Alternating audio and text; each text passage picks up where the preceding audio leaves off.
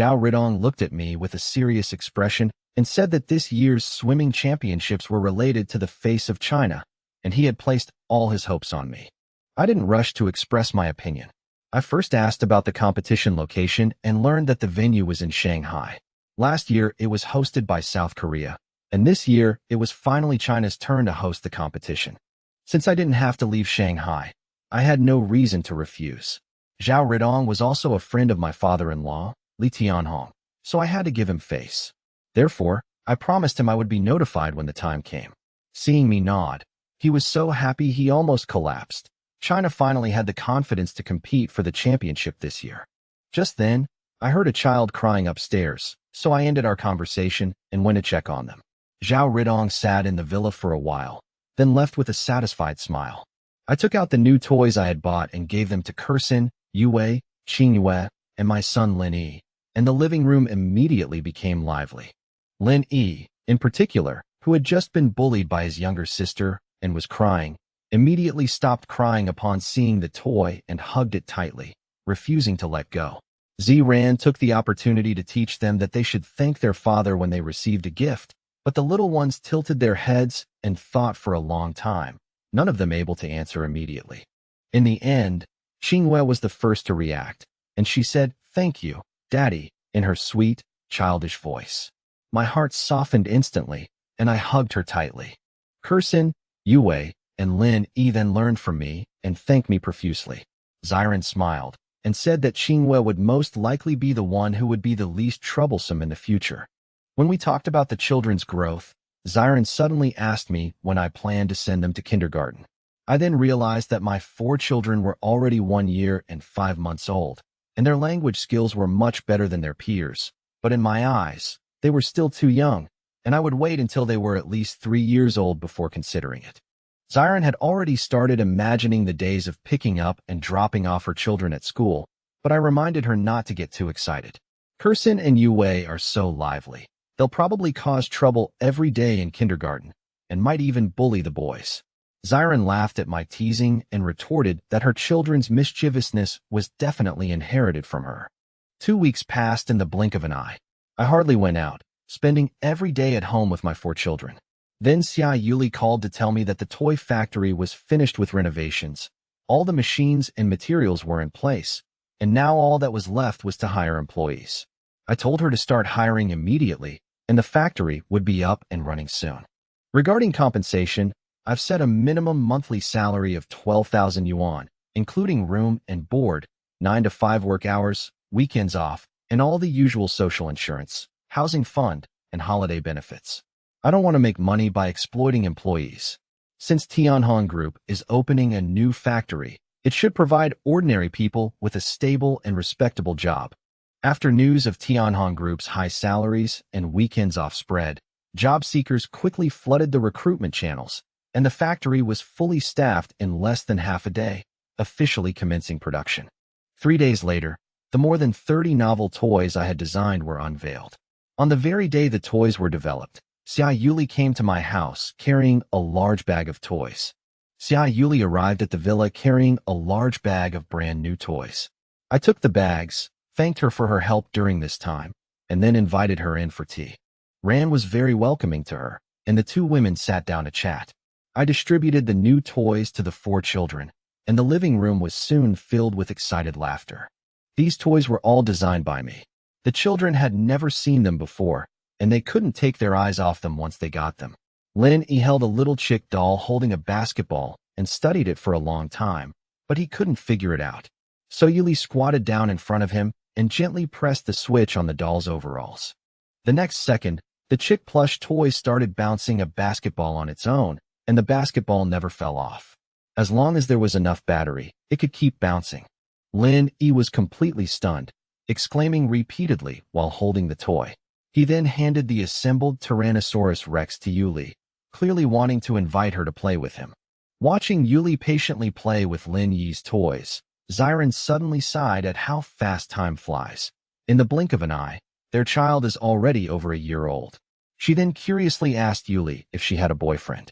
Yuli smiled somewhat reluctantly and said that there were indeed people pursuing her, but she was still slowly considering it. I know she didn't say everything. Her feelings back then were too obvious, but now she's learned to hide her regrets, is willing to treat me as a friend, and is also trying to give other people a chance. Zran was happy for her after hearing this, and said that we must go to her wedding banquet when she gets married, and Yuli agreed. Not long after, Lenny got tired of playing, threw down his toys, and ran to hug Yuli's leg. He stared at her black stockings for a long time, simply finding it strange, and reached out to touch them. Yuli didn't mind, and laughed as she picked him up and teased him for a while Zran, standing beside them, was both amused and annoyed. A dozen minutes later, Yuli declined the invitation to stay for lunch and left the villa with the empty toy bag. Life returned to normal, and 2 days later, the toy factory's products officially went on sale, and orders began to pour in. I drove to the Tianhong Group headquarters, ready to sign my first big order. As soon as I parked my car in front of the company, a young man with a pointed chin and a perm suddenly rushed in front of the car and stopped me. I thought he looked familiar, so I got out of the car to take a look. He immediately gave his name, saying that he was Zhou Wei, my classmate in junior high school, and that he had even copied my homework. I remembered this person, but felt little joy at the reunion. I simply asked him what he wanted. Zhou Wei first praised Tianhong Group at length, then deliberately patted my shoulder, acting like an old classmate who was very familiar with me. His words were all aimed at probing whether I owned the company. Seeing that I didn't deny it, his smile widened, and he finally revealed his true purpose. He said he had been unemployed for more than half a year and wanted to work for Tianhong Group, hoping that I would help him out because we were old classmates. But staring at his overly enthusiastic face, I didn't agree immediately. Instead, I first asked him what jobs he has done before. As long as his abilities matched the company's requirements, I'm willing to give him a chance and offer him better compensation than he would elsewhere, out of consideration for our classmate relationship. He suddenly started stammering. He'd been working as a factory worker on an assembly line since graduation, but he didn't want to say it to my face.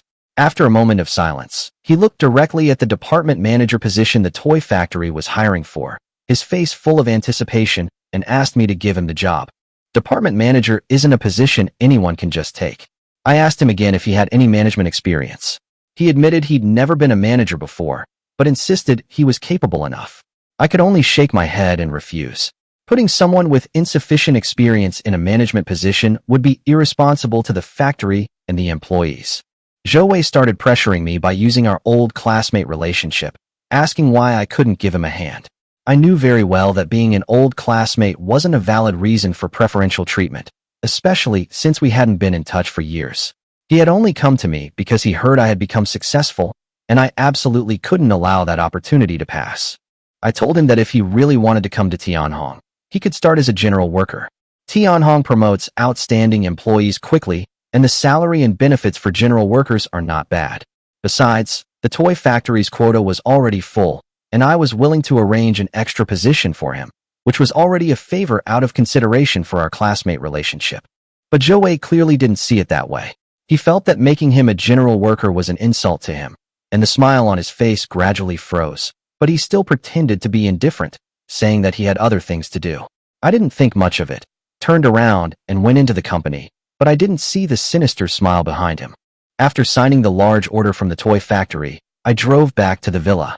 Zran was hanging clothes on the balcony, and Wu Yanfang and Jiang Qingqing were busy in the flower garden, but the 4 children weren't in the living room. When I asked them, Zran said the children were probably hiding in the bedroom, watching cartoons on their tablets. I pushed open the door and went in. The 4 little ones immediately surrounded me, calling for their dad, but I quickly realized something was wrong. Their mouths were covered in red chili oil, and there was an empty spicy snack wrapper on the floor. The children were only a little over a year old, and they had eaten spicy snacks behind our backs. My heart sank. Zran was stunned when she saw the packaging.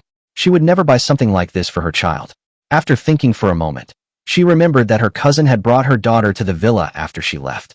Her cousin's daughter had been secretly eating spicy snacks lately, so this package was most likely brought by her. That made sense.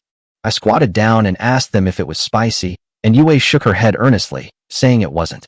But under Xiren's and my watchful eyes, the 4 little ones slowly realized they might have gotten into trouble, and each blinked their big, aggrieved eyes. They'd already eaten, so there was no point in scolding them, but the rules had to be remembered. Zran squatted down in front of them, softening her tone, but still earnestly telling them that they couldn't touch such things again. Her voice wasn't stern. Looking at the four little ones, she softly asked, "Promise mommy you won't eat this kind of thing anymore, okay?"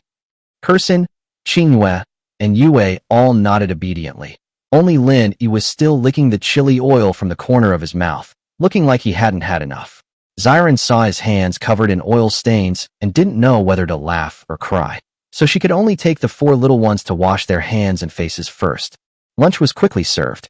Jiang Qingqing had prepared 8 dishes and a soup, including braised pork knuckle, braised prawns, and stewed chicken with mushrooms. Now that the children have all their teeth, they can eat rice and shrimp. Xiren and I patiently peeled the shrimp and put the tenderest shrimp meat into their bowls. To everyone's surprise, the 4 children all cried out that it was spicy after taking a bite of the braised shrimp, with Lin Yi even sticking out his tongue and asking for water. Jiang Qingqing was stunned. She hadn't put in much chili, and she herself hadn't found it spicy at all. Ziran and I then tried a bite, and similarly, we didn't taste any spiciness. Ziran helplessly brought up the fact that they had just secretly eaten spicy snacks, and Wu Yanfang and Jiang Qingqing then realized where the chili oil on the children's mouths came from. It turned out that their cousin's daughter, Enku, had brought spicy snacks when she came to play, and the children had shared them when the adults weren't looking. The 2 elders didn't blame Enku, but only felt that they hadn't been watching her carefully enough. I comforted them, saying the child had only eaten a little and there was no need to be too worried. We just needed to be more careful in the future. Jiang Qingqing, however, was a little hurt. The child could even eat spicy snacks, yet complained that her shrimp was spicy, making her start to doubt her cooking skills. Qingyue stuck out her tongue in embarrassment, not daring to even lift her head. I then explained that the seasonings and flavorings in spicy snacks mask the spiciness, making the food taste good to kids, but that doesn't mean their stomachs can handle it. Home-cooked chili peppers have a numbing flavor, which makes the shrimp dish even more unpalatable to children. Jiang Qingqing breathed a sigh of relief after hearing this and decided to try not to put this kind of chili in the dishes she cooks for her children in the future. After lunch, I accompanied the 4 children for a nap. I thought today would be as peaceful as usual, but when I woke up, Xiren was sitting on the edge of the bed, and her expression was clearly off. She told me that Tianhong Group was trending on Weibo again, but this time it wasn't good news. Instead, it was a major negative controversy. Someone anonymously spread rumors online, saying that Tianhong is a heartless company that exploits its employees, forces them to work overtime, deducts benefits, and even fabricated a lie that the company refused to compensate an employee who died from overwork. The rumors spread rapidly, with many netizens launching insults without even checking the facts, and even news media following suit, escalating the situation further. As I looked at the comments on the screen, my brow furrowed. Tianhong's benefits were undeniable: weekends off, high salaries, and comprehensive perks. The claim of forcing employees to work overtime was utter nonsense. Yet, the rumors surfaced precisely when the toy factory had just launched and orders were just beginning to come in. Clearly, someone was deliberately targeting me behind the scenes.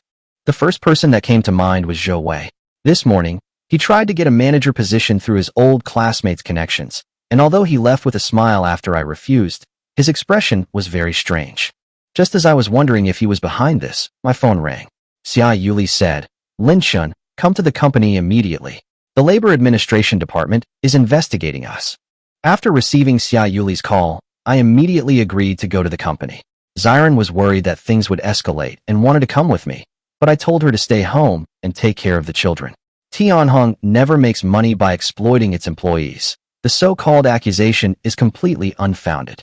I believe that as long as we cooperate with the investigation, the matter will be clarified quickly. At that moment, at the entrance of Tianhong Group, Yuli was receiving Labor Department personnel who had come to investigate. She politely invited them into her office for tea, but they insisted on waiting for her outside. The team leader, Li Xiang, was always meticulous and decisive in his work. Faced with the whistleblower's materials, he clearly did not intend to relax the investigation just because of my identity. Bai Shui, who was traveling with me, hesitated. She knew I was a well-known scientist in China and believed that Tianhong wasn't that kind of company. She even felt that anonymous reports might not be credible and suggested that I just take a quick look at the process. Li Xiang, however, rejected the idea outright. In his view, the higher one's status, the less justification there is for relaxing standards during investigations. When I arrived at the company, Li Xiang didn't exchange any pleasantries and went straight to the point that he had received an anonymous report suspecting that Tianhong had problems such as forced overtime and withholding benefits, and hoped that I would fully cooperate. I agreed on the spot and even took them to the entrance of the toy factory, letting them investigate according to their own procedures, and they could investigate wherever they wanted. Inside the toy factory, the employees were working methodically. Some chatted casually while operating the equipment, while a few workers sat down to watch short videos to rest when they got tired. Li Xiang and the others were somewhat stunned. They had seen too many lifeless factories, but they had never seen employees with such a light in their eyes while working. What surprised them even more was that all the factory workers were in good spirits, with rosy complexions, as if they had slept well every day.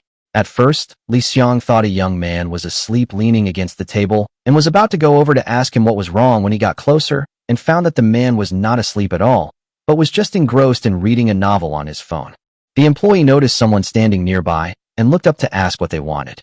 Li Xiang didn't reveal his identity, only saying that he also wanted to interview at Tianhong and had come to inquire about the situation first. The young man immediately urged him not to hesitate, saying that he had worked in many factories, and Tianhong was the only place he truly admired and was reluctant to leave. He said that on his first day at the company, Manager Xia told everyone that work should be balanced with rest, and that while work is important, health is even more important. Li Xiang found this hard to believe, thinking it was just empty talk. But the employees laughed and said that after working there for a few days, no one in the factory was watching them to meet production targets, and no one blamed them for taking a break when they were tired. Li Xiang looked around, still finding it unbelievable.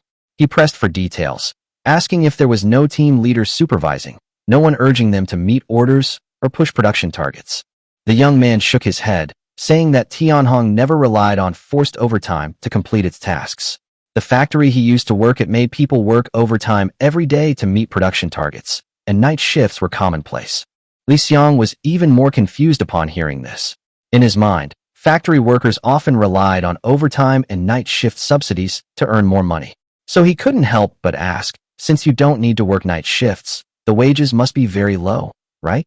Li Xiang had heard that to earn money working in a factory, one had to rely on overtime and night shifts. The young employee laughed immediately after hearing my question. He said that if even Tianhong's wages were considered low, then there probably wouldn't be any factories in China with higher wages. He's just a toy apprentice now, but he already earns over 10,000 yuan a month. Once he masters the craft, his income will rise to the level of his master. His face is full of anticipation for the future. Li Xiang and his companions were all stunned. A newly hired apprentice earning over 10,000 yuan was almost unprecedented in the factories they had worked in. Yet, he still wanted to confirm the details, asking if the company paid social insurance and housing fund contributions, and whether there were other benefits. Clearly, he hadn't fully believed that the compensation before him was real.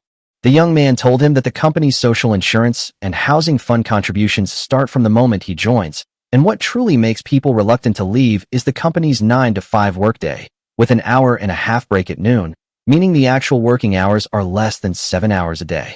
Weekends are fixed, and there are bonuses and benefits during holidays, so there's no need to rely on night shifts for a paycheck. Upon hearing this, Li Xiang's expression completely changed. The alleged forced overtime and withheld benefits in the anonymous report were the complete opposite of what he saw in the factory. Bai Shui was even more envious and stunned. Her job seemed respectable, but she often had to work overtime unexpectedly, and her salary was even lower than that of an apprentice at Tianhong. Li Xiang's colleague behind him couldn't help but say that there was no need to investigate this kind of company any further. Li Xiang was silent for a moment, then patted the young employee on the shoulder, telling him to continue with his work. Afterwards, he led his people out of the toy factory, and when he looked at me again, his eyes held more respect and apology.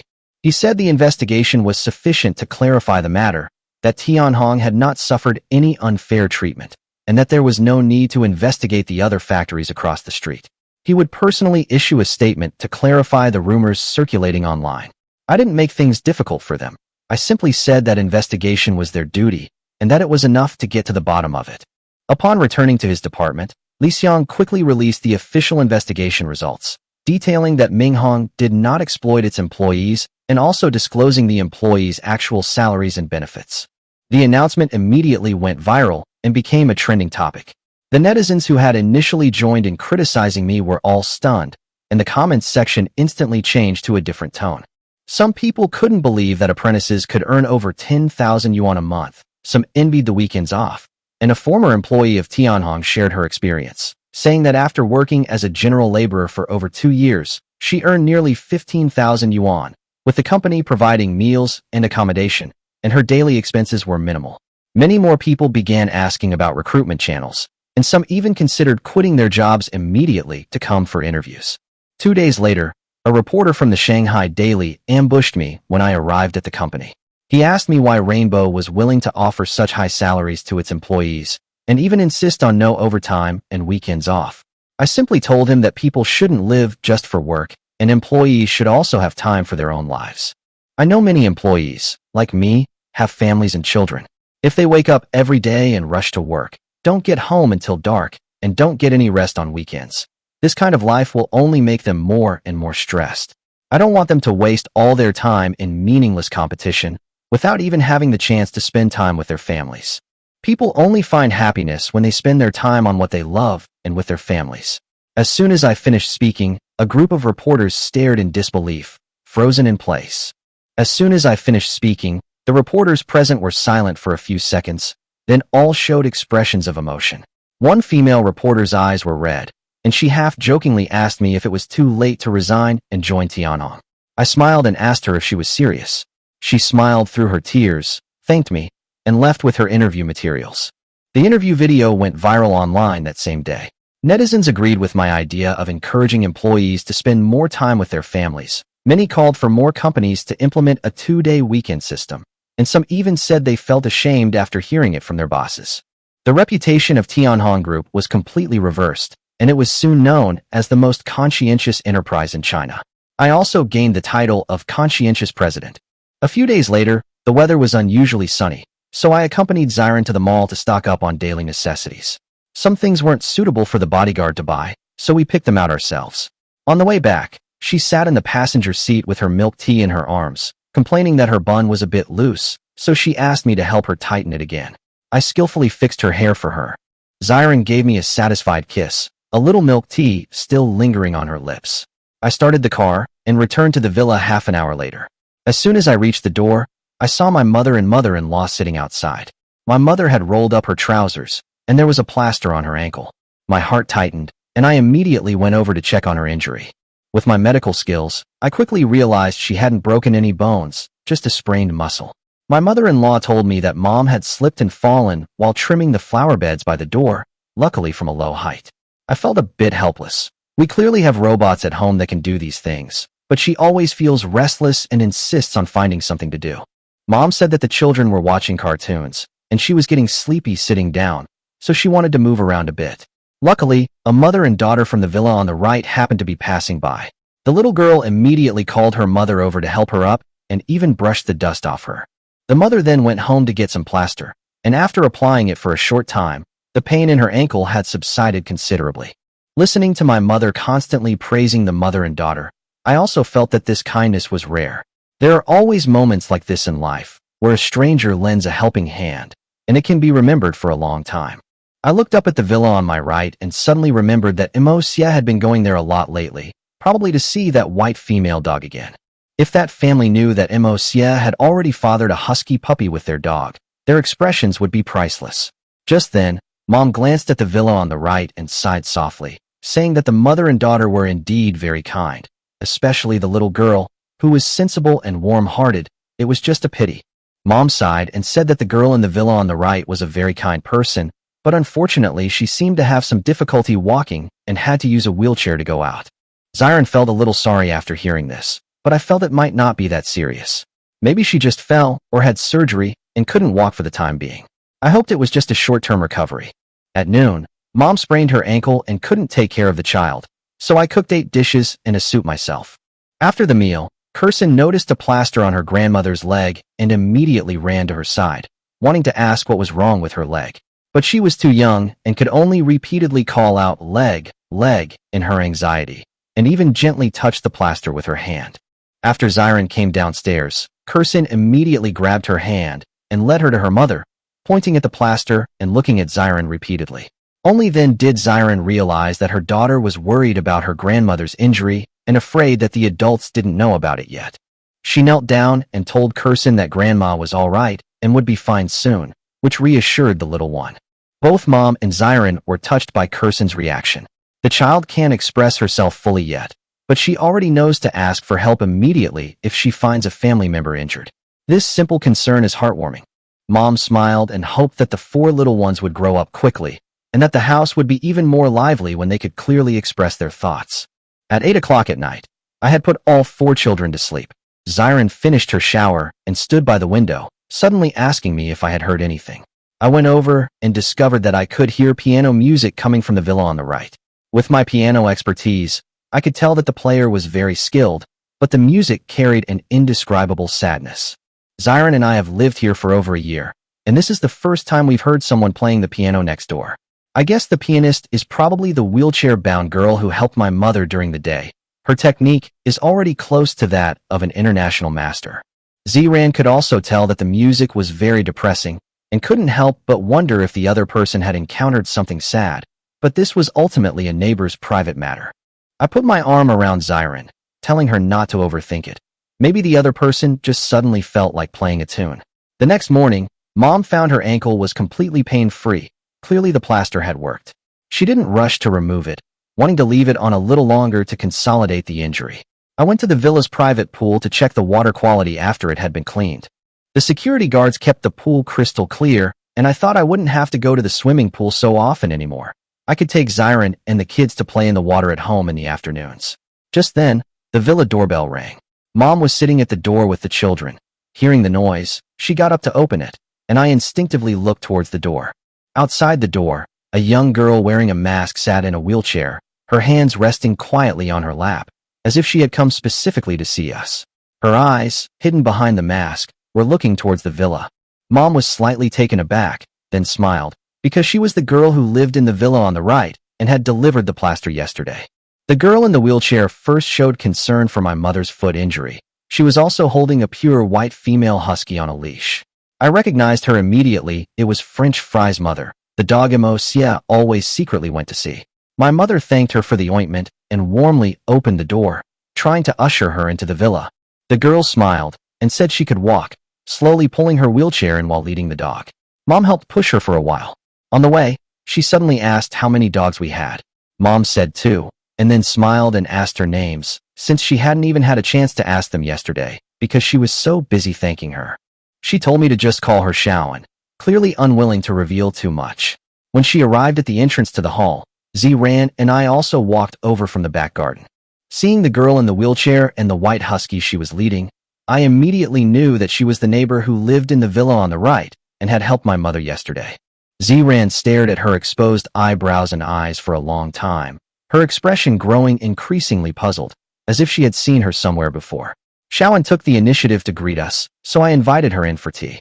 However, she said somewhat shyly that she hadn't come to visit today as a guest, but rather to ask us for a favor. It turned out that she was about to go abroad with her family, and it was uncertain how long she would be gone or when she would return. She was holding her husky named Meow Meow's leash, saying that she had raised it for almost 2 years and had a deep affection for it, but she couldn't take it with her this time. She had noticed that Meow Meow often liked to run to our house, so she mustered up the courage to ask for help. She hoped we could help take care of Meow Meow temporarily, and if we were willing, we could even adopt it directly. Mom breathed a sigh of relief upon hearing this, and Xiren immediately agreed.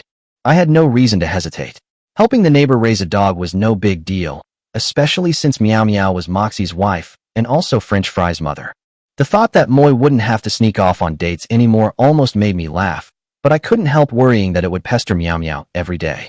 In the end, I agreed, telling Shawan to go abroad without worry and that she could pick up Meow Meow anytime she returned.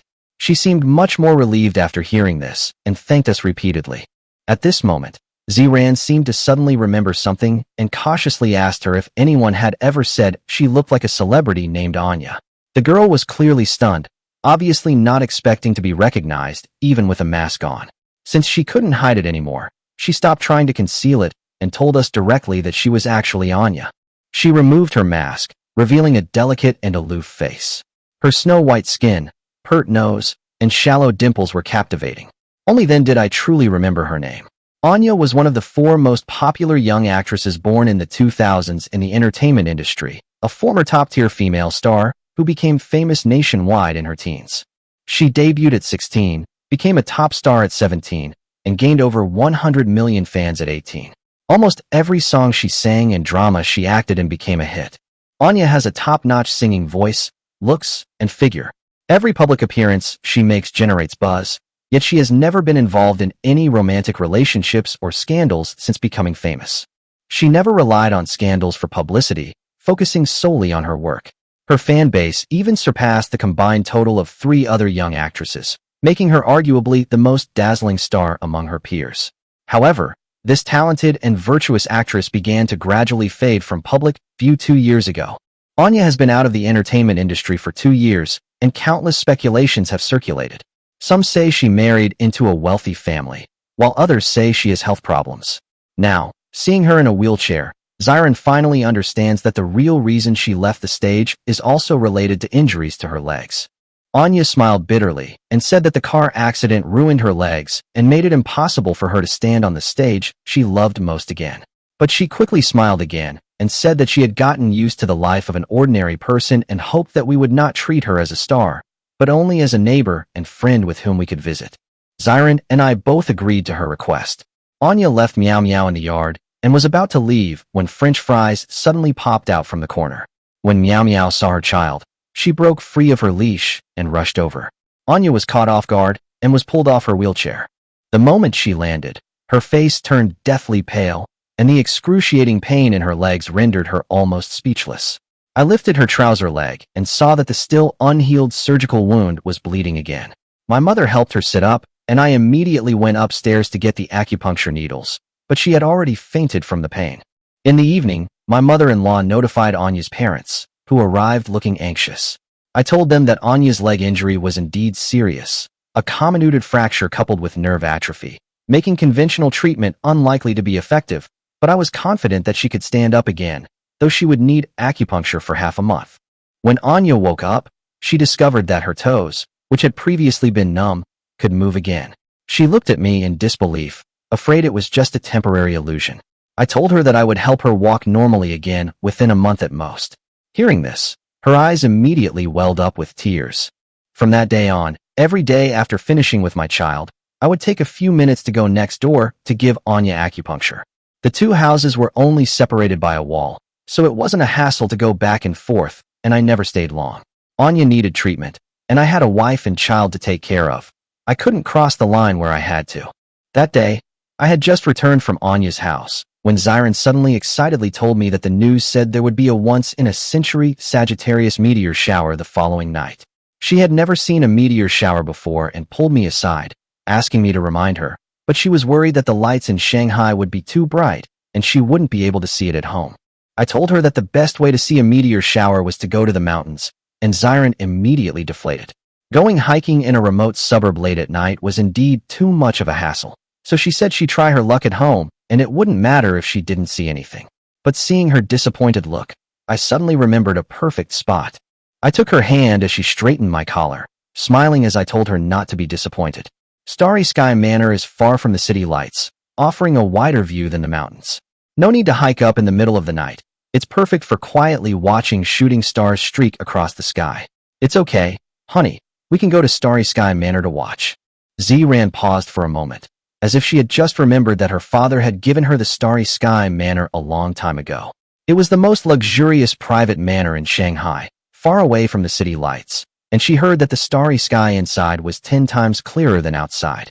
If a meteor shower really does streak across the manor, tonight's spectacle will be even more anticipated than waiting at home. I suggested that the whole family stay overnight at the estate and have an outdoor barbecue. We could play with the kids during the day, eat around the grill at night, and watch the meteor shower together. That would be true relaxation.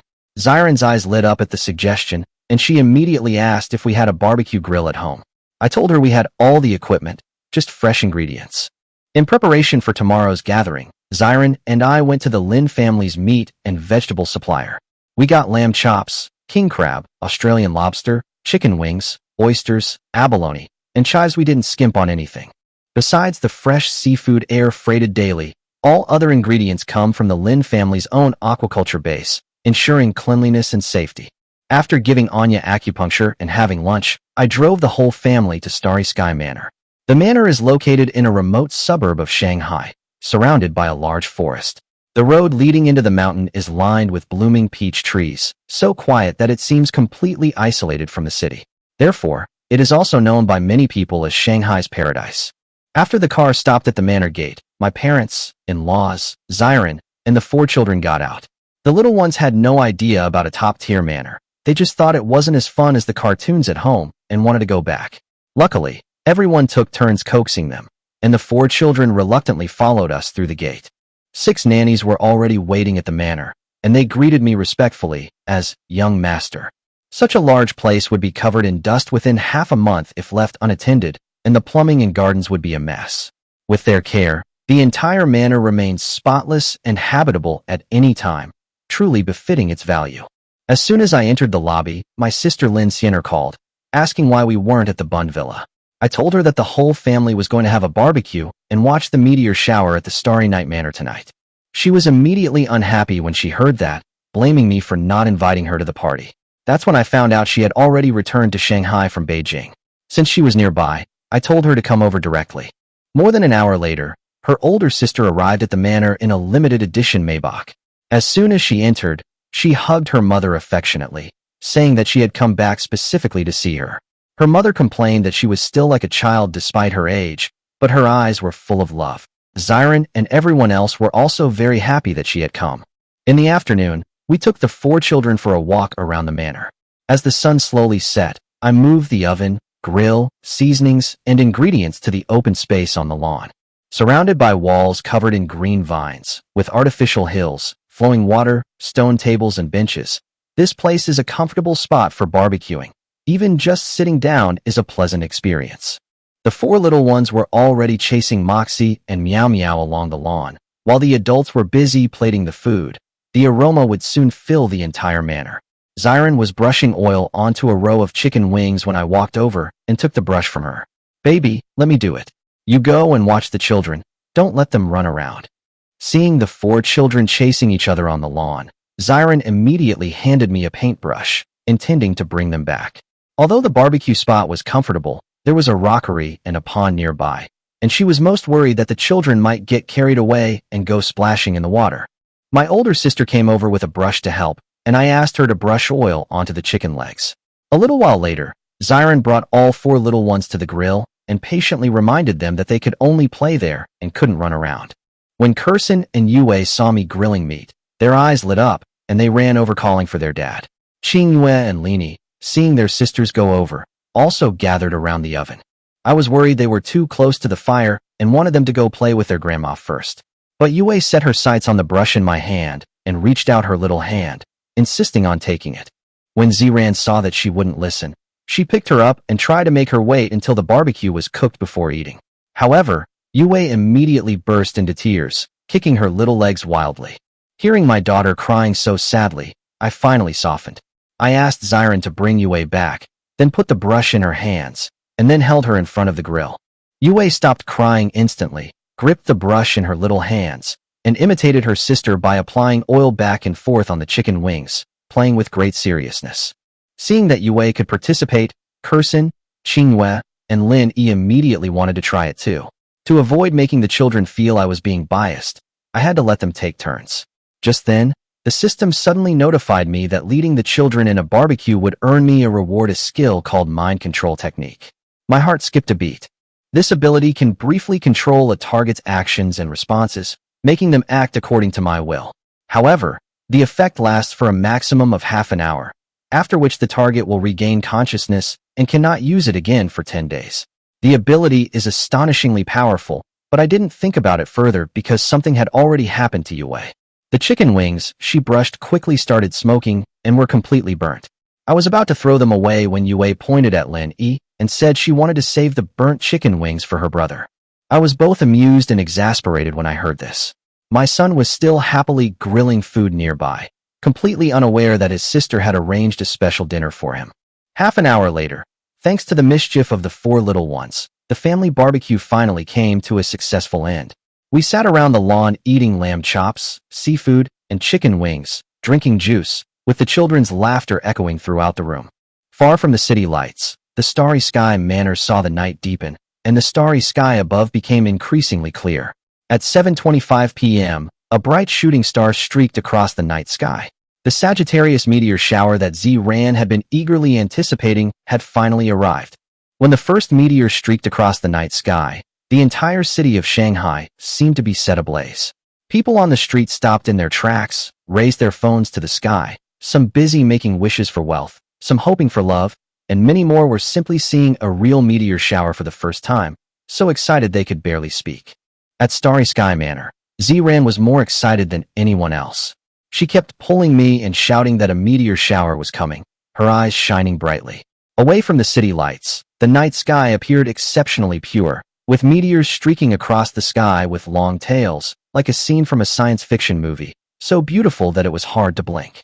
I took out my phone when the shooting star was at its brightest and told Ziran to stand still in front of the lawn. She looked up slightly at the night sky with a smile on her lips, and I took several pictures from behind. In the photos, she was surrounded by starlight and shooting stars, and even I felt that this moment was like a page taken from a fairy tale. After seeing the photos, Ziran first laughed at me for exaggerating them, but then asked me to post them on my WeChat moments. Of course, I couldn't refuse, so I captioned it, "Watching shooting stars with my baby," and posted it along with her photos. Within minutes, my moments was flooded with likes and comments. Everyone praised Ziran's beauty, and some were curious about how clear the meteor I photographed was. Even my high school Chinese teacher, Lu Shaoling, left a comment saying I was lucky to have married such a beautiful wife. I simply replied with a thank you, then put away my phone and continued to watch this rare celestial spectacle with my family. The children were equally excited, pointing at the sky and laughing and shouting, as if the scenes from the cartoon were actually happening right above them. My sister, watching the meteor shower, suddenly thought of Your Name and sighed at how fast time flies. I also remembered that cartoon, but I never imagined that so many years later, I would see something similar with my family. At 9 o'clock in the evening, the meteor shower gradually dissipated, and we took the children back to the manor hall, leaving the mess on the lawn to the nanny to clean up. There are 6 floors here, with countless rooms, but the children usually sleep with me and Ziran. But tonight we ran into trouble, as the regular double bed couldn't fit 6 people. Mom wanted Kirsten to sleep with her for the night, and even knelt down to comfort her. Before Kirsten could even respond, her father-in-law tried asking Lin E if she wanted to sleep with her grandfather, but Lin E shook her head without hesitation. Everyone then realized that no matter how close the 4 children were to their elders, they only recognized their parents when it came to sleeping. My father-in-law suggested we go back to the villa on the Bund, but my mother-in-law didn't want to give up the opportunity to spend the night with her grandchildren. In the end, Mom could only ask my husband and me to make do. If it was too crowded, we could sleep on the floor. Ziran nodded in agreement, and I also felt that the weather wasn't cold, and getting the children to sleep was the most important thing. Mom sighed again, her face full of unconcealed regret. Only one thought remained in her mind. When would the children be willing to sleep with their grandmother? To her, having her granddaughter or grandson sleeping peacefully beside her was such a warm and comforting thing. The beds at the manor weren't as wide as those in the Bund villas, but the 4 children still insisted on squeezing in next to me and Ziran. The summer night was sweltering, but the air conditioning kept the room cool and quiet, and they soon fell into a deep sleep. Once we were sure the children were sound asleep, Ziran and I tiptoed away from the bedside to the living room for some fresh air. The next day, after breakfast, I took my family to return to the Bund villa. Both places are home, but we've long been accustomed to the pace of life there, and the Starry Sky Manor feels more like a place to relax occasionally. Perhaps we'll move here permanently sometime in the future, but for now, we all prefer to return to the familiar villa. Meanwhile, the Ning family in Shanghai received news that the mysterious young master of the Lin family had appeared at the Starry Sky Manor the previous night. Ning Xiqing was immediately excited upon hearing this. The Ning family was currently facing a business crisis, and she had always wanted to get to know this only son of the Lin family. If she could get his help, perhaps she could secure a turning point for the Ning family. An hour later, Ning Xiqing arrived at the foot of the manor mountain in her Mercedes, while I was driving my G-Wagon with Ziran and the 4 children down the mountain. My sister's car had already left, but the intersection was blocked by the Ning family's car, so I had to honk to ask them to move. When Ning Xiqing got out of the car and saw my face, she was clearly stunned. She recognized me, and I recognized this high school classmate too. After all these years, she still spoke with that same cold and aloof attitude, asking why I was there. I couldn't be bothered to argue, so I just told her to move aside. Her butler immediately backed up the car, and I left with my family. After driving for a while, Xiren asked me curiously if I knew that woman. I told her that Ning Xiqing was just a high school classmate, and I wasn't close to anyone in the class. She came from the Ning family in Shanghai, and had a proud and aloof personality. Even those who pursued her didn't dare to easily provoke her, so we had hardly had any contact over the years. Ning Xiqing didn't take this chance encounter to heart. She knew I was now a scientist and owned the Tianhong group, but to her, these things were still insignificant. What she truly wanted to see was that mysterious young master from the Lin family, who could influence the fate of the Ning family, and she even considered him her only ideal partner. Upon arriving at Starry Sky Manor, she explained her purpose to the nanny, requesting to see the young master of the manor. The nanny, however, smiled and told her that the young master had just left and was no longer at the manor. Ning Xiqing froze. She had been so close, yet she had still missed her chance. Resentful, she pressed the nanny to reveal exactly when the young master had left. The nanny only said that the young master had just left, then continued sweeping the fallen leaves without offering any further explanation. Ning Xiqing stood outside the door, her face full of regret. She knew that if she missed this opportunity, she didn't know how long she would have to wait to hear from the Lin family's young master again. The butler, seeing her expression, suddenly seemed to remember something and hesitated before speaking. Ning Xiqing frowned and asked him what he wanted to say, but instinctively felt that this guess was absurd. After all, Lin Chun was just an old classmate who had achieved some success in her eyes. The butler was silent for a moment, and finally said the guess that surprised her. Miss Xiqing, do you think it is possible that the young master of the Lin family is the person we met down the mountain just now? Ning Xiqing was taken aback at first upon hearing the housekeeper's guess. Then her face fell with disdain. In her memory, I was just a high school classmate from an ordinary family, wearing faded jeans. Even now that I'm a scientist and own Tianhong Group, she still can't connect me with that mysterious young master from the Lin family. The butler reminded her that I had indeed come down from Starry Sky Manor, which at least indicated that I had a close relationship with the place. Ning Xiqing remained silent for a moment, but still concluded that I was probably like her, only there to visit that young master. She ultimately instructed the butler to have guards stationed outside the manor, to notify her immediately if the Lin family's young master reappeared. As for this chance encounter, I didn't take it to heart at all. After returning to the Bun Villa, I continued to live a peaceful life with Xiren and the 4 children. 5 days later, Zhao Ridong called to remind me that I needed to go to the Shanghai swimming pool at 2:30 p.m. the day after tomorrow to participate in the championship, and that I must arrive a few hours early. After hanging up the phone, I realized I had already promised to represent China in the competition. After playing with the children for a while, I remembered I hadn't given Anya acupuncture today, so I went to the villa next door. Wang Xingyan warmly led me upstairs. Anya, who had been watching a TV series and eating sunflower seeds, immediately tidied up the table and hurriedly tied her hair up when she heard me arrive. I asked her how she was recovering, and she smiled and said she had just walked a few steps with the help of crutches, and her legs no longer hurt. I took out the silver needles and asked her to cooperate with today's treatment. Anya blushed and took off her socks, and I began to insert the needles from her ankles down her leg. While I was inserting the needles, she kept staring at my profile until I noticed, at which point she hurriedly looked away. After checking her recovery, I told her that her legs were recovering faster than expected and that she wouldn't need daily acupuncture anymore. As long as she drank the traditional Chinese medicine I had left for her on time, she would be able to throw away her crutches and walk like a normal person in a while. Anya's eyes lit up with joy at first, but then a hint of indescribable disappointment crept into them. I asked her why she wasn't happy even though her leg was almost healed. She immediately smiled and said of course she was happy, and thanked me sincerely, saying that I had given her hope for a new life. I simply told her that we were neighbors and there was no need for such formalities. After she smiled again, I put away my silver needles and left her house as usual. When I returned to the garden, Xiren was playing with her 4 children, and the yard was filled with their laughter as they chased each other. Seeing me, she suddenly asked when the swimming championship started. I sat down beside her and told her the competition was the day after tomorrow. Her eyes lit up. She clearly wanted to see me on the field for a long time. The day after tomorrow? That's fast. Ziran smiled at me, her voice full of anticipation. Looking into her eyes, my heart warmed instantly. I missed your World Cup match last time, but this time at the swimming championships, Mom and Dad, along with the kids, will go to the swimming pool to cheer you on. Of course I wouldn't refuse. For me, this competition wasn't stressful at all. With the system in hand, the outcome was already decided. But she wanted to see me on the field, and all I needed to do was make my family happy. So I agreed to go to the Shanghai swimming pool together the day after tomorrow. For the next 2 days, I stayed home with the kids as usual, completely unlike athletes from other countries who were training like crazy in the water. While others were pushing themselves to the limit for rankings, the only time I went into the water was to play with my 4 little ones in the pool. The competition hadn't even started yet, but I was already treating it like a normal outing.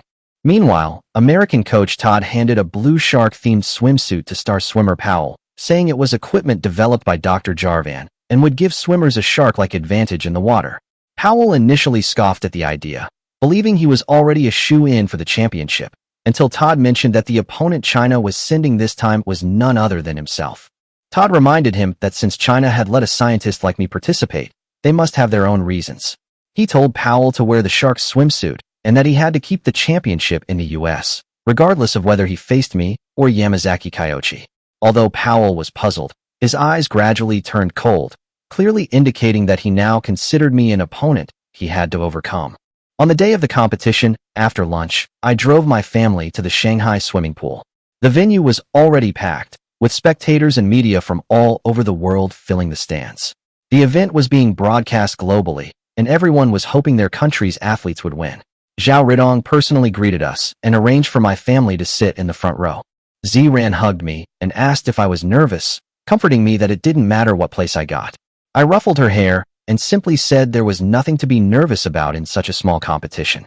Then I saw Wei Yan with the Lin family guard standing nearby, and I was completely relieved. At least my family's safety wouldn't be a problem while I was competing. Zhao Ridong urged me to go to the lounge to change into my swimsuit.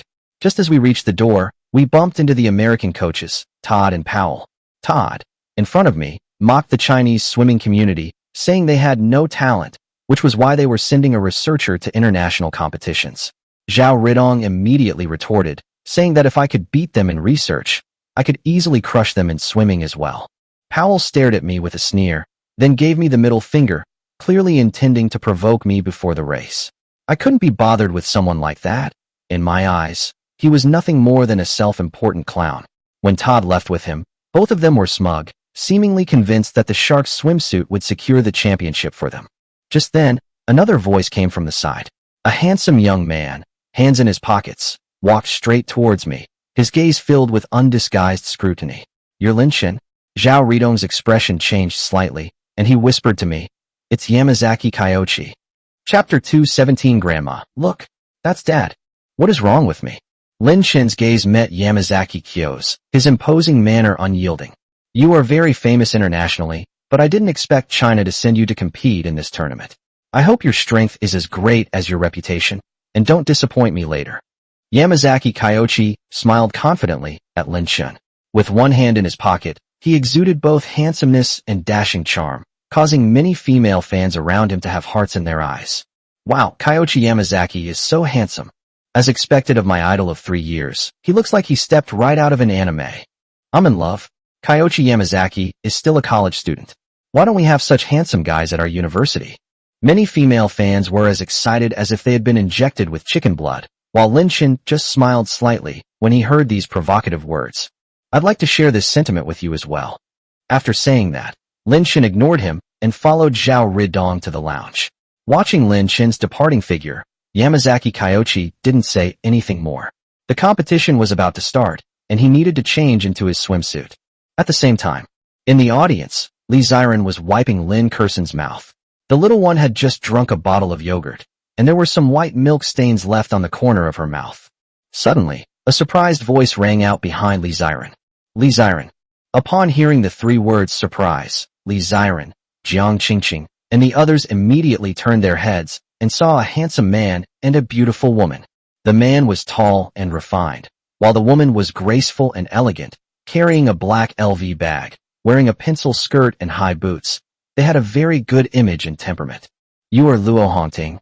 Li Ziren felt that the other person looked familiar, and soon remembered him, uttering a few words. Yes, I didn't expect you to come to watch the game today. What a coincidence. Luo Hongting smiled slightly, then took her boyfriend's hand and walked towards Li Ziren, intending to catch up with her. What a coincidence. Li Ziren was somewhat surprised, but she didn't feel much. It was true that she and Luo Hongting were old classmates, but their relationship was only so-so. It's not that old classmates necessarily have a good relationship. Most old classmates become like strangers after not seeing each other for a few years. Ziren, let me introduce you. This is my boyfriend, Su Jiqiang. He is a professional swimming coach at the Shanghai Sports Department. Luo Hongting spoke up smugly. Normal people wouldn't mention their partner's job when introducing them to others, but Luo Hongting deliberately did so. Her goal was simple, to run into an old classmate and show off in front of Li Ziren. However, Luo Hongting herself had nothing to boast about. She works as an e-commerce customer service representative, earning 3,000 yuan a month, so all she can do is show off her new boyfriend. Hello. Su Jiqiang grinned and extended his hand to Li Ziren in a generous manner. It must feel amazing to shake hands with such a beautiful woman, right? Hello. Li Ziren gave a nonchalant reply and did not extend her hand to shake hands with Su Jiqiang. She has a phobia of men other than Lin Shun, and she is only willing to let Lin Shun touch her. Well, Su Jiqiang suddenly felt a little embarrassed, and Luo Hongting didn't expect that Li Ziren would become so aloof after a few years. Is it going to kill you to shake hands? What are you pretending for? Are you deliberately trying to embarrass my boyfriend and make him lose face? However, Luo Hongting's anger wasn't shown on her face. She shifted her gaze and changed the subject. Ziren, I heard you're married. Oh, are those 4 kids next to you yours? They're so cute. As Luo Hongting spoke, her gaze fell upon the 4 children sitting next to Li Ziren, and a hint of envy and jealousy surfaced in her eyes. Because of her promiscuous lifestyle and numerous abortions, she has developed some health problems, making it extremely difficult for her to conceive again. The chances of her never being able to conceive are extremely high. Therefore, when she saw Li Ziren's 4 children, she felt extremely envious and jealous. Yes, all 4 children are mine. Li Ziren was unaware of Luo Hongting's emotional change and responded with a faint smile. Luo Hongting smiled, her gaze sweeping over the elders like Jiang Qingqing and Wu Yanfang, before asking, Ziren, where's your husband? Did he not come? As soon as she said it, Luo Hongting realized that her question was inappropriate, so she quickly changed her words. What I mean is, you see, we're old classmates, and you didn't even tell me you got married. I don't even know your husband. Upon hearing this, Li Ziren's beautiful brows furrowed slightly, as these words sounded as if she were very interested in her husband.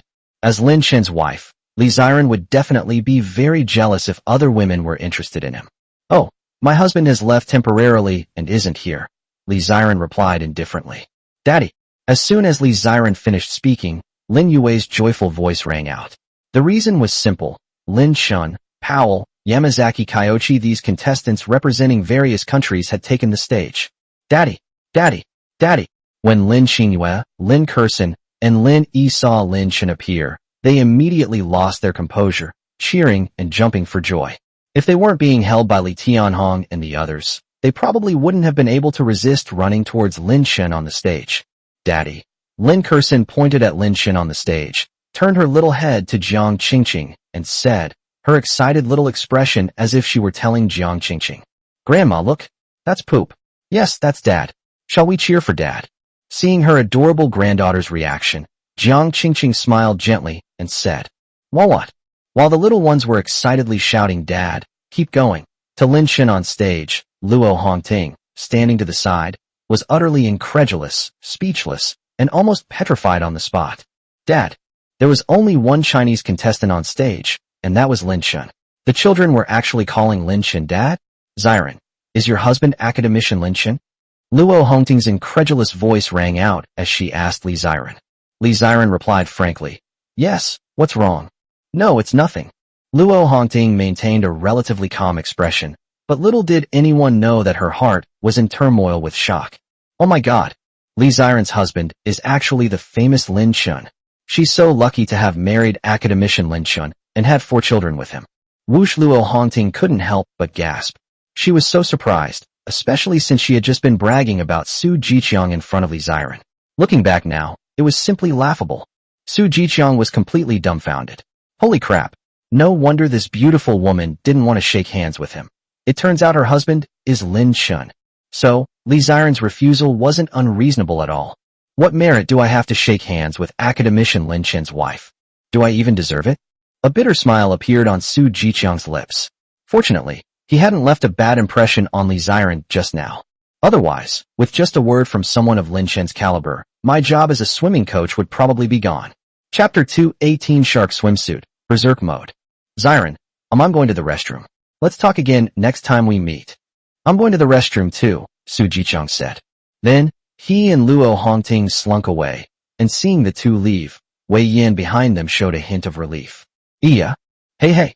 The children were still having a great time, constantly calling for their fathers in their sweet, childish voices, which drew frequent glances from the large group of spectators sitting around them. Did I hear that right? These kids are calling Lin Chun dad?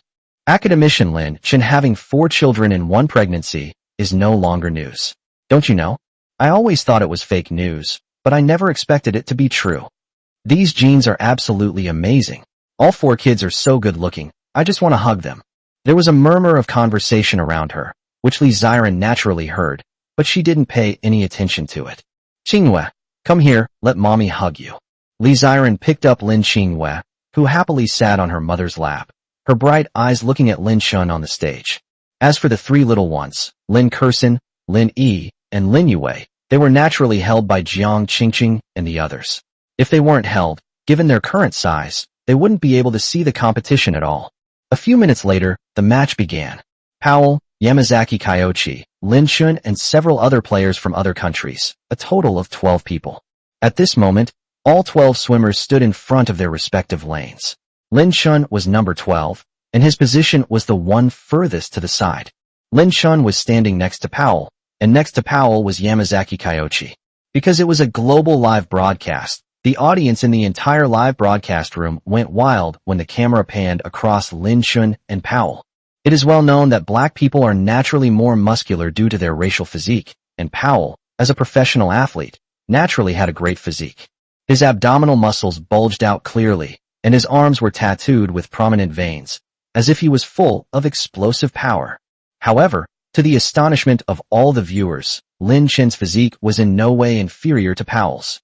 Because he was only wearing a pair of swimming trunks, Lin Chun's 9-pack abs were very obvious, even more so than Powell's, giving people a strong visual impact.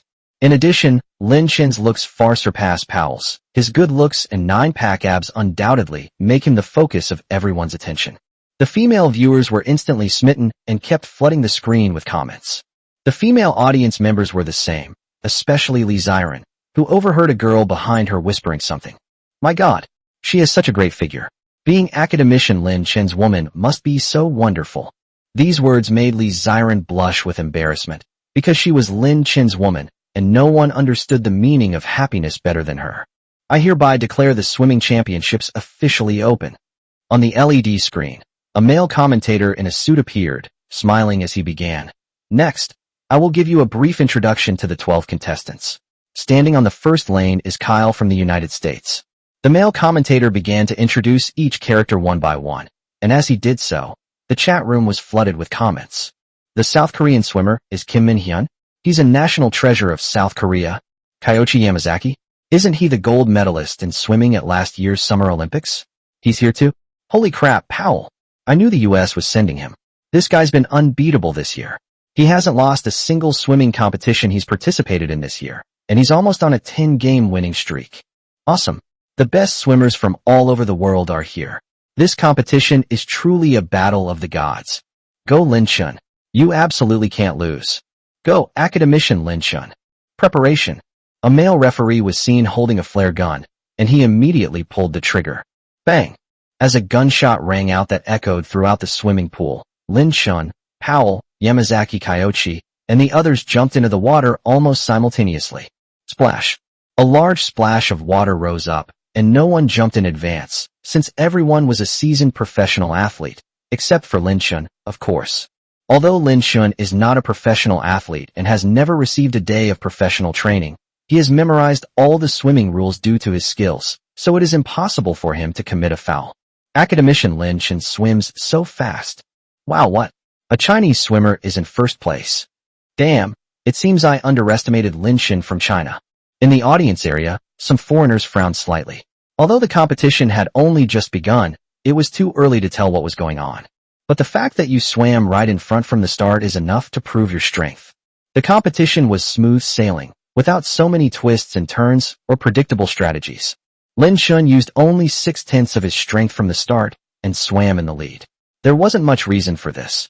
Lin Shan simply wanted to end this boring race as soon as possible. Go Powell. Watching Powell fall far behind, the American audience was so nervous they were practically grinding their teeth to powder. Go Oni-chan. Go Kyoichi Yamazaki. In Japan, a group of cute Japanese girls dressed in cool sailor uniforms were jumping around, cheering on Yamazaki Kyoichi. The girls' beautiful skirts made the men sitting around them stare in disbelief. It's clear that Japanese girls know how to cheer each other on. 10 seconds later, Lin Shan continues to hold the number 1 position. The second one is Yamazaki Kyoichi from Japan. This guy is relentlessly pursuing Lin Shan, which shows that he is indeed very strong. Powell was in third place, and he was getting a little anxious knowing he was 2 people behind. The swim is 3,000 meters long. If you fall too far behind at the beginning, you may never catch up again. Are they all this amazing? I didn't want to use this kind of cutting-edge technology, but now. Powell reached out from the water and quickly tapped a switch on his swimsuit. Instantly, the swimsuit tightened, and in a flash, Powell felt his whole body filled with an unparalleled energy.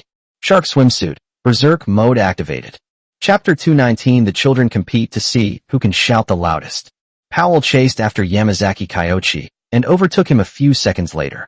He was like he had taken 100 times the dose of stimulants, and he was incredibly fierce. Whoosh!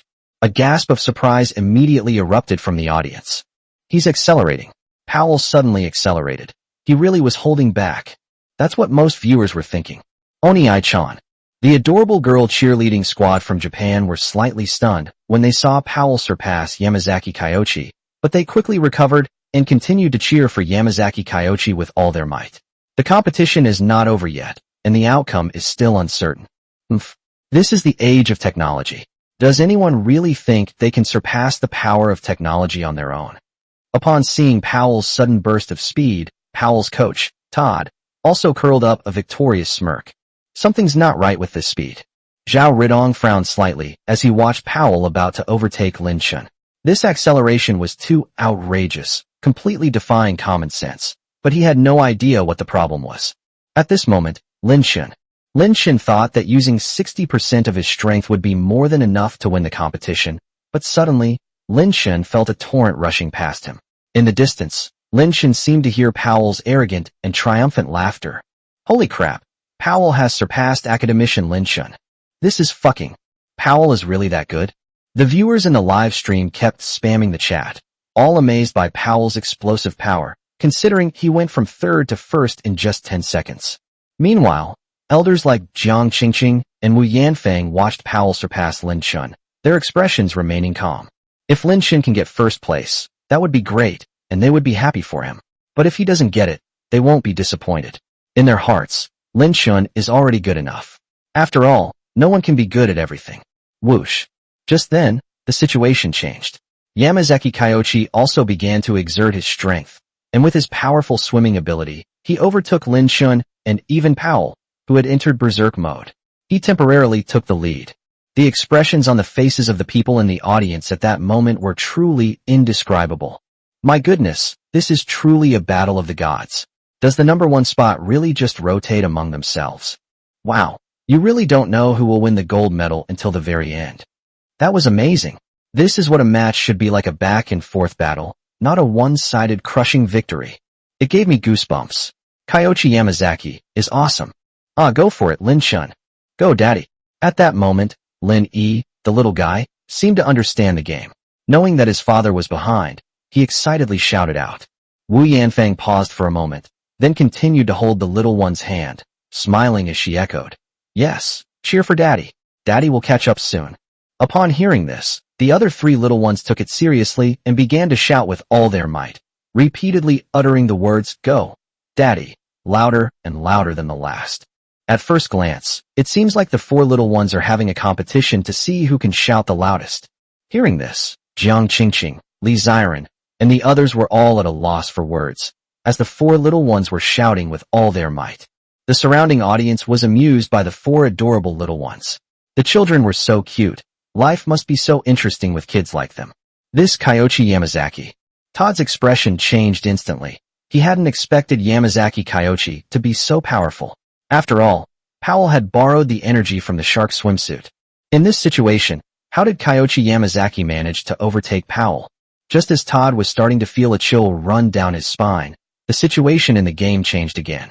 This is so boring. It's about time to end this. Lin Shen thought to himself casually that although he was currently swimming in third place, with even Powell swimming ahead of him, he felt very bored. The art of tortoise breathing. The next second, Lin Shen used this skill. In fact, Lin Shen didn't need to use this heaven-defying skill at all if he wanted to get first place. He only needed to exert about 80% of his strength. But Lin Shen simply wanted to experience how powerful this skill was. Then, Lin Shen submerged into the water again and swam forward. Sure enough, Lin Shen felt no pressure at all and did not need to breathe. Swimming requires constant breathing, which is essential and a common understanding among humans. After all, humans are not fish and cannot breathe underwater. But at this moment, Lin Shen was like a fish, able to swim freely in the water even without breathing for a long time. It seems that academician Lin Shen has also started to accelerate. There are only 200 meters left. Who will come in first place? Holy crap, Lin Shen swims so fast, he's already overtaken Powell. Academician Lin Shen has surpassed Kyoichi Yamazaki and taken the top spot. Gold medal. Lin Shen is the first to arrive. Finally, the commentator's incredulous voice suddenly rang out. What a dramatic race. Who could have predicted that Lin Shen would still have the energy to accelerate in the last 200 meters? Whoosh. When Lin Shen was the first to swim 3,000 meters and reach the other side, the entire swimming pool erupted in cheers. Lin Shen is first. Yamazaki Kyoichi is second. Powell is third. The news exploded in media outlets worldwide, with Lin Shen's name appearing at the top of the trending searches and being discussed by countless netizens. Ziren, Xiaochun is number one. Jiang Qingqing exclaimed with great surprise, feeling as if she were dreaming. Just moments before, Lin Shen had been in third place, but in the blink of an eye, he was in first. Yes, I saw it. The gold medal belongs to my husband. Li Ziren was genuinely proud. After all, this was an international competition. Putting aside personal honors, it was a great honor for the country. I must reward my husband properly when we get back. Yeah. Although the four little ones didn't understand the significance of first place and the gold medal, people's emotions are influenced by their environment. After seeing their grandma and mom so happy, and the cheers of the surrounding audience, they all cheered and jumped for joy. Broken. 7 minutes and 5 seconds. Lin Shen has broken the world record. On the other side, the referee in charge of recording the time looked incredulous. What? Really? A record broken? Several referees walked over, looking incredulous. Chapter 220, If I become paralyzed in the future, will you take care of me for the rest of my life? It's true. The record is 7 minutes and 20 seconds, and Lin Shen's time is 7 minutes and 5 seconds. You can see for yourselves if you don't believe me. The referee handed the timer to the others, but he didn't actually keep track of the time. The system automatically started recording the time the moment Lin Shen fell into the water. After all, this is an international competition, and it's impossible to use manual timing, as that would easily lead to errors.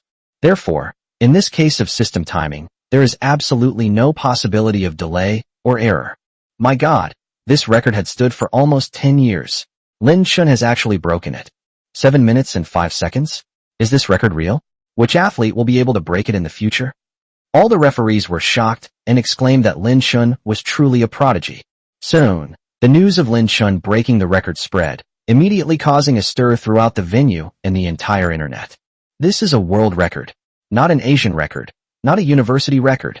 Moreover, when ordinary people break records, they don't usually surpass the previous record by much. But Lin Shen has widened the gap between the world record and the previous one by a large margin, which can only be described as outrageous. Shanghai Normal University. In a tidy 4-person dormitory room covered with anime posters, the sweet exclamations of girls suddenly rang out. Anshin sat comfortably on the stool, with a live broadcast of the swimming championships playing on the tablet behind her.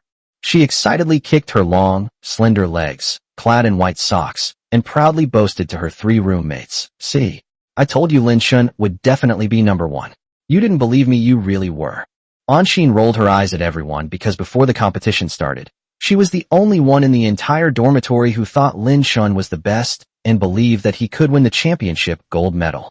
Well, roommate Xing Yinwen felt a little embarrassed, but seeing an Xian's smug expression, she smiled and said, Yes, your Lin Shun is the best. We misjudged him. Sigh. What? My Lin Shun brother. And Xian blushed and said speechlessly, Don't talk nonsense, he has a wife. Zhang Yinwen joked, It's okay if he has a wife. You can be his mistress, as long as his wife doesn't object. Zhang Yinwen, do you want to die? Anshin blushed and picked up a Pikachu plush toy from the side, then threw it at her roommate. Still not satisfied after throwing it, and not caring about getting her white socks dirty, she ran straight to her roommate without even wearing slippers.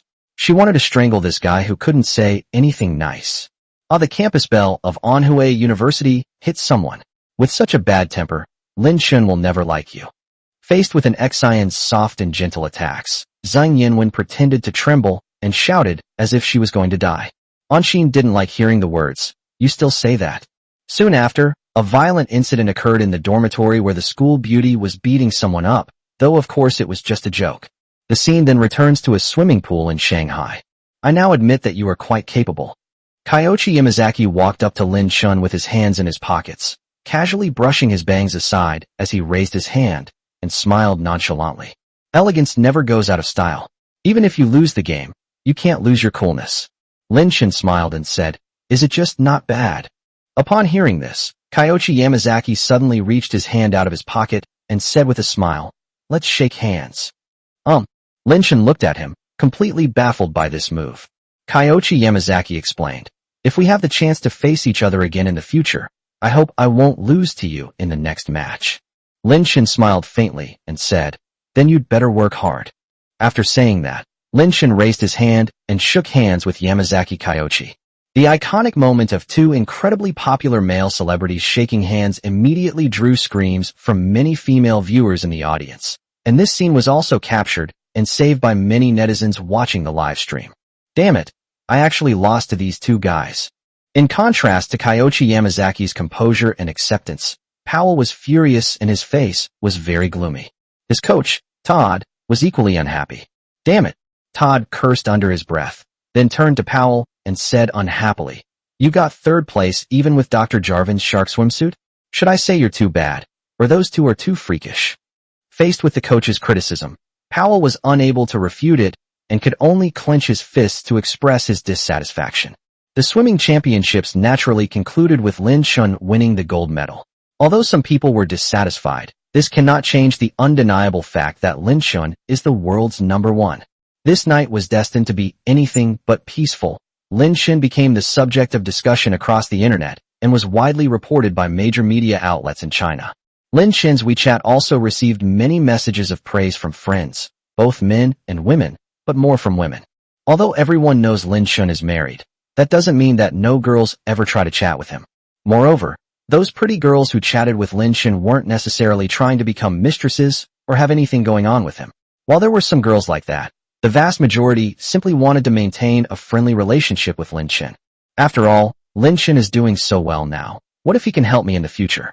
Honey, you're already lying down. Have you taken a shower yet? Lin Shun was lying on the bed playing on his phone when Li Ziren brought in the dried clothes and asked, I showered right after I came back from swimming. I won't shower tonight. I'll just soak my feet later, Lin Shun said casually. Upon hearing this, Li Ziren's mind stirred, and she went to the bathroom to fill a basin with hot water.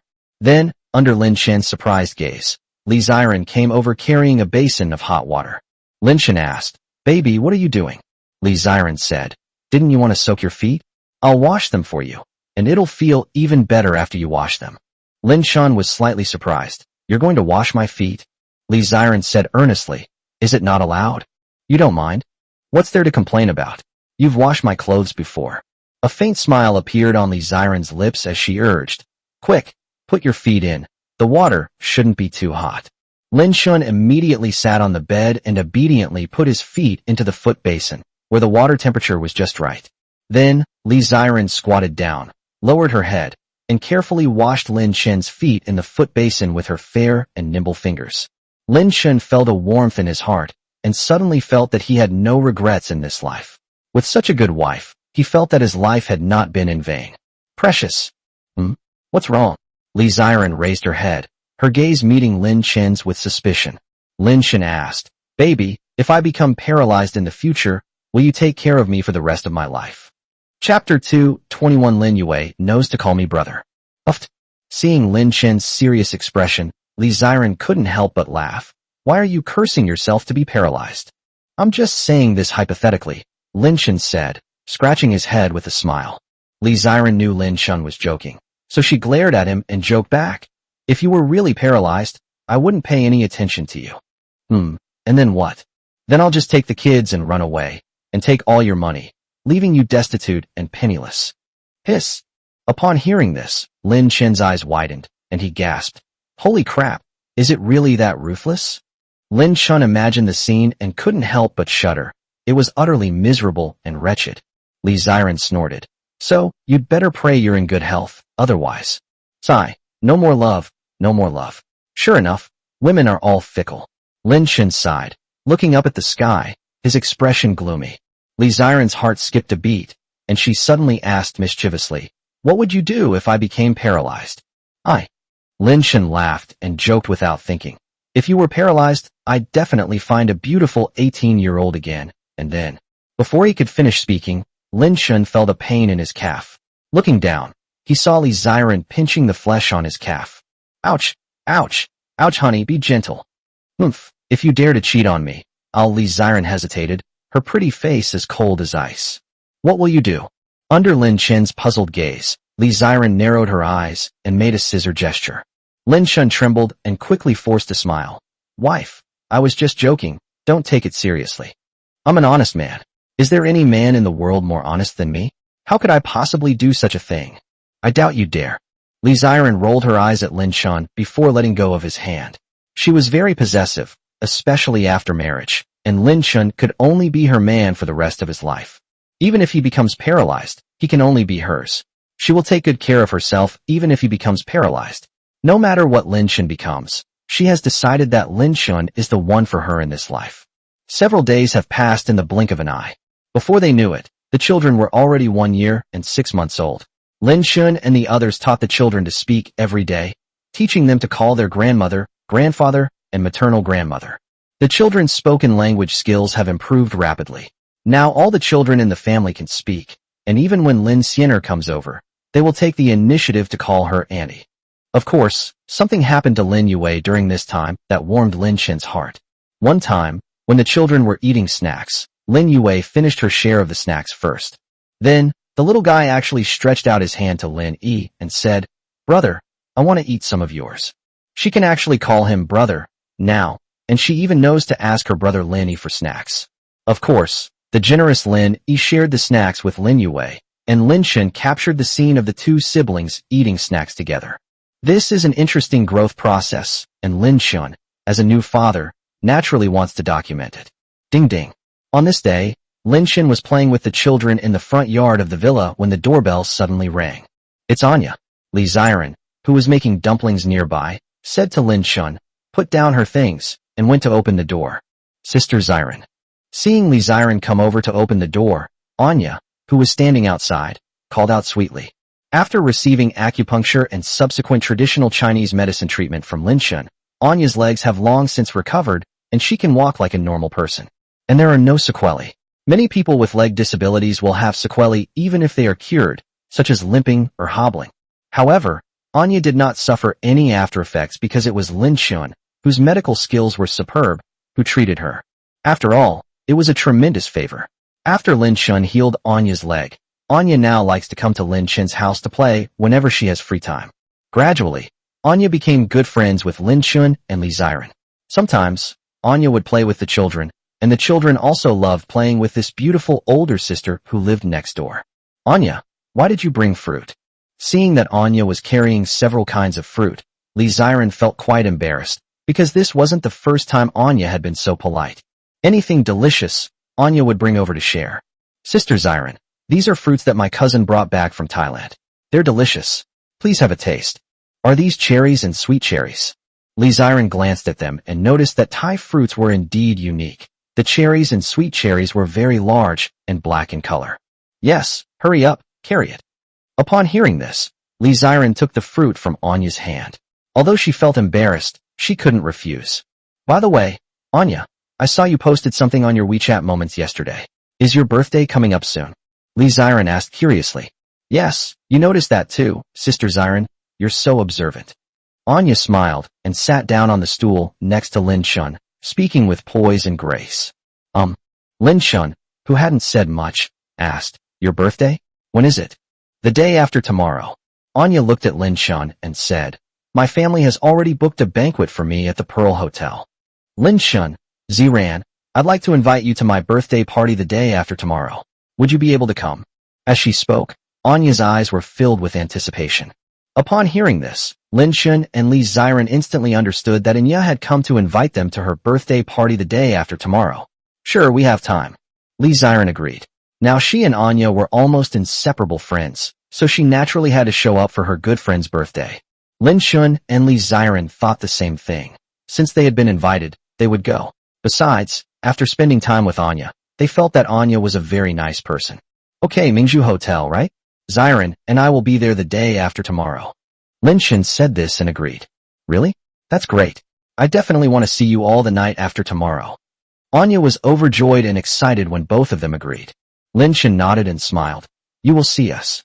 Next, when the children saw Anya arrive, they all ran over and begged her to play with them. After playing for a while, Anya went back to her neighbor's house because her mother came over to call her for lunch. By the way, honey, Anya's birthday is the day after tomorrow. We can't go empty-handed, can we? We need to prepare a birthday present for her. Thinking of this, Li Ziren suddenly said to Lin Shun. Lin Shun said, Yes, we definitely need to prepare a birthday present. Since he and Li Ziren are husband and wife, they only need to prepare one gift for the birthday party together, and it is not necessary for them to prepare one for each of them. Lin Shun didn't need to worry about the gift. Li Ziren quickly came up with what to give. Time flew by, and it was already the third day. The weather is exceptionally nice today, and it's also Anya's 20th birthday. Chapter 222 Anya's Birthday Party. Pearl Hotel. At 7 p.m., at Anya's birthday party. Red carpet, red wine, fountain party, elegant classical music. A large group of handsome men in suits and stylishly dressed beautiful women. Anya is, after all, a big star, so her social circle is naturally extensive. Her friends are either stars or high society figures from all walks of life in Shanghai. In short, everyone invited by Anya has a powerful background and influential connections. Lin Shun led Li Ziren to the scene. Today, Li Ziren was wearing a black dress. Her hair was piled up high, revealing her slender and fair neck. She wore the necklace that Lin Shun had given her when they got married, which made Li Ziren look incredibly noble and surpass all others. The appearance of the two quickly caused a stir at the scene. My God, am I seeing things? Isn't that Lin Shun? Anya is amazing. She actually became friends with academician Lin Shun and even invited him to her birthday party. So beautiful. The woman next to her must be Lin Shun's wife, right? She's absolutely gorgeous. Many beautiful women were amazed by Li Ziren's looks. They are all big stars in the entertainment industry and can be described as having both good looks and a great figure. But now, in front of Li Ziren, they felt inferior and didn't even dare to look Li Ziren in the eye. This woman is so beautiful. If she entered the entertainment industry, she could become an overnight sensation just by relying on her looks. Lin Shun. Suddenly, a surprised voice rang out, and a look of utter astonishment fell upon Lin Shun. It was none other than the young lady, Ning Xiqing. That's right, Ning Xiqing is here too. She and Anya are good friends, and Anya invited her to her birthday party as well. Ning Xiqing. Lin Shun was slightly taken aback, looking at Ning Xiqing, who had an extraordinary temperament and was stunningly beautiful, and felt extremely surprised. A few days ago, Lin Shun met Ning Xiqing at Starry Sky Manor. He never expected to meet her again now. What a coincidence, we've met again. Ning Xiqing smiled slightly, her expression calm and composed. But in his heart he was thinking, it seems this guy has really succeeded in turning his life around from a loser to a winner, because Anya actually invited him to her birthday party. Yes. Lin Shun said calmly. Li Ziren, who was standing next to him, was also a little surprised. She had met Ning Xiqing before, and Lin Shen had explained to her that they were high school classmates. "Honey, I need to use the restroom." "Good." Li Ziren then went to the restroom, while Lin Shen ignored Ning Xiqing and sat down alone in an empty seat, waiting for his wife. Seeing that Lin Shen was very indifferent to her and didn't even try to flatter her, the proud Ning Xiqing frowned slightly. Perhaps because she was used to being fawned over, Ning Xiqing felt very uncomfortable with Lin Shen's attitude of ignoring her. Yes, Ning Xiqing admitted that Lin Shen was doing quite well these days. He became a scientist and also the CEO of Tianhong Group. Anya even invited her to the banquet tonight. But she was the eldest daughter of the Ning family. Everyone who saw her had to be extremely respectful and polite. Interesting. Ning Xiqing successfully became interested in Lin Shen. She was eager to know what gave Lin Shen the confidence to act aloof in front of her. "Don't worry, I didn't see wrong, did I? That person looks like Lin Shen." "Where? You're not kidding, are you? Really, isn't that him?" Her best friend pointed in a direction, and an Xian looked in that direction and saw Lin Shen sitting alone in his seat. Anshin was shocked and even doubted whether she was fully awake. Lin Shen actually showed up at his cousin's birthday party? Could it be that he is good friends with his cousin? Wow, Anshin is such a pleasant surprise. "Why don't you go up and say a few words to your crush?" her best friend urged with a smile. "To dare not." Anshin instantly deflated. She would have dared to approach Lin Shen if he wasn't married, but since he was already married, it didn't align with her values to try and get to know him. Therefore, an Xian tried her best to control her excitement and just watched Lin Shen quietly from a distance. At the same time, as Li Ziren emerged from the restroom and walked toward the banquet center, she happened to pass by several wealthy young men. "Look, boss, there's a beauty even prettier than Anya." A chubby boy quickly reminded him, his exaggerated expression as if he had discovered a treasure. Longba turned around and saw Li Ziren walking gracefully by, with her noble yet innocent charm and tall, exquisite figure. "I love it. I'm drooling just looking at it. It's so beautiful. Watch how I strike up a conversation with her." Longba chuckled, picked up the glass of red wine in front of him, and walked towards Li Ziren. It didn't matter that he didn't know Li Ziren. He would get to know her after a few drinks. "Beautiful lady, are you alone?" Longba's voice rang out from the side, and Li Ziren turned her head and saw Longba. Longba chuckled shamelessly. "Come on, have a drink, and let's be friends. By the way, my name is Longba. You've probably heard of the Long family in Shanghai, right?" By directly invoking the prestige of the Long family, it became even more difficult for others to refuse. Li Ziren frowned deeply, ignoring Longba, and called out to Lin Shen, who was sitting not far away. "Husband." Upon hearing this, Longba was taken aback. "Damn, they're already married? No wonder he has such a great figure." Longba finally understands. "What's wrong?" Lin Shen immediately got up and walked towards Li Ziren when he heard his wife call him. Li Ziren quickened her pace, and only when she reached Lin Shen's side did she breathe a sigh of relief. Longba glanced at Lin Shen, but since he had only returned to the country last month, he did not recognize Lin Shen. He arrogantly said to Lin Shen, "Kid, have your wife have a drink with me. You don't mind, do you?" "Husband." Hearing this, Li Ziren shrank into Lin Shen's arms, her pretty face filled with fear. "It's okay, honey, I'm here." As Lin Shen smiled and comforted Li Ziren, his expression gradually changed, and flames of anger flared in his eyes. Then, Lin Shen's gaze sharpened as he fixed on Longba, and he uttered a single word. "Roll." Longba's expression changed instantly. Looking around the entire Shanghai, who would dare to tell him to get lost? "Go to hell."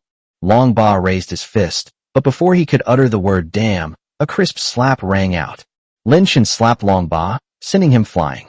The blow caused him to crash into the glass table and wine bottles behind him, which shattered on the ground. Several of Longba's teeth were knocked out, and his mouth was full of blood. Everyone was startled by this sudden scene. The entire hall fell silent instantly. Chapter 223 Longba. "Brother, I got beaten up." "What the hell? Is there a fight?" Everyone's attention was drawn to the commotion. Anya, forgetting about entertaining her friends, rushed over immediately upon hearing the noise, including the hotel security guards. As Anya pushed through the crowd of onlookers, she immediately saw Longba, who was being beaten and howling in pain, with blood streaming from his mouth.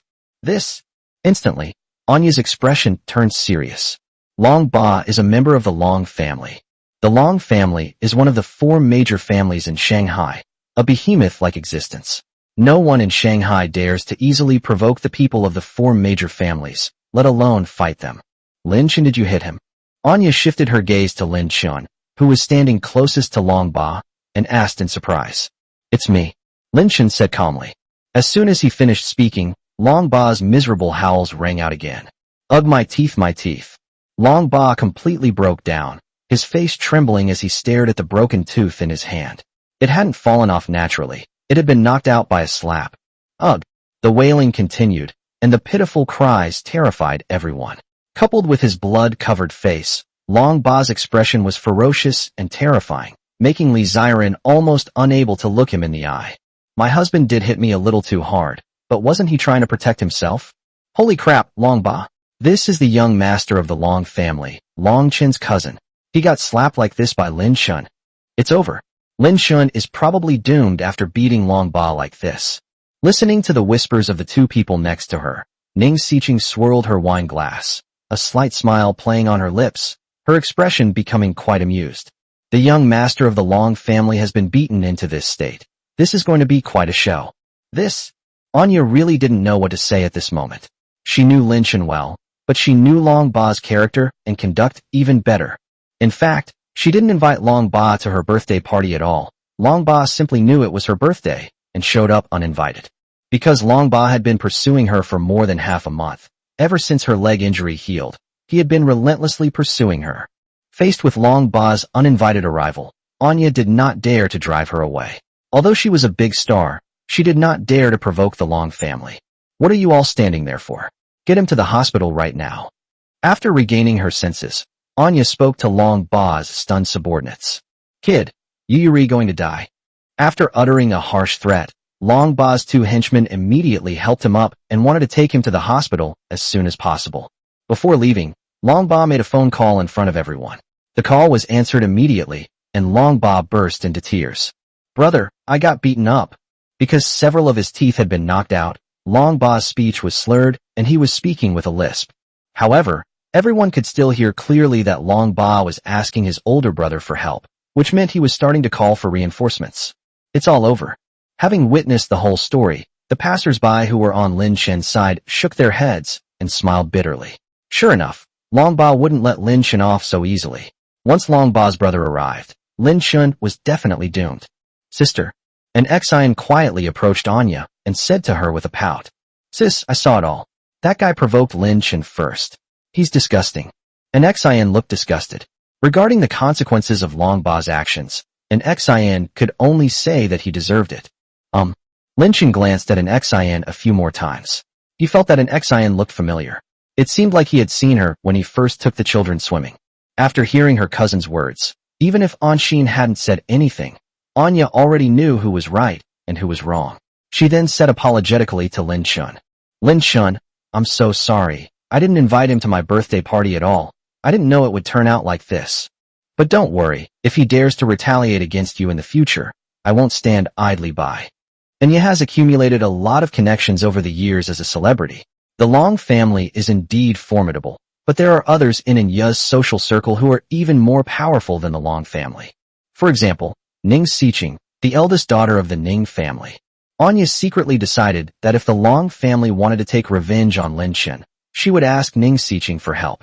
No matter what, Lin Chen was her greatest benefactor, and she could not stand by and watch him be harmed. Xiqing, do me a favor. Afterwards, the scene returned to calm, and after the crowd dispersed, Anya found Ning Xiqing on her own. What? You want me to help Lin Chen so that he can say a few words to the Long family when trouble comes his way? Ning Xiqing was very quick-witted and immediately guessed Anya's thoughts. Anya nodded and said, Yes, Lin Chen healed my legs. He's my benefactor for life. Before she could finish speaking, Ning Xiqing interrupted her in surprise. What did you say? Lin Chen healed your leg. Yes. Ning Xiqing's expression changed slightly. As Anya's good friend, she knew all too well how serious Anya's leg problem had been back then. I never expected that he would know medicine. Ning Xiqing took a sip of red wine, exuding queenly elegance, her beautiful eyes sparkling with intense curiosity. Let me think about it. Although it's not really a problem for me, it depends on Lin Chen's attitude towards me first. Judging from Lin Chen's attitude towards you? Anya was slightly taken aback. From this sentence, she could sense that Ning Xiqing didn't seem to like Lin Chen very much. Meanwhile, on Lin Chen and Li Ziren's side. Honey, Have I caused you trouble again?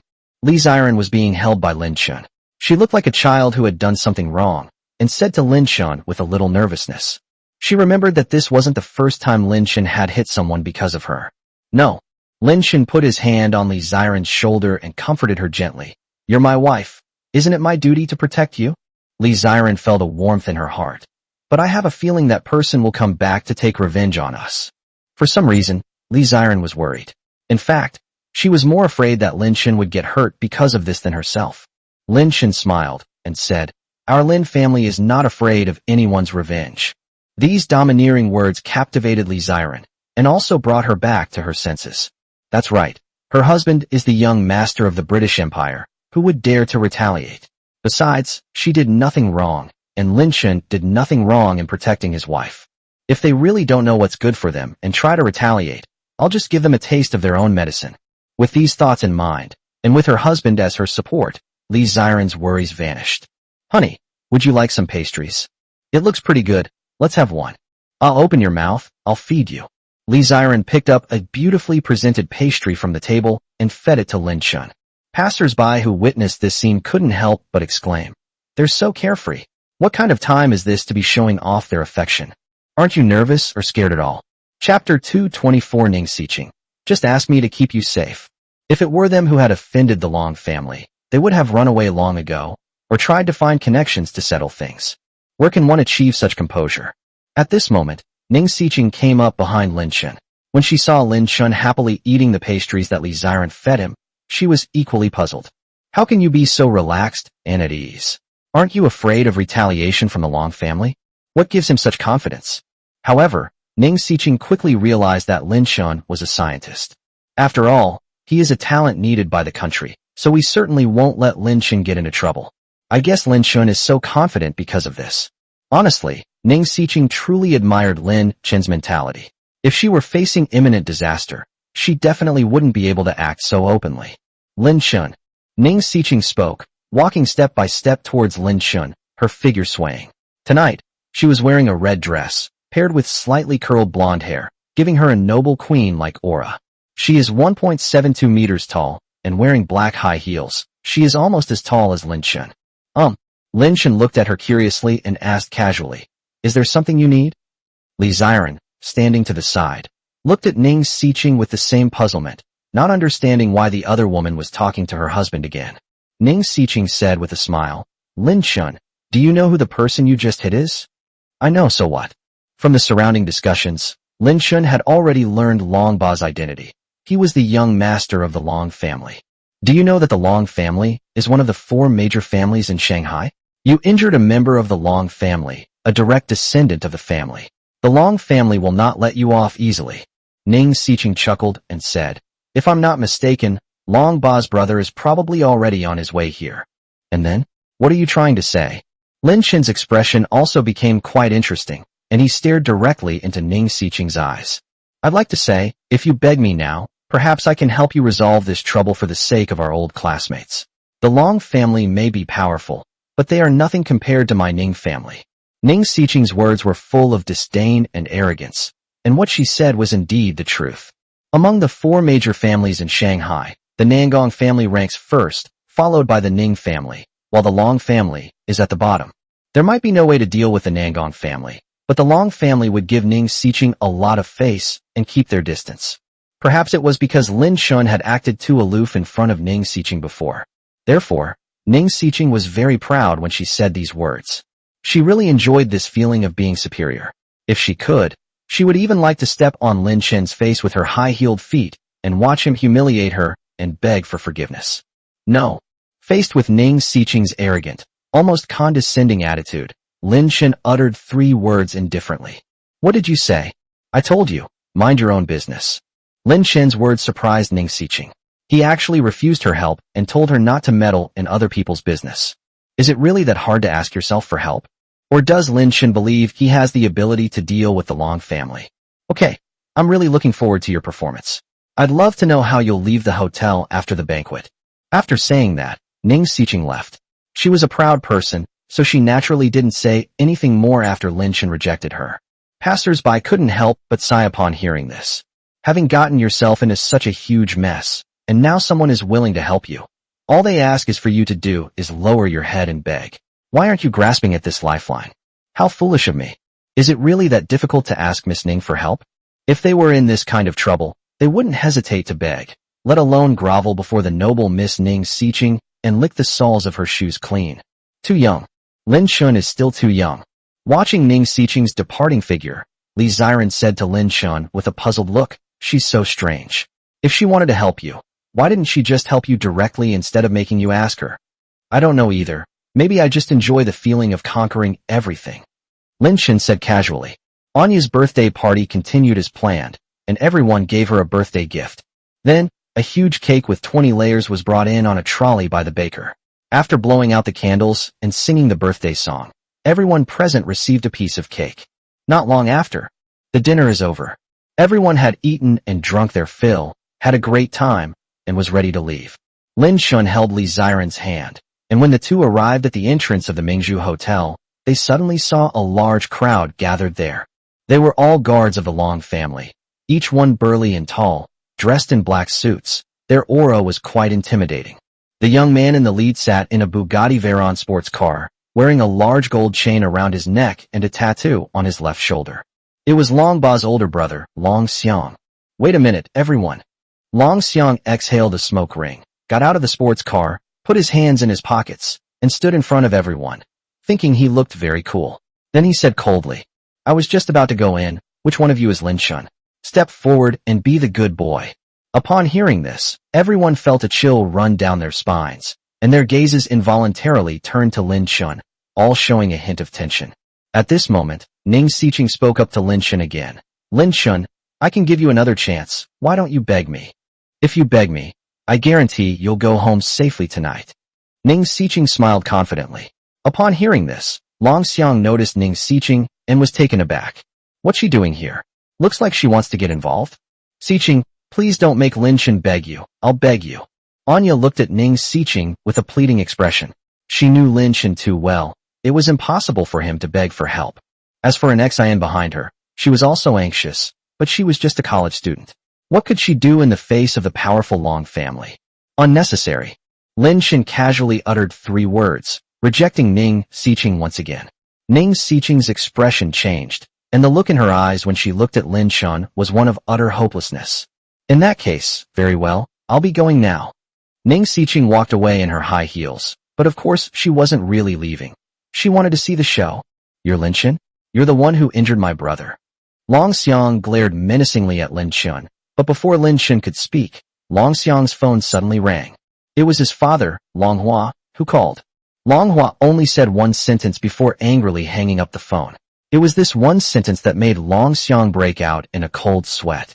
The fierceness in her eyes when she looked at Lin Shun again was gone, replaced only by fear. I'm sorry, it was all a misunderstanding. It was all a misunderstanding. Let's go. Startled, Long Xiang immediately led his men away. In the blink of an eye, the dozen or so Long family guards he had brought had vanished without a trace. He watched as Long Xiang's attitude changed drastically, and he left. Everyone present, except for Lin Shun and Li Ziren, had a deep look of astonishment on their faces. Chapter 225 Animal Gene Drug. Honey, let's go. Lin Shun smiled slightly, and, under the astonished gazes of everyone, led Li Ziren toward the car parked at the door. Everyone was still in shock, especially Ning Xiqing, who rubbed her eyes, looking completely incredulous. What the hell, Long Xiang just let Lin Shun go like that? Anya and Anshin were also completely bewildered. What was going on? They had come all this way to confront Lin Shun, only to leave after receiving a phone call. Most importantly, who made that call? Did someone intervene to protect Lin Shun? Anya shook her head. It didn't matter who was protecting Lin Shun anymore. What mattered was that Lin Shun could leave safely, and it seemed that Long Xiang wouldn't dare to cause trouble for Lin Shun again. And Xin also breathed a sigh of relief, but Ning Xiqing was stunned as she watched Lin Shun and Li Ziren get into the car and leave. She never dreamed that things would suddenly take such a dramatic turn. Let's talk about Long Xiang again. Sitting in the Bugatti sports car, the wind blowing in his face was very cool, but cold sweat kept pouring out of Long Xiang's forehead, and his hands holding the steering wheel were trembling, which showed how terrified he was. Just now, his father, Long Hua, said on the phone, if anyone dares to harm Lin Shun, his legs will be broken, and he will be expelled from the Long family to fend for himself. This was the first time in his life that Longhua had spoken to him in such a serious tone. You see, from childhood to adulthood, no matter how big a mistake Longxiang made, Longhua, who doted on him, would always protect and indulge him and never blame him. But now they're saying they'll break both his legs. Longxiang wasn't stupid.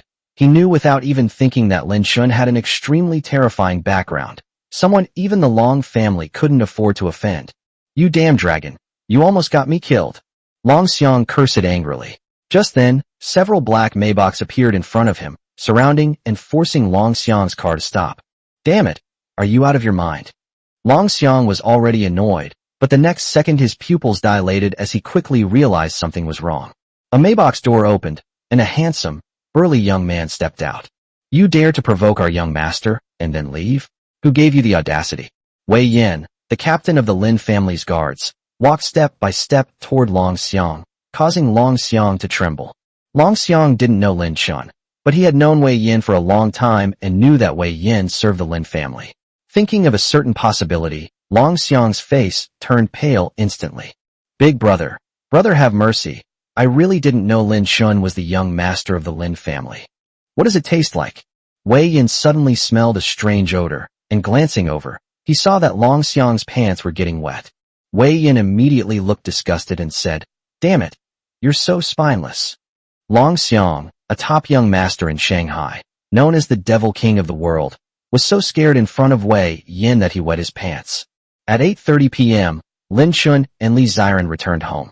Lin Shun didn't dwell on the unpleasant incident at the birthday party and started taking care of the child after returning home. I glanced around the living room and saw 4 little ones.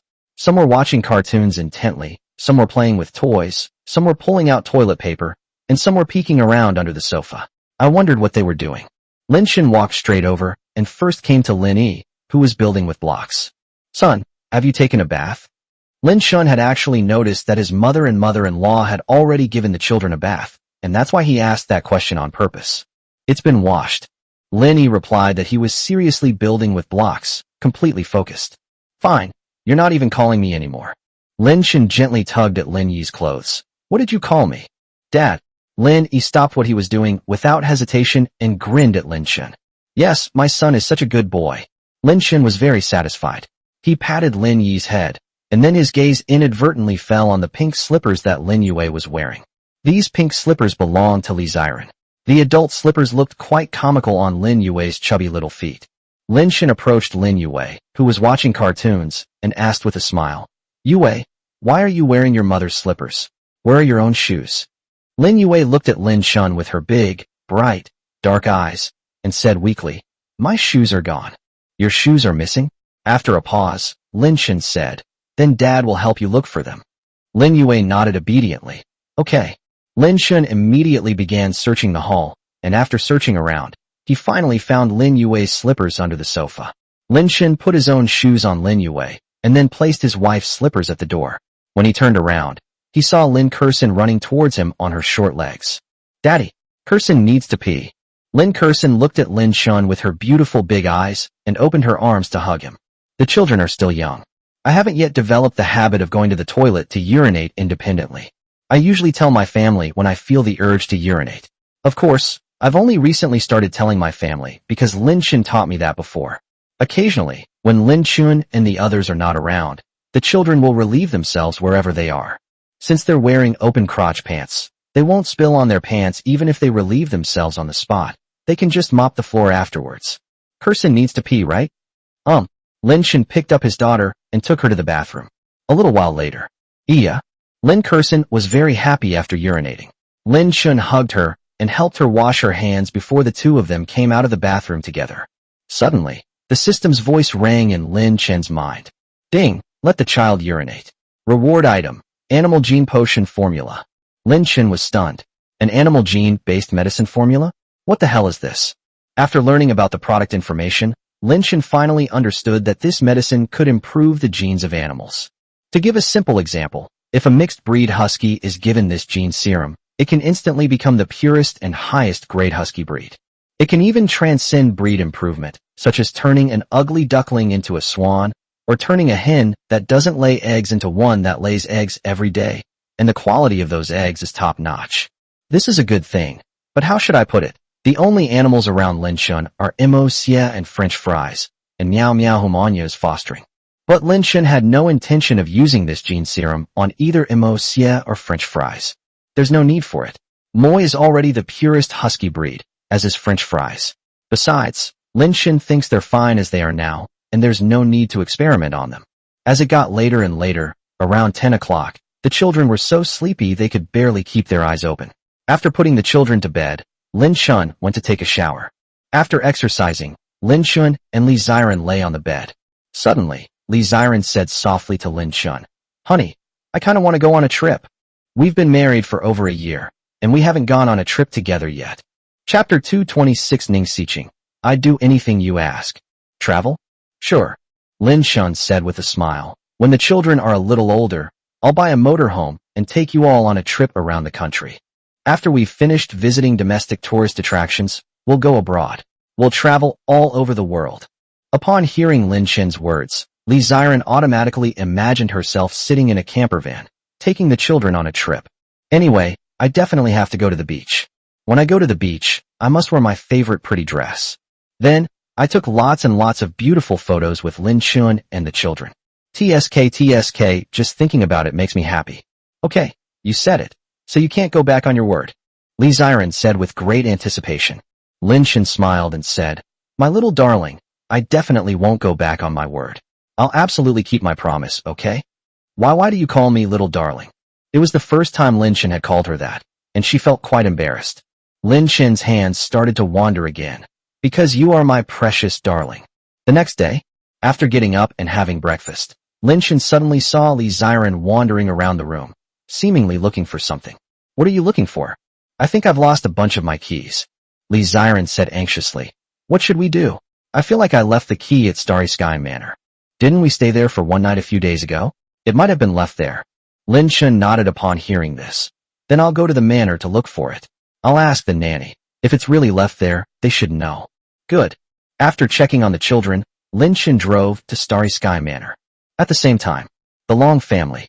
Inside the Long family hall, Long Hua was criticizing his son, Long Xiang. In fact, when he returned last night, Long Hua had already criticized him for more than an hour, but Long Hua felt it was not enough. He feared that Long Xiang would still not wake up and would continue to provoke Linshun, which would then implicate the entire Long family. "Dad, stop nagging me. If Long Ba hadn't called me, would I have gone over there?" Long Xiang felt hurt. It wasn't his fault for standing up for his younger brother, so why was he being treated like a heinous criminal? Who would have thought that the other party was the young master of the Lin family? Long Hua snorted coldly. "What have I always taught you? Think before you act. Our Long family has a certain influence in Shanghai, but we are not people that everyone can afford to offend. That Long Ba guy is also useless and good for nothing. If you don't change your ways, the family will fall into your hands sooner or later." Just as Long Hua was lecturing his son in a prim and proper manner, a man in a Tang suit suddenly walked in. He appeared to be the Long family's butler.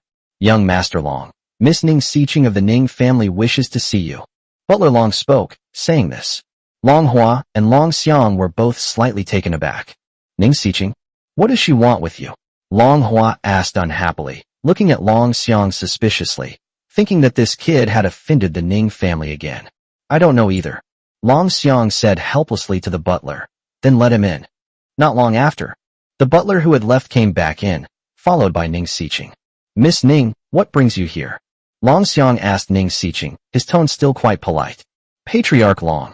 Ning Xiqing smiled slightly and greeted Long Hua first. "Yes, Miss Ning, it's been a long time. I was unaware of your visit today."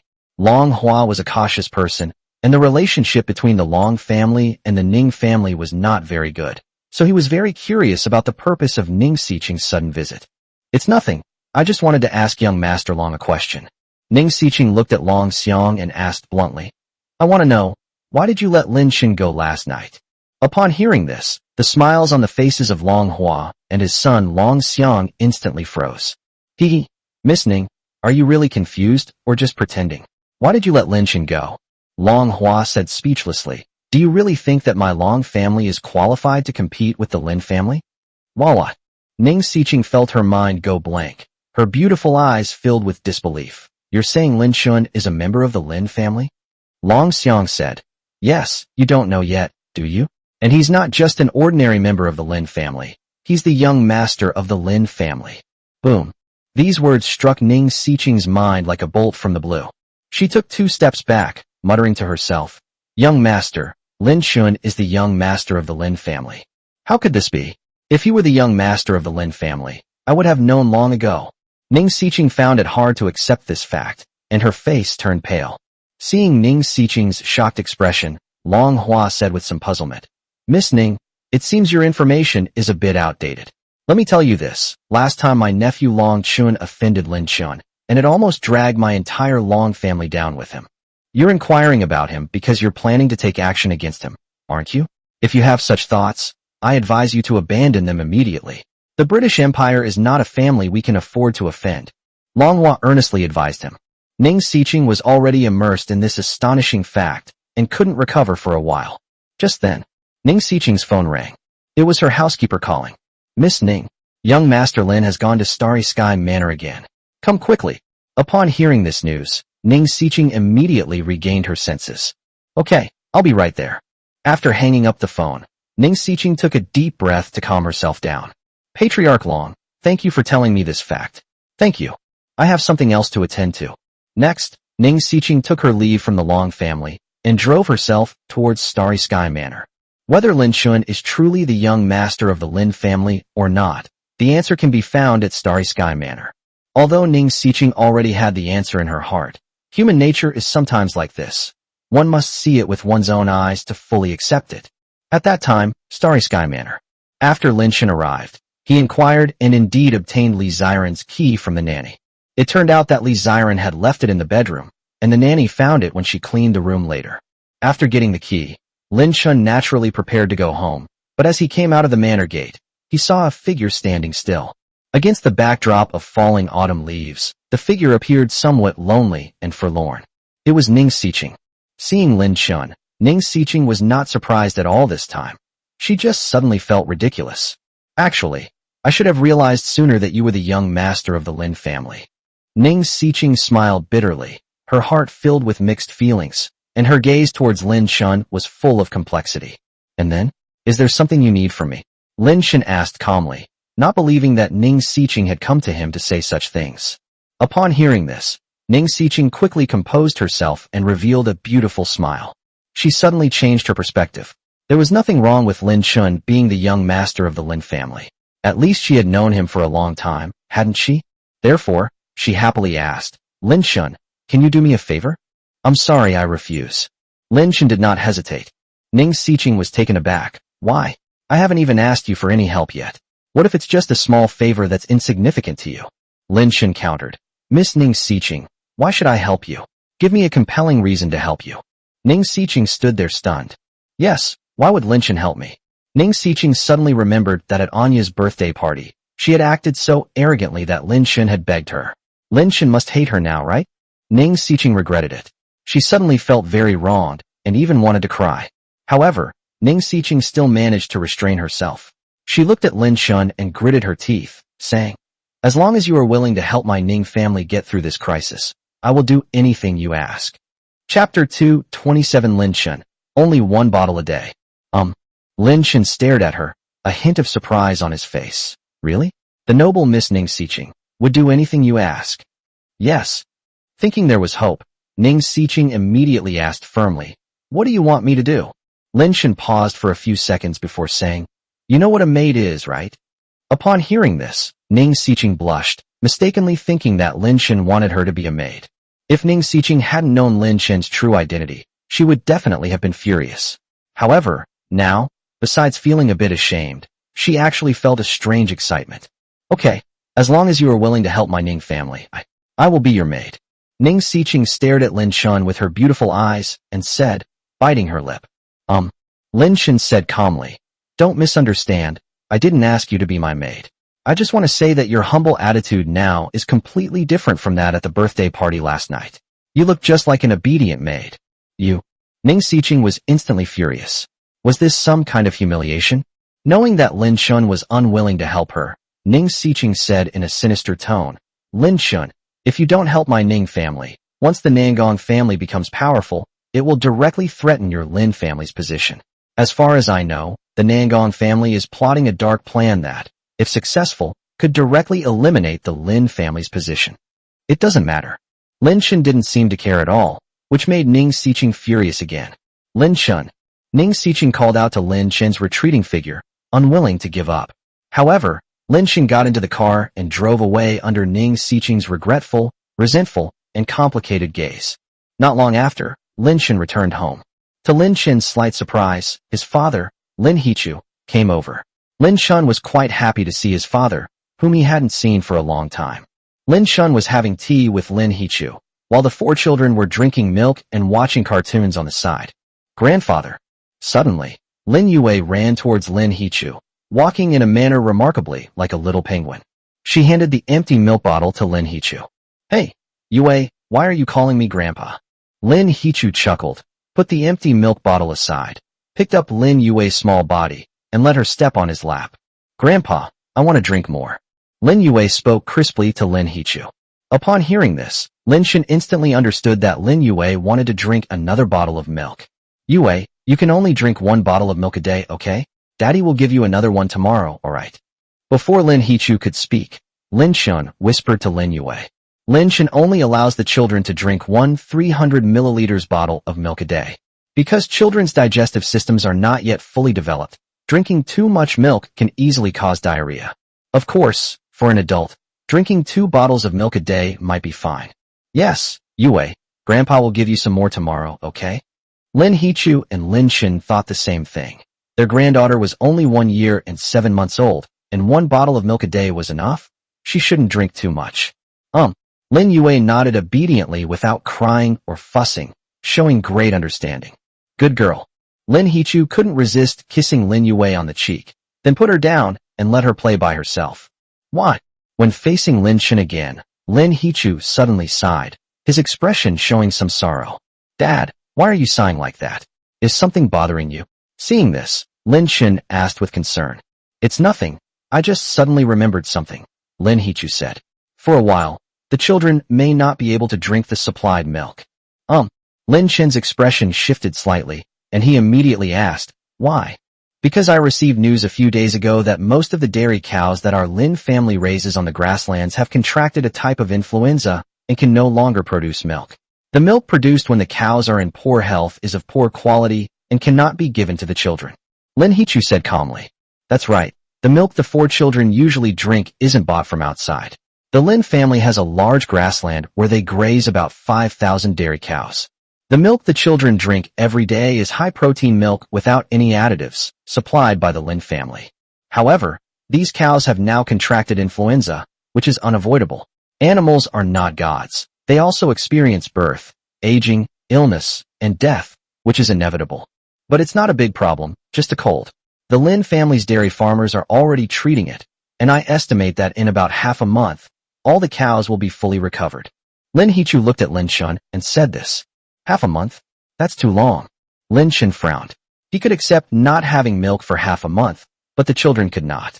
Because the children especially love drinking Lin's pure milk. For example, Lin Yue, after finishing 1 bottle, she wanted to drink a second one.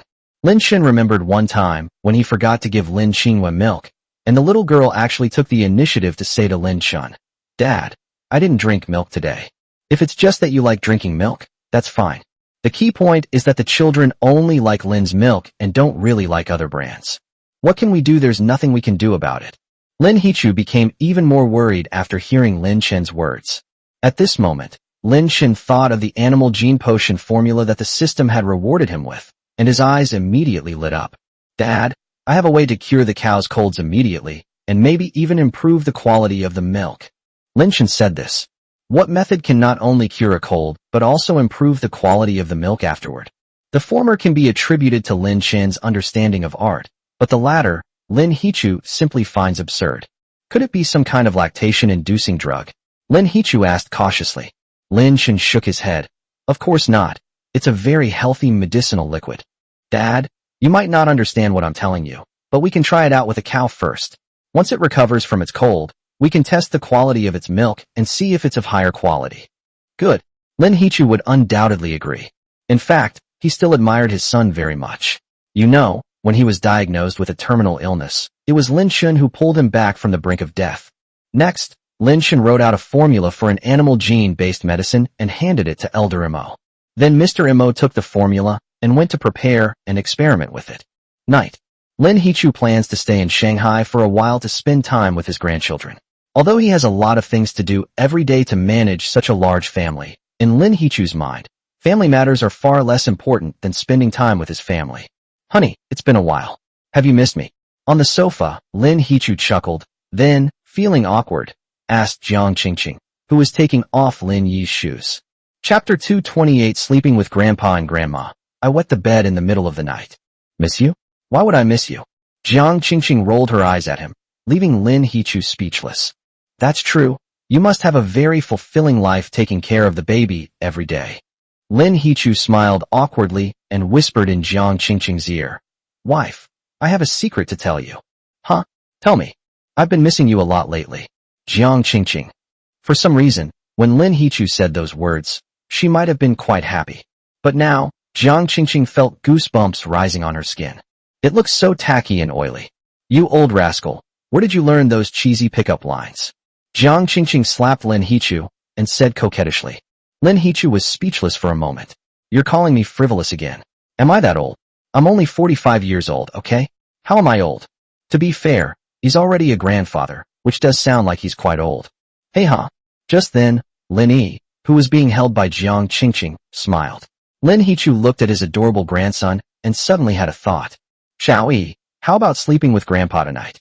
Upon hearing Lin Hechu's words, Jiang Qingqing felt hopeful, as she had always wanted the children to sleep with her. Xiao Yi, is it okay? Can you sleep with Grandpa and Grandma tonight? Jiang Qingqing spoke softly, and Lin Hechu followed up. If you sleep with Grandpa and Grandma tonight, Grandpa will buy you a car to drive another day. Upon hearing this, Lin Yi's expression turned cute and silly, as if he understood what his grandfather meant, and he was momentarily at a loss. It's true that I don't want to sleep with my grandparents. It's true that I want to drive a car. So how should we choose? Seeing his grandson looking thoughtful, Lin Hechu immediately seized the opportunity and used various persuasive tactics to finally convince Lin Yi to agree. Lin Yi thought to himself, oh well, it's just one night's sleep anyway, I'll just bear with it. Just then, Lin Shun and Li Ziren came downstairs. Mom and Dad, what's making you so happy? Lin Shun couldn't help but ask. Seeing Lin Hechu and his wife laughing like that, Li Ziren couldn't help but feel very curious. Lin Hechu, holding Lin Yi, said smugly, how could we not be happy if Xiao Yi sleeps with us tonight? Yes, Xiao Chun, Xiao Yi just agreed to sleep with us tonight. Jiang Qingqing said with a smile, feeling very happy. Lin Shun and Li Ziren were taken aback upon hearing this, but then both smiled. Really, son? Are you going to sleep with your grandparents tonight? Lin Shun walked over, squatted down in front of Lin Yi, and asked with a smile. Jiang Qingqing held Lin Yi's little hand. Xiao Yi, tell Daddy quickly, is this true? Lin Yi nodded reluctantly. Li Ziren smiled and said, okay, then you can sleep with Grandpa and Grandma tonight. Dad, did you fool your grandson? He doesn't seem very willing, Lin Shun said with a laugh. Lin Hechu didn't like hearing that, and shamelessly said, where is he unwilling? Xiao Yi is very willing. Okay. Son, blink if you're being threatened. Lin Shun joked, but to his surprise, Lin Yi actually stared at him expectantly and blinked. Seeing Lin Yi's reaction, Lin Hechu immediately broke out in a cold sweat. Good heavens, he actually understood it. That's so clever. Hey, kids these days are so smart, they're all so clever. Lin Hechu remembers when he was a kid, he was such a simpleton, he didn't know anything. Dad, Xiao Yi is in your care tonight. But I need to give you a heads up, the little guy might wet the bed tonight. Lin Shun didn't want his father to lose face. In fact, he also hoped that the children would sleep with their grandparents. Ideally, all four of them should sleep with their grandparents. That way, he and Li Ziren could sleep soundly until dawn. Bedwetting? It's no big deal. What child doesn't wet the bed? Lin Hechu looked indifferent and smiled at Lin Yi, saying, Grandpa is right, isn't he? Hey. The little guy happily expressed his understanding, stepping his short legs on Lin Hechu's thighs and dancing with joy. Time passed. Late at night. Everything was still. The clock in the lobby was ticking away. It was 2:30 a.m. Lin Hechu was fast asleep, having a strange dream in which he was swimming under a waterfall on a hot day, feeling very refreshed. Suddenly, in a daze, Lin Hichu unconsciously touched a strange, wet sensation, which instantly cleared his mind. Wait, where did the water come from in the blankets? Oh no, the grandson has wet the bed. Lin Hichu suddenly felt a chill run down his spine and quickly sat up, nudging Jiang Qingqing, who was sleeping on the innermost side. Wake up, wife. What's wrong? Jiang Qingqing was woken up and spoke groggily. My grandson wet the bed. Huh? Let me see. Jiang Qingqing was also startled and hurriedly sat up, only to find that Lin Yi had just woken up as well. A faint sob was heard, which then grew louder as Lin Yi burst into tears. Wow, wow. She was crying very loudly and kept calling out, Mommy, Mommy. Lin Hichu and Jiang Qingqing immediately became anxious. Lin Hichu quickly picked up the little one, while Jiang Qingqing reached out and turned on the light. After turning on the light, Jiang Qingqing glanced at the bed sheet, and, sure enough, it was soaked. Fortunately, she had made preparations in advance. Jiang Qingqing had prepared everything before going to bed, from clean sheets to Lin Yi's clean pants. Quick, change his pants. Amid Lin Yi's loud cries, Jiang Qingqing quickly got out of bed, took a small pair of pants from the wardrobe, and handed them to Lin Hichu. Lin Hichu was so busy and flustered that Jiang Qingqing got annoyed and said, Forget it. Let me do it. Without saying a word, Lin Hichu handed this hot potato to Jiang Qingqing, looking helpless. Don't cry, Xiao Yi. Be good, don't cry, don't cry. As Jiang Qingqing changed Lin Yi's pants, she gently coaxed him. However, Lin Yi cried loudly, constantly calling for his parents. Upon hearing this, Lin Hichu had a sudden thought. Why don't we take him to our son's room to sleep? It's not good for him to keep crying like this. Jiang Qingqing said speechlessly. Xiao Chun and Zi Ran are already asleep. What? Are you going to knock on their door and wake them up? Lin Hichu immediately fell silent, clearly not wanting to wake his son. Moreover, knocking on her son's door in the middle of the night is strange behavior. If the son were single, it would be fine, but it is obviously inappropriate when the daughter-in-law is also there. Wow, wow. Lin Yi continued to cry, which made Lin Hichu feel quite overwhelmed. Who knew that the cute little guy would cause so much trouble by wetting the bed at night? Lin Yi's loud crying drifted across the balcony and came from another window, causing Lin Chun, who vaguely heard some sounds, to slowly open his eyes. Chapter 229 Li Ziran's High Ponytail. Honey, I think I hear our son crying. Li Ziran's voice rang out from the side, surprising Lin Chun. It turned out that his wife had also been woken up. Yes, I wonder what's going on with Dad. How about we go over and take a look? Li Ziran suggested that a mother's love is as strong as a mountain, and how could she continue to sleep after hearing her child crying loudly? Okay, let's go take a look.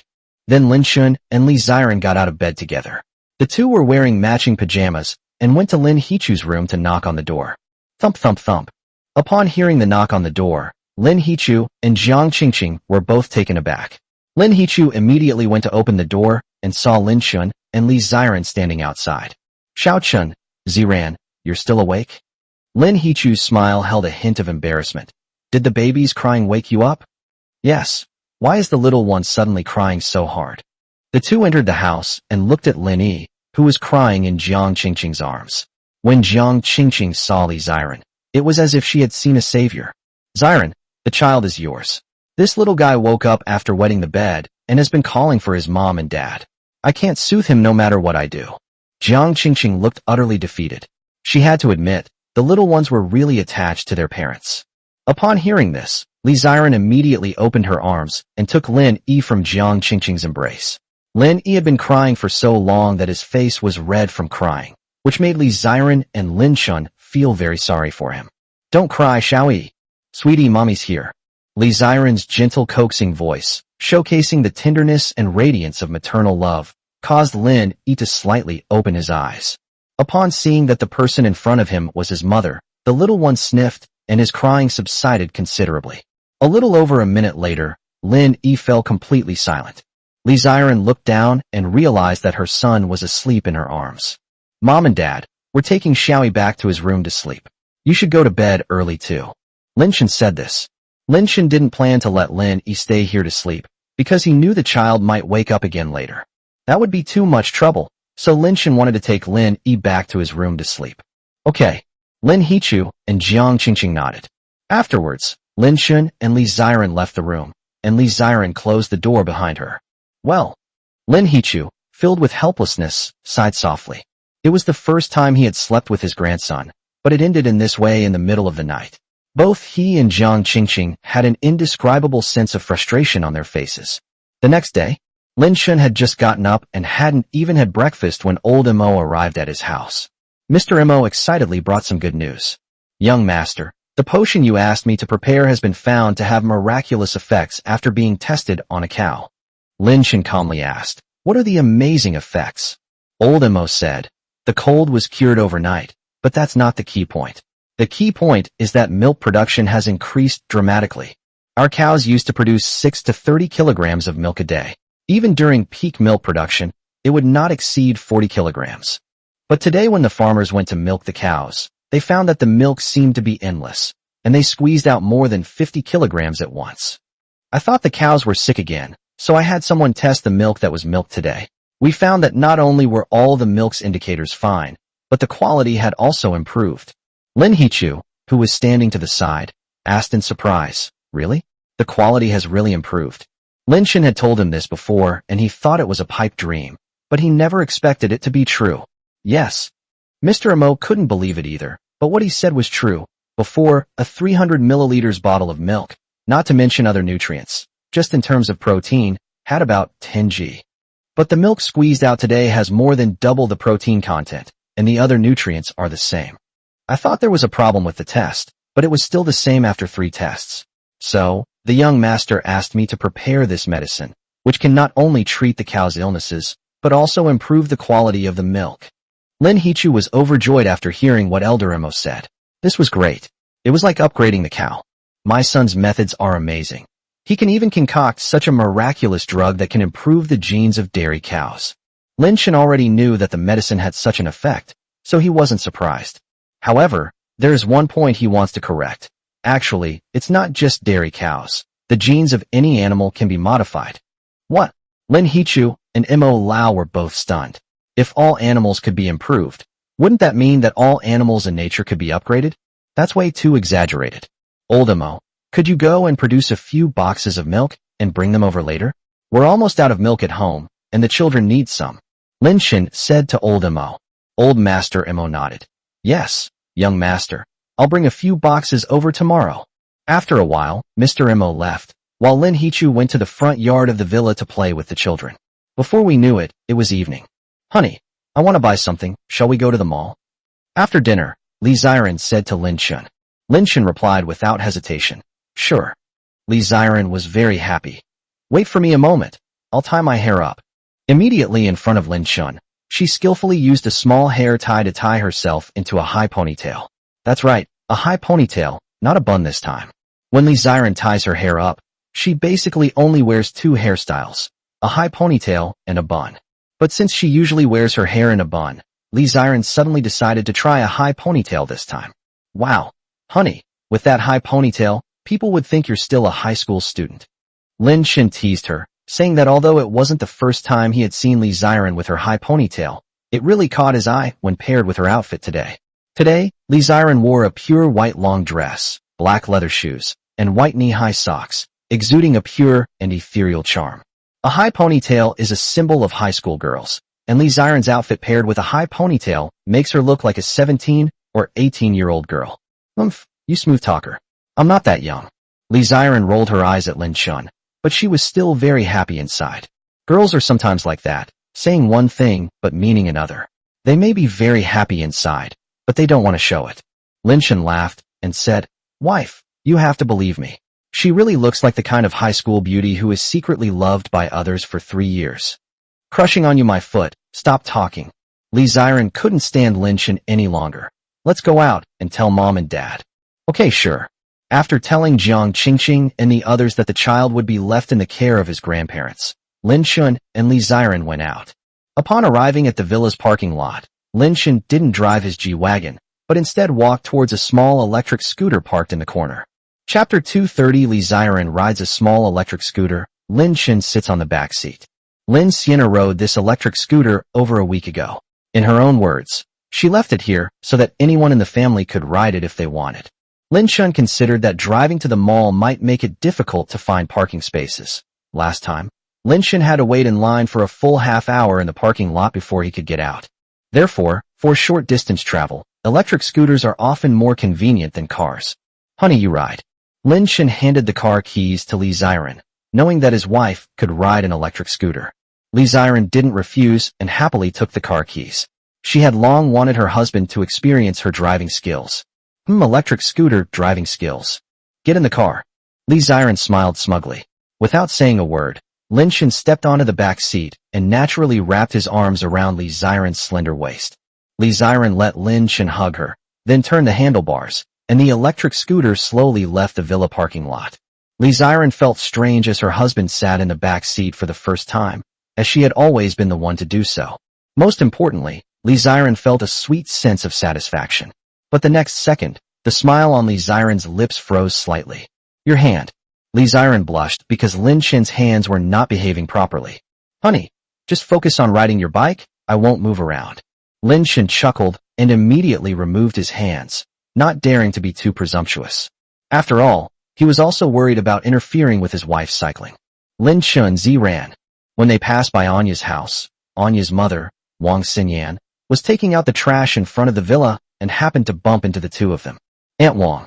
Li Ziren also greeted them politely and slowed down her car. Wang Xinyan asked with a smile, what are you doing out so late? Let's go to the mall to buy some things. Lin Shun and Li Ziren answered almost simultaneously, which made Wang Xinyan laugh. Okay, then please be careful while riding your bikes, Wang Xinyan said with concern. Okay, Li Ziren responded with a smile, then quickened her pace and left. Watching the two figures from behind, Wang Xinyan stood there for a long time and couldn't help but sigh. Youth is truly wonderful. After leaving the villa community, Li Ziren rode her electric scooter to the commercial streets of Shanghai. In summer, it's too hot to go out during the day, so people usually choose to go out in the evening or at night. Especially after dinner, there are many people taking a walk on the street. Therefore, when Li Ziren rode her electric scooter, there were many pedestrians walking on the sidewalks around her, young and old, but mostly young people. Look at that guy, he's actually sitting on the back of an electric scooter and letting his girlfriend ride it. What's wrong? Who said men can't sit in the back seat? Who made that rule? I think you're just jealous. Exactly. That's because they have a great relationship. It's so romantic. The crowd buzzed with discussion, and many men cast envious glances their way. One chubby boy with glasses, in particular, seemed to have his soul ripped out. He stared at Lin Shun's back, unable to move. The chubby boy is a 9th grade student, and at this moment, a scene unconsciously comes to mind. The school beauty rode an electric scooter, wearing little leather shoes, lace sheer stockings, and the same white dress as Li Ziren. Then, he sat on the back of the electric scooter, his arms around the school beauty's slender waist. Through the rearview mirror of the electric scooter, you can also see the school beauty's shy expression. Just then, his friend suddenly bumped into him and looked at him with extreme envy and reverence for the big shot. Ha ha ha. The chubby boy suddenly burst into laughter, as if he had suddenly gone mad, leaving passers-by completely bewildered. A dozen minutes later, Lin Shun led Li Ziren into the mall and began their shopping spree. Before long, Li Ziren had bought almost everything she needed when she suddenly remembered that there was one more thing she hadn't bought. Honey, we seem to be out of salt. Let's go buy some. Good. Upon arriving at the area dedicated to selling salt, Lin Shun was unexpectedly taken aback when a stylishly dressed woman next to him saw him. Excuse me, are you Mr. Lin Shun? The aunt excitedly spoke up, revealing her name to be Shun Rufang, a professional children's nutritionist with a certain level of recognition. She is also a big fan of Lin Shun and admires his scientific research achievements. Well, upon hearing Shun Rufang's words, Lin Shun realized that he had been recognized again. Yes, Lin Shun said calmly. Shun Rufang said in surprise, I never expected to meet you in real life. What a coincidence. Mr. Lin Shun, my name is Shun Rufang. Can we be friends? Shun Rufang, who had been divorced for many years, extended her hand to Lin Shun warmly, right in front of Li Ziren. Lin Shun felt a little embarrassed by the other party's enthusiasm. Li Ziren, on the other hand, felt uncomfortable and didn't want other women to touch her husband. Just then, several passers-by spoke up in surprise. Shun Rufang, Sister Fang? Wow, I never expected to run into Sister Fang. What a coincidence. Sister Fong, can I get your autograph? I've liked you for a long time.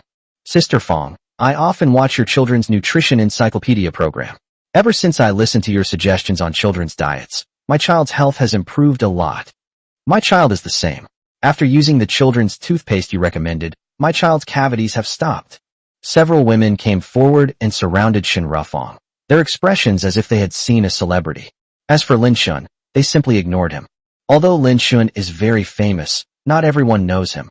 For example, they don't. Thank you everyone for your support. Everyone wants autographs, right? Come on, one at a time. Shun Rufong smiled smugly, seemingly enjoying the feeling of being the center of attention. Sister Fong, I want to take another photo. Yes, yes. While Shun Rufong was dealing with her fans, Lin Shun and Li Ziren were already selecting salt from the shelf. Soon, Lin Shun found the brand that his family usually used. Honey, let's get 10 packs. That should last us a while, Li Ziren said from the side.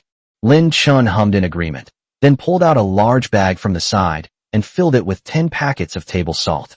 Without glancing at Shun Rufong, Lin Shun picked up the salt and prepared to pay the bill with Li Ziren.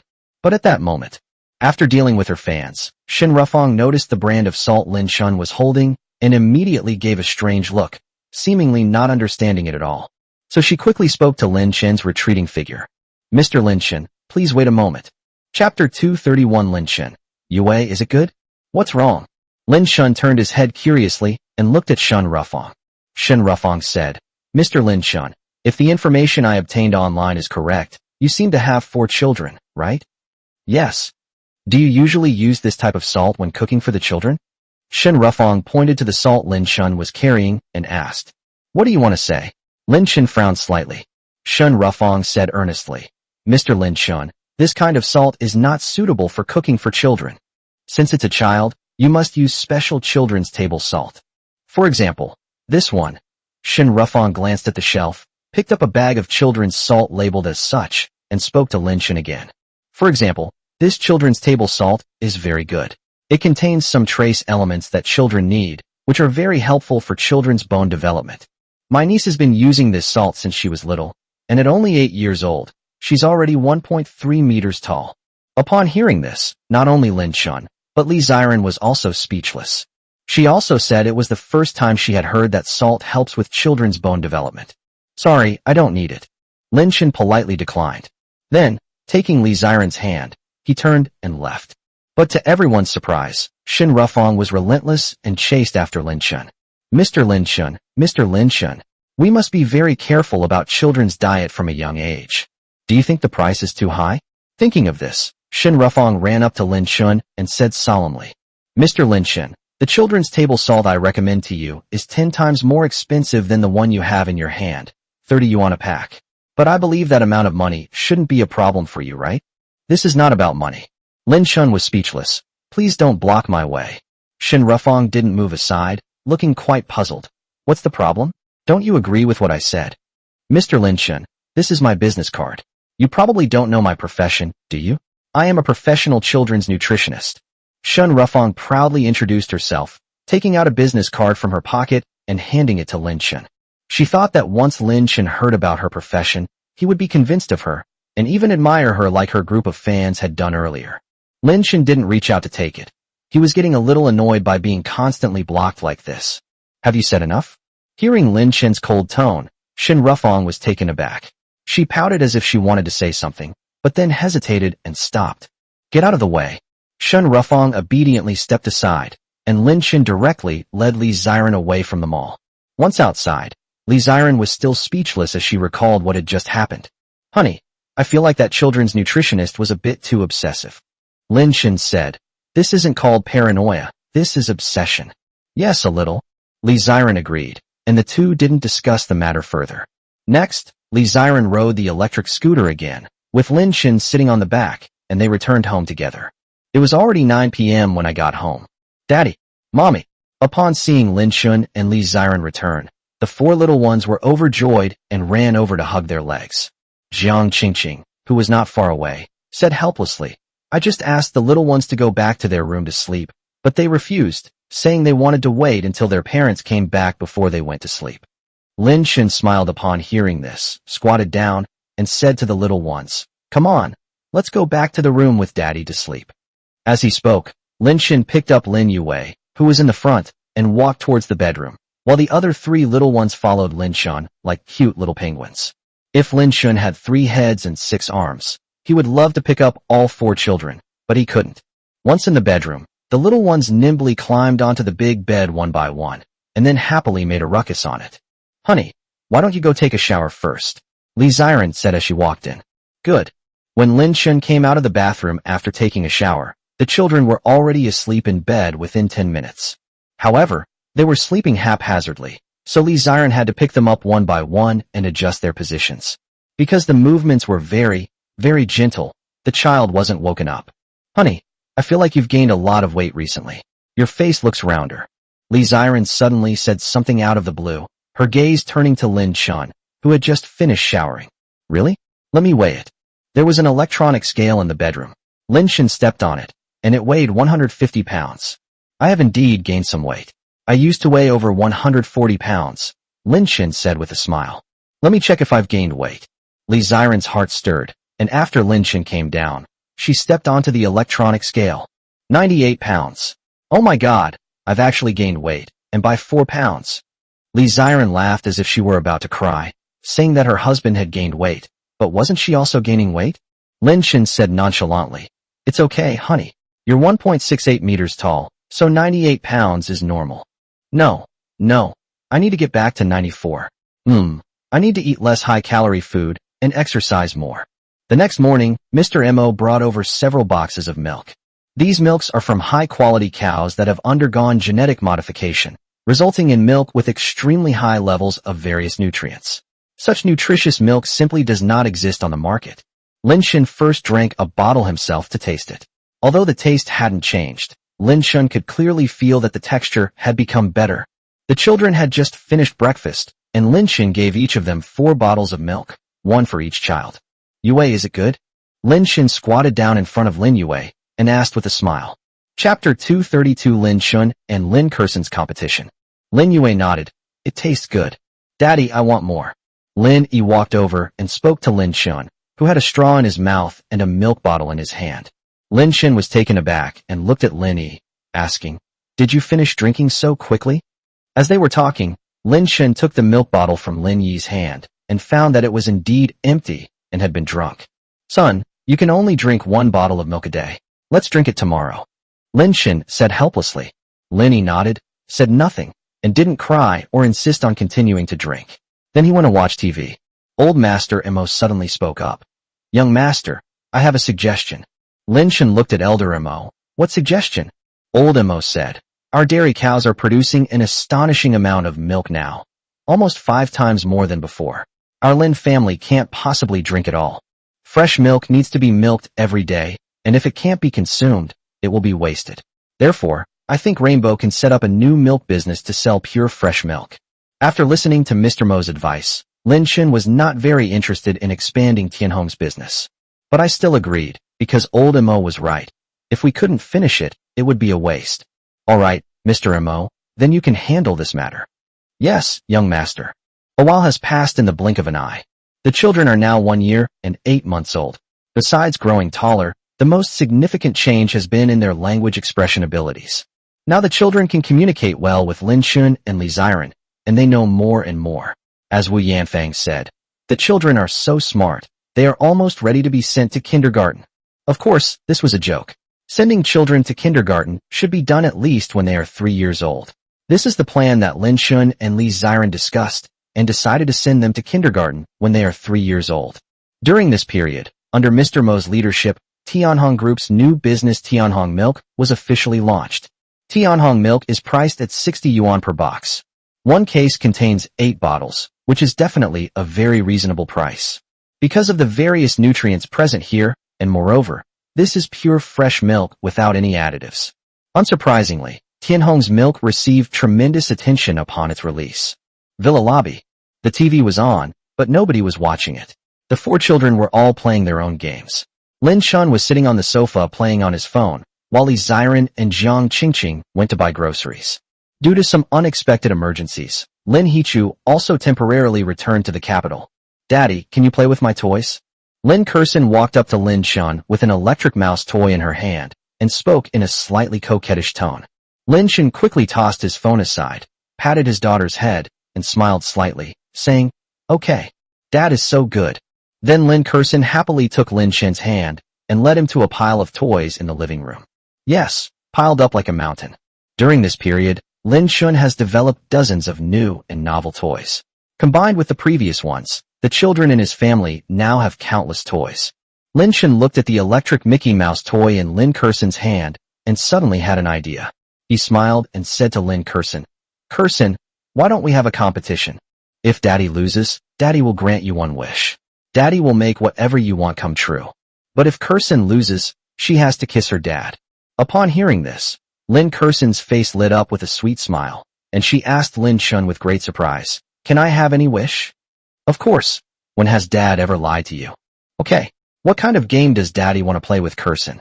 Lin Kurson blinked her bright, curious eyes, unaware that she had already fallen into Lin Shun's trap. Lin Shun laughed and said, "How about we have a competition to see whose toy runs faster? Just pick any toy, or even the electric Mickey Mouse you have will do." Upon hearing this, Lin Kurson gave Lin Shun a shrewd look and said, "I'm not going to compare a mouse to Dad." After saying that, Lin Kurson looked at the pile of toys, and her eyes lit up. She picked out an electric rabbit from the pile of toys. Rabbits run very fast, Lin Kurson knew that, and when the little one finished choosing this toy, Lin Shun picked a race car without hesitation. Looking at the race car in her father's hand, Lin Kurson had a vague feeling that something was not quite right. But she couldn't quite put her finger on what was wrong. "Kurson, let's stand here together. Let's put our toys down together, and then Dad will count down from 3, 2, 1. Whoever's toys get to the door first wins." Lin Shun led Lin Kurson to a line, and the little one happily squatted down and turned on the electric rabbit. Seeing that Lin Shun was moving slowly, Lin Kurson urged impatiently, "Dad, hurry up." Okay, let's begin." Lin Shun started the race car, squatted down next to Lin Kurson, and then began to count down. 321. The race car and the electric bunny slid together toward the door. There was almost no comparison. Lin Shun's race car was completely outmatched, leaving Lin Kurson's car far behind and quickly arriving at the gate first. Lin Shun's lips curled into a sly smile. "Kurson, Daddy won. Quickly give Daddy a kiss." Although Lin Kurson felt that she had lost inexplicably, she still accepted her loss and gave Lin Shun a big kiss on the cheek. The system reward was triggered the next second. Ding! Play a game with your child. Reward: Skill, Master Mech Maker. Chapter 233. Lin Yue plays with toilet paper and gets lectured by Li Ziren. Mech Maker Master. A hint of excitement appeared on Lin Shun's face. As the name suggests, this skill gave Lin Shun the ability to develop super-powered mechs. Although Lin Shun already had experience in developing robots, mechs and robots are two completely different concepts. Mechs are far superior to robots in every aspect. More importantly, robots are independent entities, while mechs are for personal use. By summoning a mecha, Lin Shun can become like the superheroes in science fiction movies, possessing superhuman strength, scaling walls, and flying through the air, along with a variety of powerful and unique superhuman abilities. We definitely need to develop a mecha to play with. Lin Shun thought firmly. However, according to the information provided by the system, developing a mecha requires first collecting many special materials. These materials are extremely scarce, but for a large family like the Lin family, collecting them in a short period of time is not a difficult task. "Kurson, Daddy's going back to his room for a bit. I'll play with you again later, okay?" Lin Shun affectionately patted Lin Kurson's head and said softly. Lin Kurson obediently replied, "Okay." Back in the room, Lin Shun turned on his computer and began editing a blank document. He typed out the materials needed to develop the mecha, word by word. A dozen minutes later, Lin Shun edited a full 5 pages of document, tidied it up, and then sent it to old Mo via WeChat. "Mr. Mo, could you please collect the information in this document for me?" "Yes, young master." Old Mo replied to Lin Shun's message almost instantly. After glancing at the reply, Lin Shun shut down his computer and returned to the living room. At this moment, Li Ziren and Jiang Qingqing had already returned from grocery shopping. Lin Shun had just come out of the room when he saw his wife lecturing Lin Yue. "Yue, who told you to play with the toilet paper like that? Are you trying to drive your mother crazy?" Li Ziren watched as the white toilet paper was dragged from the bathroom to the living room, stretched for more than 10 meters by Lin Yue, and instantly felt terrible. Lin Shun was somewhat embarrassed, not expecting that Lin Yue would cause such a commotion after he had only been in the room for a short while. However, it's not a big problem. But Li Ziren was very angry because this wasn't the first time Lin Yue had messed with the toilet paper.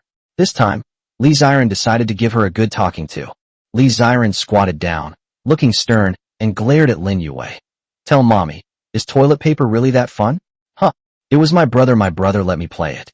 Faced with her mother's questioning, Lin Yue pouted, looking aggrieved, and said in a soft, sweet voice. Lin Yi, who was watching TV nearby, had a huge question mark popping into his head. "Mommy, it wasn't me, it was her." Lin Yi immediately became agitated and tried to explain to Li Ziren that he was not taking the blame for this. Li Ziren knew, of course, that it had nothing to do with her son. She glared at Lin Yue and said speechlessly, "So all the bad things you did were made by your brother, right? Do you know how angry your brother will be if he hears something like that? Why try to shirk responsibility for mistakes?" At this point, Li Ziren realized that she had been too fierce, but she had no choice but to maintain this posture. She knew that sometimes you can't be too gentle when disciplining children, otherwise they will repeat the same mistakes next time. Besides, this wasn't the first time Lin Yue had done this. Perhaps it was the first time she had seen her mother scold her like this. Lin Yue felt so wronged, her little mouth trembled, and tears welled up in her eyes. Just then, Lin Yue saw Lin Shun come out, and she ran towards him, sobbing. "Daddy!" Lin Yue ran to Lin Shun, opened her arms, and asked for comfort. Lin Shun was watching the show when he saw his youngest daughter running towards him seeking comfort, and he could only smile helplessly. "Yue, don't cry, it's okay. Don't play with toilet paper next time, okay?" The next moment, Lin Shun picked up Lin Yue and gently coaxed her. Not far away, Li Ziren saw Lin Shun, who was a doting father, gently coaxing Lin Yue without any temper. She couldn't help but roll her eyes at Lin Shun and said, "You just keep spoiling her." "Haha, it's nothing, honey, it's no big deal." Lin Shun carried Lin Yue to Li Ziren's side, then looked at Lin Yue and said, "Promise Daddy and Mommy you won't play with toilet paper next time, okay? Don't we have toys? Are the toys Dad makes not as fun as toilet paper rolls?" Seeing Lin Shun's gloomy look, Li Ziren, who was in a bad mood, burst out laughing. Just then, the cartoon Lin Yi was watching on TV ended, and a variety show was being broadcast. This variety show is called How Much Do You Know About Children's Diet? Husband, what's wrong? Look at the guest on this show. Isn't that the person we met at the mall last time? Li Ziren was watching TV when she said something unexpected. Lin Shun looked up and frowned, saying, "It really is her." The guest on this show is Shun Rufong, the children's nutritionist. We are honored to have Ms. Shun Rufong, a top-level pediatric nutritionist in China, with us today. If any audience members have questions about children's diets, please raise your hand and ask Ms. Shun. A female host smiled and began to speak. You could see a lot of audience members sitting below the stage, all of whom were housewives or stay-at-home mothers. "Teacher Shun, I have a question." One of the mothers quickly raised her hand and said this. Shun Rufong looked at the new mother and smiled slightly, saying, "Please speak." The mother stood up and said, "I'd like to know, do you know about the pure milk that Tianhong Group recently launched?" Upon hearing this, Li Ziren was taken aback, not expecting the topic to be related to her own company's products.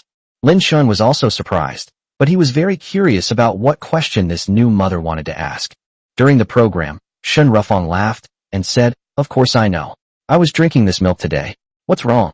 A mother asked, "I'd like to know if this milk is suitable for my child. My child is 4 years old this year. My child has always drunk children's milk, but I noticed that the Tianhong milk carton does not indicate that it is exclusively for children. It seems to be for adults. So I want to know, is Tianhong milk suitable for a 4-year-old child?" As soon as this question arose, the other mothers around immediately stirred up a buzz, because this was also the question they wanted to ask and understand. Is Tianhong milk suitable for children? Shun Rufong quickly gave her answer. It might not be suitable. After that, the mother who had asked the question asked curiously, "Why isn't it suitable, Miss Shun? Could you explain it to us in detail?" Chapter 234. Lin Shun has collected all the materials. "Sure," Shun Rufong said with a smile. "First of all, Tianhong milk is not positioned for children. As you said, it is not a milk exclusively for children. So it's not really suitable for children to drink, but of course, it won't do any harm if they do. It's just that compared to other children's milk, it doesn't provide as many nutrients for children. Moreover, Tianhong milk costs 60 yuan a box, which is incomparable to other well-known children's milk brands. It's clear that Tianhong milk is targeting the lower-tier market. To put it bluntly, wealthy families generally wouldn't choose this milk for their children. Shen Rufang's implication was quite clear. They almost had the words, "Only poor people give their children this milk," written all over their faces. "Teacher Shen, I understand. Thank you." The mother thanked Shen Rufang and then sat down. The program continued, and another mother asked Shen Rufang a question. "Honey, is this guy crazy? Rainbow milk isn't suitable for children? That's the funniest joke I've ever heard." Li Ziren was speechless. A children's nutritionist? With such limited knowledge and intelligence, how could she become a children's nutritionist? There is definitely something wrong with it. Lin Shun was equally speechless. Why did some bizarre things always happen every time Tianhong launched a new product? The show ended quickly, and Lin Shun didn't pay much attention to it. After all, that's how the world is. People can say whatever they want, and we can't control what they say. We can only do our best, and, when necessary, fight back. However, Lin Shun underestimated the power of this program. Unexpectedly, the next day, rainbow milk became a trending topic and was discussed by many netizens. So this milk isn't really suitable for children. I bought a case of children's milk at the supermarket yesterday. It cost over 150 yuan. If you want your child to drink good milk, you have to spend more money. Exactly. Rainbow milk is so cheap, it must not have any nutritional value. But Tianhong milk tastes really good. My child loves to drink it. Upstairs, I suggest you drink it yourself, not give it to your child. If you're going to give your child milk, buy a more expensive brand specifically for children. My son has been drinking milk that costs 20 yuan a bottle since he was a child. In short, when raising children, everyone must be willing to spend money so that their children don't lose at the starting line. Upstairs, your son drinks such good milk. Is he already 1.8 meters tall? No, he's over 1.6 meters tall, but he's only 25. He can still grow taller. In short, the mothers and aunties online are discussing it extensively. As a result of this news, sales of Tianhong milk also began to decline. Of course, the drop wasn't too big. After all, the facts speak for themselves. While there are many mindless people online, most people in reality are normal and have normal thinking. On this day, Lin Shin went outside because Elder Mo encountered some problems while acquiring materials to manufacture mechs. In order to purchase the highest quality parts and materials, Lin Shun made a special trip outside with old Master Mo. However, upon his return, Lin Shun was immediately apprehended by a group of paparazzi. Mr. Lin Shun, can you give a direct response to the online criticisms of Tianhong milk? In your opinion, is this milk suitable for children? Mr. Lin Shun, is what Ms. Shun Rufang said true? Is Tianhong milk targeting the lower-tier market? A group of reporters surrounded Lin Shun, and seeing this, the Lin family guards tried to drive the reporters away. But Lin Shun spoke up. Since that's the case, let's take this opportunity to explain it to the outside world. Lin Shun spoke calmly into a female reporter's microphone. First of all, I do not agree with what Ms. Shun said. Tianhong milk does not explicitly state that it is a children's product, but in fact it is suitable for all ages, and children can drink it too. My own child drinks this milk. Secondly, Tianhong milk is indeed cheaper than other children's milk, but that doesn't mean it's less nutritious. Anyone interested can get a nutritional analysis done to see if I'm just making excuses. Finally, I would like to say that I know every parent wants to give their child the best and is willing to spend money on them, believing that the most expensive is always the best. Whenever it comes to anything related to their child, they buy the most expensive thing possible. Many unscrupulous businesses have taken advantage of this mentality of parents, causing many parents to pay an intelligence tax for nothing. That's right, there may be reasons and advantages to high prices, but lower prices are not necessarily garbage. I hope that parents can open their eyes and make reasonable choices about what to buy for their children based on their actual income, instead of blindly following the crowd and buying things without thinking just because others say they are good. Lin Shin said a lot in one breath. All the reporters who heard this were stunned, their eyes filled with admiration. He truly deserves to be called a stay-at-home dad. Mr. Lin Shun, I think you're right. Well said. Mr. Lin Shun, thank you for accepting our interview. Next, Lin Shun returned home. His comments on the incident were published online by reporters, causing a great stir online. Lin Shun's words resonated with many parents. They paid a lot of money for nothing by raising children because of their ignorance. Along with Lin Chen's remarks, a nutritional information table of Tianhong milk also became a trending topic. My goodness, 300 milliliters of milk contains 20 grams of protein alone. This is so nutritious. What kind of dairy does it come from? A carton of such nutritious pure milk is only 60 yuan. It truly deserves to be called the most conscientious enterprise in Shanghai. Thumbs up for Tianhong Group.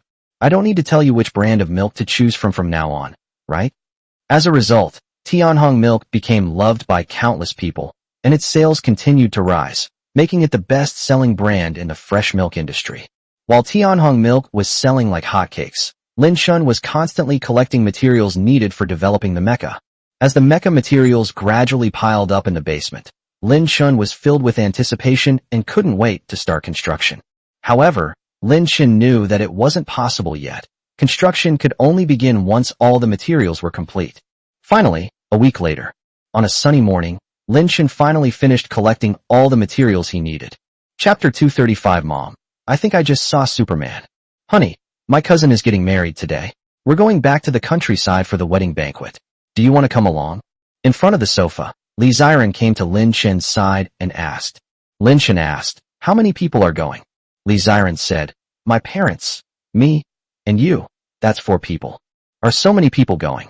Lin Chen shook his head and said, why don't you go with your parents? I'll stay home and take care of the kids.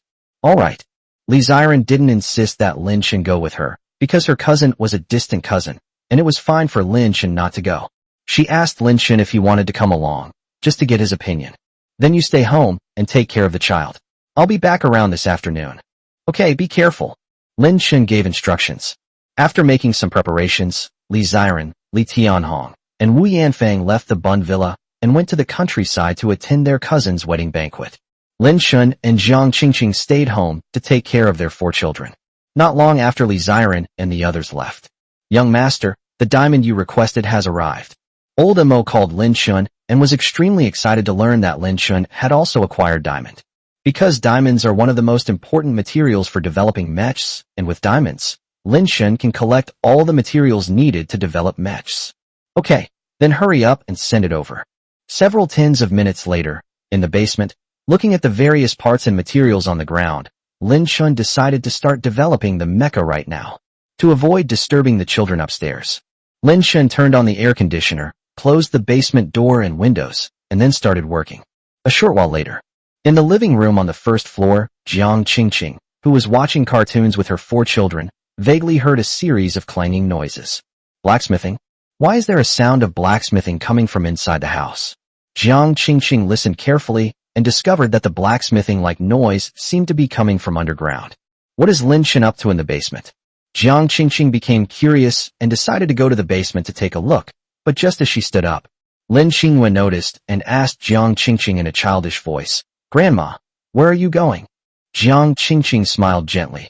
Grandma is going to the basement to see what Dad is doing. Qingyue, do you want to go too? Before Lin Xingyue could nod, the other 3 children eagerly spoke up. Grandma, I want to go too. Jiang Qingqing was slightly taken aback, then smiled and said, all right, let's all go and take a look. The little ones were overjoyed. Jiang Qingqing didn't turn off the TV and took the 4 little ones to the basement of the villa. Finding the door closed, Jiang Qingqing had no choice but to knock and call out, Xiao Chun, Xiao Chun, Daddy Daddy. Lin Kerson put her learning to good use, banging on the door with her little hands while shouting in a clear voice. Inside, Lin Shun, who was forging diamonds, was taken aback upon hearing this. He then put down his tools, walked over, and opened the door. As soon as the door opened, what came into view was my mother, Jiang Qingqing, and 4 fair and lovely little faces. Mom, why did you bring the child with you? They wanted to come along. By the way, what are you doing? Are you forging iron? I could hear the noise from up here. As Jiang Qingqing spoke, she looked inside and noticed that the ground was covered with all sorts of metals and parts. Wow, so you really are a blacksmith. Lin Shen smiled awkwardly, finding the word blacksmithing rather comical. Daddy, what are you doing? Lin Yue looked up at Lin Shan, who wiped his hands on his pants and then picked her up.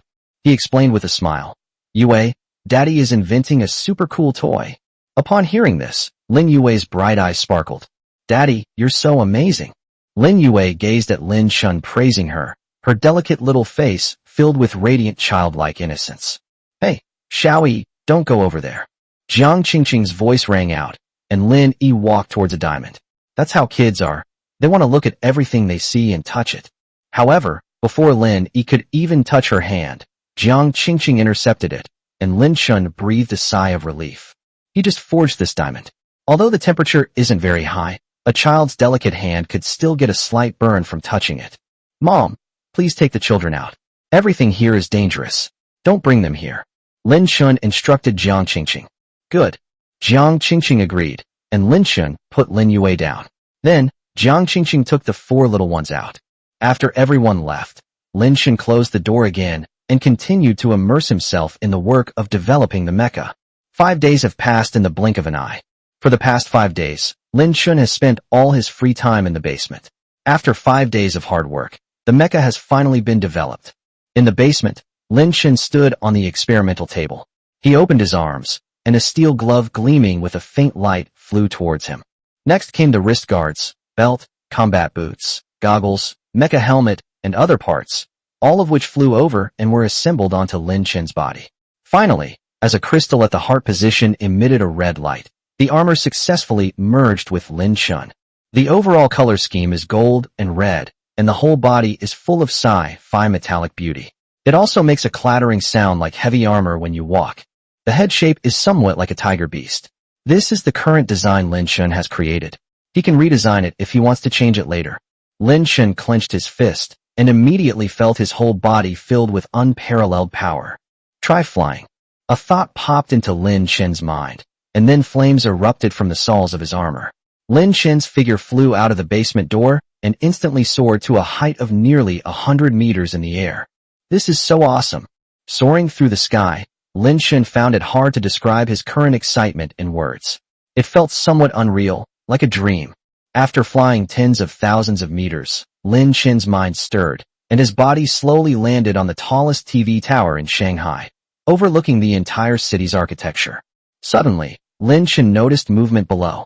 The mecha granted Lin Shun incredible sensitivity, perception, and eyesight. He could detect even the slightest movement of an ant below him. Someone's robbing us. On a bustling street, a woman in her 70s collapsed to the ground, simply because a man had just stolen her wallet. How outrageous. They even steal money from the elderly. Quick, everyone grab him. Don't let him get away. Let's all catch the robber. Immediately, several kind-hearted passers-by chased after the robbers ahead. Unfortunately, the robbers not only ran fast, but they also had other accomplices. Ha ha ha, you think you can catch me? The robber was a young man wearing a baseball cap, who looked to be around 30 years old and still quite young. He simply stepped over the road guardrail, where a van with its door open had been waiting for him. The robber then happily jumped into the passenger seat of the van. Quick drive. After the robber plopped down, he hurriedly urged him on. Without saying a word, the accomplice stepped on the gas and watched as the robber got into the car and drove away. The kind passers-by were furious. But just then, a figure descended from the sky. Lin Shun landed in front of the van, and just as the van was about to hit him, he stretched out his hands and gently clapped them together. The van's hood was deeply dented, while the rear end was raised up. Holy crap! The robber and his companion inside the car were slammed against the car window, their eyes practically popping out. Many passers-by who witnessed this scene were also dumbfounded. My God! What is that? Superman! Ignoring the shocked passers-by, Lin Shun released his grip, and with a roar, the van came to a stop. Wallet! Lin Shun stared at the trembling robber inside the car and uttered 2 words calmly. Here for you. The robber quickly got out of the car. Looking at the steel Superman in front of him, his perception was completely overturned. After tremblingly handing the wallet to Lin Shun, he fell to the ground in fright. After getting the wallet, Lin Shun unleashed another burst of energy from his feet and instantly flew to the old lady. Grandma, here you go. Lin Shun spoke, not in a metallic tone, but in his own voice. The old lady was a little confused and didn't know what to say for a moment. Thanks. The old lady was moved to tears. Although there wasn't much money in her wallet, it was still several thousand yuan, which she had earned by collecting recyclables for several months. Lin Shun nodded, then flames erupted from his feet, and his body flew into the air, disappearing in the blink of an eye, leaving a group of passers-by stunned. Mom, I think I just saw Superman. On the street, a cute-looking little boy was licking a lollipop and happily talking to his mother. Silly child, there is no Superman in this world. You must be seeing things. The woman touched the child's head, but just as she raised her own head, she suddenly let out a scream. A billboard suddenly fell off and crashed down on her. Bang! The next second, the woman thought she was doomed. Being hit by such a huge billboard, she was sure she would be crippled even if she didn't die. But the woman found herself unharmed. When she opened her eyes, her pupils constricted and her mouth gaped open. A figure blocked her way, shielding her from the billboard. Are you all right? Lin Shen asked a question while pushing the billboard to the ground. No, I'm fine, thank you. The woman protected the child, her face filled with gratitude. Wow, it's Superman. The child was incredibly excited upon seeing Lin Shen's appearance, jumping and skipping around. Mom, did you see that? There really are superheroes in this world. Lin Shen gave an awkward smile and immediately took off. He had only saved the mother and child on the way and did not want to have any entanglements with them. The woman stared in disbelief as Lin Shen flew away. She patted her cheeks, wondering if she was really not dreaming. Back home, Lin Shen flew back to the basement. At this time, Li Ziren and the others were still in the villa, so they didn't know that Lin Shen had returned. In the basement, the various parts of the mecha automatically detached from Lin Shen's body and finally converged in an energy shield, just like a piece of clothing being hung inside. Then Lin Shen ignored it and went to the living room on the first floor of the villa. Chapter 236. Lin Shen, Dad taught you what to do after using the toilet. When Li Ziren saw her husband come home, she was preparing to cook and thought Lin Shen had just finished working in the basement. Lin Shen left and returned without anyone noticing, dressed in his mecha, and she was completely unaware. Honey, what would you like to eat for lunch? Li Ziren asked Lin Shen, holding a plate of shelled edamame. On a whim, Lin Shen asked, I want to eat chicken hot pot. Do you know how to make it? They've been married for almost 2 years, and Lin Shen has eaten many dishes cooked by Li Ziren, but he hasn't had chicken hot pot yet. Li Ziren smiled and said, although I've never made it before, I can give it a try. Anyway, I have all the ingredients for making chicken pot. Okay, then I'll wait for your chicken hot pot. As he spoke, Lin Shen walked towards the bathroom next to the kitchen, intending to use the toilet. But as soon as I went in, I saw this little guy, Lin Kersen. Daddy, Lin Kersen called out sweetly. She had just finished using the toilet. Thanks to the tireless teaching of Lin Chun and the others, the little ones could now go to the bathroom by themselves. Uh-huh, Lin Shen responded, and Lin Kersen was eager to run out to watch cartoons, but she was stopped by Lin Shen the next second. Kersen. Lin Shen caught the little one and pulled her aside, asking, Daddy taught you before. What do you do after you use the toilet? Lin Kersen answered quickly, wash your hands. Lin Shen smiled and asked, has Kersen washed her hands after using the restroom? Hearing this, Lin Kersen stuck out her tongue and smiled shyly. Daddy, I'm going to wash now. So good. Seeing Lin Kersen turn around to wash her hands, Lin Shen also showed a satisfied smile. Children's habits must be cultivated from an early age, and frequent hand washing is beneficial for children. Since children often like to touch everything, their hands will have more bacteria, and frequent hand washing makes them less likely to get hand-foot-mouth disease. Daddy, I'm all clean now. As she spoke, Lin Kersen turned off the tap, a lesson Lin Shen had taught the children. Turn off the tap after running water.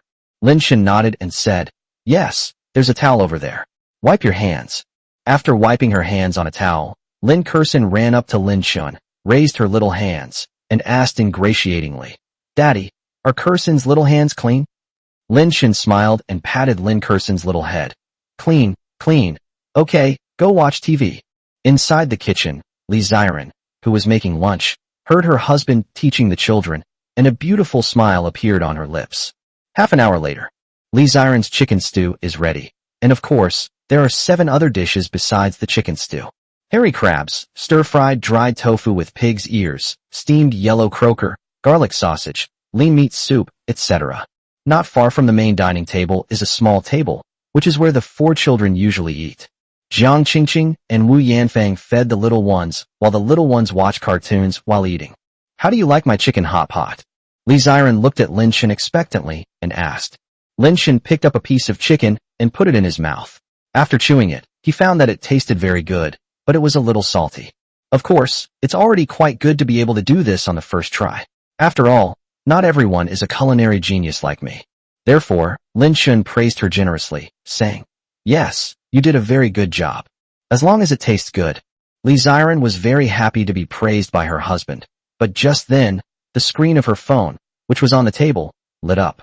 Li Ziren picked up her phone and saw it was a news push notification from her browser with the headline, "Armored heroes appear in China." Armored heroes? A hint of surprise flashed through Li Ziren's mind, and she curiously clicked on the news push to her browser. After watching for a while, an incredulous look appeared on Li Ziren's face. "What's wrong?" Noticing the change in Li Ziren's expression, Lin Shun, who was eating nearby, asked her a question. "Look at this news. A hero in armor has appeared in our Shanghai. Not only did he help an old lady get her wallet back and block an advertising billboard for an ant, but most importantly, he can actually fly." Li Ziren handed her phone to Lin Shun, looking shocked. Upon hearing this, Lin Shun's heart skipped a beat, and he had a bad feeling. Sure enough, when he took his wife's phone and looked at it, the picture in the news was indeed of himself. However, it's myself wearing a mecha. It really is the information age. Things are exposed so quickly. Lin Shun couldn't help but exclaim. "Do you believe this is real? It feels so unreal." Li Ziren had seen similar mechs before, but only in cartoons and science fiction movies when she was a child. "Why don't you believe me?" "I do." Lin Shun smiled faintly. Just as Lin Shun was about to tell Li Ziren the truth that this so-called mecha hero was himself, Lin Shun's phone suddenly rang. The call was from Lin Xianer, and Lin Shun quickly answered it. "Brother, save me." On the other end of the phone, Lin Xianer's words were abruptly cut off, and then it seemed as if the phone was thrown to the ground, ending the call with Lin Shun. Lin Shun's expression suddenly changed, realizing that something might have happened to his older sister. "What's wrong?" Li Ziren was taken aback and stared at Lin Shun as she asked. "It's nothing. I'm just going out for a bit." As he spoke, Lin Shun stood up. Although he was anxious, he did not show any signs of panic. Jiang Qingqing, who was feeding Lin Yi, asked, "What's wrong, Xiao Chun? Where are you going?" Lin Shun didn't want his family to worry, so he didn't tell them the truth and instead said, "My older sister asked me to go outside and pick her up." "Mom, Ziren, you two eat. I'll be back soon." Jiang Qingqing didn't suspect anything, but Li Ziren knew her husband too well and knew that things weren't as simple as Lin Shun had said. Li Ziren wanted to ask more, but Lin Shun had already left. She pouted, her face showing some worry. We entered the basement. Lin Shun couldn't wait to open his arms, and the various parts of the mecha inside the energy shield flew towards him. In the blink of an eye, Lin Shun was dressed in his mecha and flew out of the basement door, reaching a height of 100 meters in less than 3 seconds. Just as Lin Shinchi was heading to save Lin Xianer, a bombshell news story swept through the entire city of Shanghai. Miho Group's heiress kidnapped. The heiress of the Miho Group and her best friend are kidnapped while shopping. The heiress of the Miho Group and a beautiful colleague were kidnapped and taken to an abandoned, unfinished building. Meanwhile, within Miho Group, the listed group with the highest market value in Shanghai. "Mr. Yi, it's all my fault for not taking better care of him," an elderly man who looked like a butler said with great remorse, carefully following next to the boss, Yi Chengwang. Yi Chengwang said unhappily, "What's the use of blaming you now? The most important thing is to rescue Lingshan." "Yes, Mr. Yi is right.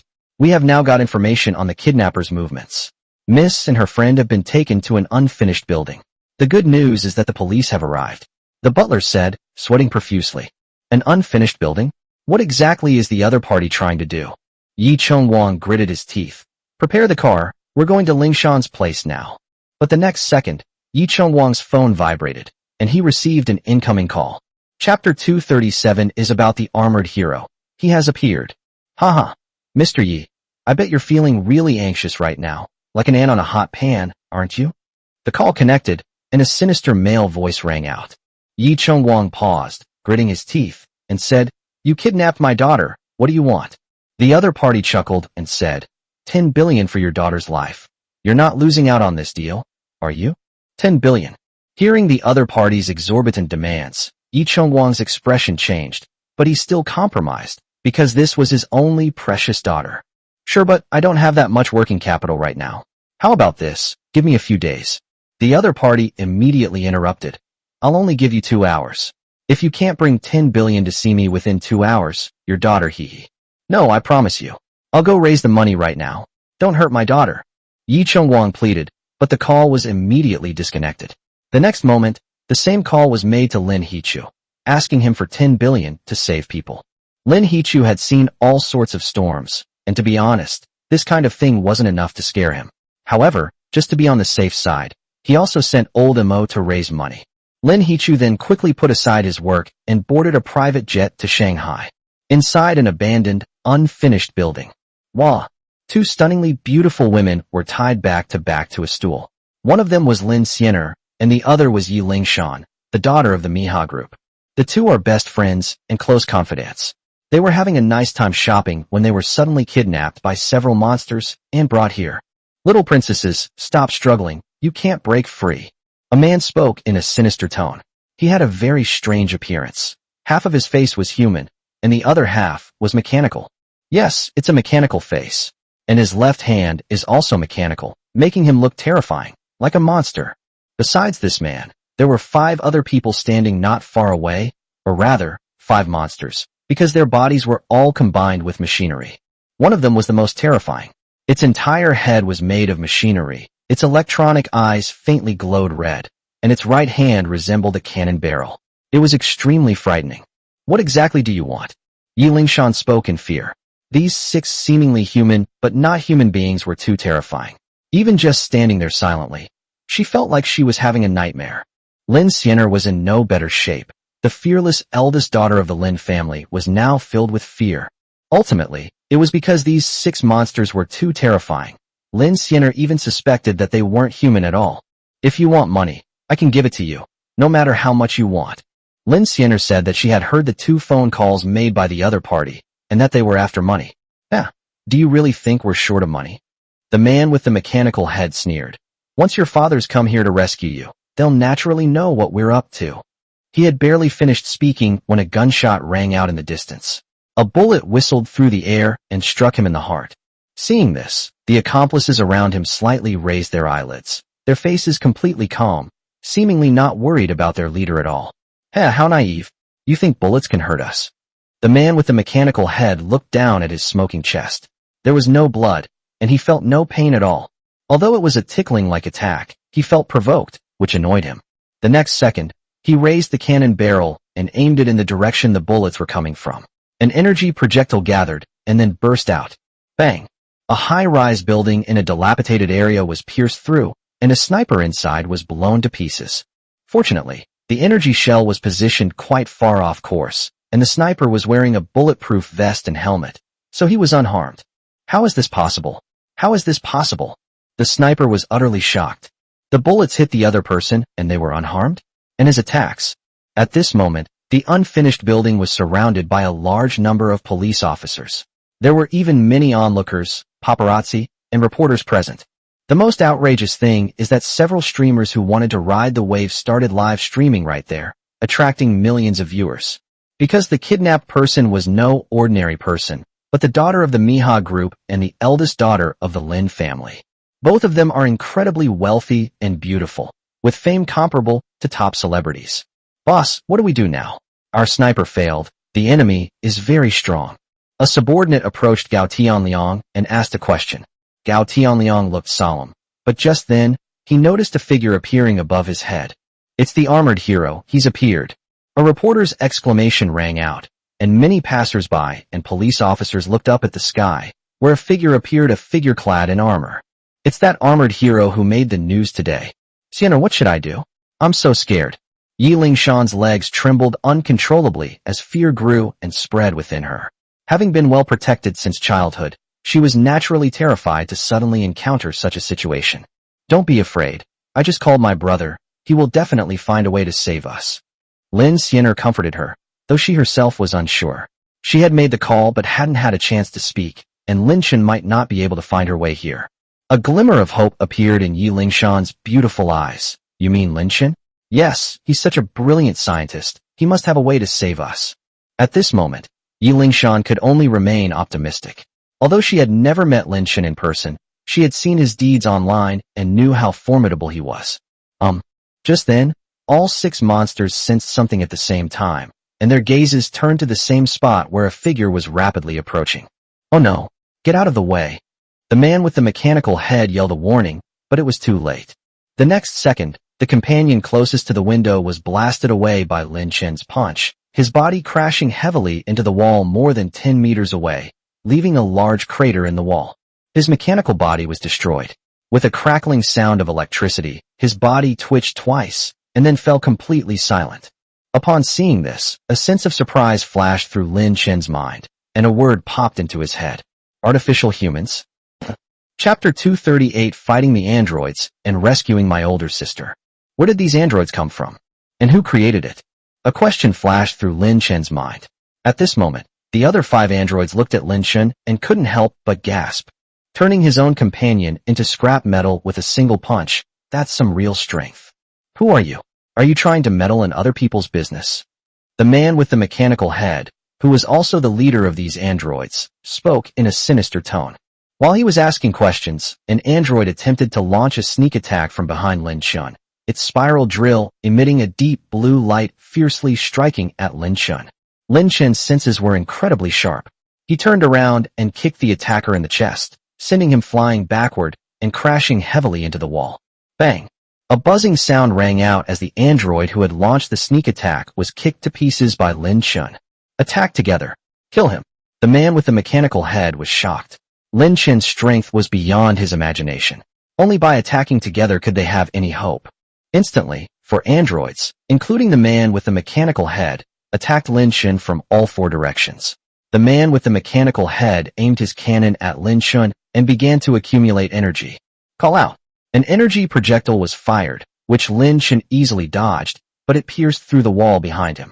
The loud noise and the falling gravel and cement startled the passers-by watching the show. What's going on? Are the mecha heroes fighting with the kidnappers inside? The walls were all smashed. The battle inside must have been incredibly fierce. I really want to go up and take a look. Go ahead. If you're not afraid of dying, you can go. Bang bang bang. In just a few seconds, Lin Chen took care of 3 more androids. This was Lin Chen's first time fighting in a mecha, even though he hadn't specifically focused on enhancing its strength when designing the mecha. But his strength is still terrifying. Lin Chen can unleash a force of 10,000 Jin with a single punch. These androids were only the lowest level. Lin Chen could take them down with a single punch, and even if they all attacked together, they would be no match for Lin Chen's mecha. How is this possible? Seeing the astonishing strength Lin Chen displayed, the man with the mechanical head was terrified, unable to believe that such terrifying personal power existed in the world. Who exactly is this person? And why are they getting involved in this matter? He didn't have time to think. At this moment, all his companions had lost their fighting ability, leaving only him. Lin Chen's gaze was fixed on him. Looks like we have no choice but to run away. A thought popped into his mind. The mechanical-haired man knew he was no match for Lin Chen, and with Lin Chen's presence, the plan couldn't proceed smoothly. The most important thing now was to run away. Call out. The mechanical-headed man used a grappling hook to grab Lin Xiener and Yi Lingshan. The hook retracted with lightning speed, and Lin Xiener and Yi Lingshan were successfully taken hostage. Lin Chen was startled, not expecting the other party to suddenly take his older sister and the others hostage. The next second, flames erupted from the steel feet of the mechanical-headed man, carrying the 2 of them away. Without hesitation, Lin Chen's mecha immediately unleashed its flames and chased after the opponent. They're out. They're out. Seeing the 2 figures flying out, the many onlookers and countless netizens in the live broadcast room were filled with excitement. Holy crap, this kidnapper can fly too? Am I seeing things? How come the kidnapper is half human and half machine? Can someone tell me if this is actually a science fiction movie? Is technology so advanced now that machines can be combined with humans? So exciting. So thrilling. It gave me goosebumps. Under the shocked gazes of many passers-by, Lin Chen quickly caught up with the man with the mechanical head and stood in front of him. Oh! Lin Xiener and Yi Lingshan screamed in terror as they were suspended in midair, at least 10 meters above the ground. If they fell, the consequences would be unimaginable. If you had stopped me, I would have killed them. The man with the mechanical head threatened coldly. He wasn't stupid. He knew Lin Chen's target was the 2 girls in his hands. Faced with the threat, Lin Chen did not back down. He immediately activated the mech's automatic bullet aiming. Immediately, 2 bullets shot out from the sides of Lin Chen's mecha. This is no ordinary bullet. Although it is about the size of a peanut, its power is astonishing. Ugh! 2 bullets struck his hand, causing the man with the mechanical head to scream in pain, while also releasing the 2 hostages he was holding. The next second, Lin Xianer and Yi Lingshan fell to the ground at the same time, causing the hearts of the onlookers below to clench tightly. Whoosh! Whoosh! Lin Chen fired 2 more bullets, knocking the mechanical-headed man down. Then, Lin Chen's figure flew towards the falling Lin Xianer and Yi Lingshan at the speed of light. When they were less than 5 meters from the ground, Lin Chen hugged Lin Xianer with his left arm and Yi Lingshan with his right arm. Then Lin Chen's body rose into the air again, successfully saving the 2 of them. The mechanical man fell to the ground, his body hissing and smoking. However, because Lin Chen did not kill him, he was still alive, but he had no strength to resist or attack, and he lay on the ground unable to move. Quickly, arrest him and take him back for investigation. Also, check upstairs and arrest all his accomplices. Gao Tianliang reacted quickly, immediately ordering the police officers to arrest the man with the mechanical head. The existence of such a monster warranted a thorough investigation. Were he saved? Great! The mech heroes have successfully defeated the kidnappers and rescued the 2 victims. Mech heroes are so powerful. They're cool and strong, but I wonder what they look like in real life. No matter what he looks like in real life, from now on, he is my idol, Zhou Long. He's also my idol. Many passersby and viewers in the live stream were filled with fervor and admiration for Lin Chen. Just as Gao Tianliang and his team had captured all the kidnappers and were about to withdraw their forces, a Rolls-Royce arrived at the scene, and a refined-looking man hurriedly got out of the car. "Officer, how is the situation now?" Yi Chongwang approached Gao Tianliang and asked nervously. Gao Tianliang recognized Yi Chongwang as the CEO of Miha Group and reassured him with a smile. "Your daughter is all right now because the mecha hero came to the rescue." "Very good." Yi Chongwang finally breathed a sigh of relief. He had just seen the news about the mecha hero that morning, and he didn't expect that he would show up again just now. Yi Chongwang glanced around and asked, "Where's my daughter? Where is she now?" Chapter 239 China's Superheroes, Guardians. In a deserted park, Lin Chen slowly landed, carrying Lin Xianer and Yi Lingshan. Huff huff. The 2 women were panting heavily, feeling like their hearts were about to jump out of their chests, and their faces were very pale. Thank you for saving us." Yi Lingshan looked at Lin Chen with a grateful expression. Although she didn't know Lin Chen's specific identity or appearance, or why he was wearing a mecha to save her and Lin Xianer. But if it weren't for this mysterious hero, the outcome for him and Xianer today would have been unpredictable. "You're welcome." Lin Chen spoke, and the incredibly familiar voice made Lin Xianer tremble. Her eyes widened as she scrutinized Lin Chen. Lin Chen stared at his older sister, and the next second, a thought occurred to him, and his mask automatically came off. His appearance and features immediately appeared before Lin Xianer and Yi Lingshan, leaving both women stunned.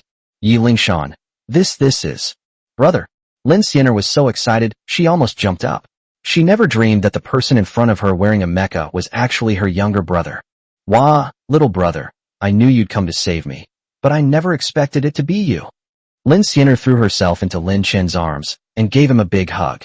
She was really about to cry her eyes out. Who could understand this feeling? Lin Chen felt a little embarrassed being hugged like that, and smiled, saying, "Well, you called me, that's why. Luckily you called me, otherwise I wouldn't have known you were in danger." "Xianer, is he your younger brother?" Yi Lingshan stared at Lin Chen, knowing that he was her best friend's younger brother and had seen his photos, but this was the first time she had met him in person. "I have to say he's much more handsome in person than in photos.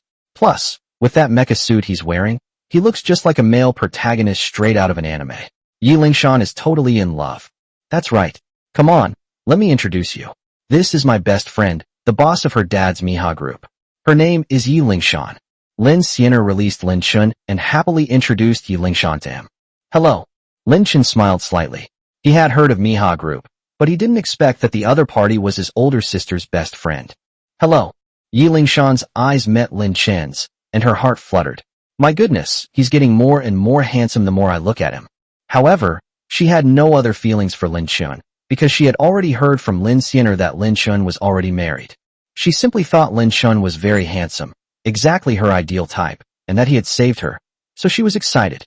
Next, Lin Chen and Lin Xianer returned to the Bund Villa, while Yi Lingshan was picked up by her father.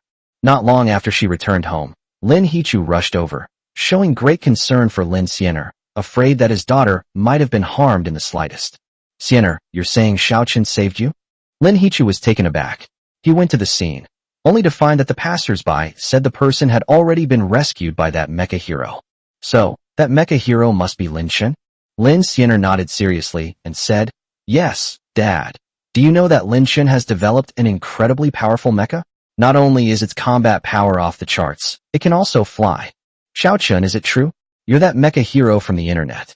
Lin Hichu asked excitedly, looking at Lin Shen beside him. Faced with his father's question and the puzzled looks from his family, Lin Shen nodded. "Yes, the mecha hero that was exposed online is me." Upon hearing this, the family members were both surprised and delighted, especially Li Ziren, who never expected that the hero adored by countless netizens was her husband. "Why didn't you tell me sooner?" Li Ziren rolled her eyes at Lin Shen and said. Lin Shen laughed and said, "I was going to tell you, but my sister just called. It's an emergency. Son, can I see your mecha for the first time?" Lin Hichu's mind stirred, and he asked Lin Shen in this way. Lin Shen smiled and said, "Of course, it can be done in the basement." Next, Lin Shen led Lin Hichu and the others, including the 4 children, to the basement. When they saw the mech inside the energy shield, everyone was so shocked they were speechless. This is just too cool. Especially Jiang Qingqing. When Lin Shen was developing this mecha and was forging iron in the basement, she brought the children to see it once. The ground was covered with parts and lumps of iron. I never expected that Lin Shen would assemble these lumps of iron into something so cool. Haha, great. Xiaochen, this is another groundbreaking invention. Lin Hichu patted Lin Shen on the shoulder and said with admiration. His son was truly outstanding. He was able to create such a groundbreaking mecha. His intelligence was beyond question. Li Ziren, Wu Yanfang and the others also couldn't take their eyes off it after just one glance. As if this mecha had a unique charm. "Daddy, you're so handsome."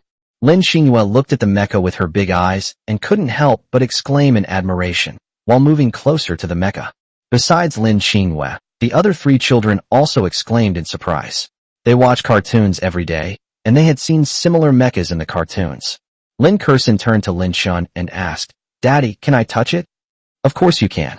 Lin Shen immediately picked up Lin Kursin, fulfilling his daughter's request. "I want one too. I want to touch it too." The other 3 children immediately lost their composure and excitedly spoke up. They explained that they couldn't reach it because they weren't tall enough. Upon hearing this, Li Ziren, Jiang Qingqing, and Lin Hichu each picked up the little ones and fulfilled their request. At this moment, Lin Shatter spoke up with a smile. "Brother, haven't you ever thought about making a mecha for the children too?" Lin Shen smiled wryly and said, "The children are too young to control mechs. We can consider it when they grow up." "Did you hear that? Grow up quickly, so you can have mechs too." Li Ziren smiled and said something to the children. The greatest wish of all parents is for their children to grow up healthy and strong. Lin Shen's life was peaceful for the next few days, but things were not so peaceful online. The video of Lin Shen saving his older sister and fighting against the android was uploaded to the internet, causing a sensation throughout China and sparking heated discussions among countless netizens. Multiple radio stations and media outlets reported this news daily. Words like helping others, punishing evil and promoting good, fighting violence and maintaining order in Shanghai became Lin Shen's labels. The only thing that disappointed netizens was that, because the mecha hero was so mysterious, no one knew the true identity and name of this mecha hero. It said that netizens have a lot of power. There's no information they can't uncover. However, after a week of online turmoil, no clues have been found regarding the true identity of the mecha heroes. Because its identity as a mecha hero is unknown, netizens have given it a special title based on its appearance, Emperor Tiger Warrior. China's superhero, guardian deity, Emperor Tiger Warrior. Chapter 240. My older sister wants to go to an escape room.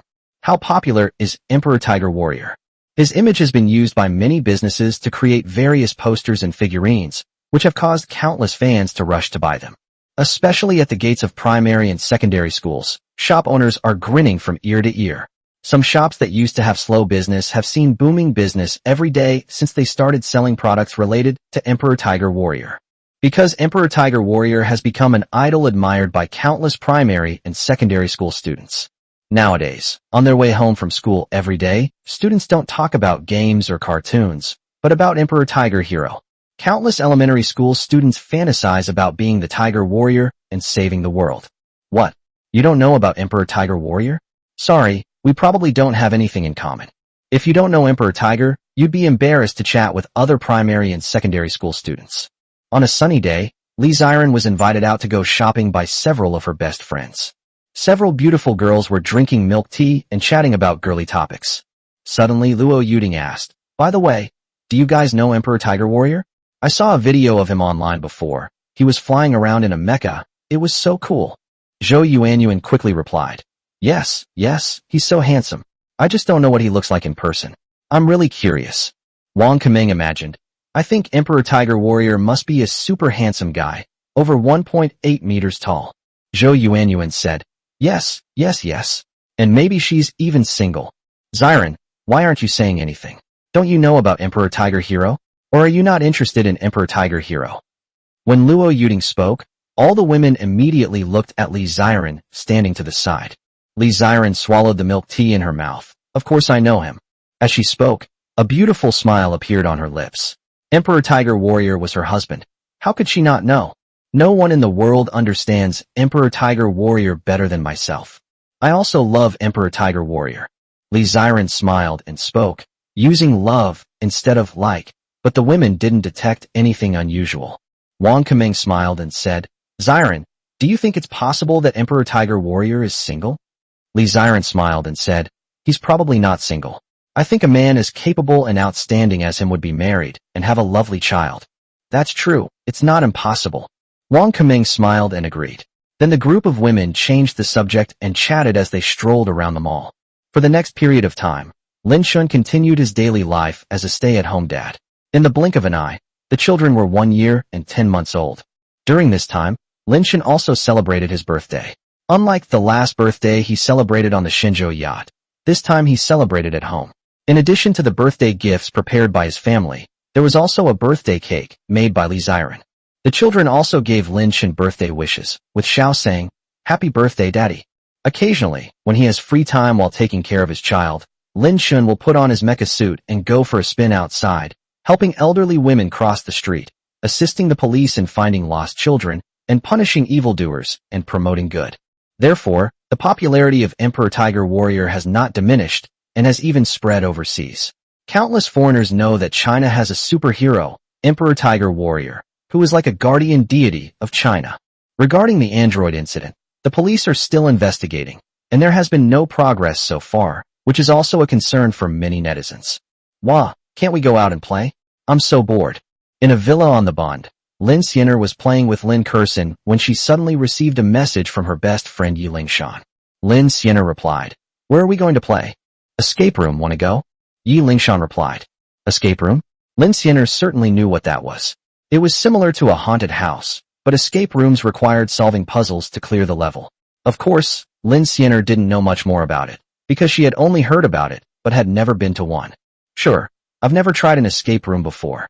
Lin Xianer agreed, then asked, How many people are on your side? Yi Lingshan replied, It's just me and my brother. Should we bring him along? Lin Xianer thought for a moment and said, Let's bring them along. I'll also invite my younger brother and sister-in-law, making a total of 5 people. We can go have some fun together. Yi Lingshan replied, Okay, then see you at 4:30. After the chat ended, Lin Xianer patted Lin Kursin's head and smiled. Kursin, you can eat here slowly. Auntie will be leaving for a bit. Lin Kursin held a chicken leg in her hand, her eyes fixed on the cartoon, and nodded obediently and cutely. Okay. Immediately, Lin Xianer got up and left, going upstairs to find Lin Chen. Hey bro, the weather's so nice. Want to go out and have some fun? I'm not going. Lin Chen was lying on the sofa watching a game live stream, not really wanting to go out and play. Lin Xianer. Suddenly struck by a thought, Lin Xianer went to Li Ziren's room. Li Ziren was tidying up the children's clothes in the room when Lin Xianer came in and asked, Ziren, do you want to go outside to play? It's so boring at home. Li Ziren understood that her older sister wanted to invite her to go out and have fun, so she thought for a moment and said, Let's go. Where to? Lin Xianer immediately said with delight, My friend said we should go play in the secret room. Oh, and you should also invite Lin Shun and ask him if he wants to go. An escape room? Li Ziren was taken aback and said, I've heard that's really scary. Are you sure you want to play this? Lin Xian'er laughed and said, "Since we've never played it before, let's give it a try." "Yes, that's fine." Lin Xian'er then helped Li Ziren tidy up her clothes, and Li Ziren left the room and came to the sofa in front of Lin Chun, who was watching the live stream. "Want to go play?" Lin Chun glanced at Lin Xian'er, who was smiling behind Li Ziren, and knew that this was his older sister's idea. "Where should we go to play?" Li Ziren smiled and said, "My sister said we're going to play an escape room game. Have you ever played an escape room game before?" Chapter 241. Li Ziren: "Husband, are you scared?" Lin Chun smiled and said, "No. If you want to go, I can go with you." Hearing this, Lin Xian'er revealed a sly yet helpless expression. "Sure enough, the key is still my sister-in-law to step in. Only my sister-in-law can get Lin Chun to do something." "Okay, let's go later and buy some things for the kids on the way back," Li Ziren said with a smile.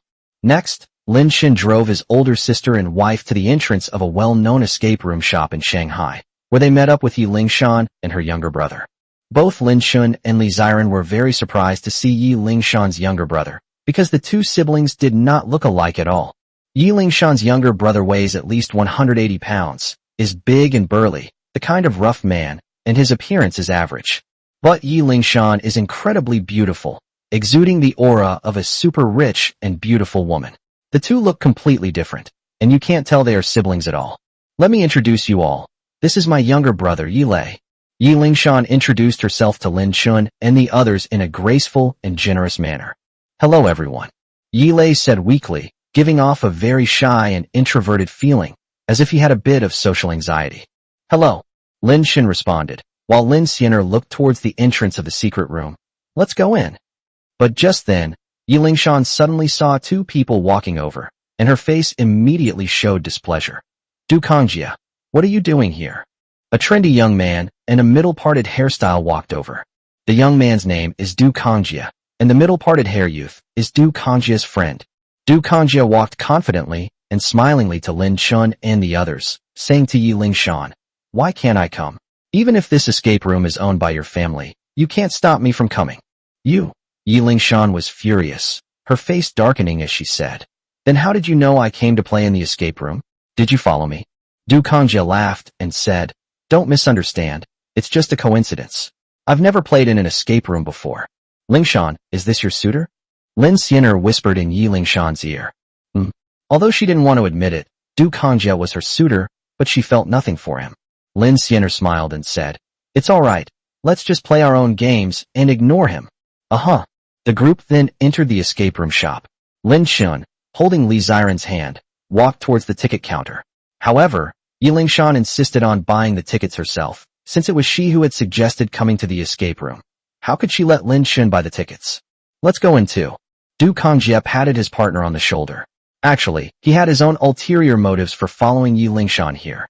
That is, most girls are very afraid of playing escape rooms, and will scream in fright. Especially when they are frightened by NPCs, they will panic and grab whatever they see. Du Kongjia couldn't help but imagine a scene.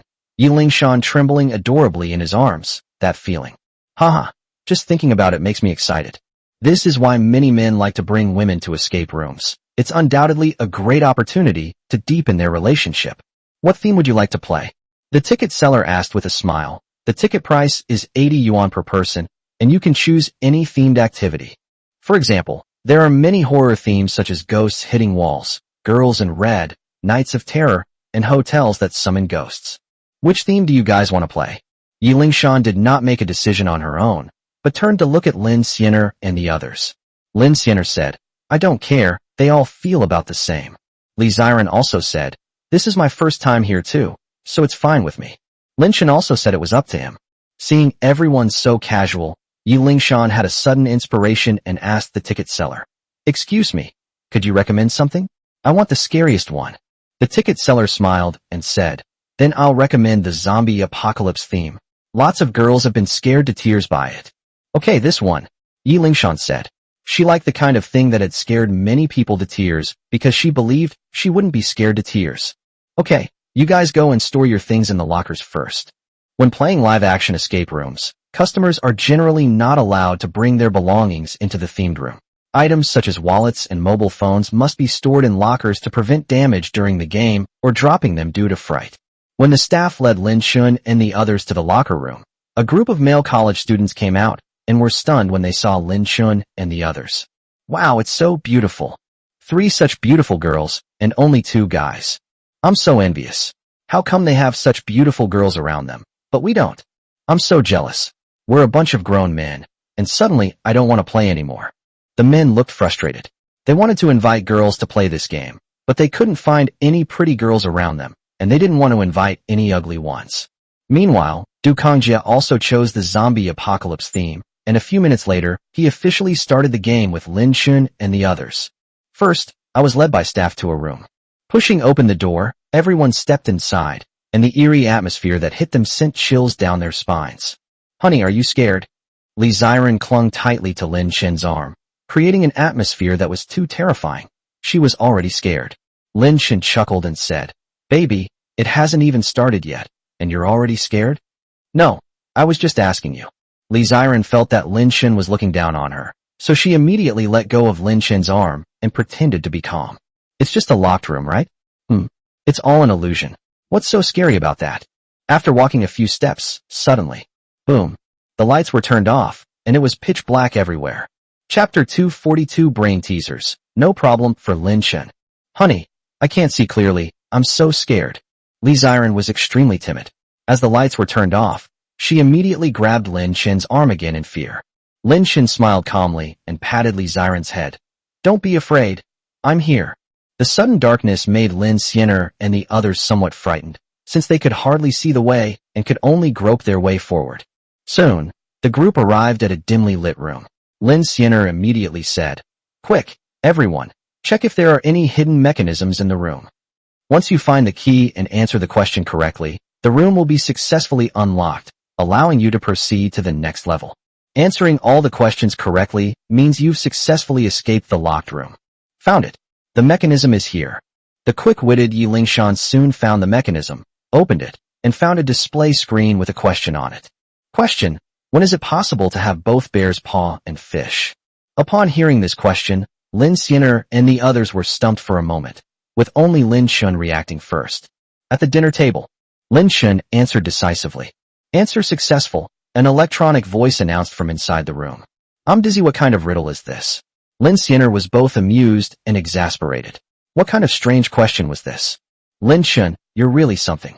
Yi Lingshan praised Lin Chun with an admiring look on her face, while Li Ziren thought to herself, Luckily, my husband is here, otherwise I would have been stuck at the first hurdle. Hey, there's a cabinet here.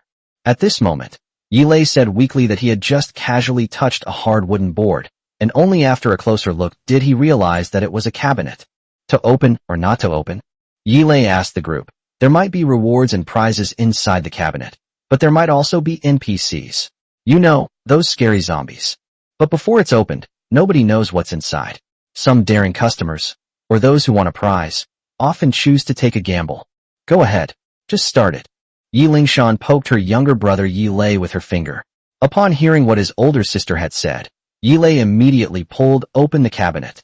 Upon opening the cabinet, they were shocked to find a terrifying, disheveled zombie inside. Instantly, Lin Xianer and Yi Lingshan were terrified. As the zombie jumped out, the women turned and fled. Yi Lingshan was the most outrageous. She didn't even look where she was going when she ran away. She turned around and bumped into Lin Chen's arms, making the unsuspecting Lin Chen stumble. Oops! Yi Lingshan pressed her face against Lin Chen's broad chest, and after regaining her senses, she quickly apologized to Lin Chen. I'm so sorry. I'm so sorry. Fine. Lin Chun was also a little embarrassed. After all, his wife was still standing there, but there was no time to think about it now. Run! Li Ziren grabbed Lin Chen's hand and immediately ran outside, clearly terrified. Outside the door, although it was pitch black, some things could still be seen.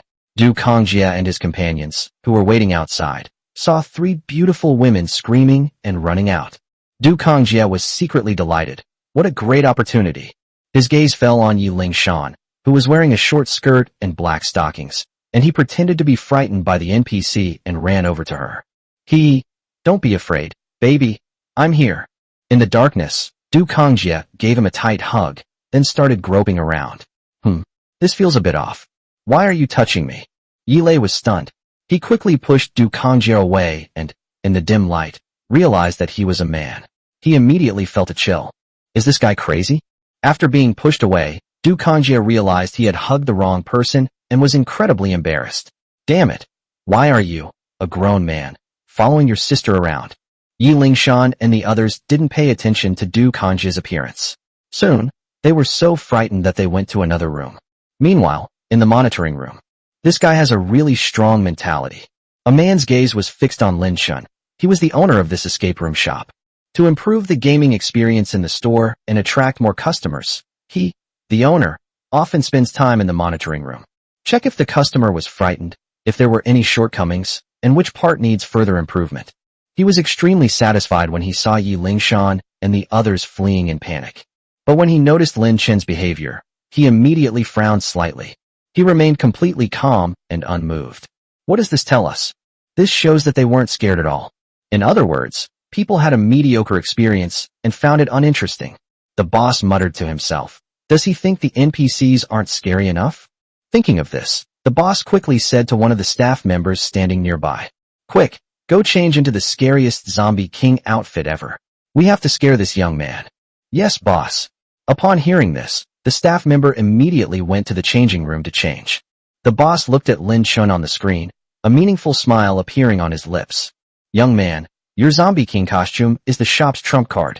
At that time, upon arriving at another secret room, Lin Chun and the others began to explore and search for the mechanism once again. I found it. This time, the cleverly Xiren found the mechanism. She gently pressed a certain spot, and a screen with a problem immediately appeared below.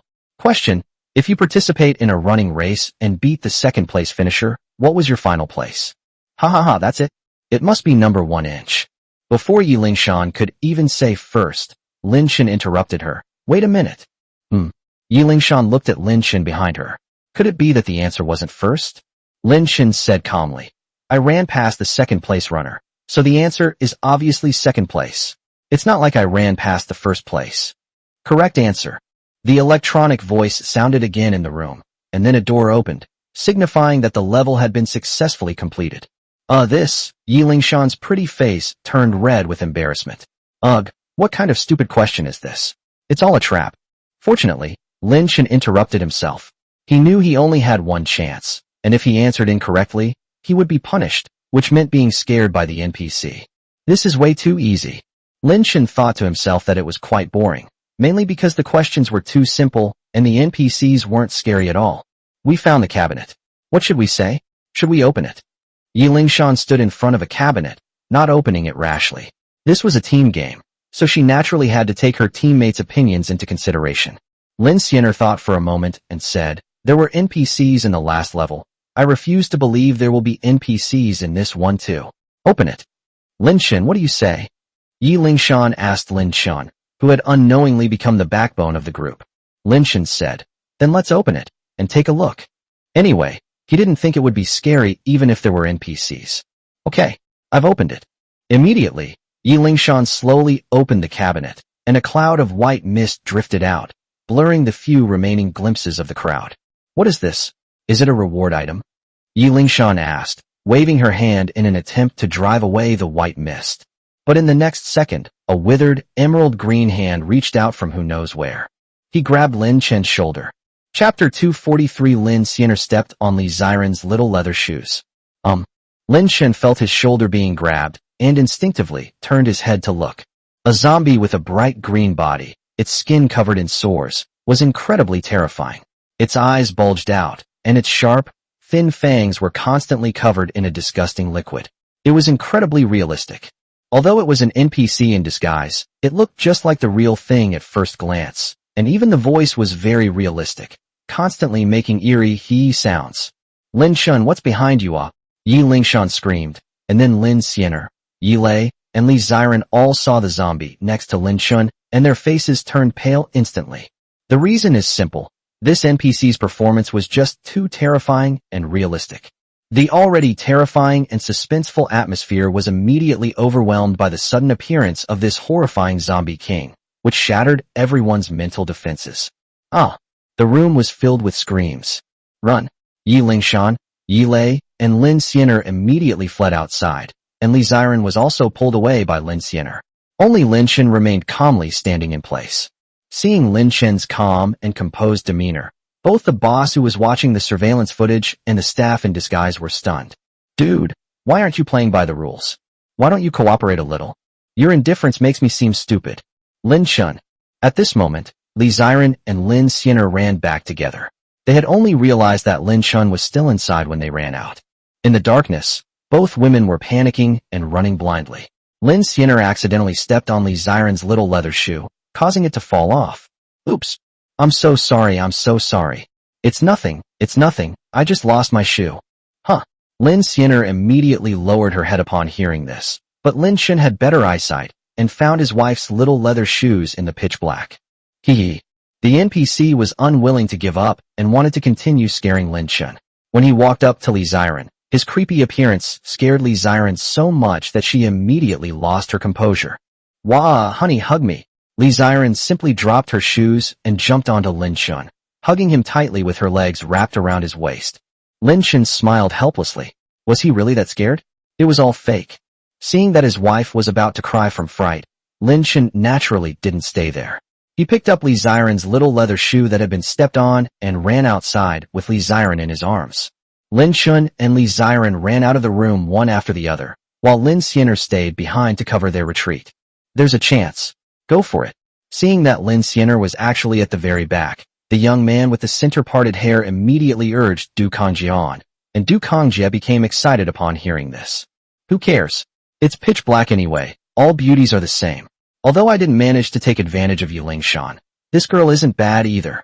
Just as Du Kangjia, full of wicked intentions, ran towards Lin Xiner intending to take advantage of her, a terrifying figure suddenly jumped out from the doorway.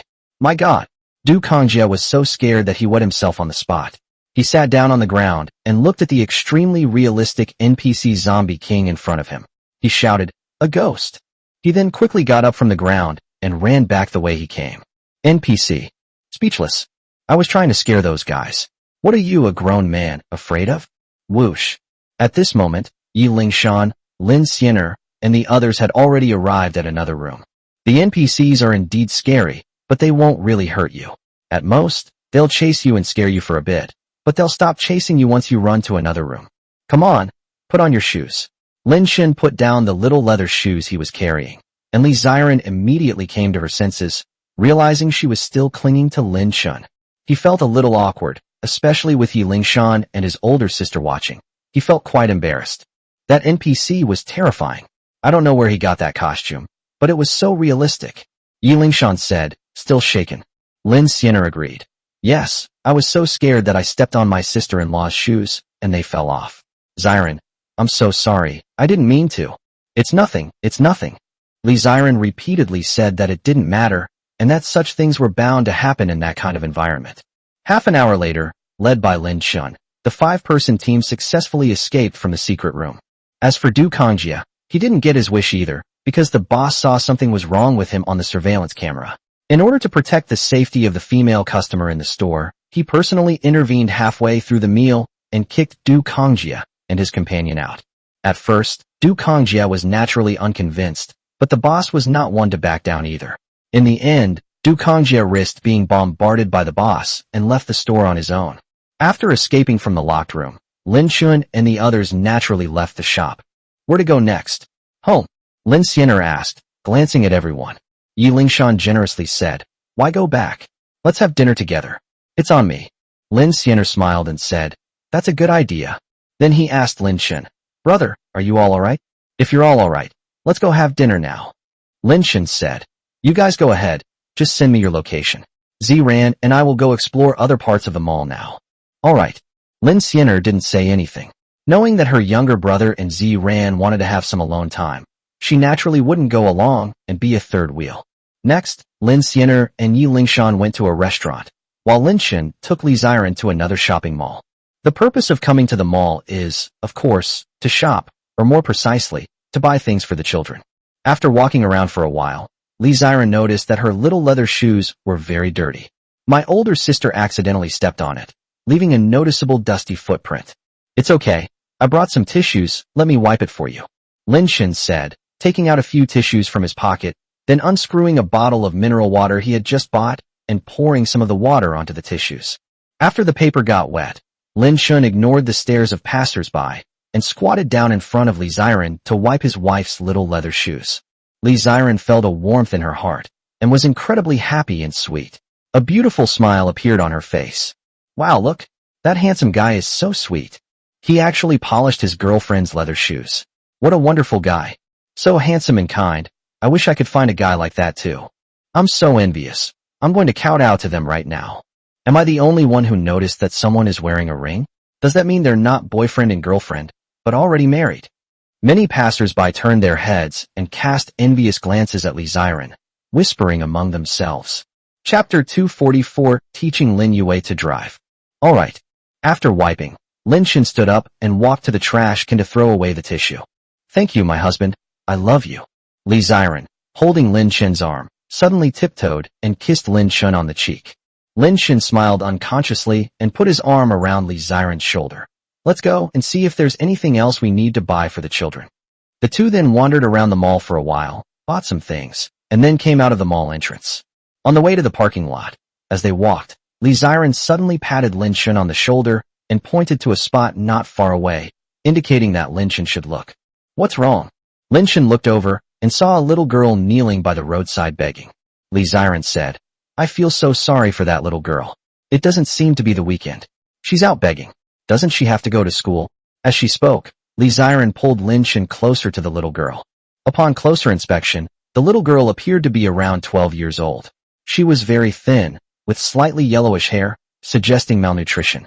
However, her oval face is very delicate, with bright eyes and white teeth, giving her a pure and ethereal feel. Undoubtedly, she will be a great beauty when she grows up. In front of the little girl was a piece of white paper with some words written on it, introducing her general situation. The situation is roughly that the parents divorced, the mother has a serious illness and needs surgery, and they are currently short 20,000 yuan. At this moment, some passers-by around were talking, and their words reached Lin Shun and Li Ziren's ears. Oh, what a pitiful little girl. Pity them. You've already paid off your loan. You should pity yourself first. Exactly. I've heard that all these beggars are using a scam. They might actually be richer than you. Sigh. I used to be a kind-hearted young man, until one day, I saw with my own eyes a lame beggar who could walk more nimbly than I could. Several passers-by whispered among themselves. One of the kind-hearted young men had originally intended to give some alms, but after hearing his companion's words, he silently gave up the idea. Honey, let's give her some money, Li Ziren said after thinking for a moment, looking at Lin Shun. Lin Shun naturally had no objection. Sure. Little sister, your mother still needs 20,000 yuan for surgery, right? Li Ziren squatted down, looked at the little girl, and asked softly. Yes, the little girl nodded slightly, her eyes meeting Li Ziren's, and a ripple of emotion appeared in them. What a beautiful older sister. Li Ziren smiled and said, I'm transferring 20,000 yuan to you. I hope your mother recovers soon. As she spoke, Li Ziren opened her phone and scanned the QR code. The little girl was flattered and incredulous. Okay, I forwarded it to you. It's very hot. You should go home early too, Li Ziren said with a slight smile. She gave away 20,000 yuan not because she was a saint or had an overflowing sense of compassion. For Li Ziren, 20,000 yuan is probably just 2 yuan in the eyes of an ordinary person, insignificant. Thank you. Thank you. The little girl suddenly felt a lump in her throat. This was the first time in her life that she had felt warmth from a stranger, and tears suddenly streamed down her face uncontrollably. Wow, she's a beautiful and rich woman. Upon seeing this, the young men around were immediately astonished. A beautiful and wealthy woman spending 20,000 yuan in one go. Honey, let's go. Li Ziren walked to Lin Shin's side, smiled, and took his hand again. The two then left together sweetly. The little girl stared at the two of them for a long time, as if she wanted to remember this kind couple forever. Li Ziren probably never imagined that her kind act would change some things that followed. After having dinner with Yi Lingshan outside, Lin Shun and Li Ziren returned home. Lin Xiener did not come back with them. She has her own manor in Shanghai. She would occasionally stay at her younger brother's house for a few days, but most of the time, Lin Xiener lived alone. It was already 7:30 p.m. when I got home. At that time, Jiang Qingqing was in the living room, teaching a few kids how to drive. Of course, it's a children's version of an electric car, but it's driven in a similar way to a larger car, with a steering wheel, acceleration, braking, and so on. Grandma, what's this button for? Lin Yue sat in the small electric car, her big eyes sparkling with curiosity, and asked Jiang Qingqing. Grandma doesn't know either. Jiang Qingqing broke out in a cold sweat. She didn't quite understand this either. Just then, Lin Shen walked over, so she asked him, Son, what's this button for? Lin Shen walked closer and took a look, then smiled and said, This is a horn. Press it. Jiang Qingqing pressed the button, and the car indeed honked, which Lin Yue found very novel. Lin Shen smiled and said, Mom, go and rest for a bit. I'll teach Yue how to open it. Jiang Qingqing nodded, and then Lin Shen knelt down in front of Lin Yue, who was sitting in the car. Daddy. Lin Yue looked at Lin Shen and called out in a childish voice, her face still showing a hint of shyness. Okay, Yue, come on, Daddy will teach you how to drive. Okay. Hearing Lin Shen's words, Lin Yue was overjoyed and revealed an incredibly bright and innocent smile. Come on, Yue, the first step in driving is to fasten your seatbelts. Lin Shen wanted to demonstrate how to fasten a seatbelt himself first, but Lin Yue excitedly interrupted, Daddy, I know how to do this. Then the little guy lowered his head, found one end of the seatbelt, pulled the other end with his little hand, and successfully fastened it to his little body. Lin Shen was quite surprised. Wow, you can fasten your own seatbelt? Grandpa taught me that last time, Lin Yue replied cutely. Upon hearing this, Lin Shen understood immediately, almost forgetting that the electric toy car was a gift from his father to the children. Last time, Lin Hichu used a cart as bait and successfully got Lin Yi to agree to sleep with his grandfather for one night. Although he wet the bed in the middle of the night, he was unable to spend the night with his beloved grandson. But Lin Hichu kept his promise and bought each of the children a children's electric car the next day. Moreover, it's a sports car series, very cool, and about the size of a go-kart, which kids love. Lin Shen continued to instruct. Okay, after you fasten your seatbelt, let's look at where your feet are. Afterwards, Lin Shen explained braking and acceleration to Lin Yue, and the little girl listened very attentively. 20 minutes later, under Lin Shen's patient guidance, Lin Yue also mastered the basics of driving this children's car. Although not particularly skilled, I have already developed the ability to drive. As Lin Yue learned the technique, the system's voice suddenly rang out. Ding! Teach your child to drive a children's electric car. Reward skill. Construction Master. Chapter 245 is Emperor Tiger Hero You? Master Builder? As the name suggests, this skill is related to construction, allowing Lin Shen to master all knowledge related to construction. Before constructing any building or entertainment venue, it is often necessary to hire a professional architect to plan and design it. This skill made Lin Shen a big shot in the field, and now he's tasked with designing an entertainment venue. Lin Shen can design it with his eyes closed, and he guarantees that it will be original, creative, and novel. Yue. At this moment, Li Ziren and Jiang Qingqing walked over and looked at Lin Yue sitting in the stroller. Li Ziren asked with a smile, Yue, how's it going? Is it open yet? Lin Shen came to his senses and smiled at Lin Yue, saying, Yue, quickly let Mom and Grandma see how much you've improved. Upon hearing this, the little guy immediately stepped on the children's car and sped up, driving around the huge villa twice, proudly showing off his driving skills to his mother and grandmother. Midway through, Jiang Qingqing also recorded a video of Lin Yue driving and posted it on Douyin. Yue, you're amazing. Li Ziren praised them, saying that for some reason, she felt that the children had really grown up and were driving so well. Jiang Qingqing said with a smile, That's great, Xiaochun. It seems we still need you to teach the kids. Upon hearing this, Lin Shen didn't say anything, but just smiled. Daddy's sleepy. At this moment, Lin Xingyue, who had finished watching the cartoon, walked towards Lin Shen. Lin Xingyue rubbed her eyes, looking somewhat listless, clearly sleepy. Lin Xingyue came up to Lin Shen and opened her arms, indicating that she wanted a hug. Lin Shen picked up Lin Xingyue and asked, Baby, do you want to sleep? Lin Xingyue gazed at him quietly, and Lin Shen felt a warmth in his heart. He couldn't help but kiss her. He said softly, Come on, Daddy will take you to bed. 11 p.m. Lin Shen and Li Ziren had just finished showering and were lying on the bed playing on their phones.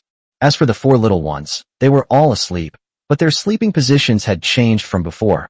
Lin Shen was sleeping on the outermost side of the big bed. Next to Lin Shen was Li Ziren. Then Lin Kersen and Lin Yi slept at the very back, against the wall. At first, Lin Yi was naturally reluctant, but he gradually got used to it. I saw the Douyin video my mom posted tonight. Lin Shun turned his head away and suddenly said to Li Ziren, "Was that the car Yue was driving tonight?" Li Ziren leaned over and rested her face against Lin Chen's broad chest. "Let me see this video." Lin Shun handed his phone to his wife, and then Li Ziren browsed the Douyin video her mother-in-law had posted. In the video, Lin Yue's face is not clearly visible. All that can be seen is a little girl driving a children's car inside the villa, laughing very happily. There were many comments from netizens below the video, and Lin Chen and Li Ziren were amused when they read them together. "This house is way too big. You can even drive a car in the living room? I don't even have room for a bicycle at home. Don't envy her. When she goes to kindergarten, she'll have to get up 10 minutes earlier than the other kids because it takes 10 minutes to walk from her bedroom to the villa's front door." Doge. How big is this villa? You can drive around the lobby like that. I suggest not letting her play with these kinds of cars, because I never played with them when I was a kid. Doge. Honey, do you think it would be bad for the children if their appearance were revealed? Li Ziren suddenly asked, her mind racing. Lin Chen said, "It's definitely not good to expose this. Didn't you notice that my mom's video blurred Yue's face? I told my mom to be careful about this before." Li Ziren agreed, saying, "Yes, I don't want my children to become public figures, at least not now. They're too young." Lin Chen smiled and pinched Li Ziren's cheek. "Yes, okay baby, let's go to sleep." The next day, after breakfast, Lin Shun went to the backyard of the villa to find the children, because the first thing the children did every morning was play with the dog. "We currently have 3 dogs at home, Moi, Shuqiao, and Meow Meow. Meow Meow belongs to Anya, the neighbor." After Anya's leg healed, Anya did not take Meow Meow back, because Anya found that Meow Meow was very comfortable living at Lin Chen's house, and Meow Meow was French Fry's mother. She simply did a good deed and gave Meow Meow to Lin Chen. Lin Chen's dog is now part of a family of 3. "Daddy." The children cheered happily when they saw Lin Chen coming over. Lin Chen laughed and picked up Lin Kersen, who was closest to him. "You two are playing with the dog again? Come on, let's go play in the front yard with Daddy." "Okay," the little ones said in unison. Lin Shun then carried Lin Kersen in his arms, followed by 3 children who walked like penguins. Lin Shen first led them to the sink to wash their hands. The children's hands were covered in dog hair from petting the dog. After washing her hands, Jiang Qingqing came out with a plate of sliced fruit and let the children eat fruit with Lin Chen. Ding ding, the villa doorbell suddenly rang. "Who is it?" When Jiang Qingqing arrived at the gate, she saw a man with an unfamiliar face. "Hello, is Lin Chen home? I am Yang Xinqing from the Shanghai Research Institute." Yang Xinqing looked at Jiang Qingqing and asked with a smile. "Here I am." Jiang Qingqing opened the door and called out to someone not far away. "Xiao Chun, someone is looking for you." Lin Chen became curious. Someone was looking for him? Who? Just as Lin Chen stood up, a figure came into view. It was Yang Xinqing, the director of the Shanghai Research Institute. "Lin Chen, it's been a long time." "Dean Yang." Lin Chen was a little surprised. He hadn't seen Yang Xinqing for a long time, and he didn't expect him to suddenly come to his door. "Dean Yang, come, have some tea." After Yang Xinqing sat down, Lin Chen took a cup and poured him a cup of tea. He and the other party were friends, so he naturally had to treat them with the utmost hospitality. Yang Xinqing asked with a happy smile, "Well, how have you been lately? Have you been staying home taking care of the kids?" "Yes." "That's great. Taking care of the kids and making tea every day is in line with your personality. And you, what brings you here today?" Lin Chen asked doubtfully, not believing that Yang Xinqing would come to him without a purpose. Seeing that Lin Chen asked so directly, Yang Xinqing also got straight to the point. Actually nothing special." Yang Xinqing looked at Lin Chen. "I just want to know, is that superhero who's recently become a sensation online, Emperor Tiger Warrior you?" Chapter 246. Lin Chen. "That's right, the Emperor Tiger Warrior is indeed me." Lin Chen countered, "Why would you think it's me?" Yang Xinqing said with admiration, "Because you are the only person I can think of in the whole world who can create such high-tech mechs." Lin Chen smiled and didn't hide anything. "Your intuition is quite accurate." "That's right, Emperor Tiger Warrior is indeed me." Upon witnessing Lin Chen's admission, Yang Xinqing was immediately overwhelmed with emotion, his expression filled with reverence. "Lin Chen, China is truly fortunate to have a genius inventor like you for hundreds of years." Yang Xinqing wasn't flattering him. He was telling the truth. Lin Chen truly single-handedly made China's technology lead the world. According to Yang Xinqing, the United States has not yet mastered Lin Chen's groundbreaking mecha technology. Of course, the United States proposed this concept in earlier years, which led to the creation of various superhero science fiction films. But movies are movies, and they are completely different from reality. The idea of bringing movie superheroes to life in reality is undoubtedly a far-fetched and even impossible feat. So, you've come here today because of my mecha manufacturing technology? Lin Shen asked, and as quick-witted as he was, he instantly guessed Yang Xuanqing's purpose. Yang Xianqing felt awkward and said somewhat embarrassedly, Lin Shen, could you sell me this technology? I have a great need for it. Lin Shen countered, what great use are you? Yang Xianqing smiled and said, just imagine, if these mechs were developed on a large scale and used to serve the people. Yang Xianqing spoke at length. His attitude was very sincere, and in the end he even offered a large sum of money to buy Lin Shen's technology. Lin Shen naturally refused. Dean Yang, this mecha technology can be given to you. I hope you will make good use of it and never leak it out, especially not to those with ulterior motives. Yang Xianqing was overjoyed. Mr. Lin Shen, I know. Thank you for your gift. Thank you. Subsequently, Lin Shen sent a document to Yang Xianqing through a friend's contact. This document contains mecha manufacturing technology, but it is not the manufacturing technology for Emperor Tiger. The colors of Emperor Tiger Warrior, including the tiger beast's head shape, are all derived from Lin Shen's own design and inspiration. It has little to do with technology itself. In other words, even if Lin Shen had handed over this technology to Yang Xianqing, there will only ever be one Emperor Tiger Warrior. This is something that cannot be replicated or replaced. Just as Lin Shen and Yang Xianqing were chatting, Lin Xingyue ran over and sweetly called out to Lin Shen, Daddy. What's wrong? Lin Shen smiled, bent down and picked up Lin Xingyue, letting her sit on his lap. Dad, can you teach me how to drive a car? Lin Xingyue stared at Lin Shen, her smile tinged with embarrassment. She had been quite envious when she saw her younger sister, Lin Yue, driving. Lin Xingyue's younger sister drives better than her, and Lin Yue told her that her father taught her, so Lin Xingyue has now come to find Lin Shen. Is this your daughter? Looking at the little cutie in Lin Shen's arms, Yang Xianqing couldn't help but sigh. They're so big already. The last time I saw the children, they couldn't even walk yet. Lin Shen laughed and said, yes, the last time you saw the kids they were less than a year old, and now they're almost 2. Hello, Grandpa. Seeing Yang Xianqing staring at her with a smile, Lin Xingyue immediately smiled sweetly and called out to him. Hey! Yang Xianqing was overjoyed to see that the little guy was so sensible and actually greeted him first. So cute. What's your name? Yang Xianqing looked at Lin Xingyue with a friendly smile and asked. For a moment. The question seemed to stump Lin Xingyue, leaving the little guy unable to react. Lin Shen smiled and reminded her. Xingyue, what's your father's surname? Upon hearing this, Lin Xingyue's little mind raced, and she immediately answered Yang Xianqing without hesitation. My name is Lin Xingyue. Lin Shen's face immediately showed a satisfied expression, while Yang Xianqing also smiled happily, attracted by the child's cuteness. 2 years old, 2 years old. Yang Xianqing suddenly remembered his grandson, who was 4 years old this year, just 2 years older than Lin Xingyue. Then a thought suddenly popped into Yang Xuanqing's mind, but he quickly shook his head. Forget it. I'm not good enough for you. I'm not good enough for you. Yang Xuanqing's smile was bitter, and he swallowed the words he wanted to say. Next, after chatting with Lin Shen for a while, Yang Xianqing left satisfied with his mecha manufacturing technology. Lin Shen then carried Lin Xingyue to the living room and taught her how to drive a children's electric car. With Lin Shen's patient guidance, Lin Xingyue quickly learned the skills, and the child was very happy. In the blink of an eye, the morning had passed, and it was 3 o'clock in the afternoon. Li Ziren came to the sofa and said to Lin Shen, who was watching a game live stream out of boredom, I'm going out to pick up my cousin and cousin sister to come over for dinner. You can look after the kids. Lin Shen asked curiously, why did your cousin and cousin suddenly come to our place for dinner? Lin Shen didn't mind, but it felt quite sudden, so he asked another question. Li Ziren explained, because my aunt will be back very late tonight.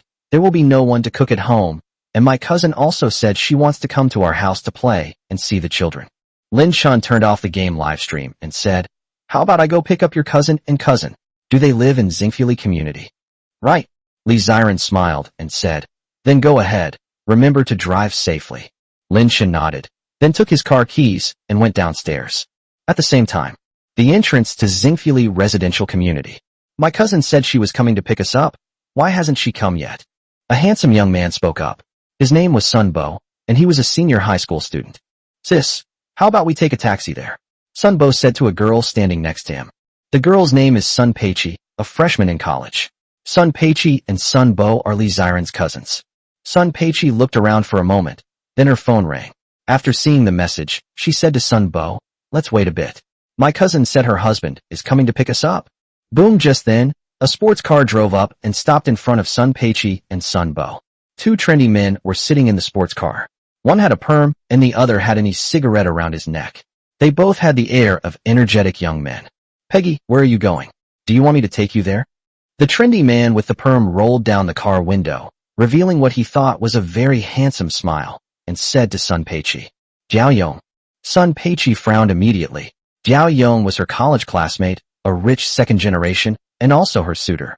However, she didn't like Jiao Yong. Sun Peiqi already had an idol she admired. Jiao Yong proudly boasted to Sun Peiqi, my new Porsche 718, what do you think? Not bad, right? Chapter 247 Seeing Ning Siqing again. Cut. Sun Peiqi scoffed and said coldly, no need. She's not the materialistic type of woman. If she doesn't like someone, even driving the best car won't help. This is Sun Peiqi, the school beauty? Not bad. The trendy guy sitting next to Jiao Yong looked Sun Peiqi up and down and was instantly captivated by her.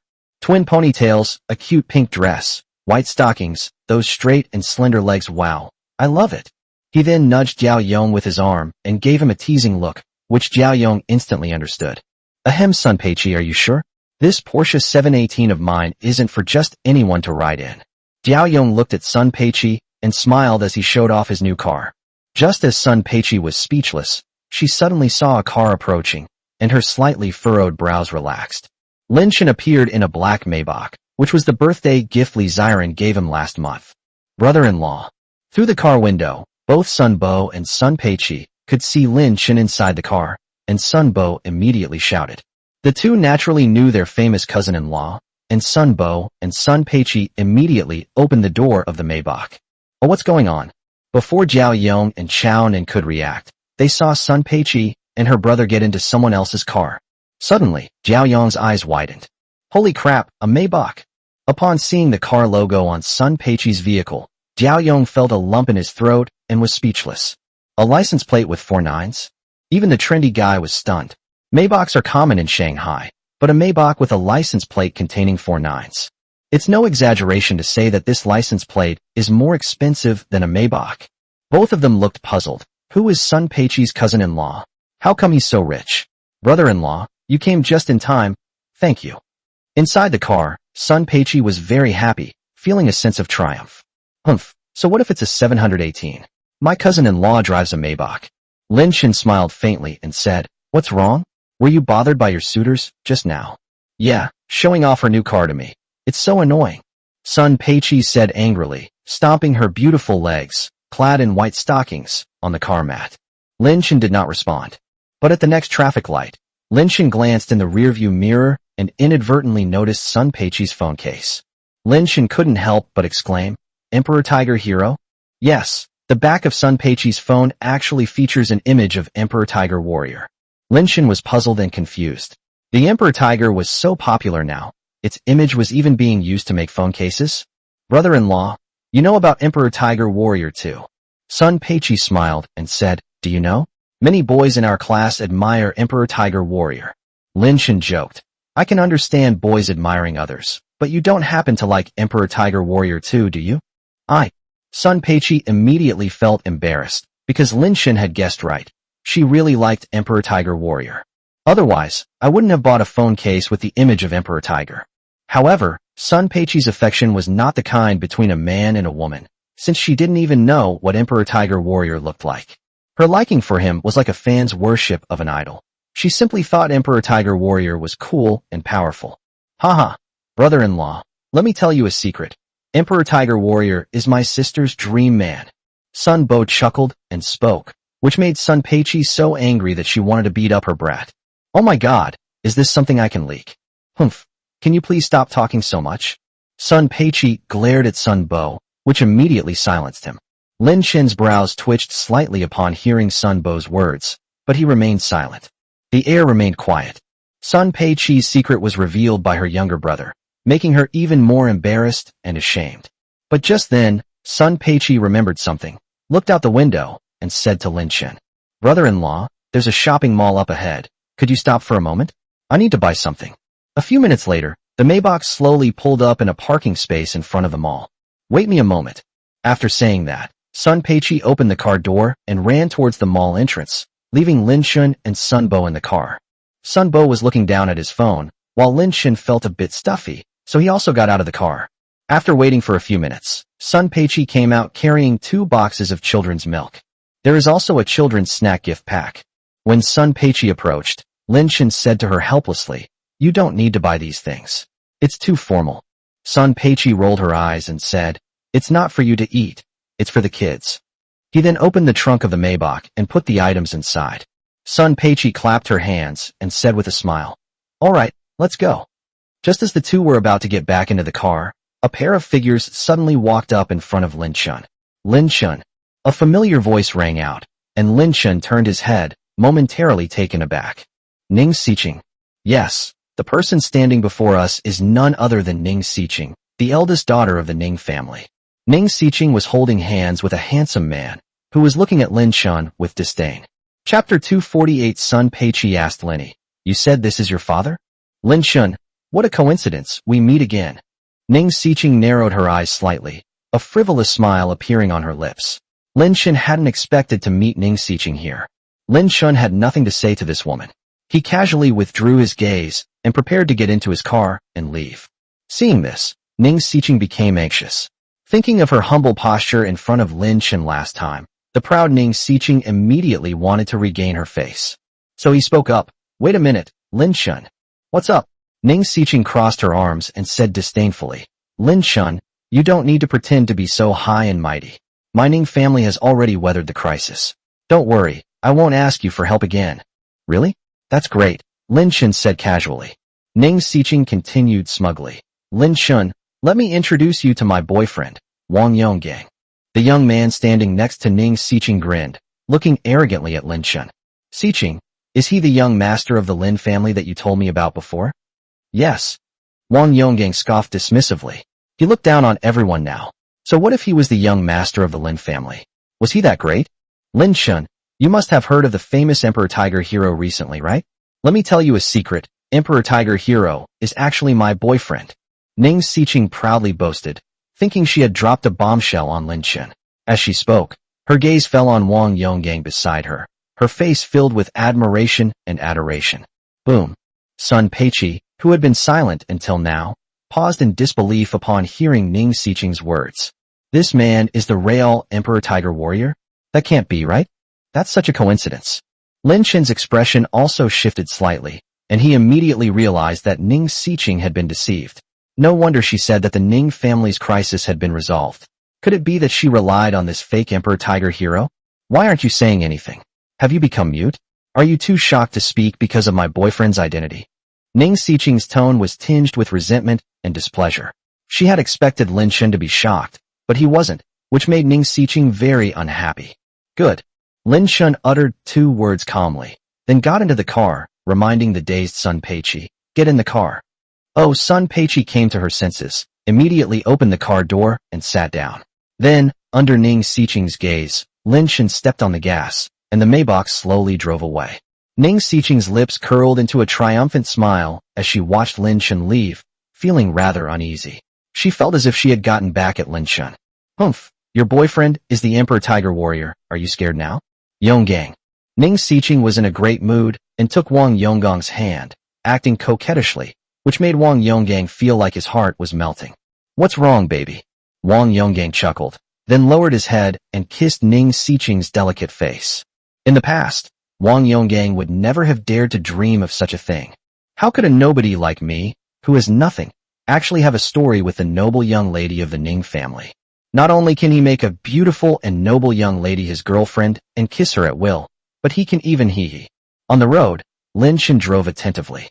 Sun Peiqi suddenly asked Lin Shen, "Brother-in-law, that woman was so beautiful. I felt that she had an extraordinary aura." Lin Shen casually said, "You know the Ning family, right? Her father is the head of the Ning family. What? Sun Peiqi was extremely surprised. She never expected that the other party was actually the eldest daughter of the Ning family. If the words, Emperor Tiger Warrior is my boyfriend, came from an ordinary girl, it wouldn't be enough to convince Sun Peiqi. So, Sun Peiqi was completely convinced by the story of the eldest daughter of the Ning family. Besides, the eldest daughter had no reason to lie. Sun Peiqi couldn't help but picture Wang Yonggang in her mind. So, this was the true face of the Emperor Tiger Warrior? What's wrong? Why do you look so gloomy? Lin Shen glanced at Sun Peiqi in the rearview mirror and saw her looking unhappy, so he couldn't help but speak up. Sun Peiqi exclaimed, "Wow, I never expected my idol to have a boyfriend. It's such a surprise." For some reason, Sun Peiqi felt like she had just broken up with her boyfriend. This was her first time following a celebrity, and she never expected it to end so quickly. "Wah, I feel so bad." Hearing this, Lin Shen wanted to laugh and comforted him. Diu Xia does indeed have a girlfriend, but I can tell you with certainty that his girlfriend is not that Ning family's eldest daughter, but your cousin Li Ziren. Oh, hi, you're not kidding, are you? Sun Peiqi looked at Lin Shen driving and exclaimed in surprise, "So, you're Emperor Tiger Knight?" "Yes, it is indeed me." Lin Shen admitted it. Uffed. Seeing Lin Shen's serious tone, Sun Peiqi couldn't help but laugh. "Brother-in-law, don't try to make me happy." "I'm not kidding you." Lin Shen sighed helplessly. Why didn't they believe him when he told the truth? Sun Peiqi took Lin Shen's joke as a joke and didn't take it to heart. Not long after, Lin Shen drove his Maybach back to the villa on the Bund. Sun Peiqi and Sun Bo got out of the car carrying their things, and Li Ziren and the others were naturally happy to welcome them. "Cousin, it's been so long." Sun Peiqi happily jumped to Li Ziren's side. Li Ziren looked her cousin up and down and smiled. "Peggy, I feel like you've grown taller." "Really? Is it true?" Sun Peiqi walked up to Li Ziren and compared their heights. Li Ziren is 1.68 meters tall, while Sun Peiqi is about the same height. Li Ziren said with a smile, "Right? Look, you're about the same height as me now." "Hee hee, but cousin, I'm not as pretty as you." Sun Peiqi always thought that her cousin was incredibly beautiful, even more so than many female celebrities. Li Ziren smiled a little shyly and said, "Don't flatter me, you're prettier than me." No, cousin. You're prettier." The two began exchanging compliments, speaking from the heart, while Wu Yanfeng chatted with Sun Bo on the other side. Wow, the kids have grown so much. Suddenly, Sun Peiqi noticed Lin Kurson watching cartoons intently on the sofa and quickly went over to her. "Do you know what to call me?" Sun Peiqi squatted down in front of Lin Kurson, held Lin Kurson's small hand, and asked with a smile. Lin Kurson stared at Sun Peiqi with her big eyes. She didn't remember Sun Peiqi. After all, the last time they met was last year, which was a long time ago. Children typically develop memory between the ages of 3 and 6. Before the age of 3, children's memory is very poor, unless they are accompanied by family members who are with them every day. Otherwise, after a while, the child might completely forget about you. Li Ziren walked over with a smile, pointed at Sun Peiqi, and instructed Lin Kurson. "Kurson, this is your aunt. Call her aunt so everyone can hear." Upon hearing this, Lin Kurson looked intently at Sun Peiqi, as if carefully choosing her words. After a few seconds, she sweetly called out to Sun Peiqi, "Auntie, hey, so cute." Sun Peiqi was overjoyed, and at the same time, a wonderful feeling welled up inside her. She never imagined she would become an aunt. The term, aunt, might sound like she's old, but Sun Peiqi is only 18 and has just started university. "Auntie." Lin Yue, who was playing with toys nearby, seemed to want to be praised as well. When no one asked her to call out, she took the initiative to call out to Sun Peiqi. Sun Peiqi was overjoyed again. She went over and patted Lin Yue's head, then asked Li Ziren, "Cousin, is she the youngest one?" Li Ziren smiled and said, "Yes." "Yue, what are you playing with?" Sun Peiqi looked down at the toy in Lin Yue's hand and asked this question deliberately. Lin Yue replied in a soft, sweet voice, "I'm playing with a pushcart." "Is it fun?" Sun Peiqi asked again. "Okay." As Lin Yue spoke, she picked up another small stroller and handed it to Sun Peiqi, clearly indicating that she wanted to share her toys with Sun Peiqi. Sun Peiqi suddenly really wanted to kiss Lin Yue. "Oh my god, she's so cute. I really want to have a child like that." Sun Peiqi had always thought that having children was a terrifying thing, but after seeing how adorable Lin Yue was, she suddenly felt that she could accept having children. "Peggy, Bo, you two play here for a bit. I'm going to make dinner." Li Ziren said something, and then went to the kitchen to help her mother cook dinner. Only Lin Chun, Jiang Qingqing, Sun Peiqi, Sun Bo, and the four children remained in the living room. Sun Bo was playing on his phone the whole time, while the lively Sun Peiqi was chatting with Jiang Qingqing and Lin Chun. As for the four children, they each did their own thing. Some watched cartoons, and some played with toys. Suddenly, Lin Yi, who had been pacing around the living room, drove a children's electric car to Sun Peiqi. Under Sun Peiqi's suspicious gaze, Lin Yi got out of the car, walked up to her, and took her hand. What do you want to do? Sun Peiqi was puzzled, but she still stood up with the child and was pulled by Lin Yi to the electric children's car. Lin Chun explained with a smile, he probably wants you to sit in the passenger seat and play with the cars with him. No way. Sun Peiqi was both amused and exasperated. She glanced at the cramped passenger seat and exclaimed, how can I possibly fit in such a small space? Your body type is good. Lin Chun smiled. Let's ride in the car, let's ride in the car. Lin Yi also spoke up. The child's thoughts were very simple. He just wanted Sun Peiqi to drive with him. After hesitating for a few seconds, Sun Peiqi reluctantly stepped into the electric scooter and plopped down in the passenger seat, surprised to find that she could actually fit. Won't I break this car by sitting on it? Sun Peiqi was both amused and exasperated. It was her first time riding in such a children's stroller, and she was genuinely worried that she would break it. Jiang Qingqing, who was standing to the side, said with a smile, it's okay if it gets damaged, but the quality of this car shouldn't be that bad. Sun Peiqi thought to herself, I hope so. She then quietly pressed her fingers against the hem of her skirt, because she was wearing a skirt and white stockings, and it would be easy to expose herself if she didn't press the hem. After she was settled, Lin Yi, the little guy, also got into the car. After Lin Chen's instruction, Lin Yi's driving skills, while not superb, were quite proficient. When the little guy stepped on the gas pedal to accelerate, Sun Peiqi could even feel the pushback sensation, just like riding in a real sports car. Splash! With the wheels rolling, Lin Yi led Sun Peiqi around the villa's hall. Looking at Lin Yi's profile and his skillful driving, Sun Peiqi thought to herself, this little guy will definitely be good at picking up girls when he grows up. Come to think of it, this is the first time I've ever sat in the passenger seat of my 2-year-old brother. As for Lin Chun, seeing this scene, he also showed a gratified smile. Good boy. He's only 2 years old, and he already knows how to invite pretty girls to ride in his car. What will he be like when he grows up? Hey! At this moment, Lin Yi was very happy. He turned the car around and drove Sun Peiqi out of the gate to the front yard of the villa. 7 or 8 minutes later, Lin Yi got tired of driving and stopped the car, while Sun Peiqi had just recorded a video of Lin Yi driving her and sent it to her group of girlfriends. My cousin's son, isn't he handsome? After posting the video, Sun Peiqi sent the following message to her group of close friends. Daddy. Suddenly, Lin Yi inadvertently saw the image of Emperor Tiger Warrior on the back of Sun Peiqi's phone case and immediately called out, Daddy. Huh? What did you say? Sun Peiqi was taken aback. Daddy. Lin Yi called out again, and seeing the little guy staring at his phone case, Sun Peiqi pointed to the Emperor Tiger Warrior image on the phone case and asked, You're saying this is your father? Under Sun Peiqi's surprised gaze, Lin Yi nodded. Because Lin Yi had seen the mecha in the basement a few days ago, he knew that the image on the phone case was related to his father.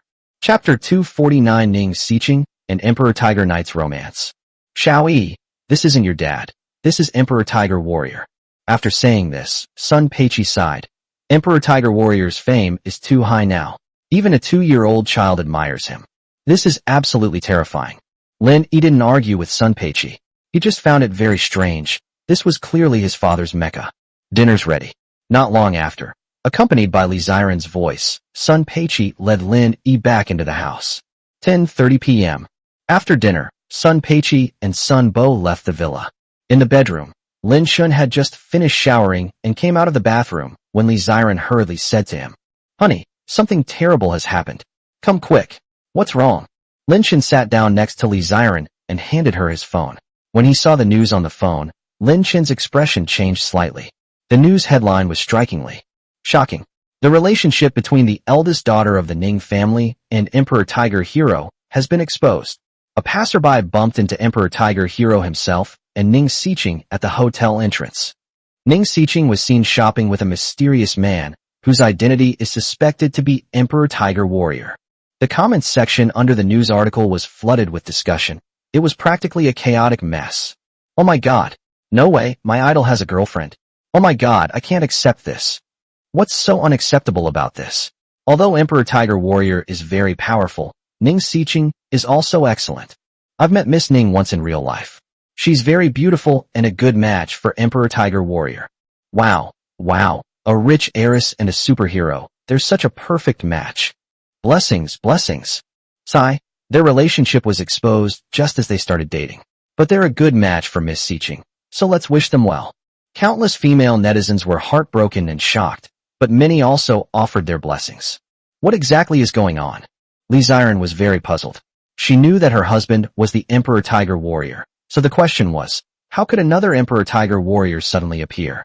Don't rush, let me take a closer look. Lin Shen zoomed in on the image of the mecha worn by the Tiger Warrior from the news, and after 2 seconds, he understood and revealed a knowing expression. His mech is probably made of aluminum alloy. Huh, it's made of aluminum alloy? Li Ziren was surprised. Lin Shen nodded. That's right, it's made of aluminum alloy to imitate the appearance, and the color is the same. The height is also about the same as mine, so at first glance it looks just like the real Emperor Tiger Warrior. However, his mech is probably just a model. It has no capabilities and cannot fly. So that's how it is. Li Ziren understood and couldn't help but sigh.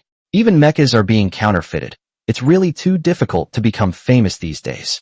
Never mind it. Counterfeit goods will be exposed sooner or later. I don't believe he can keep up the act for long. After a passionate embrace, the two drifted off to sleep. 3 days later in the blink of an eye. Lin Shen didn't rest during these 3 days either. He modified the Emperor Tiger mech again, adding the concept of summoning. Lin Shen developed a special watch. The watch looks ordinary, but it is actually a summoner from mechs.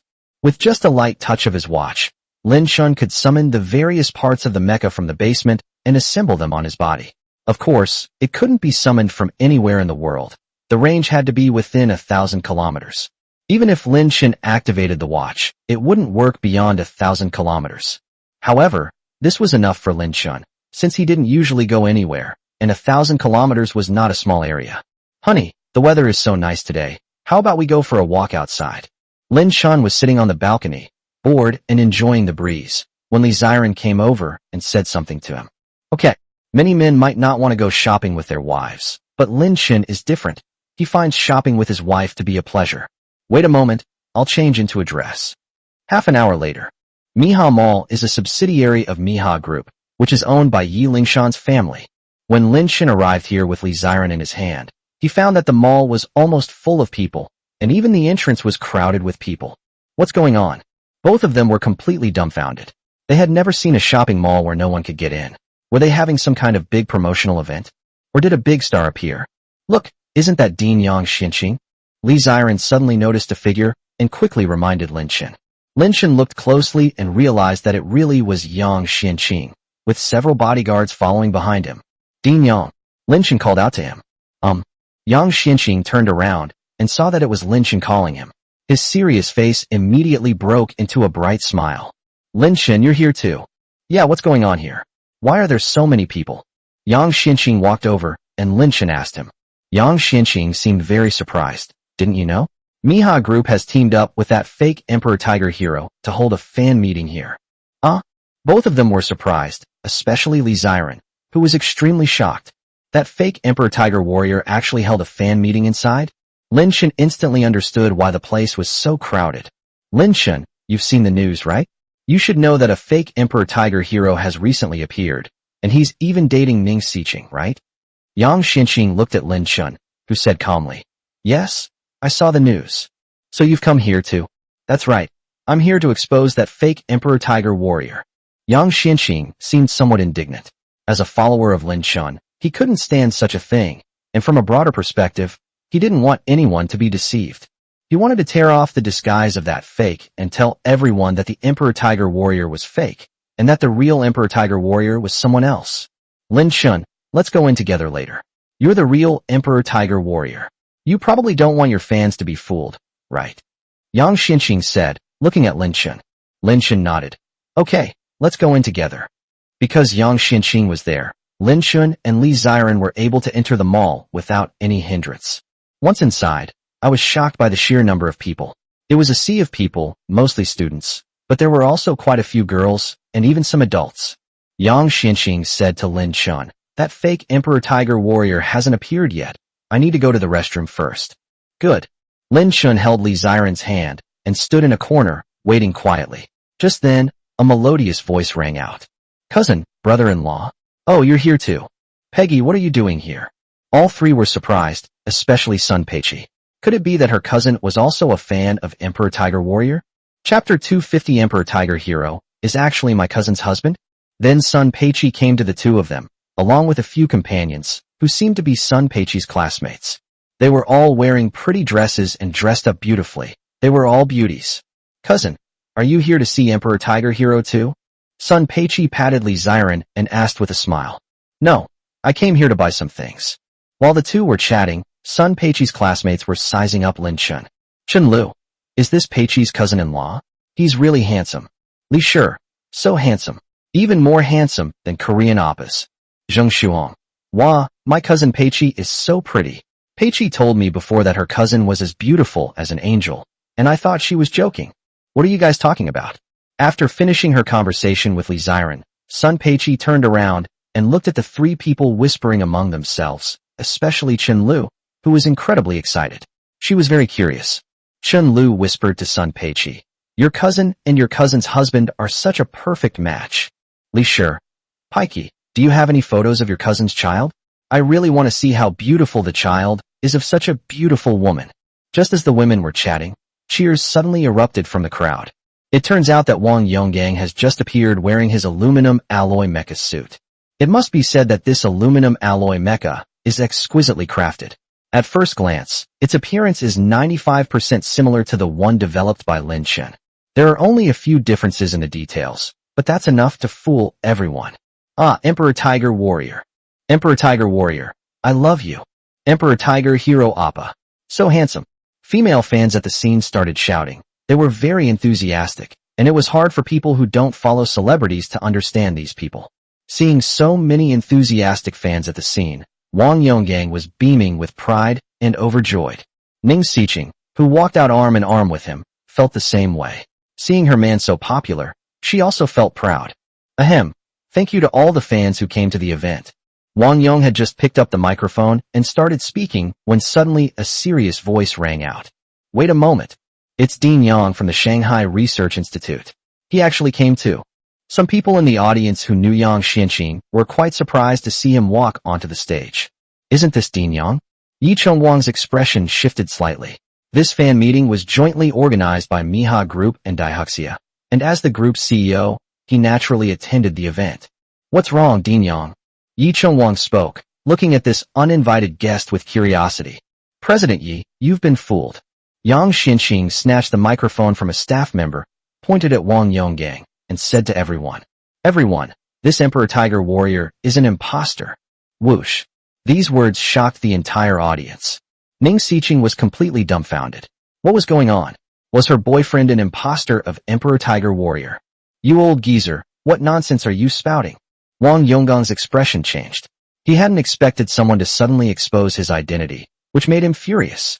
"I'm talking nonsense. Hurry up and take off that aluminum alloy mecha suit you're wearing. I've been dealing with scientific research for half my life. You can fool others, but you can't fool me." Yang Xianqing ruthlessly revealed. "Brother Wang, what exactly happened?" Yi Chengwang frowned deeply and looked at Wang Yonggang as he asked a question. "Is what he said true?" "You." Ning Xiqing looked at the lifelike mecha suit on Wang Yonggang's body and couldn't believe that it was actually made of aluminum alloy. "Of course it's not true." Wang Yong panicked, glaring fiercely at Yang Xianqing, and continued to stubbornly insist. "The Emperor Tiger mech. It was originally made of aluminum alloy. You say I'm a fake Emperor Tiger Warrior. What evidence do you have?" Everyone looked stunned, except for Lin Chun and Li Ziren. Both of them had expressions of watching a show. "Hey, you want evidence, huh?" Yang Xianqing sneered. "Since you are truly the Emperor Tiger Warrior, you should be able to fly, right? Show us what you can do. If you can fly, I'll admit you're the real Emperor Tiger Warrior." Upon hearing this, Wang Yonggang's heart skipped a beat. If it were anything else, it would be fine, but how could his model mecha possibly fly? This time, the pretense really couldn't be kept up anymore. "Excuse me, I need to use the restroom first." After saying that, Wang Yonggang ran away. Quick, grab him. Don't let this imposter get away. Yi Chongwang reacted the fastest, never expecting to be tricked. He was determined to teach Wang Yongyang a lesson. How could this be? It's fake. Ning Xiqing was somewhat unable to accept this fact, and her beautiful face suddenly turned pale. Miss. Several Ning family guards rushed over and helped the deeply traumatized Ning Xiqing. Sun Peiqi, her classmates, and all the passers-by present were all filled with disbelief. No one expected that the Emperor Tiger mech would be a fake. Outrageous. My God, this is actually a fake, and it's even made of aluminum alloy. Putting everything else aside, this guy is a real talent. So the question is, who is the real Emperor Tiger warrior? This question lingered in the minds of everyone present. Yang Xianqing, understanding everyone's needs, held the microphone and smiled slightly at the crowd below. Don't be discouraged, everyone. Your trip wasn't in vain. The real Emperor Tiger warrior is right here with us. Whoosh. The entire venue erupted in cheers once again. Holy crap, the real Emperor Tiger warrior is actually here? Who is it? Everyone looked at each other, as if trying to find a trace of Emperor Tiger warrior on the spot. Ding Yang, who is it? Tell me quickly. Yi Chongwang urged him to speak, eager to know the truth. Upon hearing this, Yang Xianqing stopped keeping him in suspense, looked at Lin Shen standing in the corner, and smiled as he spoke. Mr. Lin Shen, please come up here. Hearing Yang Xianqing call his name, Lin Shen smiled and said to Li Ziren, Honey, I'm going upstairs for a bit. Okay, sure. Li Ziren nodded obediently, and then Lin Shen came onto the stage in full view of everyone. At that moment, the entire stadium erupted. Cousin-in-law? A deep look of disbelief appeared in Sun Peiqi's beautiful eyes. Chapter 251 Lin Kerson's special skill, acting cute. Emperor Tiger Warrior is actually my cousin's husband? Sun Peiqi looked shocked, her mouth agape enough to swallow an egg. My God, isn't that academician Lin Shen? As Lin Shen came on stage, many fans recognized him and were incredulous. The person who saved his daughter was actually him? Yi Chongwang looked deeply at the handsome young man in front of him, his expression filled with gratitude. Emperor Tiger Warrior. Emperor Tiger Warrior. Today is my 9th birthday, and I have a wish. Can I see you transform in person? A little boy sat on his father's shoulders and shouted excitedly at Lin Shen. Upon hearing this, everyone present began to cheer and looked expectantly at Lin Shen. Would he help the little boy fulfill this wish? Sure. Upon hearing Lin Shen's reply, the little boy felt as if he were dreaming. My God, Emperor Tiger Warrior actually responded to him. Holy crap. The fans in the audience were also pleasantly surprised. They really agreed. This is just too much of a treat for the fans. Immediately under the expectant gaze of the entire audience, Lin Shen summoned his mecha. When Lin Shen donned the tiger mecha and transformed into a superhero once again, the atmosphere of the entire audience reached a climax. Click, click. Countless fans took out their phones to take pictures, and some bold female fans rushed up to ask Lin Shen for a photo. The Emperor Tiger Warrior is actually him. How is this possible? The identity of the young master of the Lin family was already shocking enough, but Ning Xiqing never dreamed that Lin Shen was actually the Emperor Tiger Warrior. He is the true Emperor Tiger Warrior. And yet, he had previously brought an imposter to Lin Shen to show off? It's ridiculous that I naively thought I had won back some ground against Lin Shen. Looking back now, it was such a clownish thing to do. At this moment, all of Ning Xiqing's pride was shattered by Lin Shen, and tears streamed down her face. Watching her husband being asked for photos by countless fans on stage, especially some exquisite and beautiful 18-year-old female fans who were younger than him, Lin Shen was very close to them. A nameless pang of jealousy immediately ignited in Li Ziren's heart. Ugh, I'm so angry. Taking a photo is fine, but why did she touch my husband's hand? Oof, men are all such jerks. He told me to wait a while, but how long am I supposed to wait? Just as Li Ziren was feeling a little wronged, she saw Lin Shen fly down from above. What? Grab my hand, and let's go. Immediately, Lin Shen took Li Ziren's hand, the mecha emitted flames, and he took his wife away from the scene.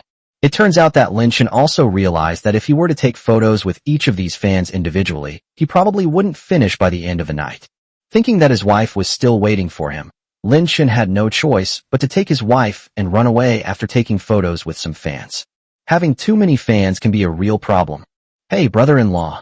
Watching Lin Shen leave with his cousin, Sun Peiqi felt anxious, as she hadn't even taken a photo with her yet. But then Sun Peiqi thought again, who is Lin Shen to her? He's her cousin-in-law.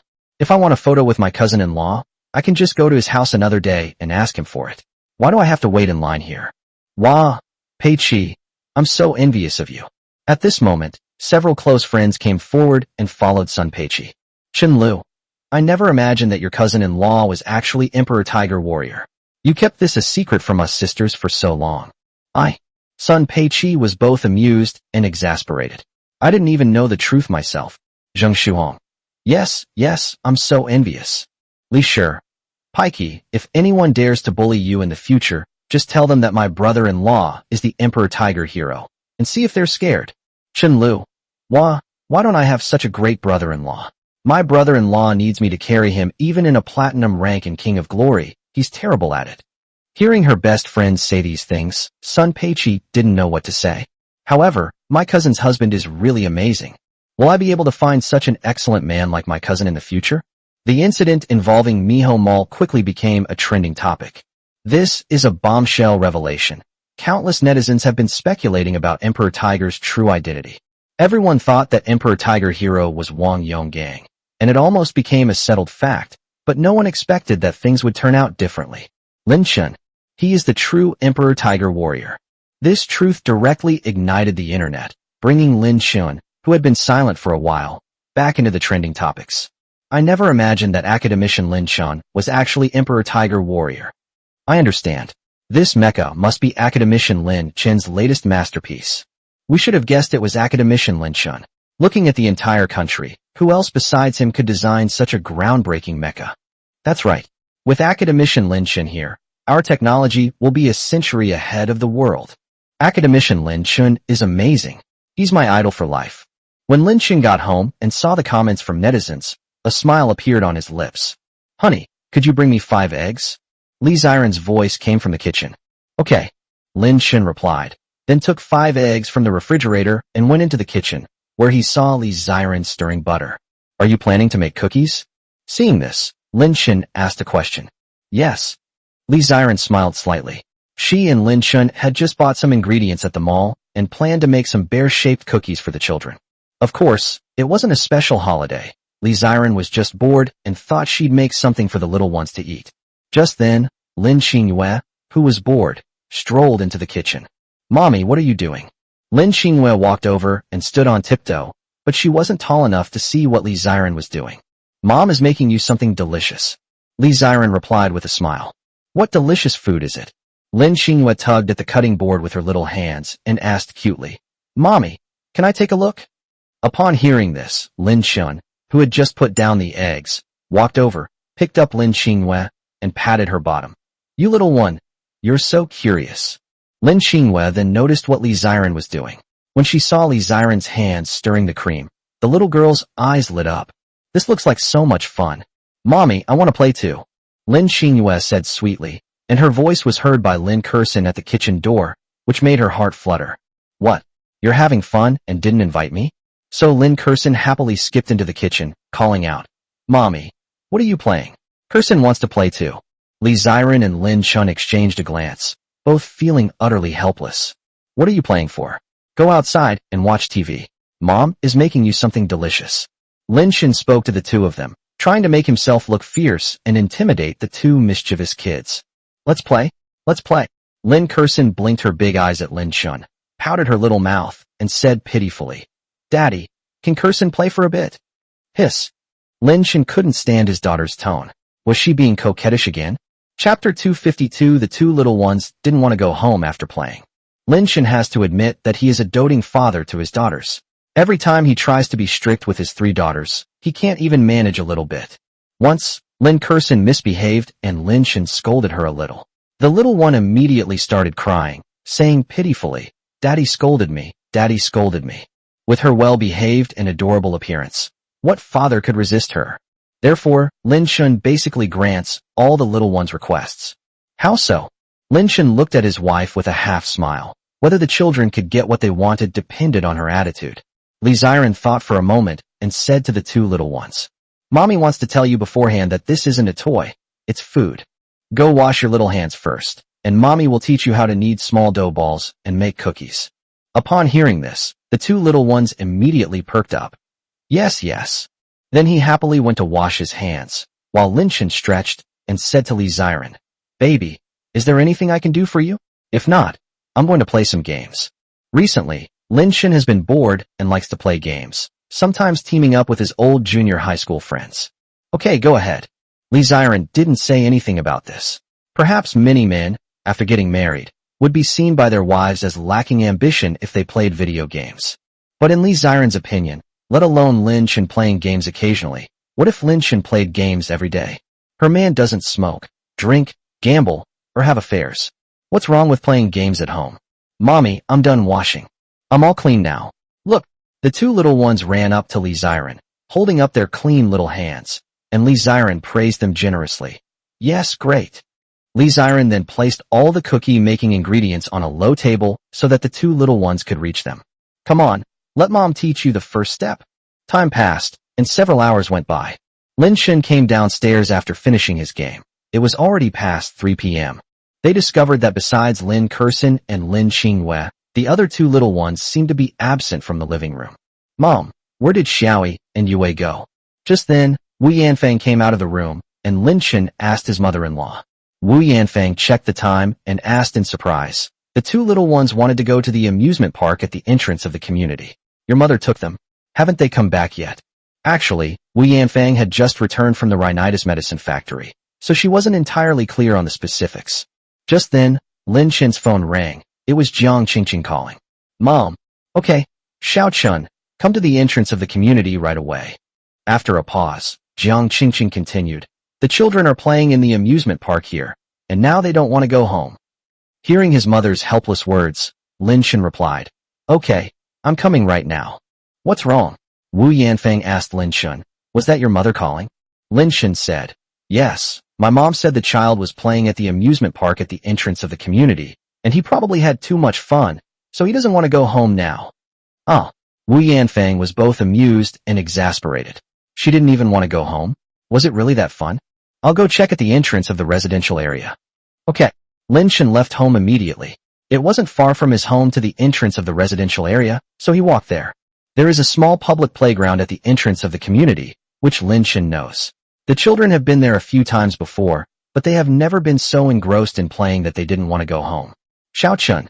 When Lin Shen arrived, Jiang Qingqing waved to him from not far away, and Lin Shen went to Jiang Qingqing's side. "Iya." "Hey huh." At this moment, Lin Yi and Lin Yue were playing in the children's magic house, making incredibly happy noises. The two little ones crawled around in the magic house and then went down the slide, having a great time. "Xiaoyi, Yue, it's time to go home." Lin Shen walked over and stopped the two as they slid down. "Oh no, Daddy, I haven't had enough fun yet."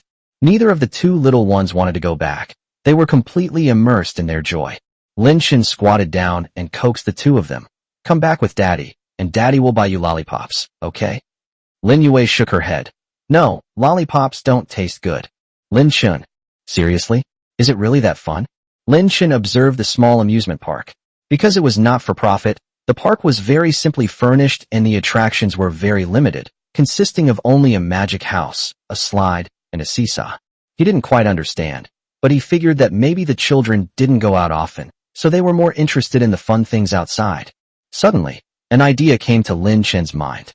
He walked over and said to the two little ones, "If you come home with Daddy, Daddy will build you a super big amusement park so you can play to your heart's content every day, okay?" Chapter 253 Shirley. Build a super-sized amusement park? The two little ones were taken aback, successfully lured by Lin Shen's words. "Daddy, are you telling the truth?" Lin Yue asked in surprise. Although she was only 2 years old, she was very clever and afraid that Lin Shen was trying to fool her. Lin Shen smiled and said, "Of course it's true, Yue. When has Daddy ever lied to you?" Lin Yue looked thoughtful. It seemed her father had never really lied to her. Okay, Daddy, let's go back." Lin Yue clapped her hands, then walked over to Lin Shen and opened her arms to indicate that she wanted a hug. Without saying a word, Lin Shen picked up his youngest daughter, lifted Lin Yue's bottom, and revealed a triumphant smile. "Xiaoyi, let's go home." Jiang Qingqing walked over happily and took Lin Yi's hand. Lin Yi did not resist and was obviously happy to go home with her. Sigh, sons are definitely better at taking care of kids. Jiang Qingqing couldn't help but sigh. She had tried to persuade them for half an hour without success, But Lin Shan stepped in and successfully calmed the children down with just a few words. I'm home. Lin Shan first took the children to wash their hands, because their hands must be very dirty and full of bacteria after playing outside. Then, Li Ziren took out a large box of bear cookies from the oven, which she had made a few hours earlier, with the help of Lin Qinghue and Lin Kersen. To Lin Shen's surprise, the cookies weren't ruined despite the two little ones meddling. Honey, try what I made and see how it tastes. Li Ziren took a cookie and was about to feed it to Lin Shan, who immediately opened his mouth. Lin Shan took a small bite and found it tasted quite good. Great, baby, it's awesome. Hee. Li Ziren was very happy to receive her husband's praise, because it was also her first time doing it. At this moment, Lin Shan suddenly noticed that among the exquisite cookies his wife had made, there were also a few irregularly shaped cookies mixed in. These pieces must have been made by Kersen and the others, right? Lin Shan asked with a smile. Yes. As soon as Li Ziren finished speaking, little Lin Kersen came running over. Daddy, have you eaten the cookies Kersen made? Lin Kersen asked Lin Shan with an innocent look on her face. Lin Shan took an irregularly shaped cookie, squatted down, and said to Lin Kersen, Kersen, did you and your sister make this? Lin Kersen nodded. Daddy, why aren't you eating? Do you think Kersen's cooking isn't good? Seeing that Lin Shan didn't seem to want to eat, little Lin Kersen felt very hurt. Wah, did Dad dislike me? No, Dad will eat now. Lin Shan smiled. Although the cookies the little girl made did not look appetizing, his precious daughter had already asked for them. So how could he not try them? He then stuffed the biscuit into his mouth, and after chewing it for a while, his eyes brightened slightly. The taste was actually pretty good. Although it's not as good as my wife's cooking, it's not bad either. At least it's not unpalatable. Kersen, that's great. Lin Shan encouraged her, saying that even if the food was hard to swallow, he would still encourage Lin Kersen. Because we must encourage children as they grow up, as this will help build their self-confidence. Hey ha! Lin Kersen was very happy to be praised, and sweetly flattered Lin Shan. Daddy, can I get Kersen a kiss as a reward? Upon hearing this, Lin Shan and Li Ziren were immediately taken aback. Good heavens, he was actually asking for a kiss. That's amazing. The child is only 2 years old. Especially Li Ziren. She felt that her daughter was better at pleasing Lin Shan than she was. Now that she's grown up so well, what will become of her? Sweetie, of course you can. After saying that, Lin Shan kissed Lin Kersen's fair and flawless face, and the little one giggled. Meanwhile, the Nangong family. As the head of the 4 major families in Shanghai, the Nangong family has always been mysterious and powerful. Looking at the ranking of family strength in the whole of China, the Nangong family can be ranked among the top 5. Families like the Long and Ning families are inferior to the Nangong family. Inside a laboratory, eerie laughter suddenly rang out. Ha ha ha, Patriarch Nangong, we succeeded. A man dressed in black was extremely excited. With his mechanical arm and red electronic eyes, he was half human and half machine, clearly an artificial human. If Lin Hichu were to see this person here, he would surely be greatly surprised. Because the man in black was none other than Dr. He, the former chief scientist of the Xiao family. Yes, it was Dr. Black. He was killed by Plum Blossom 17, but did not die completely. He was later transformed into an artificial human by the Nangong family, using secret techniques. Now, Dr. Black is a member of the Nangong family. Oh, quick, let me see it. Standing next to Dr. He, Nangong Xinyuan was equally excited and said with great anticipation. Dr. Black then pressed a button with the remote control, and the energy shield in front of the two slowly opened, revealing a figure. She was a little girl, about 12 years old, dressed in a Lolita outfit, wearing white stockings, and about 1.6 meters tall. She was not at all identifiable as an artificial human on the surface, but as the girl opened her eyes the next second, a crimson light flashed and disappeared, and 2 black double blades appeared on her arms. A buzzing sound. It sounded as if there was electricity around the little girl. Patriarch Nangong, what do you think?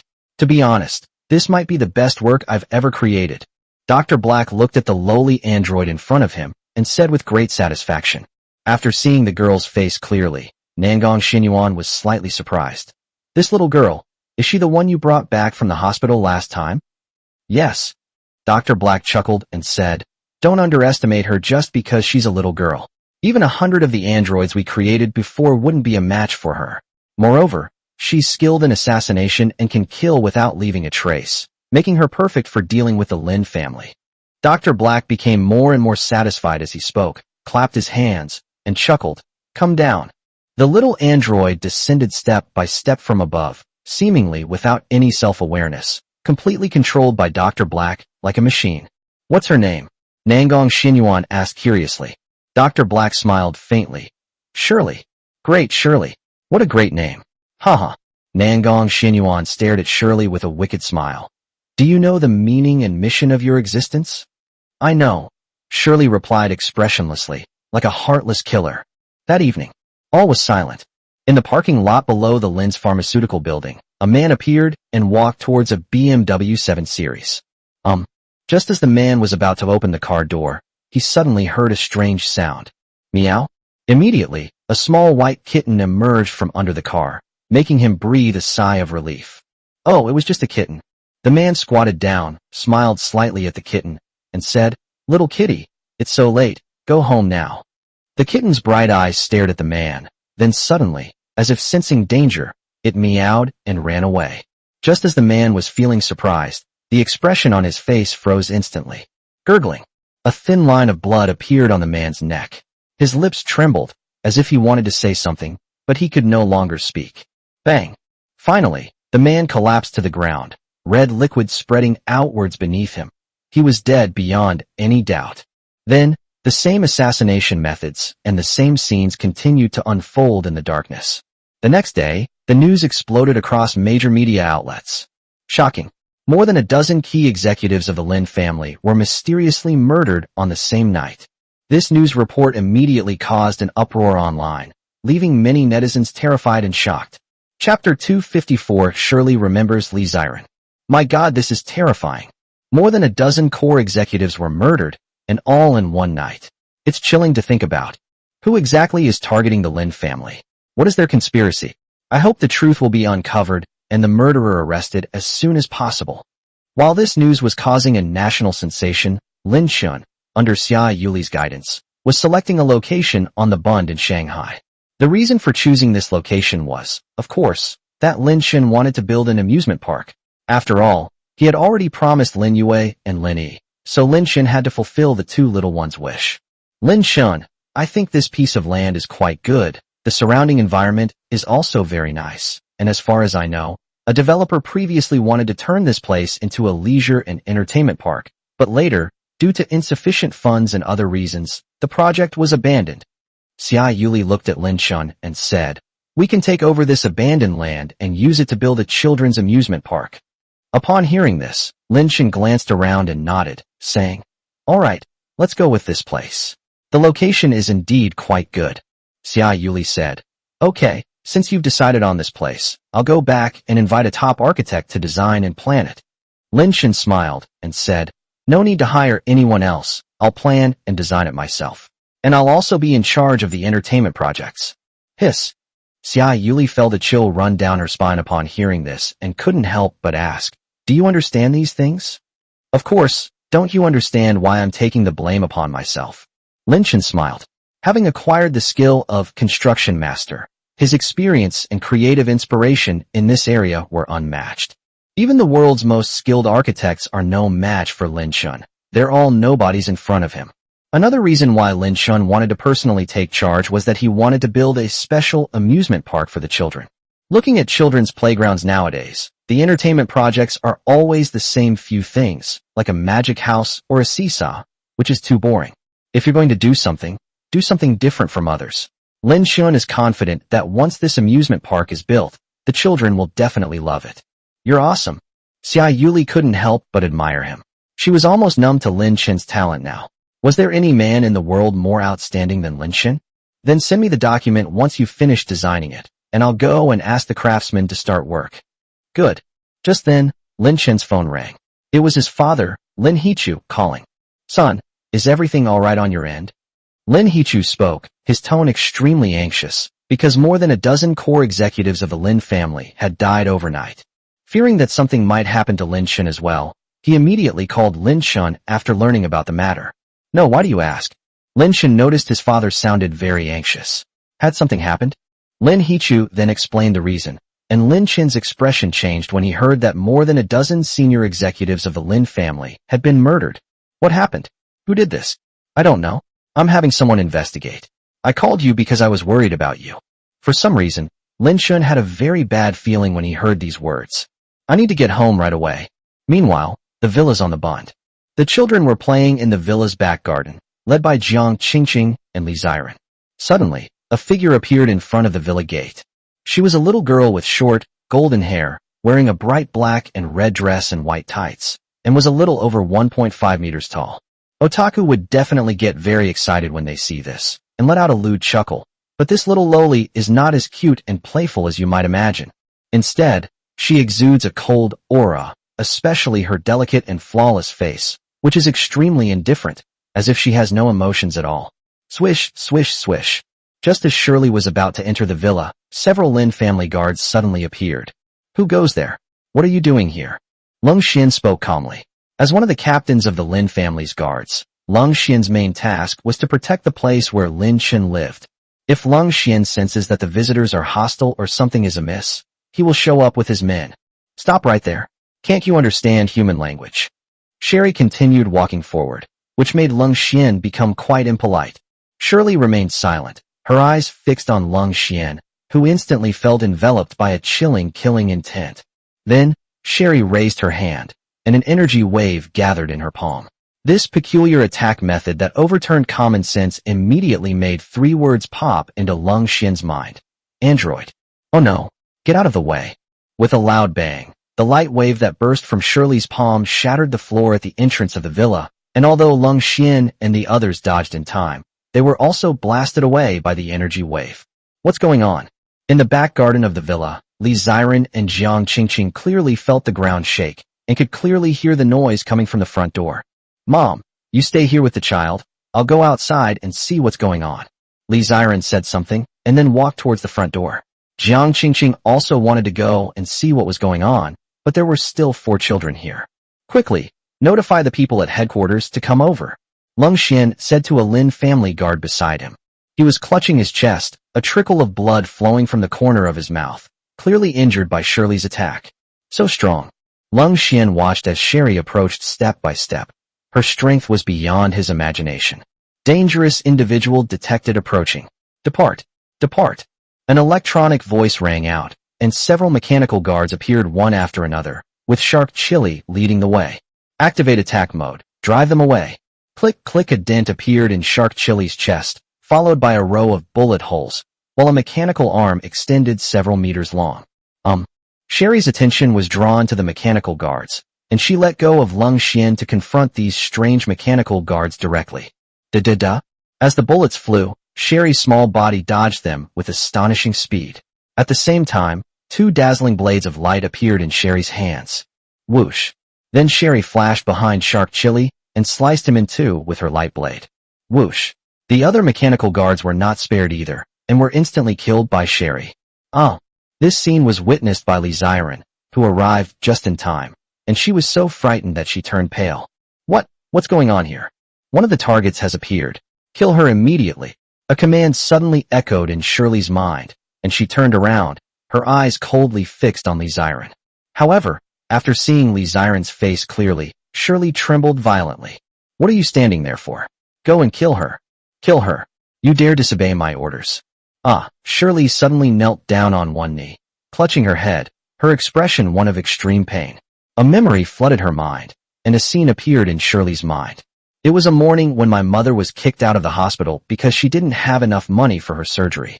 To raise money for her mother's surgery, she knocked on the doors of one relative after another, but those so-called relatives avoided her like the plague and refused to lend her any money. 2 days later, her mother's condition worsened. She took her critically ill mother to a clinic, where the doctor told her that surgery was necessary, otherwise she might not survive more than 2 days. Having exhausted all other options and with nowhere else to turn, she had no choice but to beg for money on the street, hoping to receive help from kind-hearted people. She kept saying thank you as she was given $1 or 2 coins. There are kind-hearted people, but there are also some doubts. It's all a trick. Maybe they're richer than you. Exactly. You should pity yourself first. Have you finished paying off your mortgage? Have you paid your car loan this month? What era are we living in? You have hands and feet, so why are you begging for money? Are you in such a hurry for cash? Just as Sherry felt incredibly wronged by these words, A beautiful figure appeared before her. Little sister, your mother still needs 20,000 yuan for surgery, right? She looked up and saw that the person speaking was an older woman, the kind who was very, very beautiful.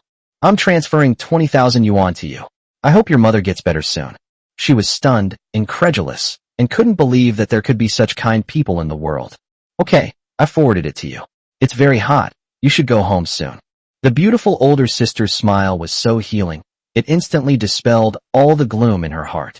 Her father gambled, her parents divorced, and for the first time in her life, apart from her mother, there was someone else who made her feel so warm inside. And this warmth is exactly what she needs deep down. What's going on? Why can't I control it? Inside the Nangong family laboratory, Dr. He was shocked to discover that Sherry was out of control. What's going on? Similarly, Lung Xian and Li Ziren were also puzzled, especially Shirley, who looked extremely distressed. Why does she look so familiar? At this moment, Li Ziren also had some impression. She felt that Shirley looked familiar, but Shirley's style of dressing up as a Lolita was completely different, so she couldn't remember her for a moment. Young master, you're finally back.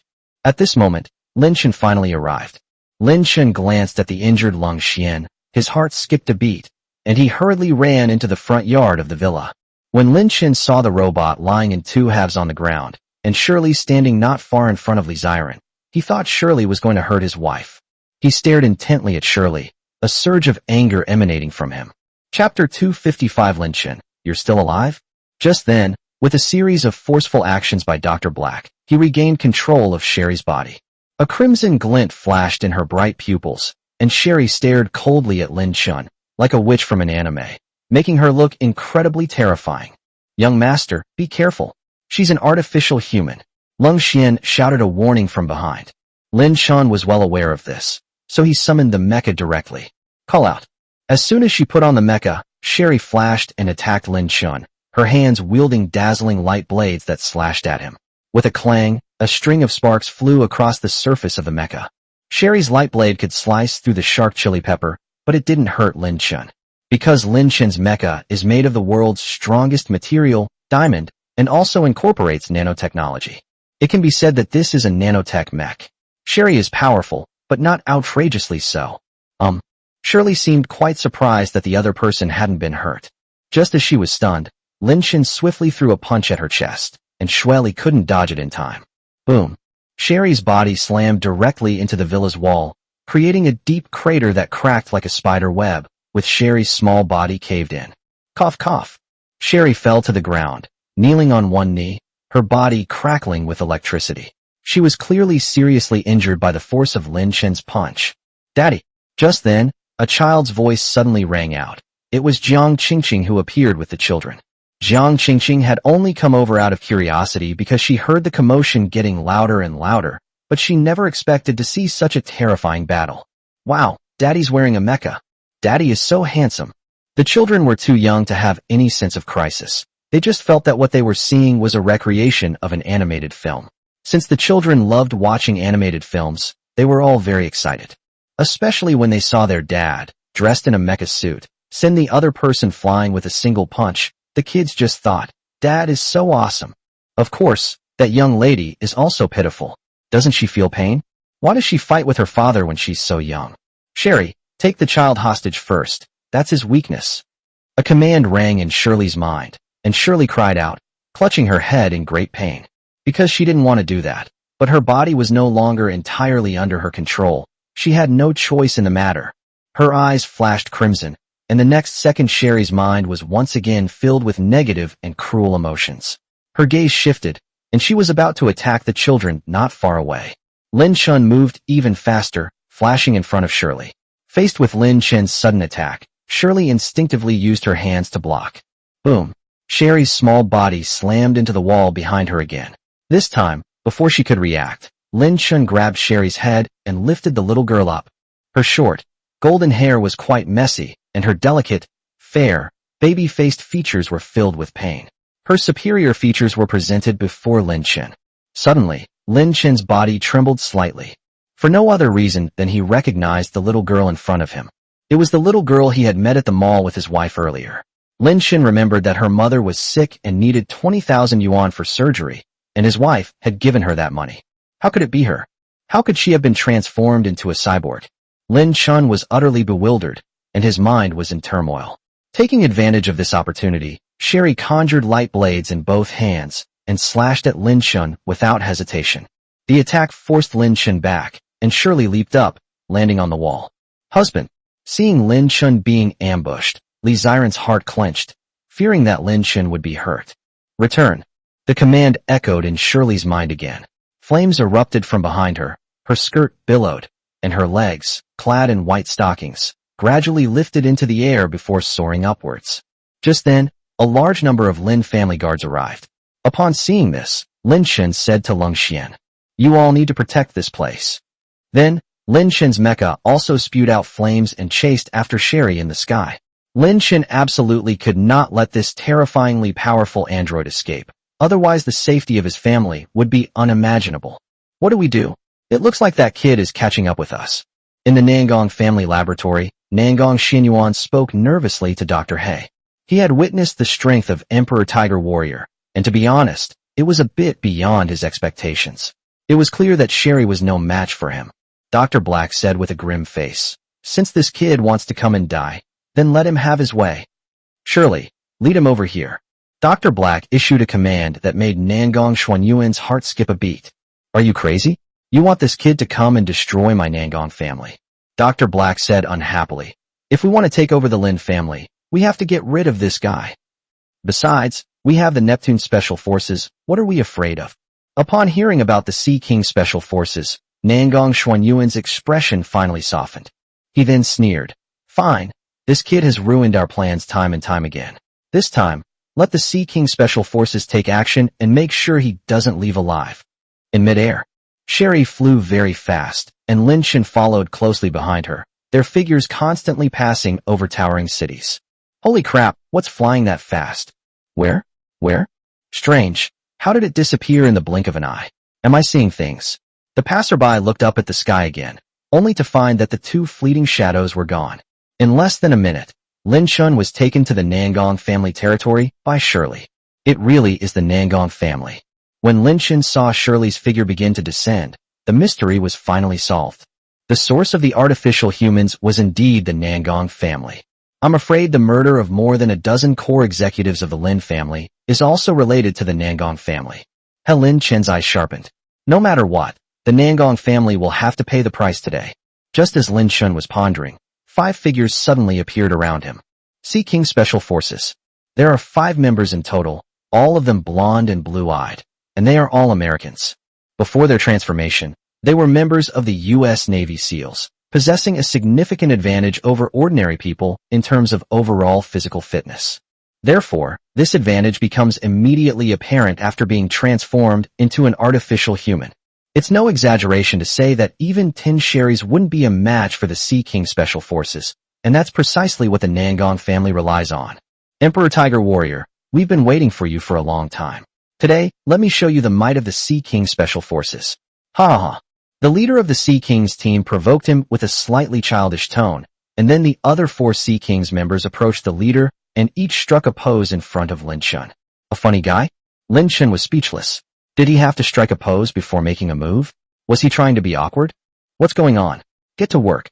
Seeing this, Nangong Xinyuan also felt a bit of a headache and urged him on through gritted teeth. Okay. Captain Neptune scratched his head sheepishly, then fixed his gaze on Lin Chun, saying menacingly, "Everyone, attack together. Emperor Tiger Warrior, prepare to die." Swish, swish, swish. They moved incredibly fast, and 5 figures immediately closed in on Lin Chun, launching a fierce attack. After exchanging blows once, Lin Chun felt that the strength, speed, and reaction of these 5 people were far beyond what Shirley could match.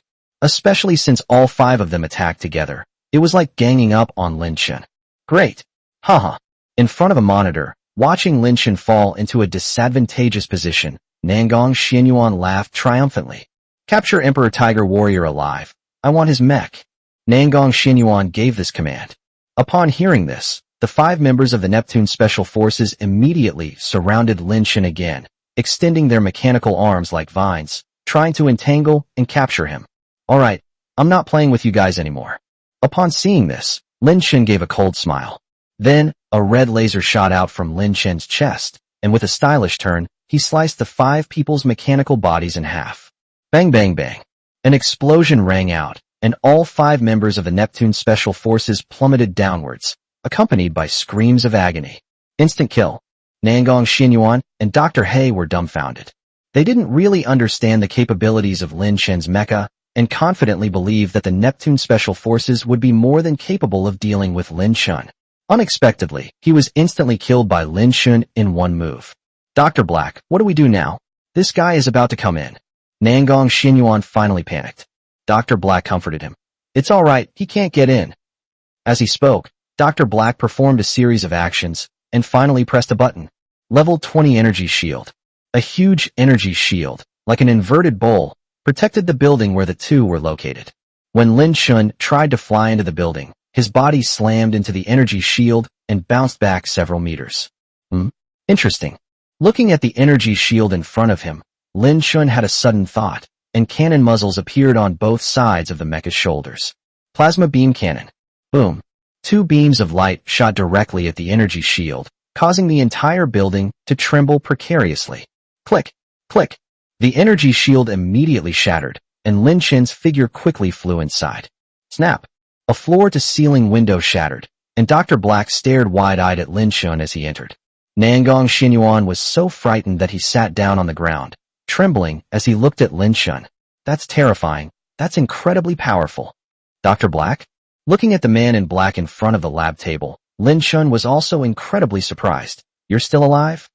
Chapter 256 Lin Chen vs. Dr. Black. Lin Chen knew Dr. He, who was previously the chief scientist of the Shao family in Beijing, but was later personally killed by Plum Blossom 17. Unexpectedly, he was still alive, and it seemed that he had been transformed into an artificial human. Undoubtedly, the machine gave him a new life. How could you conduct such inhumane experiments, Dr. Black? Your very existence is a sin. Lin Chen glanced around and saw rows of transparent special containers filled with all sorts of human organs, soaked in a blue liquid, which made his scalp tingle. Without a doubt, these organs were used by Dr. Black for experiments. Lin Chen. Dr. Black's molars were almost ground to powder, his face dark and menacing. Your mecha strength is somewhat beyond my expectations, but if you think you can control me with this, you're being too naive. As soon as he finished speaking, Dr. Black pressed a button, and instantly, a large door behind him slowly opened, releasing wisps of white mist.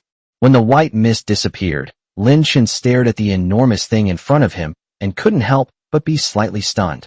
This enormous creature is actually shaped like a giant crab, about the height of a 1-story building and 5 or 6 meters wide. Sharp, slender crab legs, powerful, enormous pincers, a robust, sturdy body.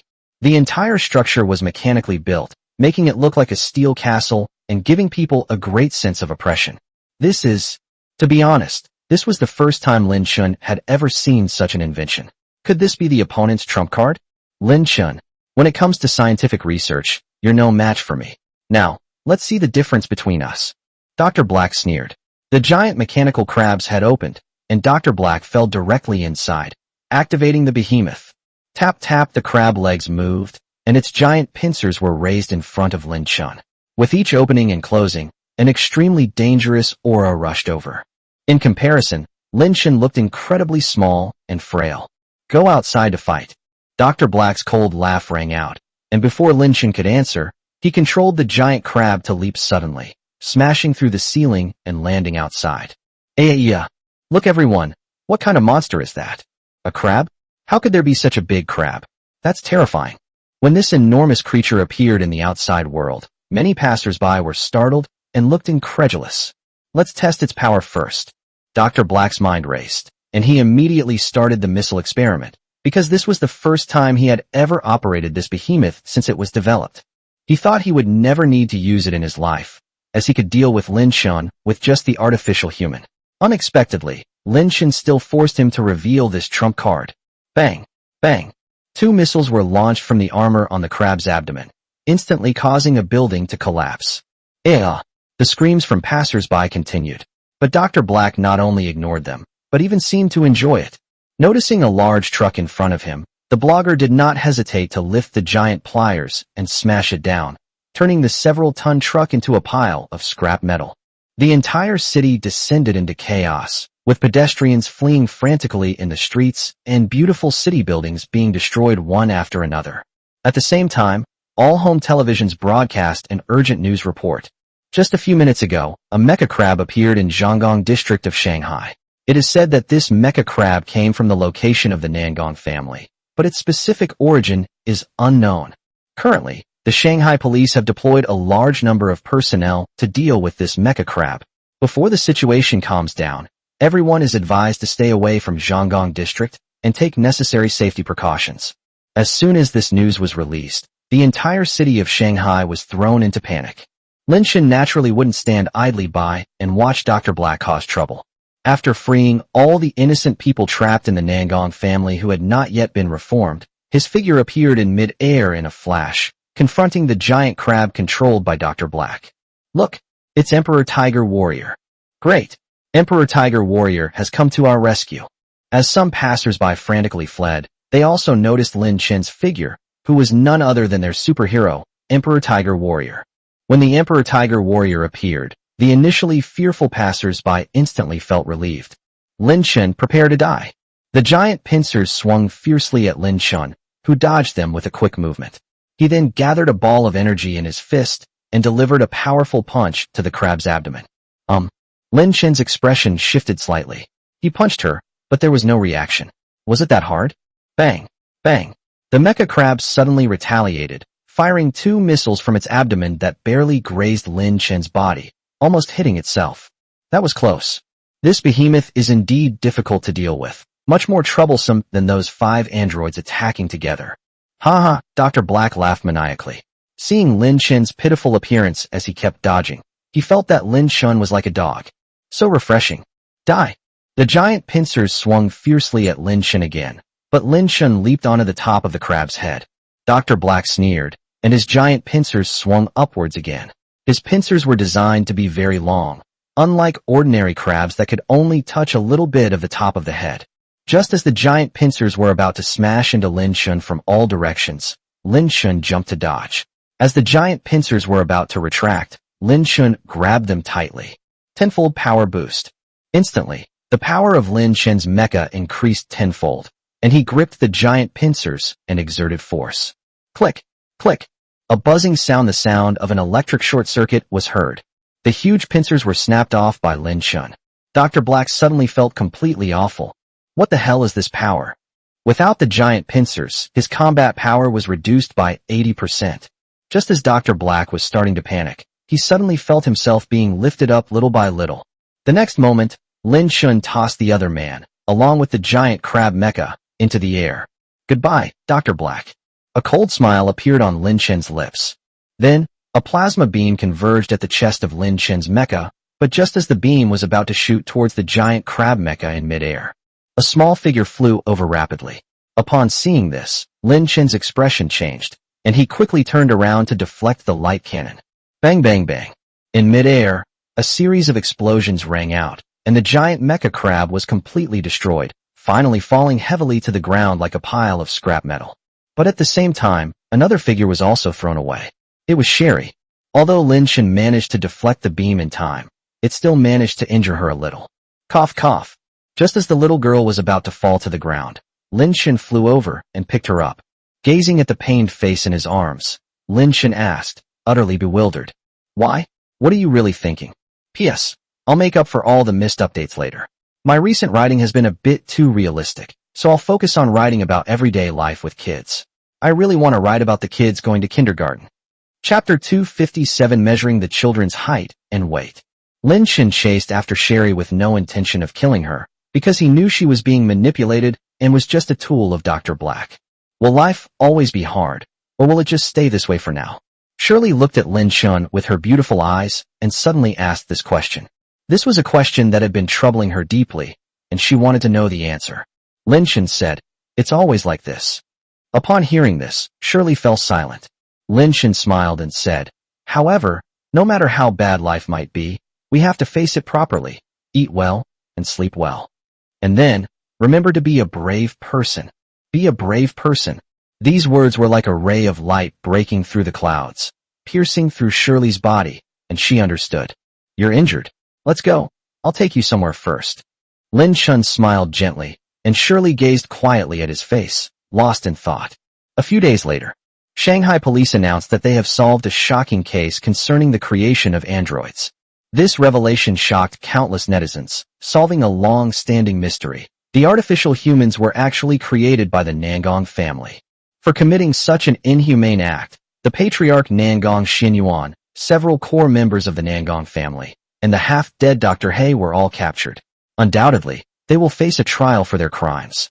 At the same time, the police also announced that they would destroy the secret technique for creating artificial humans that they had obtained from the Nangong family. If such an evil secret technique were to fall into the hands of someone with ulterior motives, the consequences would be unimaginable. Finally, with Lin Chen's help, Shirley, the little girl, was restored to her normal appearance. She is no longer an evil android. Now she is just an ordinary, happy, and brave little girl who faces life with joy. Bun Villas. The sky is clear and the sun is shining brightly. Today is a wonderful day. Daddy. Lin Chun was sitting in the front yard of the villa drinking tea when Lin Yue suddenly ran over. Yue, what's wrong? Daddy, Yue wants to play with a ball. Do we have any balls at home?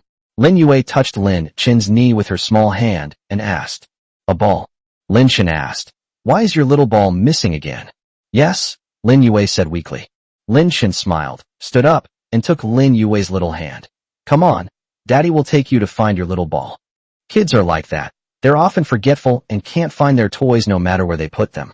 Lin Chun then found the small ball in the corner of the living room and handed it to Lin Yue, who was very happy. Honey, come here right now. A surprised voice rang out, and Li Ziren, wearing white socks, was standing on the electronic scale not far away, waving happily at herself. What's wrong? Lin Chen walked over with a smile. Li Ziren exclaimed happily. I've lost 2 pounds. My current weight is 96. Haha, I feel like I'm about to go back to 94. 94 Jean, 42.5 caddies, has always been Li Ziren's ideal weight. It seems that my weight loss efforts have been somewhat effective, Li Ziren said happily, but Lin Chen didn't understand because he always felt that his wife's figure was just right, and she didn't need to lose weight. Suddenly, Lin Chen remembered something. Honey, it seems like we haven't measured the children's height and weight in a long time. Li Ziren thought for a moment and said, Yes, it seems like it was 3 months ago when we last measured their height and weight. Lin Chen laughed and said, Why don't we test the children again now and see how much they've grown? Li Ziren expressed her agreement. Then, the two went to call the children who were playing over. The 4 little ones, Lin Xingyue, Lin Kersen, Lin Yi, and Lin Yue, were very cooperative. Jiang Qingqing and Wu Yanfang watched from the side, and the 2 elders were also looking forward to the measurement results. Who wants to go first? Xiao Yi, you can go first. Lin Chen smiled at Lin Yi. Son, come on up. Gently lifting Lin Yi onto the electronic scale, the pointer jumped rapidly, pointing to 26 Jean. Upon hearing the weight, Jiang Qingqing and Wu Yanfang immediately burst into laughter. Wu Yanfang said, Xiao Yi has grown quite a bit. I remember he was only 21 Jean last time. Yes, the little one has gained 5 pounds in 3 months. Jiang Qingqing said happily. As for Li Ziren, she was making records. She also recorded the previous measurements so that she could make a good comparison. Hey, don't go. Let's measure your height again. After being weighed, Lin Yi thought it was over and wanted to leave, but Lin Chen pulled him back. The little guy was very cooperative, and Lin Chen quickly finished measuring Lin Yi's height. 88 centimeters. Li Ziren compared the height and said, You've grown 4 centimeters taller. Not bad. Jiang Qingqing also laughed and said, Xiao Yi should be a little taller than his older sisters and younger sisters. I didn't expect him to be almost 90 centimeters tall. Yes, 90 centimeters is indeed very short. Less than a meter, but you have to remember that this is a 2-year-old child. Following this trend, Jiang Qingqing believes that her grandson will definitely grow to be over 1.8 meters tall in the future. Wu Yanfang thought so too. Lin Yi's future was bound to be bright, given his genes. Lin Chun is a little over 1.8 meters tall, and Li Ziren is close to 1.7 meters tall. To be precise, none of the 4 little ones will be short in height in the future. Not bad, not bad. Lin Chen was equally satisfied. At 2 years old, she was 88 centimeters tall. While not the tallest for her age group, she was still a bit taller than the average. His height potential is undeniable. In fact, Lin Shen didn't have high hopes for Lin Yi's future height. He just wanted him to be taller than him, or at least about the same height. Of course, even if someone is a little shorter than him, around 1.7 meters tall, Lin Shen can accept it. But Lin Shen thought it was unlikely that Lin Yi would be over 1.7 meters tall, because his son resembled his mother and his wife was close to 1.7 meters tall. He thought Lin Yi should be at least 1.8 meters tall in the future. Daddy, can I get down now? Can. After helping Lin Yi off the electronic scale, Lin Shen began measuring his daughters. Lin Xinghua is 85 centimeters tall and weighs 23 caddies.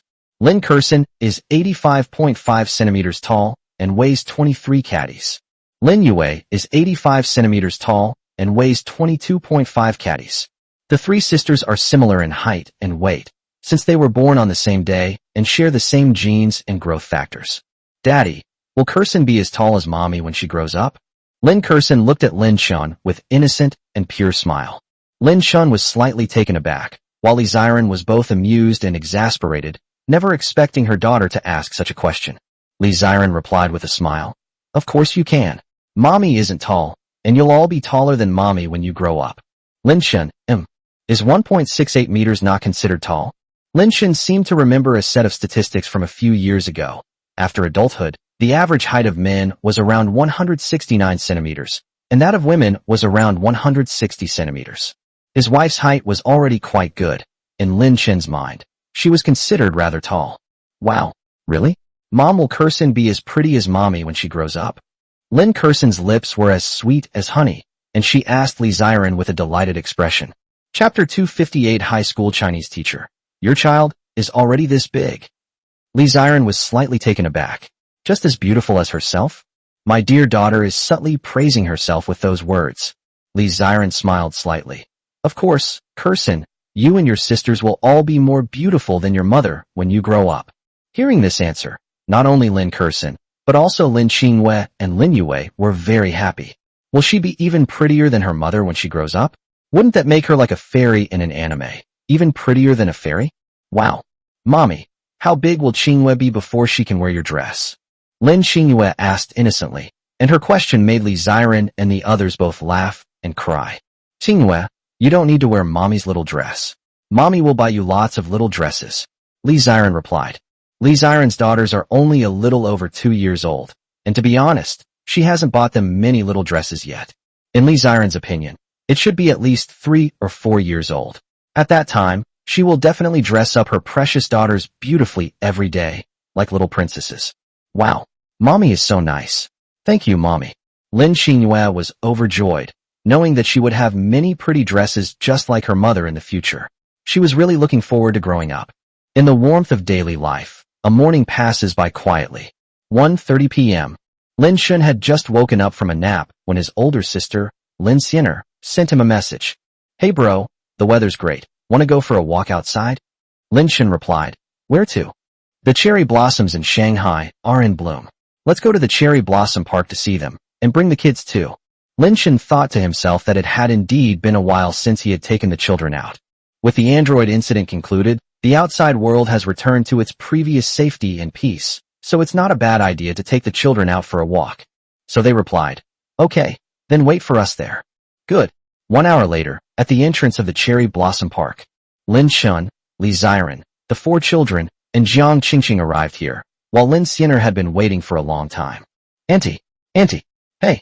Lin Xiner smiled, walked over, and patted the children's heads. Now the children call her Auntie every time they see her. They are so cute. Let's go in. Lin Xiner said that the Cherry Blossom Park does not require tickets and is a free and open scenic area. It's cherry blossom season, and there are a lot of passers-by, mostly mothers with their children, but there are also quite a few couples on dates. Grilled sausage, stinky tofu, tea eggs. The sounds of vendors hawking their wares filled the air. Both sides of the road were lined with food stalls selling all sorts of snacks. Daddy, I want to eat that, candied hawthorn. Mommy, I want to drink that. Grandma, what is that? Have you ever eaten it? The 4 little ones' attention wasn't on the beautiful cherry blossoms in full bloom, but rather on the roadside stalls. Boss, how much are the candied hawthorns? 10 yuan a skewer. Upon hearing this, Lin Shen looked at Li Ziren and asked with a smile, Baby, Would you like some candied hawthorn? Li Ziren said, I don't want to. She doesn't like candied hawthorns because they're too sweet. Mom, do you want it? Lin Shun then asked his mother, Jiang Qingqing. Jiang Qingqing shook her head and said with a wry smile, Never mind. You guys eat. Okay, boss, give me 4 skewers. Lin Shun said to the boss. Hey, why didn't you ask me if I wanted some? Lin Xianer, standing to the side, spoke up in frustration, speechlessly addressing Lin Shun. Lin Shun laughed and said, You're such a grown-up. Why do you still want to eat candied hawthorns? Lin Xianer, me? Ha! The boss, a middle-aged woman, laughed inappropriately at that moment. Young man, is this your sister? The aunt asked with a smile.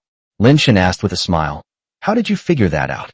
The aunt said, Because you look alike. Do they look alike? Actually, Annie wasn't the first person to say that, but Lin Shun personally didn't really think so. Auntie, this stingy guy isn't my brother, don't misunderstand. Lin Xianer was furious.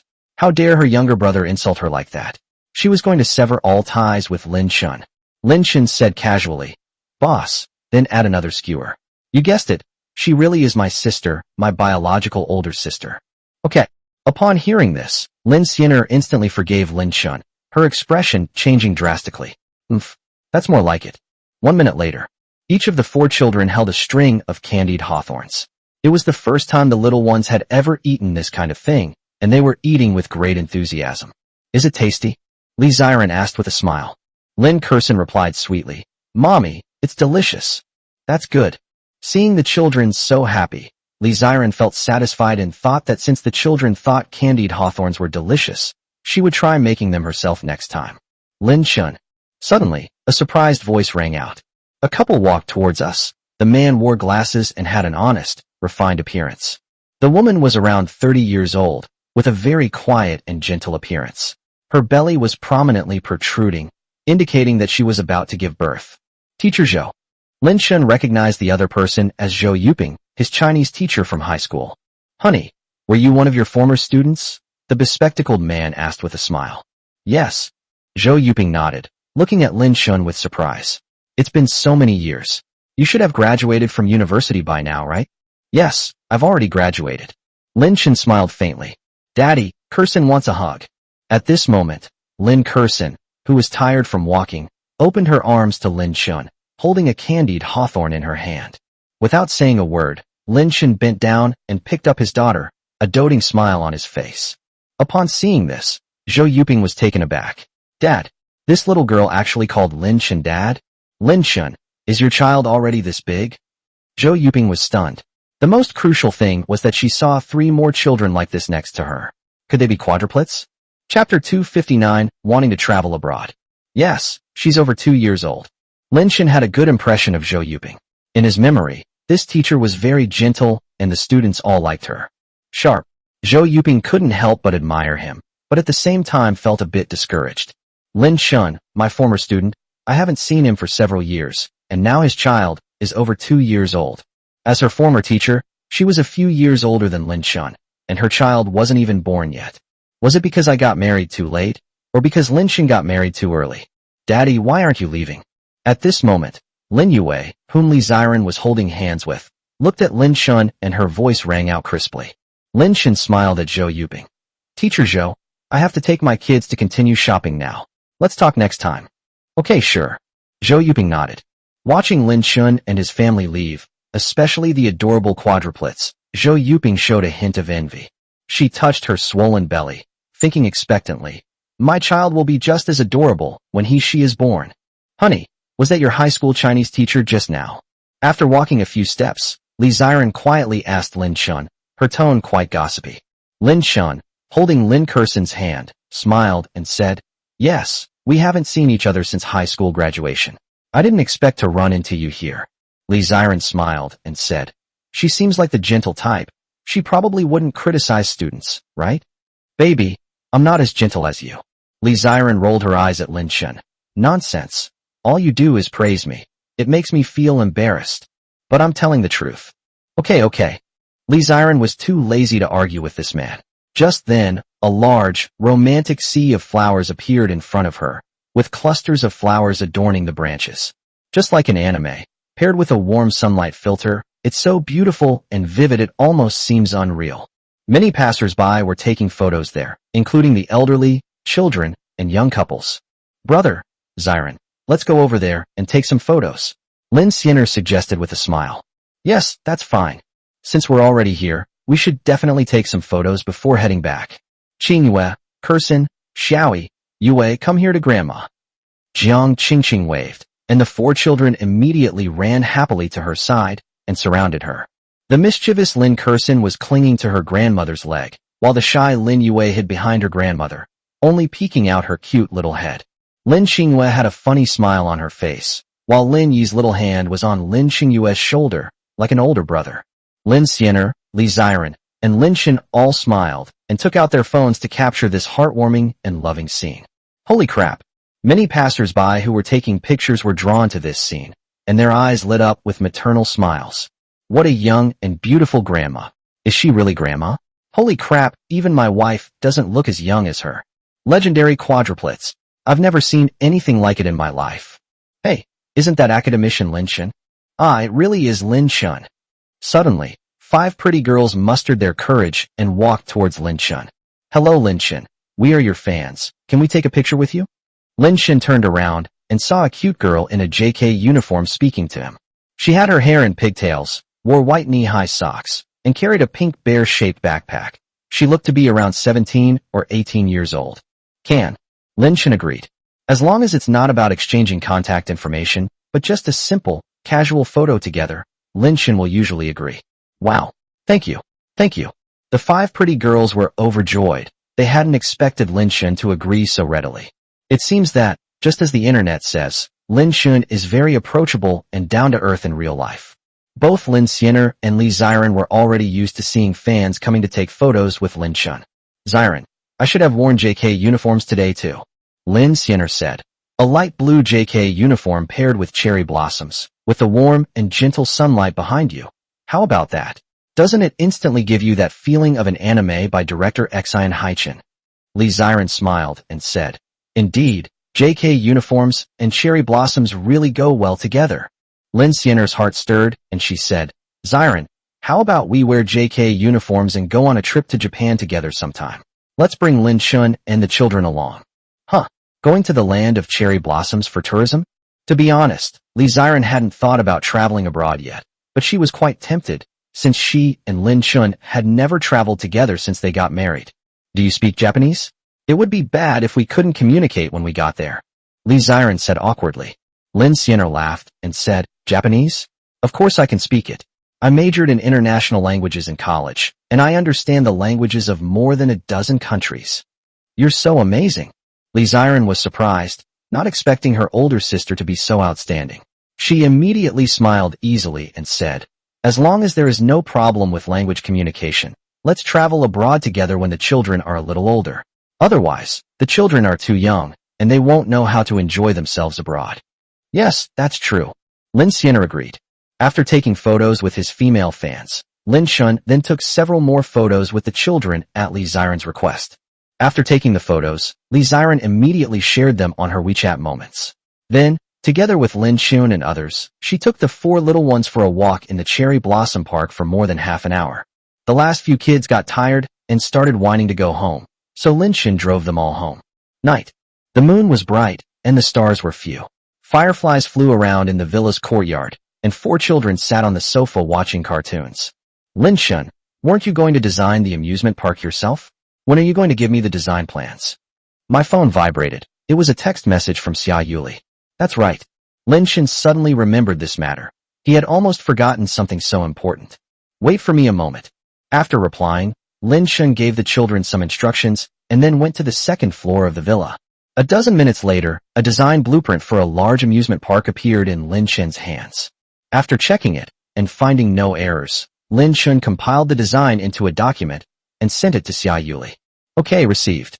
After glancing at Xia Yuli's reply, Lin Shen shut down his computer and stood up. Just then, Li Xiran came in after finishing collecting the laundry on the balcony. Her hair was casually draped over her shoulders. She wore a pale yellow sundress.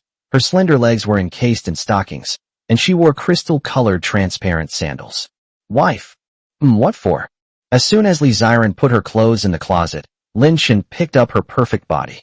Li Ziren gave Lin Shun a coquettish look and said helplessly, "Let's do it later. I haven't even taken a shower yet." "It's okay, I'll wash it later." Chapter 260. Lin Qingyue is scalded by boiling water. After a long time, Lin Shun and Li Ziren both showed expressions of satisfaction. Wah! Faint sobbing could be heard coming from downstairs. "What's going on?" Li Ziren was taken aback when she heard the sound, while Lin Shun said, "Go down and see. It seems the child is crying." The two then went to the living room on the first floor. Wow! Lin Qingyue was crying loudly, being held by Jiang Qingqing. Wu Yanfang was squatting in front of Lin Qingyue, holding the little one's hand and applying something to her. "Mom, what happened?" Lin Shun and Li Ziren walked over and looked at Lin Qingyue's small hand, finding it completely red. Jiang Qingqing explained helplessly. Qingyue and Xiaoyi were playing around and accidentally knocked over the kettle. Qingyue's little hand was accidentally burned by the hot water. Li Ziren was immediately shocked and felt extremely distressed. She saw that her daughter's little hands were very red, and they must have been badly burned. "Mom, don't put this on the burn. Use a different ointment instead," Lin Shun said. Jiang Qingqing was immediately taken aback. "Which ointment should I use?" She had a lot of spare wound medicine at home, but she didn't know much about it. Since they all seemed to have similar effects, she just grabbed a bottle at random. Lin Shun opened a drawer and took out a bottle of ointment, which was the immortal skin jade bone liquid that he had developed back in the capital. "Come here, let me hug you." Lin Shun opened his arms, and Jiang Qingqing handed the sobbing Lin Qingyue to him. Seeing his little darling crying like this, Lin Shun felt heartbroken and wished he were the one being scalded by boiling water. Fortunately, the immortal skin and jade bone elixir is powerful. After applying the ointment to Lin Qingyue's hands, the little one instantly felt a cool and refreshing sensation, which was very comfortable. "My sister cried." Suddenly, Lin Yi, who was standing to the side, spoke up for no apparent reason. "Yes, my sister cried because she got scalded by boiling water. Don't fight with her anymore, okay?" Jiang Qingqing spoke gently to Lin Yi, without any intention of blaming him, because playing around is simply a child's nature. "However, I still have to say it. At least I'll pay attention next time." "No." Lin Yi nodded blankly, and the little guy's expression even looked a bit guilty. "Does it hurt?" After applying the ointment to Lin Qingyue, Lin Shun held the little one in his arms and asked. "Pain." The effect wasn't as quick as expected. Lin Qingyue still felt a burning pain in her small hands. "It's okay, it will stop after a little while." Lin Shun smiled, his heart melting as he looked at the glistening tears clinging to his beloved daughter's long eyelashes. Just then, the system's long-awaited notification sound rang out. "Ding! Host, for protecting the child, you are rewarded with the skill, Master of Acting." As a flood of information entered his mind, Lin Chen's expression became somewhat subtle. A Master of Acting, as the name suggests, is a skill related to acting.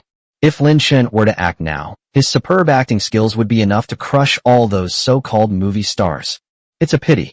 If an actor were to acquire this skill, they would be very excited. But for Lin Chen, it was just that. After all, he wasn't an actor. "Daddy, I'm sleepy," Lin Qingyue said softly. Perhaps she was a little tired from crying, and at this moment a wave of drowsiness came over her. "Baby, go to sleep if you're sleepy," Lin Chen said with a gentle smile. A few minutes later, Lin Qingyue actually fell asleep in his arms, just like a cute little kitten, her small body curled up in Lin Chen's arms. Lin Shun then carried her upstairs and put the little one to sleep on the bed in the room. 11 p.m. The other three little ones were also coaxed to sleep, and Li Ziren finally had time to take a bath. "Baby, wait a minute." "What?" "Let's wash together." "Li Ziren." She rolled her eyes at Lin Shun. Before we knew it, another period of time had passed, and the children were already 2 years and 2 months old. During this period, the construction of the amusement park continued, and barring any unforeseen circumstances, it will take another month or 2 to complete. It was during this time that the Shenzhou yacht started up again, and Lin Shun and Li Ziren spent their second wedding anniversary on the yacht. Lin Shun and Li Ziren each gave each other a gift for their second wedding anniversary. Although we've been married for 2 years and life has become rather mundane, a mundane life doesn't mean there are no surprises or a sense of ritual. "Daddy, didn't you tell me last time that you were going to build us an amusement park? When are you going to build it?" That day, Lin Shun was sunbathing with her child in the back garden of the villa when Lin Yue suddenly asked her this question. Lin Shun was quite surprised. He hadn't expected that even after all this time, the little guy would still remember this. It seems she really wants to go to the amusement park. Lin Shen smiled and said, soon, in another month or two. Okay. Lin Yue got a reply and happily went back to playing. At that moment, a message popped up on Lin Shen's phone. It was from Anya. Lin Shen, do you have time to have dinner together tonight? It's on me.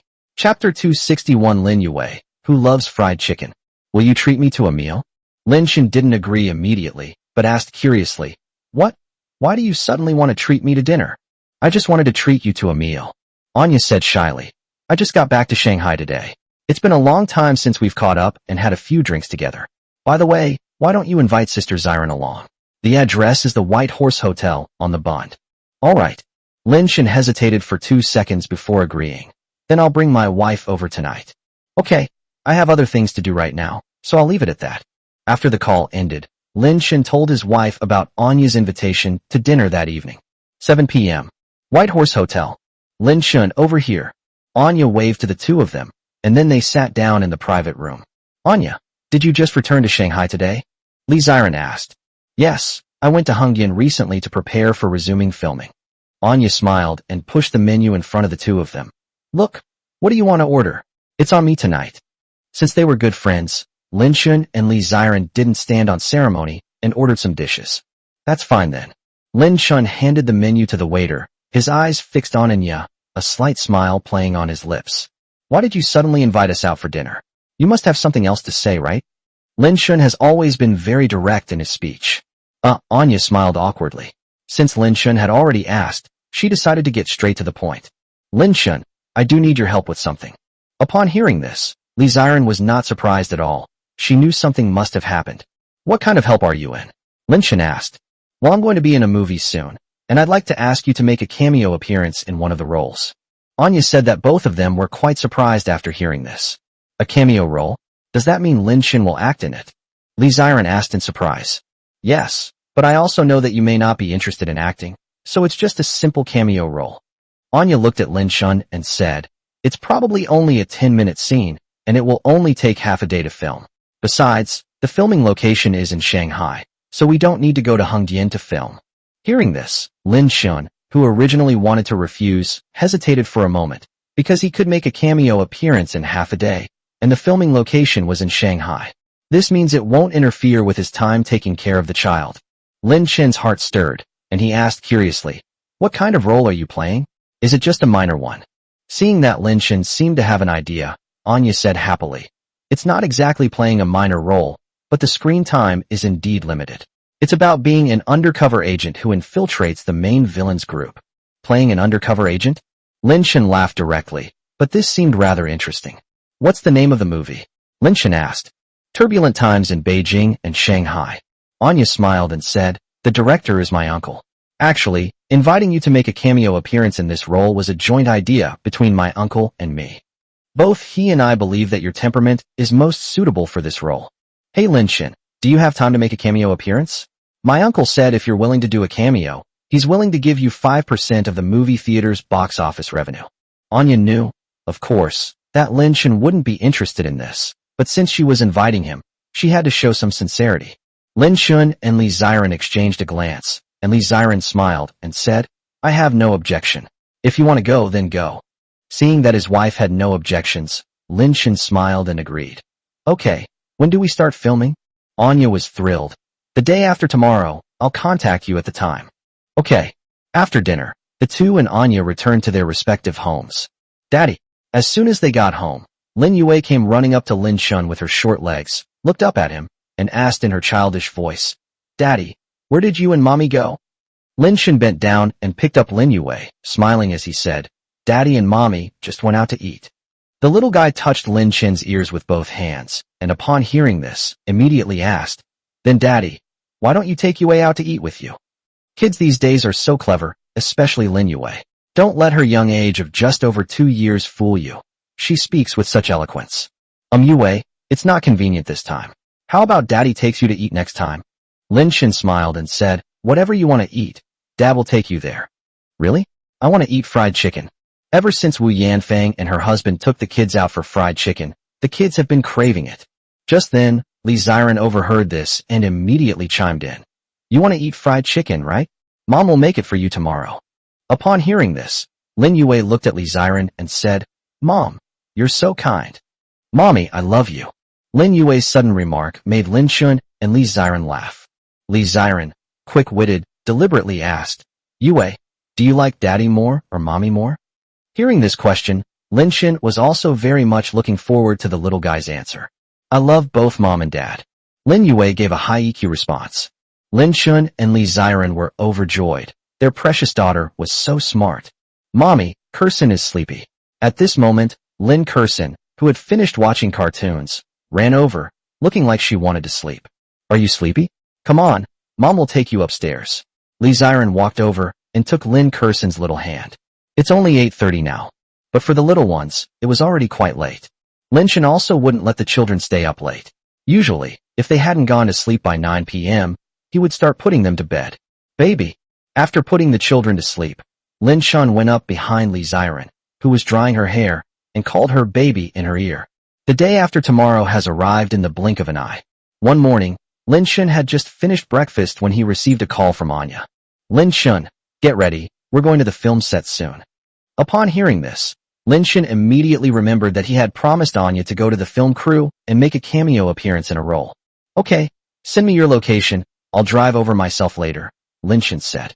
After the call ended, Lin Shun immediately received the location from Anya. However, Lin Shun did not set off immediately, but instead played with the children for a while first. An hour later, at the Shanghai Film City, Lin Shun followed Anya to a filming location. Looking around, there were many people, mostly crew members, various equipment and cameras, and of course, many celebrities were getting their makeup done, as well as extras.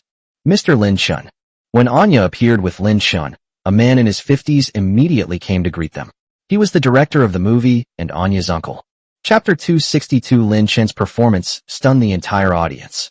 Hello, my name is Shin Ping. Hello. Lin Shun raised his hand and shook hands with Anya's uncle. Upon seeing Lin Shun's arrival, Shin Ping was incredibly excited. He had thought Anya was just joking, but he hadn't expected her to actually bring Lin Shun. In Shin Ping's mind, Lin Shun was a big shot. Even many popular celebrities are not as well known as Lin Shun. Mr. Lin Shun, why don't you have a cup of tea first? Shin Ping invited modestly, his tone very polite. Aren't you supposed to be filming a movie?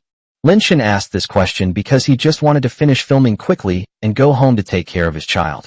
As for drinking tea or something, I don't have the leisure for that these days. Shin Ping was taken aback. He hadn't expected Lin Shun to be so enthusiastic. Having tea after filming is fine too. By the way, you don't have the script yet, right?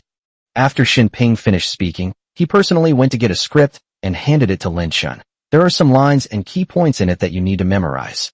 Although the undercover agent you play doesn't have many scenes, he is still crucial in the whole movie. Let me see. Lin Shun flipped through the script and began to browse it. Shin Ping chuckled and said, I'll go check out the situation elsewhere first. Call me when you've memorized your lines, and then we'll start. Okay. Lin Shun looked at the script and said without looking up, Lin Shun, I'm going to change my clothes and get ready to go on stage. If you don't understand anything, you can ask me. Anya's sweet voice rang out as she held the script in her hands, preparing to change her clothes. Lin Shun smiled and said, Okay, go ahead. Having acquired the skill of master of acting, he is now a master in terms of both acting skills and experience in the industry. Therefore, he doesn't need to ask anyone for advice. He only needs to memorize his lines to go on stage. On the other side, no way. You actually hired Lin Shun to play an undercover agent. The speaker was a woman in her 40s with long, wavy hair, wearing a black suit and giving off a capable and efficient vibe. Her name is Zhao Fun, and she is the producer of the film crew. Shin Ping smiled faintly and said, What? Don't you think Lin Shun's temperament is very suitable for this role? Zhao Fun said, utterly speechless, suitable or not. This is a movie shoot. What's the most important thing in acting? It's acting skills. What acting skills could a researcher like him possibly have? It's not that Zhao Fun looks down on Lin Shun, but rather that everyone has their own expertise. If just anyone could act, what would be the point of having actors? It's okay. He's not the male lead or the second male lead. He's just making a cameo appearance as an undercover agent. There's no need to be so harsh on him, is there? Shin Ping smiled.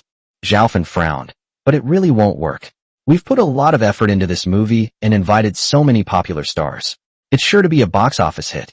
If the audience doesn't buy it just because of this, it's not worth it. Shin Ping waved his hand.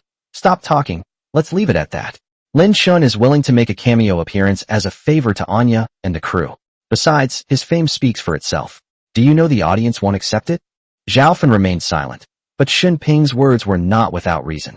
Let's see how he performs on stage. If his acting is really bad, I suggest you replace him. Half an hour later, Lin Shin had almost memorized his lines and, led by Anya, went to the dressing room to change. When Lin Shin came out dressed in black, his entire demeanor changed. So handsome. Several female celebrities nearby immediately lit up when they saw Lin Shin. Are you the male lead in this movie? A female celebrity who had just changed her clothes looked at Lin Shin, swallowed, and asked, no, I'm just playing a minor role. Lin Shin replied. The actress seemed surprised. No way, what's going on? Someone so handsome isn't playing the male lead. Great job, Lin Shin. Anya's eyes lit up when she saw Lin Shin, but now was not the time for praise. Lin Shin, let's go over now. It's almost our turn to film our scenes. Upon arriving at the filming location, director Shin Ping was looking for Lin Shin and Anya when he saw them arrive, and he breathed a sigh of relief. Mr. Lin Shin, it's your turn to go on stage. Upon hearing Shin Ping's words, Lin Shin stepped directly into the camera's view, appearing completely calm and composed. Standing next to Shin Ping, Zhaofan's eyes flashed with a hint of surprise. It was his first time filming, and he wasn't nervous at all. His mental fortitude was quite good. Do you need a script? A staff member asked Lin Shin. Unnecessary. Lin Shin shook his head. A mature actor doesn't need a script at all once he's on stage. Are you ready? Director Shin Ping asked, looking at Lin Shin and the male lead. Ready. Okay, let's begin. Shin Ping pressed a button on the camera, and recording immediately began. Standing in front of Lin Shin was the villainous male lead, who was sitting in a chair with a cigar dangling from his arm and his legs crossed, looking exactly like a mafia boss. I didn't expect you to still be alive. Lin Shin smiled faintly. I just survived by sheer luck. Male lead. Really? You're not hiding something from me, are you? Lin Shin smiled, confronting the male lead with a composed yet assertive tone, and asked, what do you think? Although it was his first time acting, Lin Shin displayed an incredibly rich experience in every aspect, just like a veteran actor. This guy seems to have some skills. Zhaofan was somewhat surprised, thinking that Lin Shin was just a complete novice, but she didn't expect his acting skills to be so good. Shin Ping was equally surprised and delighted. In fact, he had no expectations for Lin Shin's performance. After all, Lin Shin is a complete novice, and it's unrealistic to expect him to have explosive acting skills in his first acting role.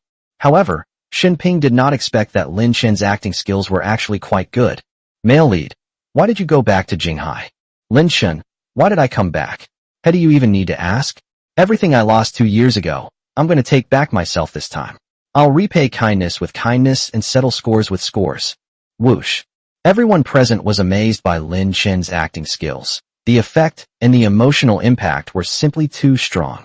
His demeanor, his expression, his aura, he truly seemed like a desperate fugitive. He portrayed the villain perfectly. Male protagonist. Join us, and I'll be the king of Jinghai. Join me, and I can give you anything you want. Lin Shin smiled coldly and pressed the gun against the male protagonist's chin. Sorry, I'm a police officer. The unexpected reversal immediately brought the atmosphere to a climax. At that moment, the atmosphere in the entire venue exploded. Wow, that acting. Zhaofan was so shocked, she almost lost her balance, a deep look of shock appearing in her eyes.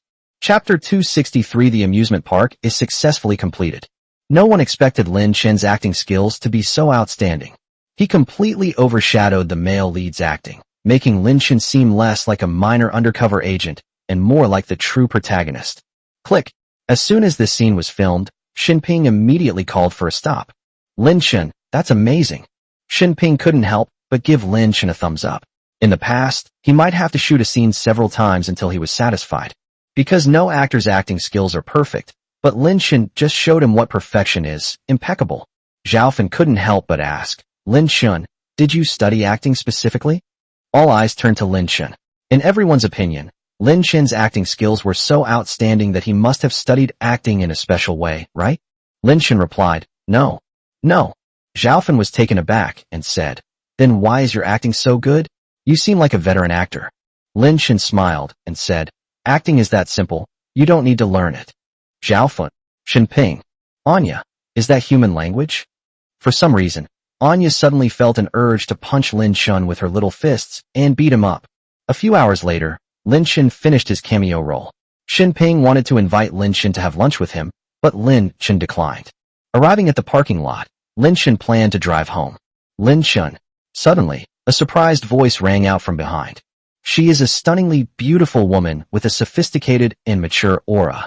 She has a delicate oval face with light makeup, a tall and slender figure of about 1.7 meters, and is dressed in gorgeous ancient costume. She looks like she has just finished filming. Who are you? Lin Chun turned around and looked at the other person, but didn't recognize them for a moment. I'm Jiang Kiki, don't you remember me? Jiang Kiki. After being reminded, Lin Chun immediately remembered. This Jiang Kiki is my deskmate in 6th grade. My deskmate and I had a pretty good relationship back then. Jiang Kiki's family was well off, so she had a lot of pocket money and often bought snacks to bring to the classroom to share with me.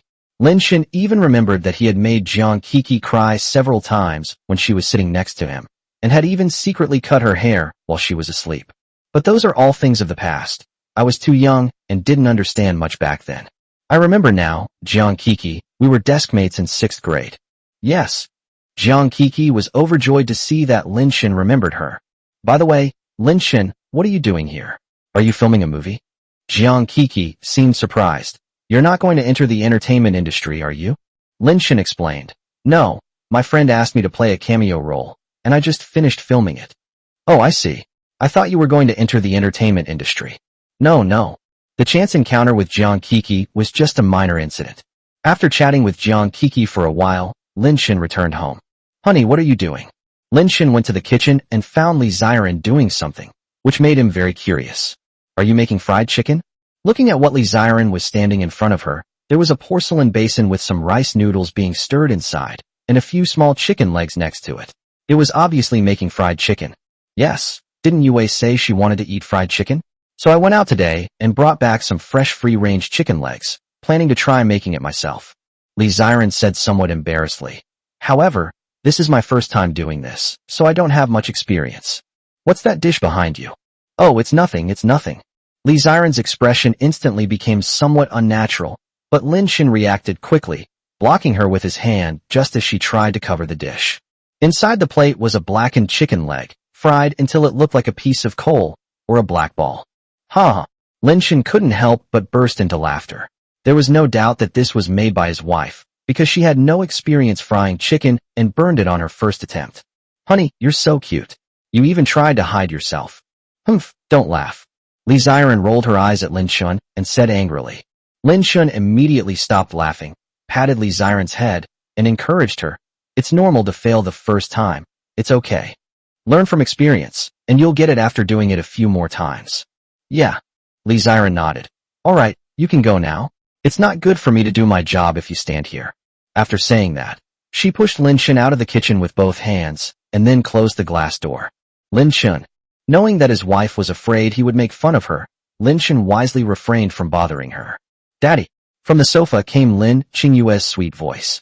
The little one was holding a watercolor book and a pen, seemingly drawing. What's wrong? Lin Chun walked over, picked up his precious daughter and sat her on his lap, his eyes fixed on the watercolor book in the little one's hand. Qingyue, what are you drawing? Looking at the somewhat abstract stick figures in the watercolor sketchbook, Lin Chun couldn't help but ask. This is poop. Lin Qingyue turned to look at Lin Chun and giggled. Lin Chun's lips twitched slightly. Good heavens, this is a drawing genius. That's a very good drawing, but you're not allowed to draw it again next time. Daddy, can you draw? The little guy asked Lin Chun, blinking his curious eyes. Lin Chun smiled and said, Of course, come on, Dad will teach you. For the next period of time, Lin Chun's life was relatively peaceful. He taught the children and occasionally took them out to play. In the blink of an eye, the children are 2 years and 4 months old. It was during this period that the amusement park that Lin Chun had designed was successfully completed. Chapter 264 Hanyun. On this day, Lin Chun brought the children to the amusement park. The children were overjoyed and had a great time.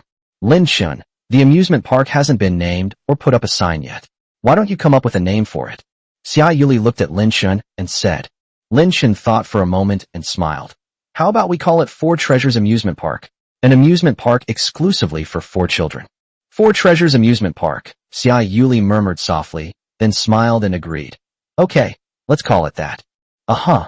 Then the two of them looked at the four children. The children are inside a huge children's play area, which has all sorts of attractions, such as trampolines, slides, a fun octopus-shaped play area, and a ball pit. While children are having fun, these programs can also improve their physical strength and even promote brain development and intelligence. Ouch, young master slowed down. Old Master Mo and several Lin family guards were protecting them from the side. Seeing the young masters and ladies having so much fun, he was genuinely happy. Wow! Suddenly, the sound of a child crying came from outside, and Lin Shun and Xia Yuli immediately turned around. Mommy, I want to go in and play too. A little girl was crying and being led by a young mother. Xiaoyu, this amusement park is privately owned. We can't go in. Han Yun looked helpless and comforted her. How about this? Mom will take you to another amusement park this afternoon. No other amusement park is as fun as this one. The little girl was about 3 years old, with big, bright eyes that were brimming with tears and a stubborn look on her face. What's wrong? Just as Han Yun was feeling a headache and helplessness, Xia Yuli's figure appeared at the entrance of the amusement park. Upon seeing Xia Yuli, Han Yun assumed she was the manager of the amusement park, so she smiled wryly and began to discuss things with her. Hello, my daughter would like to go to the amusement park for a while. Is that all right?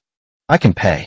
Upon hearing this, Xia Yuli said apologetically, I'm sorry, I'm not the owner of this amusement park, but my boss is inside. I can ask him for you. Really? Thank you. You're welcome.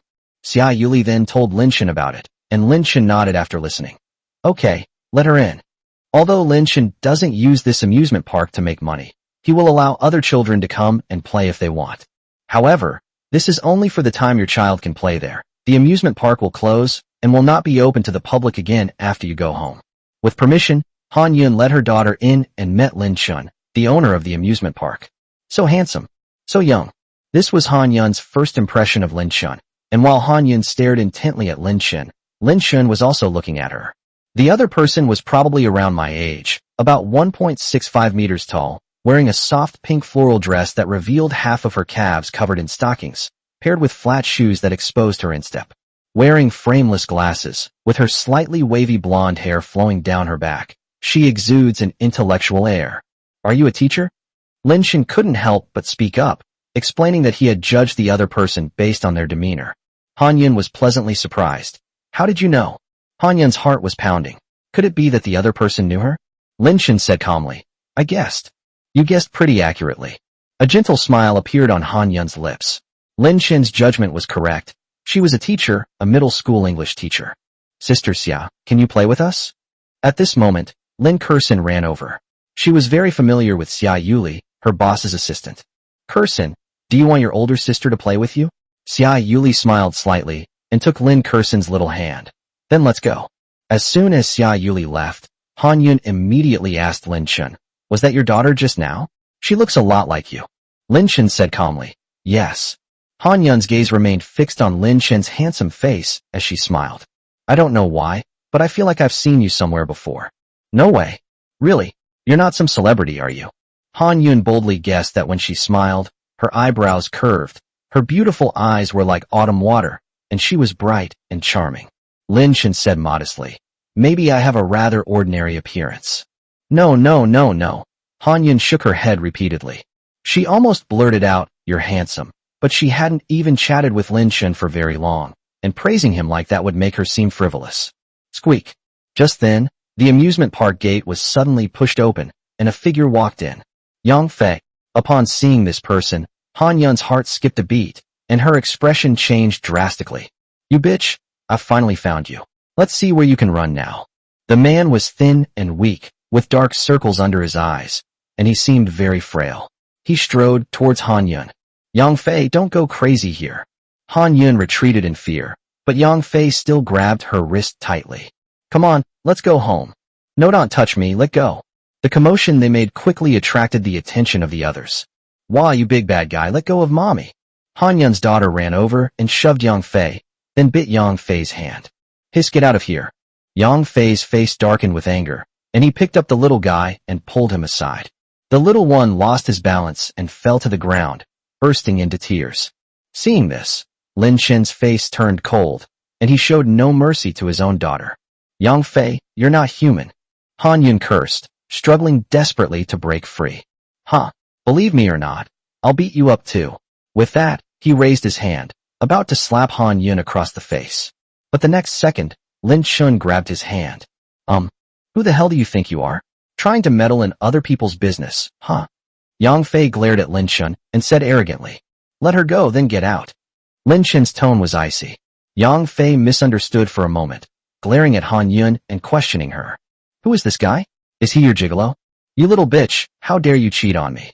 I'll beat you to death." Snap. Lin Chun raised his hand and slapped Yang Fei across the face, leaving him completely stunned. "Fuck you." Releasing his grip on Han Yun's hand, Yang Fei angrily lunged at Lin Chun, but this time, before Lin Chun could make a move, the Lin family guard subdued him. "You dare lay a hand on our young master? You're tired of living, aren't you?" Then he gave Yang Fei a brutal beating, making him scream in pain. Lin Chun said calmly, "All right, kick him out." "Yes." The guards dragged Yang Fei out. "You'll get what's coming to me if you cheat on me." Before being dragged away, Yang Fei shouted in despair. Lin Chun didn't pay any attention. First, he posed no threat to himself, and second, there was nothing between him and Han Yun. "Was that your husband, just now?" Xia Yuli asked, puzzled. Han Yun is so gentle and beautiful, but her husband is that kind of person. She couldn't understand it. Han Yun shook her head, feeling wronged, and said, "No, he is my ex-husband. We have been divorced for more than a year." Chapter 265. Boys can receive flowers too.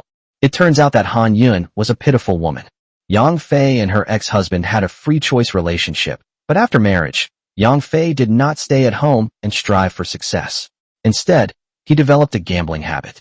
All of the family's savings were gambled away, and they also owe a lot of loans. Feeling hopeless, Han Yun had no choice but to get a divorce, but Yang Fei did not let her go and continued to harass her after the divorce. "If this guy comes again, just call the police, or take the kids to live somewhere else so he can't find them again," Xia Yuli suggested. "Yes, I understand. Thank you." Han Yun looked at Lin Chun with a touched expression. If Lin Chun hadn't intervened, she really wouldn't know what to do. "It's okay. Take good care of yourself from now on," Lin Chun said casually, and this unintentional concern made Han Yun's nose tingle and her heart warm. She gazed at Lin Chun quietly, suddenly feeling a pang of envy for Lin Chun's wife. Why couldn't she marry such a good man?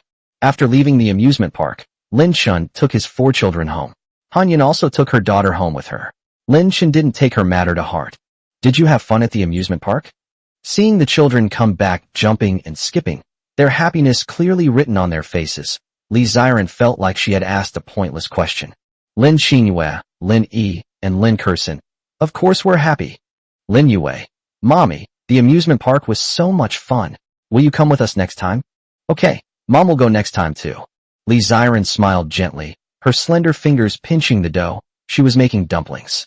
Making dumplings again? At this moment, Lin Chun walked over and saw the dumpling filling and wrappers in front of Li Ziren, and couldn't help but smile. "Honey, you seem to be getting more and more virtuous. You're frying chicken and making dumplings all by yourself." Li Ziren glanced at Lin Chun and said arrogantly, "What do you mean? Wasn't I virtuous before?" No, my darling has always been very virtuous." He opened his arms behind her, wrapped them around Li Ziren's slender waist, rested his chin on her earlobe, and took a deep breath. "All right, you're always so unserious. The children are watching." Li Ziren smiled helplessly. "Take the children out quickly, I'll finish wrapping them soon." "Okay." After saying that, he kissed Li Ziren on the cheek. When he turned his head away, Lin Chun realized that he was being stared at by 4 pairs of eyes. Hee. Lin Kursin just giggled. "I saw Dad kiss Mom.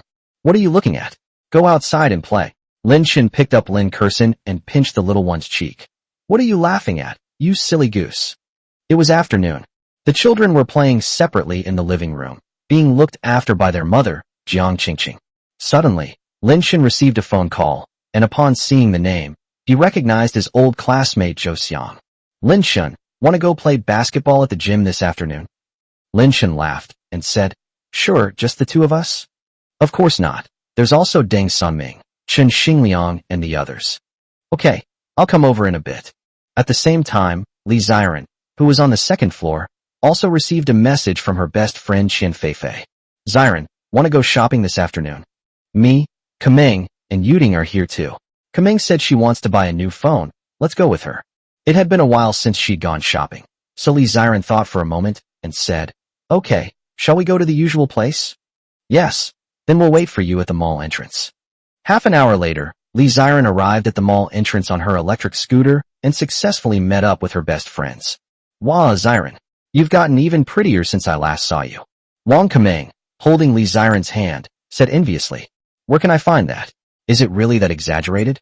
Li Ziren felt helpless because her group of girlfriends always praised her whenever they met. Luo Yuding said, Kaming is right. I think so too. Qian Feifei exclaimed.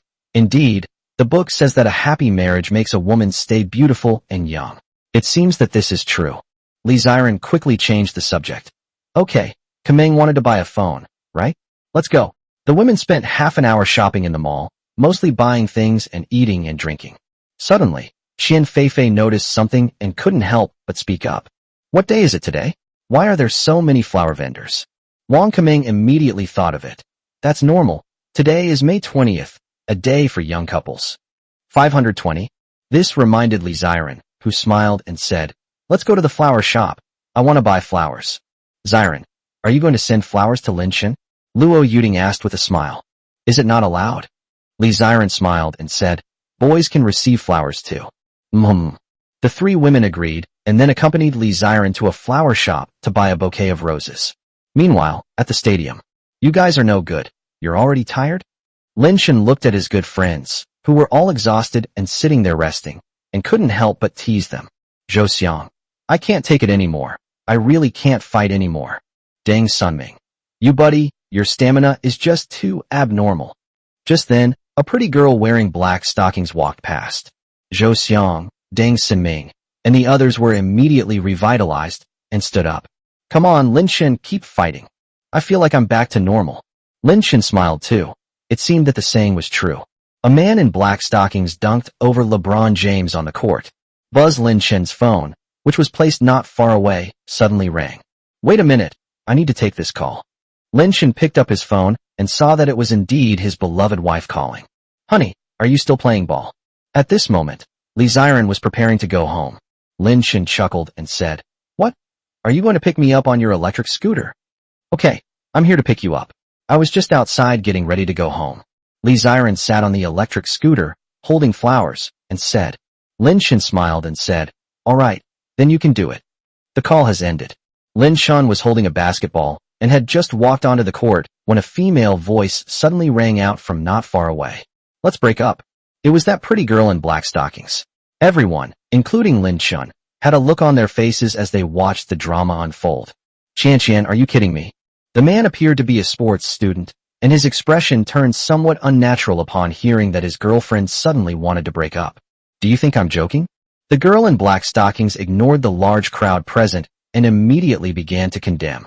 Today is May 20th, and other people's boyfriends are transferring money to their girlfriends for 520, taking their girlfriends out to eat, and taking their girlfriends shopping. And you? You say you love me every day, but you pretend to be dead when it comes to important holidays? Anyway, I've seen through you. Let's break up. I don't want to talk about this anymore. Chapter 266, Adopting a Stray Cat. Qian, no. I don't want to break up. It's just a 520 transfer, right? I'll transfer it to you now. The man was reluctant to let go of the girl in black stockings' hand, but she forcefully shook him off. I want you to remember it yourself, not for me to remind you. I don't want that anymore. After saying that, the girl in black stockings walked away haughtily, leaving the onlookers stunned. This guy's in a bad situation.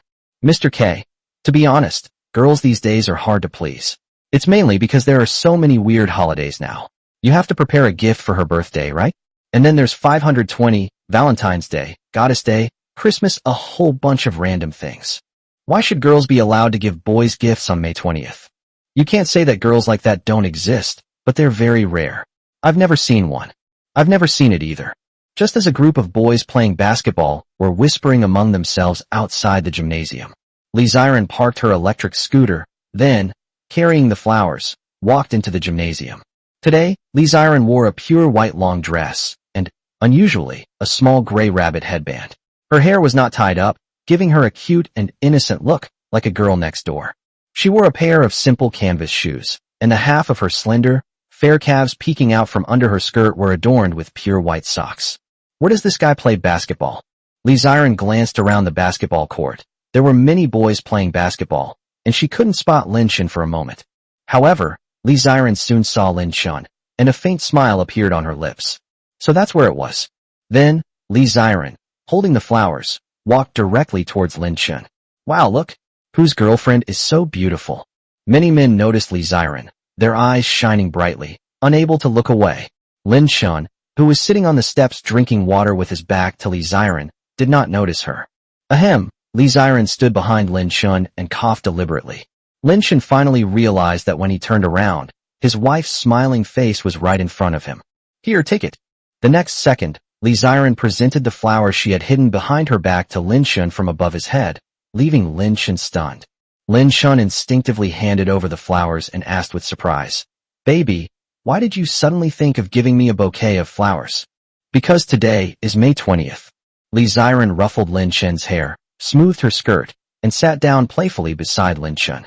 This scene naturally caught the attention of the boys playing basketball on the spot, and they were immediately deeply stimulated, their teeth practically grinding with envy. Holy crap, am I watching a sci-fi movie? I'm so envious. It turns out girls really do give flowers to guys. I've dated 7 or 8 exes, and I've never received a single bouquet of flowers from them. I was the one who sent them the flowers. It's said that most guys receive flowers for the first time at their own grave. This guy is a real winner in life. Damn it. Why are other people's girlfriends not only beautiful, but also so great? Some boys even took out their phones to film the scene and then shared it with their friends.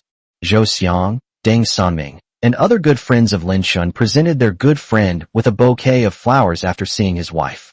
I suddenly felt like I'd been force-fed a handful of dog food, a Chinese slang term for witnessing public displays of affection, and I was incredibly envious. I should never have asked this guy to come out and play ball. Honey, when are you coming home? Li Ziren ignored the expressions of the boys around her. She looked at Lin Chun with her beautiful eyes and asked him this question. Let's go back now. After saying that, Lin Chun stood up, smiled, and said to Zhou Xiang and the others, I'm going home now. Let's meet again next time. Okay.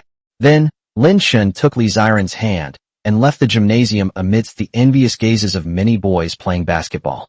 The scene changes. Lin Chun sat on the back of the electric scooter, while Li Ziren rode attentively.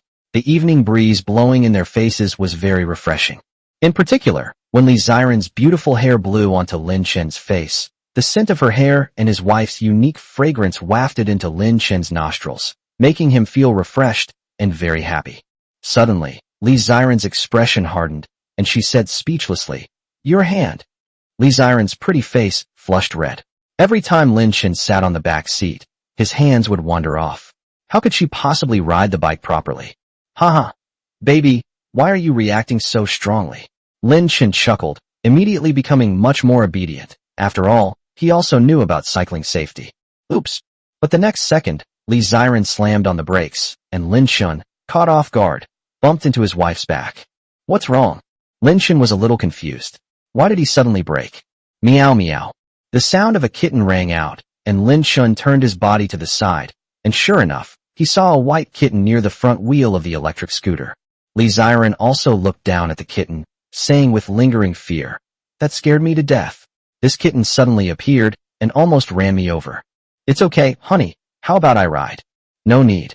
Li Ziren took a deep breath.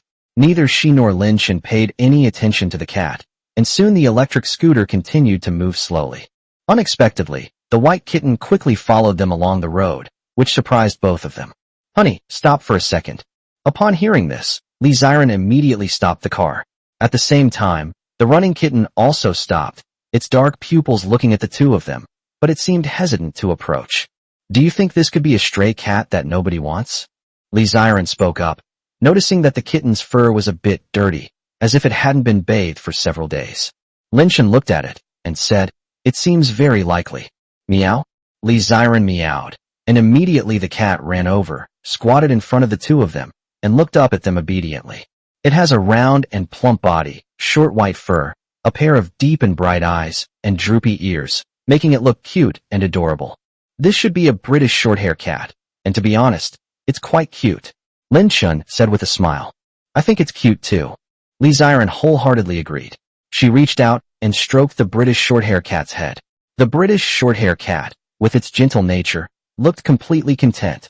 How can such an adorable cat not have a home? Suddenly, Li Ziren had an idea and said to Lin Shun, I feel sorry for this kitten. Why don't we adopt it? Chapter 267. The little guy doesn't want to go to kindergarten. Lin Shun did not agree immediately, but first communicated with the British short-hair cat in animal language. Through conversation, Lin Shun learned that its previous owner was a female college student. Later, this female college student moved in with her boyfriend. Because her boyfriend minded that she kept the cat, she gave the cat to another friend to raise. However, my friend had no experience raising cats and let the little guy go hungry for 3 days and 9 meals a day. So he slunk away and began his life as a stray. Of course, none of that matters. The most important thing is that the cat doesn't have any infectious diseases. When the female college student got it, she had already given it all sorts of vaccinations. After learning all this, Lin Shun felt relieved and agreed. Okay, let's take it home. Yay! Li Ziren was very happy. Then they put the kitten on the electric scooter, and the two of them and the kitten headed back to the villa on the Bund.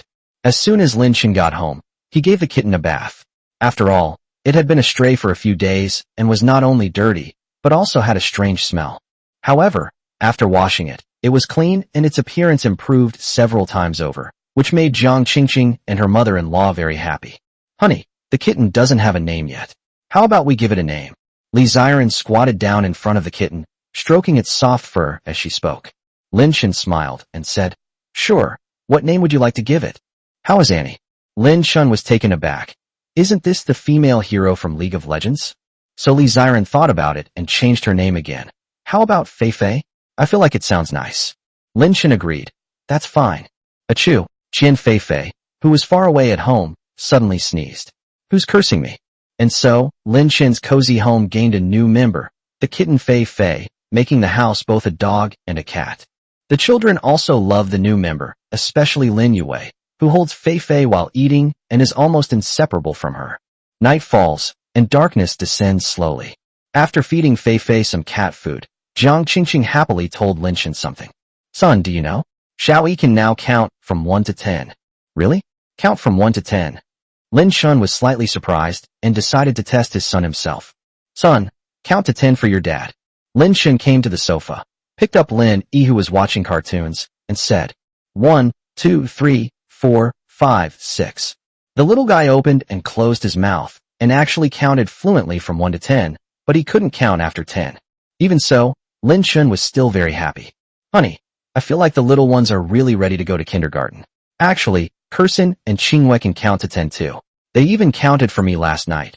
But you weren't there, Li Ziren said with a smile. Lin Shun nodded and smiled at Lin Yi, saying, Son, do you want to go to kindergarten? Lin Yi shook his head. No. Why? Lin Shun asked with a smile. But all children have to go to kindergarten when they grow up, right? Lin Yi said very seriously. Because I want to watch cartoons at home. Lin Shun. Li Ziren. This kid is seriously addicted to cartoons. He's probably ruined. Honey, how about we create another account? Lin Shun joked with Li Ziren. Li Ziren asked curiously, What do you mean by creating a new account? It means having another son. Upon hearing this, Li Ziren's pretty face instantly flushed red, and she said coquettishly, Are you serious? If Lin Shun is serious, then she will definitely agree. Because I am still young and capable of having children, and most importantly, I have the means to raise them. However, she could tell from the smile on Lin Shun's face that it was probably a joke. Lin Shun smiled and said, Of course, but not now. Li Ziren rolled her eyes at him. Humph, then why did you say that? Just to give you a heads up. After exercising in the evening, Lin Shun and Li Ziren drifted off to sleep. The next day, Lin Shun woke up at 7:30, but instead of getting out of bed, he lay there scrolling through his phone. She noticed that many of her WeChat friends were sending her messages. Lin Shun, is what's being said online true? You cheated on me with someone else's wife. Is the trending topic real or fake? Ziren is so beautiful. Why did you cheat on me? Upon seeing these messages, Lin Shun was completely bewildered. He knew his own situation better than anyone else, and there was absolutely no truth to the affair. Then, Lin Shun clicked on a news link, which was also sent by a friend. Upon clicking, Lin Shun was utterly astonished by the title above. Exposing the owner of Sibao Amusement Park. He cheated on me with my wife. Chapter 268, Taking the Kids to the Movies for the First Time. What is that? Lin Chen was speechless. The most crucial thing was that the news also included a photo of him standing with Han Yun, which looked quite convincing. Without a doubt, this news was leaked by Han Yun's ex-husband. He was probably angry after being beaten up by the Lin family's guards, so he retaliated by smearing her like this. Lin Chen glanced at the comments, and, sure enough, there were tens of thousands. He couldn't help but sigh once again that fame is not necessarily a good thing. Even such an outrageous rumor could cause a stir online. Please issue a statement to clarify this for me. Lin Chen sent Xia Yuli the following message. Actually, he was too lazy to explain, but thinking of Li Ziren, Lin Chen felt it was necessary to clarify things. After getting up, Lin Chen immediately went to find Li Ziren and told her about it. Honey, I've been the subject of rumors again. It was breakfast time, and Li Ziren was feeding Lin Kersen millet porridge. Hearing Lin Chen's words, she stopped and looked at him curiously, asking, "What's wrong?" "You'll understand once you see this news article," Lin Chen said helplessly, handing his phone to Li Ziren. Taking the phone from Lin Chen, Li Ziren immediately saw the news. After browsing it for a few seconds, and seeing Han Yun's back, she couldn't help but ask Lin Chen in surprise. Who is this woman? Was this photo taken at an amusement park? When his wife asked about Han Yun, Lin Chen recounted the events of that day in detail. Honey, you have to believe me. There's really nothing between me and her. Her ex-husband is really out of his mind. Lin Chen complained helplessly. Looking at Lin Chen's nervous explanation, Li Ziren couldn't help but chuckle. To be honest, she rarely saw Lin Chen so nervous. You big idiot, why are you so nervous? I'm not going to eat you. Lin Chen was slightly embarrassed. I was just afraid my dear wife would misunderstand. Li Ziren didn't look at the comments from netizens, returned the phone to Lin Chen, and said with a smile, I'm not someone who's easily swayed. I believe in you, honey. They've been married for over 2 years, and she's seen how good and devoted Lin Chen is to her. Besides, her married life with Lin Chen was extremely harmonious.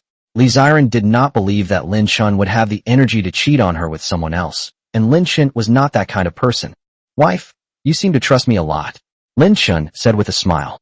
Li Ziren slightly raised her beautiful eyes and looked at Lin Chen. Or what? Go eat breakfast quickly, or it won't taste good if it gets cold. Li Ziren rolled her eyes at Lin Chen, who was grinning mischievously, and said irritably, Okay. Lin Chen laughed, and then brushed his teeth and washed his face, starting his wonderful day. After breakfast, Lin Chen played with the children in the front yard of the villa, while Imo Xie, Fei Fei, and other cats and dogs lay on the soft grass, enjoying the warm sunshine. Suddenly, the doorbell rang at the villa. Li Ziren immediately went to open the door, and it was Anya who came in. Sister Ziren. Anya, what brings you here today? Hee, I'm here to deliver movie tickets to you. By the way, is Lin Chen home? Of course I am. Anya then walked in and saw Lin Chen sitting in a chair not far away, drinking tea and basking in the sun. Why are you here? Is the movie finished? Lin Chen asked Anya with a smile. Anya said, It was filmed a long time ago, and the movie will be released soon. Is it the movie Lin Chen starred in? It's going to be released so soon. Li Ziren asked in surprise. Anya said, Yes, it's going to be released the day after tomorrow, so I'm here to give you movie tickets. As she spoke, Anya handed the stack of movie tickets she was holding to Li Ziren. Li Ziren glanced at the movie ticket. It was the movie her husband had recently made a cameo appearance in. There are 10 movie tickets. You can bring your uncles, aunts, and children to see the movie together. Of course, if you're not interested, that's fine too. These tickets are free anyway, Anya said with a smile. Li Ziren nodded, and then Anya stayed there for a while before leaving. So, do you want to see this movie? Li Ziren asked Lin Chen. Lin Chen countered, Do you want to go see it? Of course I want to, Li Ziren answered without hesitation. Her husband had a cameo role in the movie, and she was so happy to see Lin Chen's acting that she naturally wanted to go see it. Okay, let's go see it the day after tomorrow. As soon as Lin Chen finished speaking, Lin Yue, who had sharp ears, walked over and asked Li Ziren curiously, Mommy, what are we going to see the day after tomorrow? Li Ziren smiled slightly and said to the little one, Let's go see the movie your dad is in. Yue, do you want to go see it? Upon hearing this, Lin Yue, who was interested in anything related to her father, answered without hesitation, Yes, I want to see it. Okay, then Mommy will take you the day after tomorrow, Li Ziren said gently. Okay. Lin Yue was overjoyed. Children's happiness is often so pure and simple. The day after tomorrow. Today is the movie's release day, and Lin Shen brought his children, mother, and mother-in-law to the cinema. As soon as Lin Shen stepped into the movie theater, a system notification sounded in his mind. Ding! Host has taken your child to the movies for the first time. Reward, a magical fruit. Immediately, a special fruit appeared in Lin Shen's system space. It was red with cracks and looked a bit like a tomato. Lin Shen learned from the information that as long as he ate this magical fruit, he would randomly gain a special ability. However, being in a movie theater now was not the time to try his luck, so Lin Shen put it aside for the time being. Wow, Daddy, is this a movie theater? Lin Xinhua, holding Lin Shen's hand, exclaimed in surprise. There are so many people. And there are also posters for many animated films. Besides her, the other three little ones were also looking around curiously, as it was their first time in a movie theater. Yes, Xinhua, is there anything you want to eat? Daddy will take you to buy it, okay? Lin Shen said to the little ones. Okay, Daddy. I want to eat fried chicken. Lin Kersen said. Ever since she ate fried chicken, it has become Lin Kersen's favorite food. Jiang Qingqing, standing to the side, said helplessly. Kersen, there's no fried chicken in the movie theater. Grandma, what's wrong with that? Lin Kersen seemed a little disappointed. We have popcorn. Want some? The little ones had never eaten popcorn before and all expressed a desire to try it. So Lin Shen first led the children to the popcorn window and said to the clerk inside, Hello, give me 4 small portions of popcorn. Okay, just a moment. The waitress, a beautiful woman wearing a hat, looked surprised the next second. Lin Shen. Chapter 269 Lin, you got chickenpox? It's you? Lin Shen was slightly taken aback and was even more surprised after seeing the waiter's appearance. Sister, look. It's Lin Shen. The girl exclaimed and reminded a waiter not far away. The waiter was making juice and froze when he heard his sister's words. Then he turned around with a stiff expression. The two women look 90% alike and are clearly twin sisters. Upon seeing Lin Shen's face, Plum Blossom 16 was incredibly surprised and delighted. Lin Shen, is it really you? Plum Blossom 16 walked over to Plum Blossom 17 and looked at the twin sisters. Lin Shen was even more surprised. You two are working as waitresses now? Yeah, right. What's wrong with us coming here to experience life? Mei Hua 17 tilted her head and said that since being rescued by Lin Shen, she and her sister had left the assassin world, become ordinary people, and found ordinary jobs. Mei Hua Shichi used to have a very cold personality, but since integrating into a harmonious society and interacting with people every day, her heart and anger have been completely cleansed. Now she is just like an innocent child, very playful and cute. Oh, of course you can. Lin Shen said awkwardly, thinking to himself, what are you doing? Do you think I can control you? Mei Hua 17 scratched her head and asked Lin Shen blankly, by the way, what did you say you wanted? 4 cups of the smallest size popcorn. Lin Shen said, and then the two sisters' gazes naturally fell on the 4 children beside Lin Shen. Despite being stared at by strangers, the children were not at all shy. Their big, dark eyes met those of the 2 sisters, and Lin Kersen even grinned, revealing a healing smile. Wow, what an adorable baby. Mei Hua Shichi was completely overwhelmed. What an adorable little one. I really want to hug her. Mei Hua 16 also smiled and said, Lin Shen, your child is so cute. How old is he? She's almost 3 years old. Lin Shen smiled faintly. Not bad. The children look a lot like you. Mei Hua Shirlu couldn't help but admire. The genes are really strong. Not only did she give birth to 4 children, but they all look so much like Lin Shen. Honey, do you two know each other? Li Ziren nudged Lin Shen and asked quietly. Lin Shen explained in a low voice. Ahem, you could say we know each other. Li Ziren looked at Lin Shen meaningfully, her tone slightly tinged with jealousy, and teased. You seem to know quite a lot of female friends. Don't misunderstand, we just know each other. Lin Shen quickly explained. Strictly speaking, he didn't know the 2 sisters very well. Their only previous contact was as business partners. While Lin Shen was talking with his family, Mei Hua 17 quickly finished making the popcorn. She bent down and handed the popcorn to the eagerly waiting Lin Xinhua, smiling and saying, Little one, take it. Thank you, sister. Lin Xinhua happily took the popcorn, hugged it, and said sweetly to Plum Blossom 17. So good. Mei Hua 17 was somewhat flattered. She even knew to say thank you. How thoughtful of her. Sister, where's mine? Lin Yue stood on tiptoe, wondering how she could have only made 1 cup. What about mine? Don't rush. I'll make them for you one by one.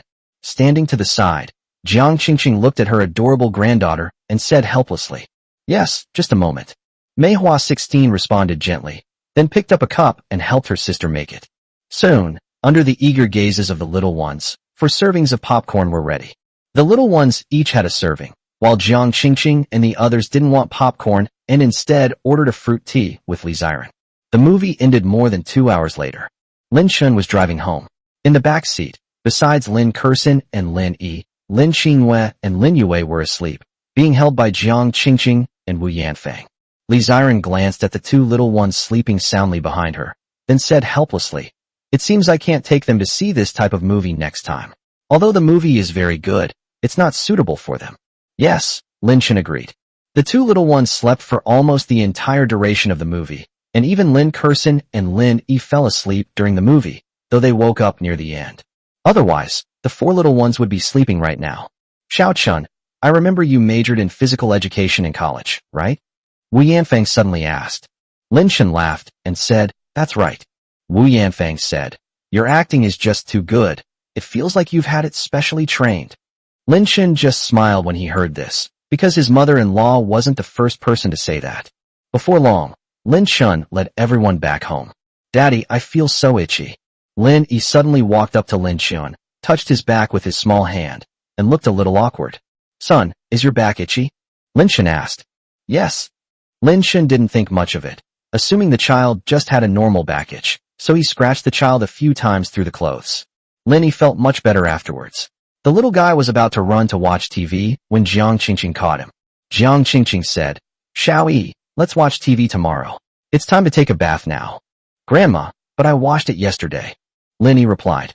Jiang Qingqing laughed and said, "It's hot now, so you have to take a bath every day, otherwise you'll smell bad, and then your dad and mom won't like you anymore." Upon hearing this, Lin Yi immediately stepped forward, took Jiang Qingqing's hand, and indicated that he was going to take a shower. "And you, Kersen, come with Grandma to take a bath." Holding Lin Yi's little hand, Jiang Qingqing then spoke to Lin Kersen, who ran out of the room not far away. Lin Kersen seemed puzzled. "Grandma, why do I have to take a bath, but my older sister and younger sister don't?" Children are so innocent. The questions they ask often make people laugh. Jiang Qingqing said with a smile, "Because the older and younger sisters are asleep, they can only wash up tomorrow." Oh, Lin Kersen nodded cutely. "So you don't have to take a shower if you're asleep? I'll try that next time." While Jiang Qingqing took the 2 children to take a bath, Li Ziren, who had been scrolling through her phone for a while, came to Lin Chen's side. "Honey, you're trending again." What's trending on social media?" "Your acting. That movie was released today, and netizens are already praising your acting."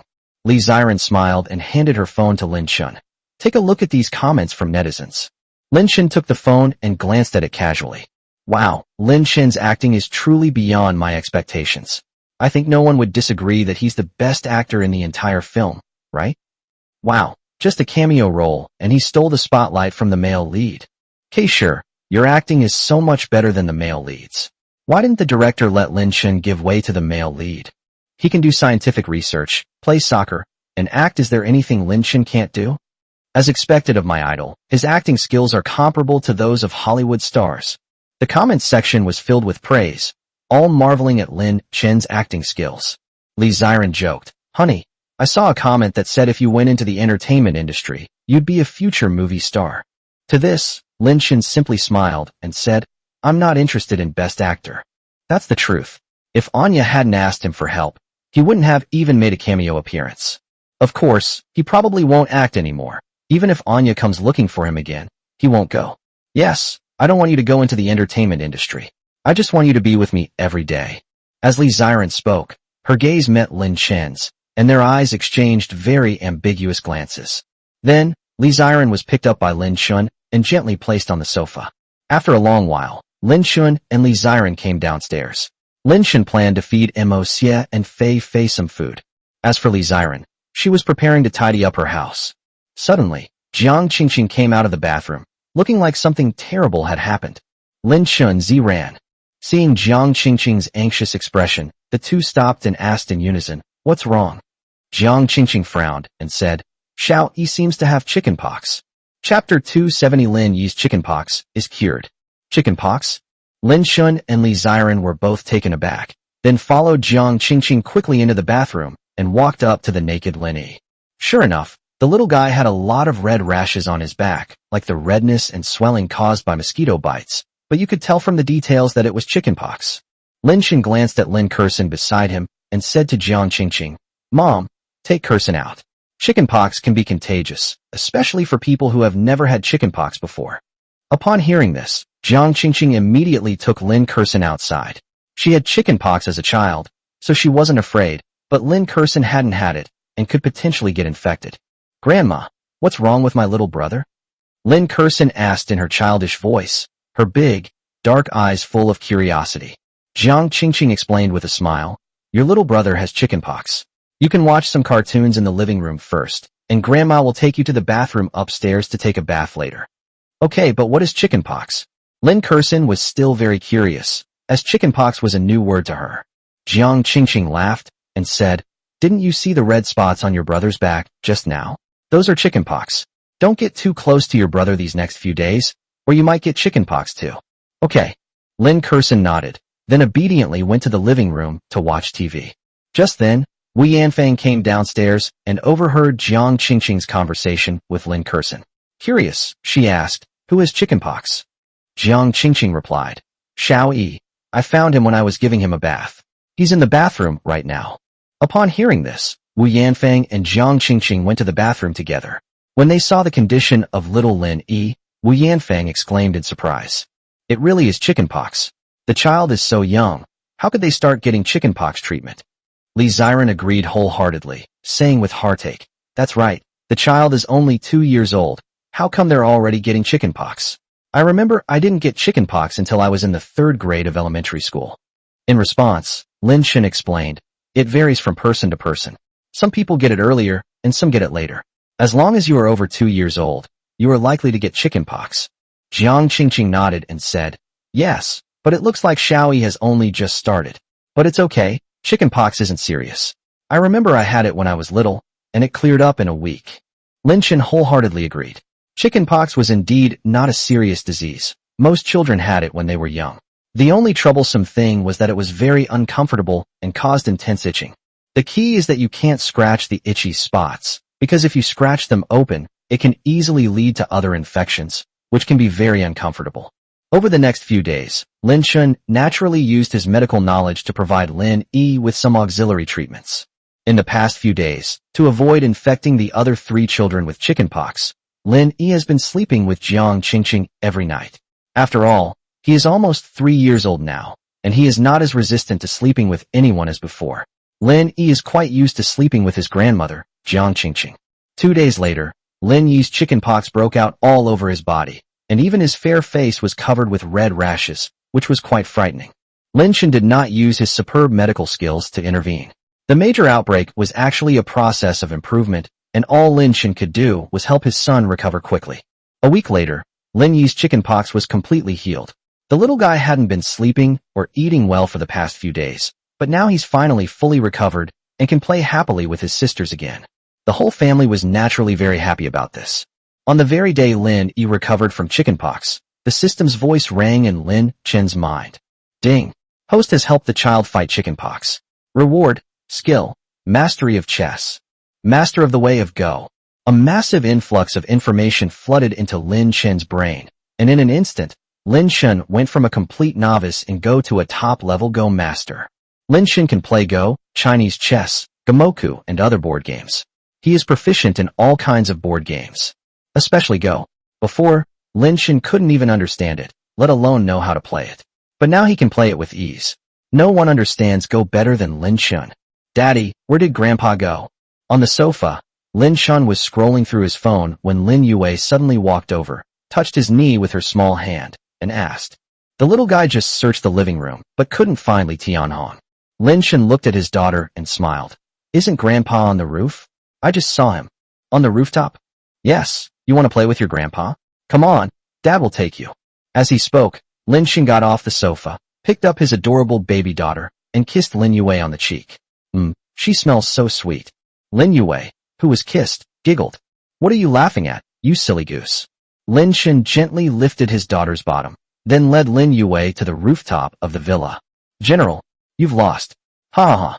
On the rooftop balcony, in front of a chessboard, Li Tianhong and his good friend Ma Qingfeng are playing Chinese chess. No way, I lost again. Li Tianhong stared at the situation on the chessboard, looking frustrated.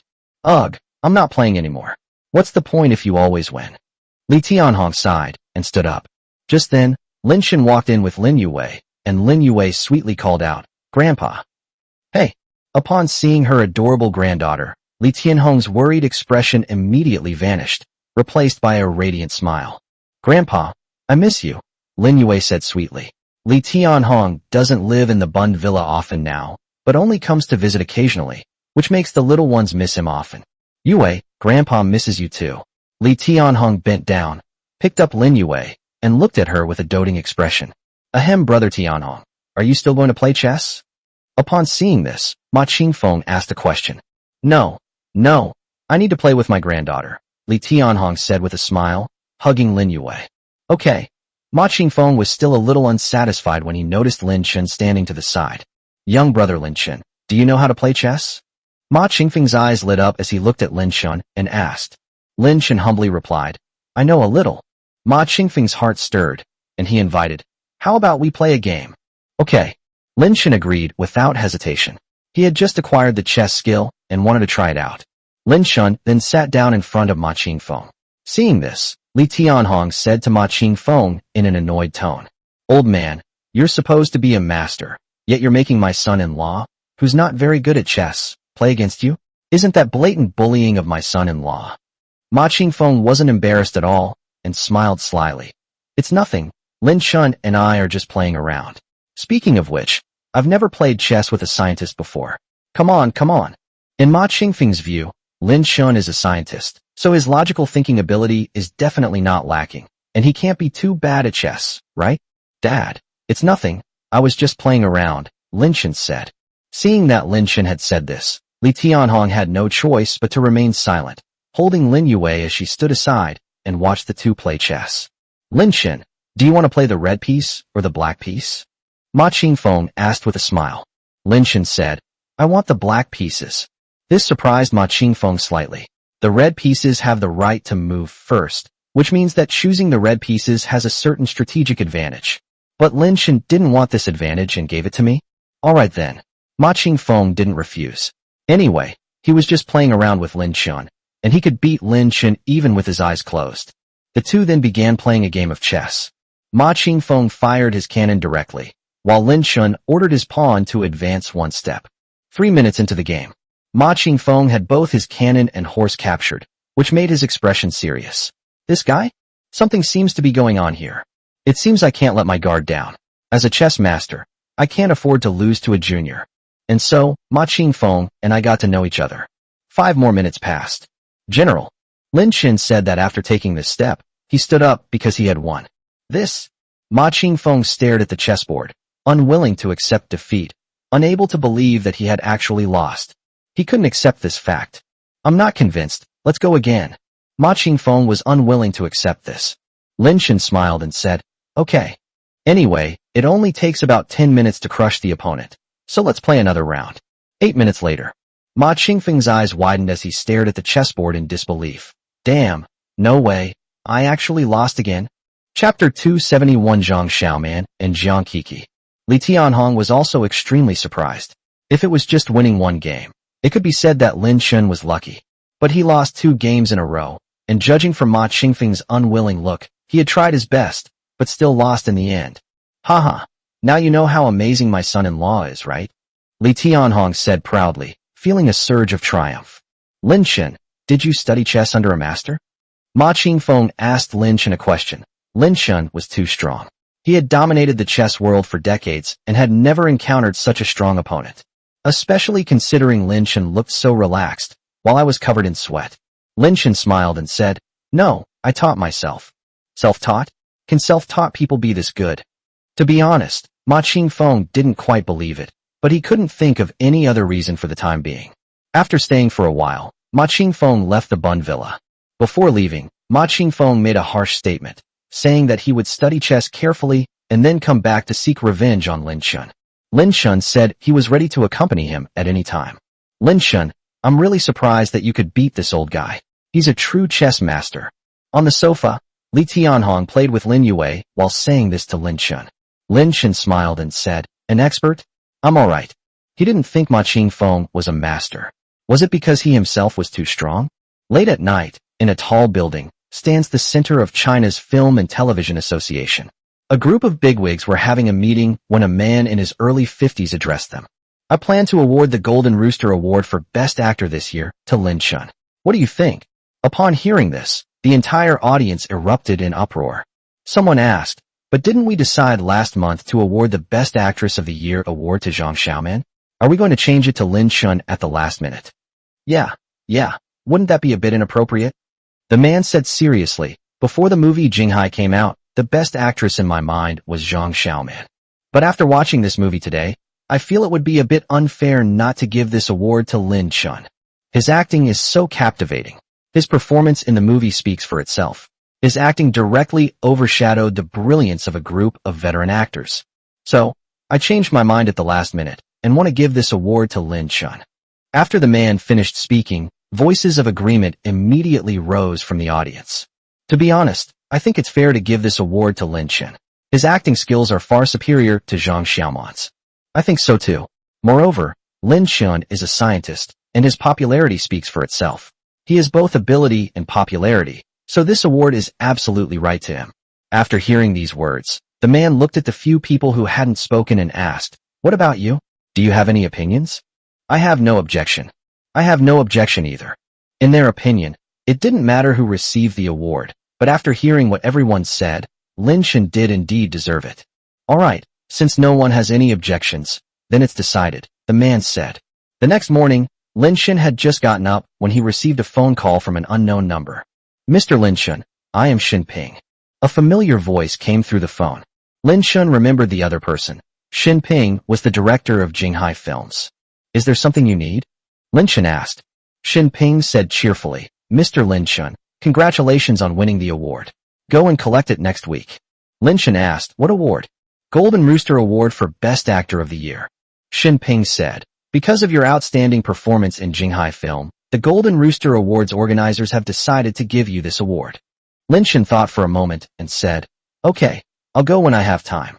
After hanging up the phone, Lin Shun continued her life of taking care of the child. In the blink of an eye, the children are 2 years and 11 months old.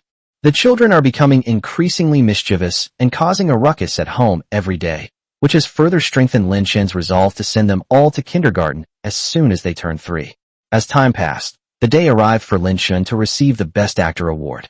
"Honey, I'm going to receive an award today, so I might be back a little late." Lin Shun, dressed in a suit, stood in front of Li Ziren and said this. Li Ziren nodded.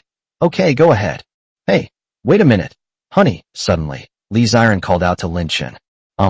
Immediately, to Lin Shun's surprise, Li Ziren walked up to him, then raised her hands and straightened her disheveled collar. A faint smile appeared on her lips. "Alright, let's go now."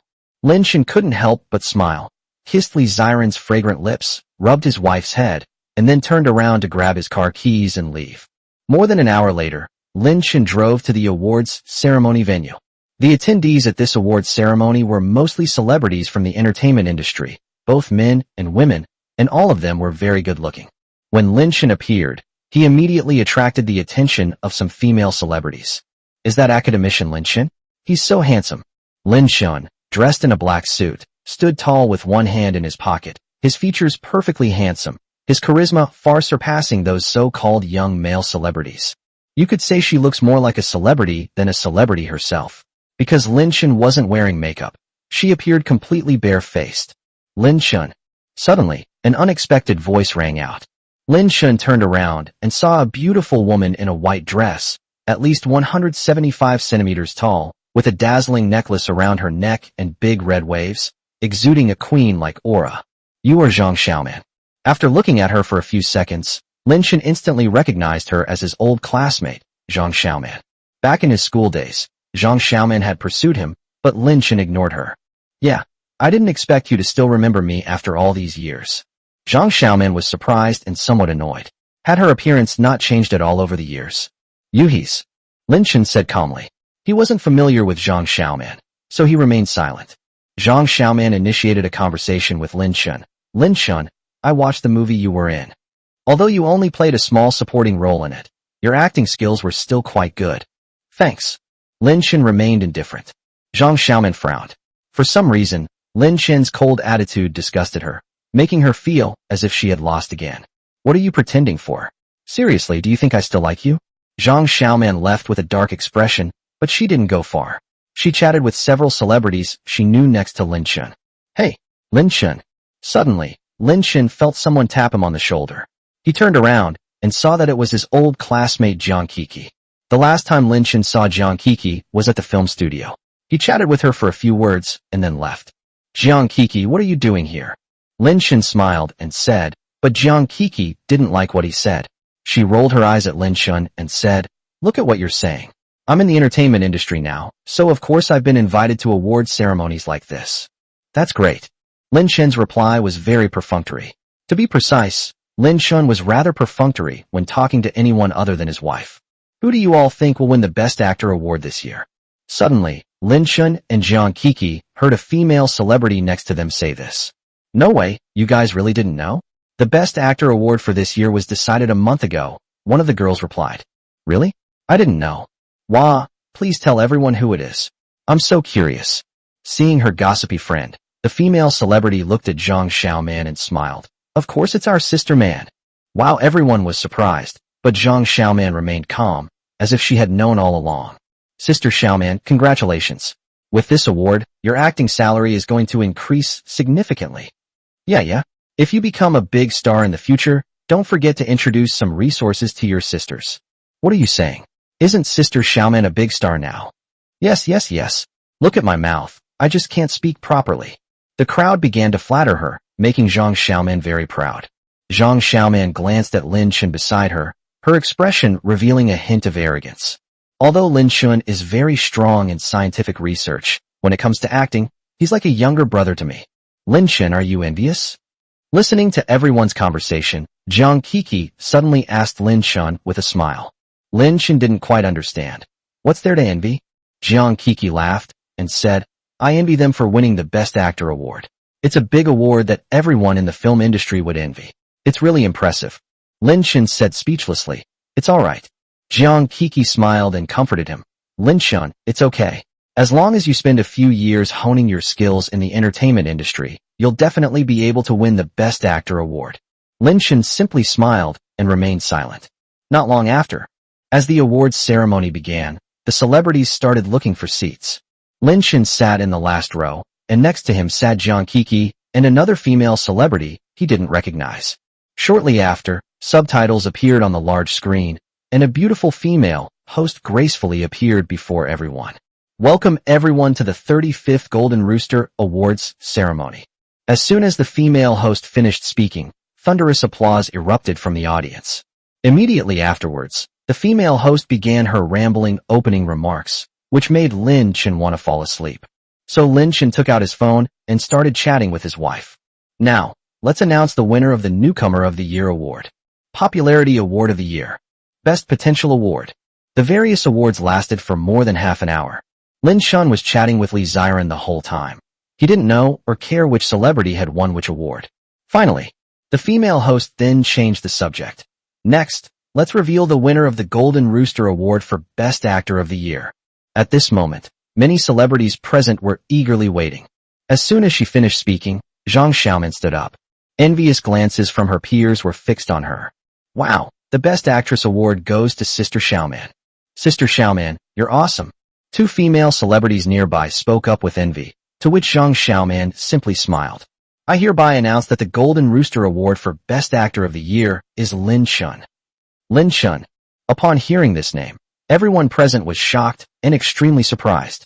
Boom, Zhang Xiaoman froze on the spot, her mind reeling. How is that possible? How could it be Lin Shun?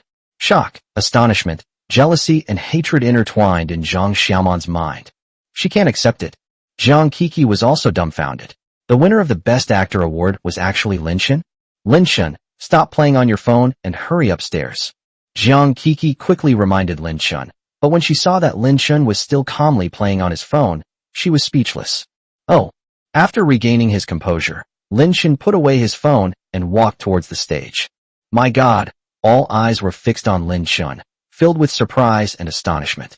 However, considering Lin Shen's outstanding acting skills in Beijing Sea, many celebrities began to understand that Lin Shen truly deserved this award.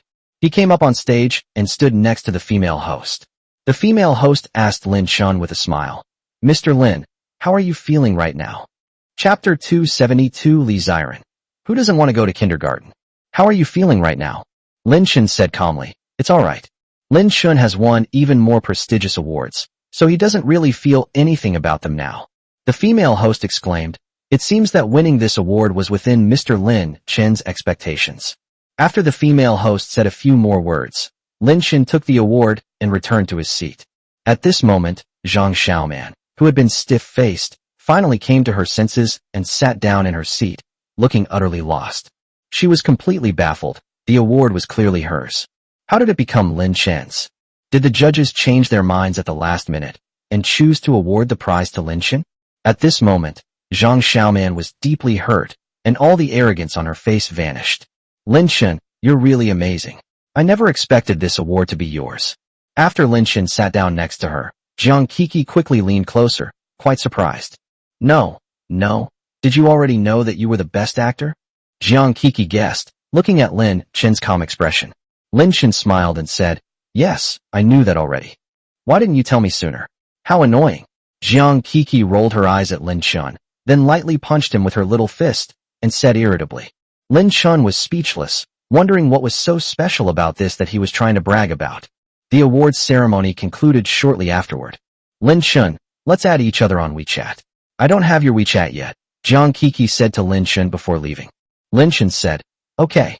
Lin Shen would never allow anyone else to join, but Jiang Kiki was his 6th grade deskmate, and her personality wasn't like Zhang Xiaoman's, so Lin Shen naturally agreed. More than an hour later, Lin Shen returned to the Bund Villa, arriving home at 7 p.m. Daddy.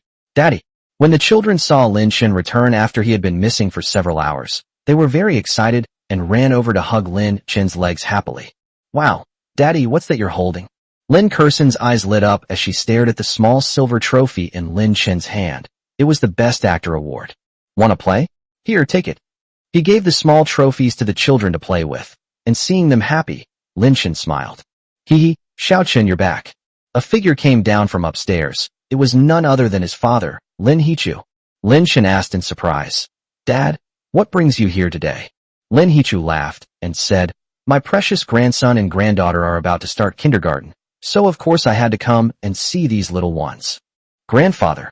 Seeing Lin Hichu come downstairs, Lin Xingyue immediately ran towards him and was then picked up by Lin Hichu with a smile. Grandpa, look, isn't it pretty? Lin Xingyue held up the rubber figure in her hand, which she had just carefully sculpted. Lin Hichu said indulgently, of course she looks beautiful. Our Xingyue is the best. Hey ha. The little guy was very happy to receive praise from his grandfather. Lin Hichu looked at Lin Shen and asked, so, the children will be starting kindergarten soon. Have you decided which kindergarten to send them to? Lin Shen said, I don't know yet. I haven't looked into that aspect. Lin Hichu said happily, then we need to find out. The school season starts in half a month, and we need to find a good school for the children first. Lin Shen nodded. Then his gaze fell on Lin Yi, who was watching cartoons on the sofa next to him. He couldn't help but smile and say to Lin Hichu, Dad, do you know that Xiao Yi said before that he didn't want to go to kindergarten? Lin Hichu was taken aback, then smiled at Lin Shen. My precious grandson is so well behaved. How could he not want to go to kindergarten? It must be because you asked the question in the wrong way that the little guy misunderstood. Lin Shen said helplessly, if you don't believe me, ask him yourself. Upon hearing this, Lin Hichu carried Lin Xingyue to the sofa next to Lin Yi, who was watching TV intently. Xiao Yi. Lin Hichu called out, and Lin Yi turned around to look at his grandfather intently. Lin Hichu asked with a smile, Xiao Yi, school registration will start soon. Do you want to go to kindergarten? Lin Yi shook his head and said firmly, I don't want to. Hey. Lin Hichu paused for a moment, then smiled and said, why wouldn't you want to? Can you talk to Grandpa about it? Lin Yi looked at Lin Hichu with a hint of shyness and said, because I want to watch TV at home. Lin Hichu. Lin Shen. See? I told you. Lin Shen smiled and said to his father, This little rascal doesn't want to go to kindergarten.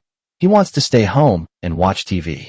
Lin Hichu didn't say anything, but looked at Lin Kursin and Lin Yue, who were playing with toys nearby, and asked them, Kursin, Yue, what about you? Do you want to go to kindergarten? Hearing their grandfather's question, Lin Kursin and Lin Yue didn't express their unwillingness to go. Instead, they asked curiously, Grandpa, why do we have to go to kindergarten? The children are still young and don't yet have the concept of going to school. Lin Hichu laughed and said, because going to kindergarten allows you to learn a lot of knowledge, and you can also make a lot of friends.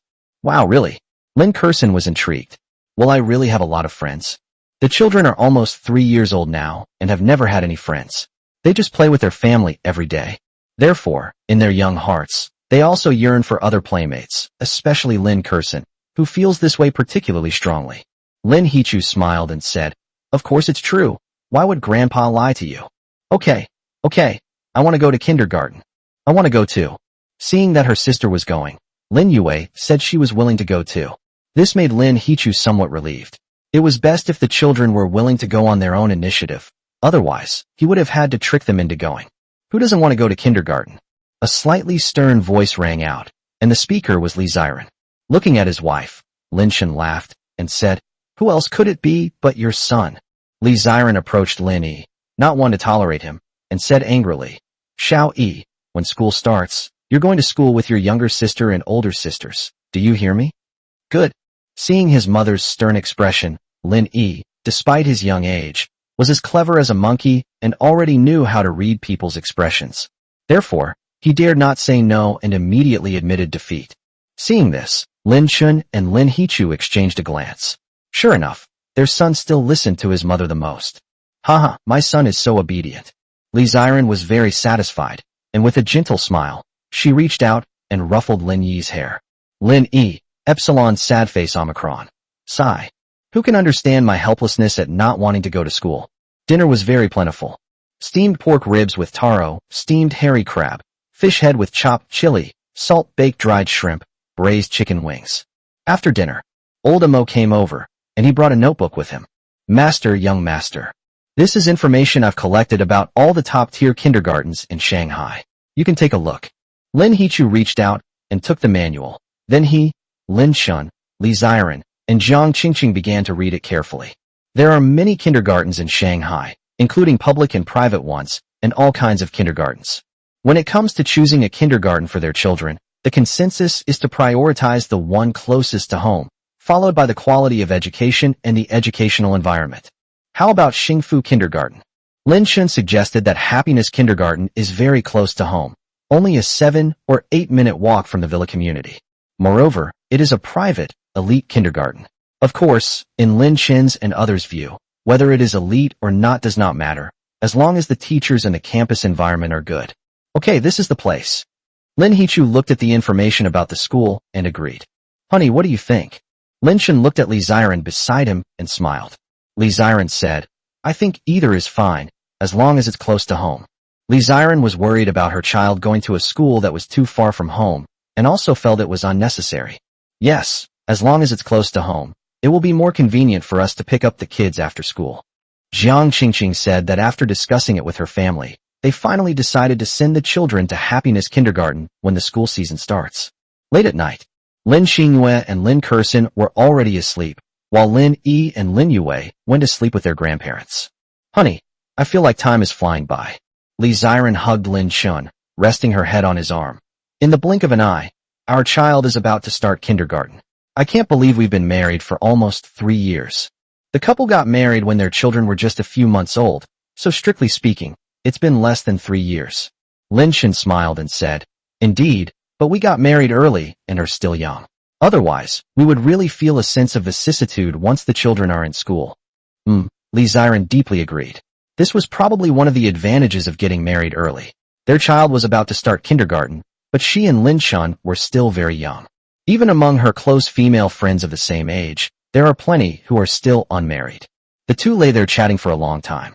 Then Lin Chun kissed Li Ziren on the forehead and said gently, Wife, let's go to sleep. It's getting late. 2 more days passed in the blink of an eye, even though Lin Chun had already chosen a kindergarten for the children.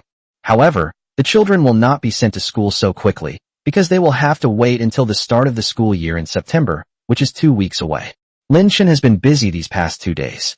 Using the clothing design skills he acquired a long time ago, he designed dozens of new styles of children's clothing and handed them over to the company for production. At Li Xiren's request, many of the children's clothing designs included dresses that could be paired with tights. Now that her children are 3 years old, Li Xiren feels that her daughters can start wearing dresses. On this day, the weather was fine and the breeze was just right. Lin Shen and the others brought 4 children to a shopping mall. Since the children are going to kindergarten, there are some things we need to prepare for them. Chapter 273 Buying Phone Watches for the Children. Yue, Kersen, slow down. In the vast shopping mall, Lin Yue and Lin Kersen, the 2 little ones, were skipping and jumping around, laughing and chatting. Behind them, Li Xiren's helpless voice rang out. Wow, look! A cute baby. What an adorable human baby. Oh my god, this is so cute. Many passers-by immediately stopped and stared at the 4 adorable little ones, their eyes wide with amazement. Black pantyhose paired with a dark red striped skirt and a pair of black leather shoes. Her skin was as white as milk, and her delicate face was like that of a porcelain doll, exquisitely sculpted. With her ear-length hair and a red, rolled brim princess hat on her head, she looked lively and playful, like a cheerful little elf.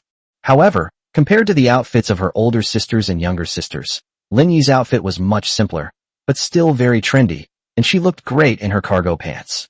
Mom, can you hold Xiaoyi's hand? Li Xiren spoke up, letting Jiang Qingqing lead Lin Yi, and then reluctantly jogged forward. You two shouldn't walk so fast. If you get separated from your parents, bad guys will just kidnap you. Li Xiren held Lin Yue and Lin Kersen's little hands, trying to scare the 2 unruly little ones. Lin Kersen said sweetly, Mom, hurry up. Lin Yue muttered, yeah, you're all adults, yet you can't even walk as fast as my sister and me. Hearing the innocent words of her precious little girl, Li Xiren was both amused and exasperated. At that moment, Lin Shen and Jiang Qingqing, who were carrying Lin Qingwei, came to her side. Jiang Qingqing asked, by the way, what should we buy now? Lin Shen smiled and said, let's go buy each of the kids a smartwatch first. That way, they'll be able to contact us easily if anything happens at school. Li Xiren said, write a phone watch. I almost forgot about it if you hadn't mentioned it. Lin Shen and the others then led the children toward the shop, when a dark figure quietly followed behind, which Lin Shen noticed. Welcome. When the family arrived at the watch store, they completely stunned the group of beautiful sales assistants. My god, Mr. Lin Shen. The beautiful, elegant shop owner, dressed in a bodycon skirt, rubbed her eyes and looked at Lin Shen with disbelief. Mr. Lin Shen, is it really you? Am I dreaming? Oh no. Lin Shen felt a little embarrassed, mainly because the female shop owner in front of him was a young woman, much older than him. What a coincidence, Mr. Lin Shen. I'm a fan of yours. The female shop owner was incredibly enthusiastic, looking at Lin Shen with adoration. Your performance in Jinghai film was amazing. I never expected to meet you in person today. Lin Shen said, slightly embarrassed. Thank you. Can I take a picture with you? Can.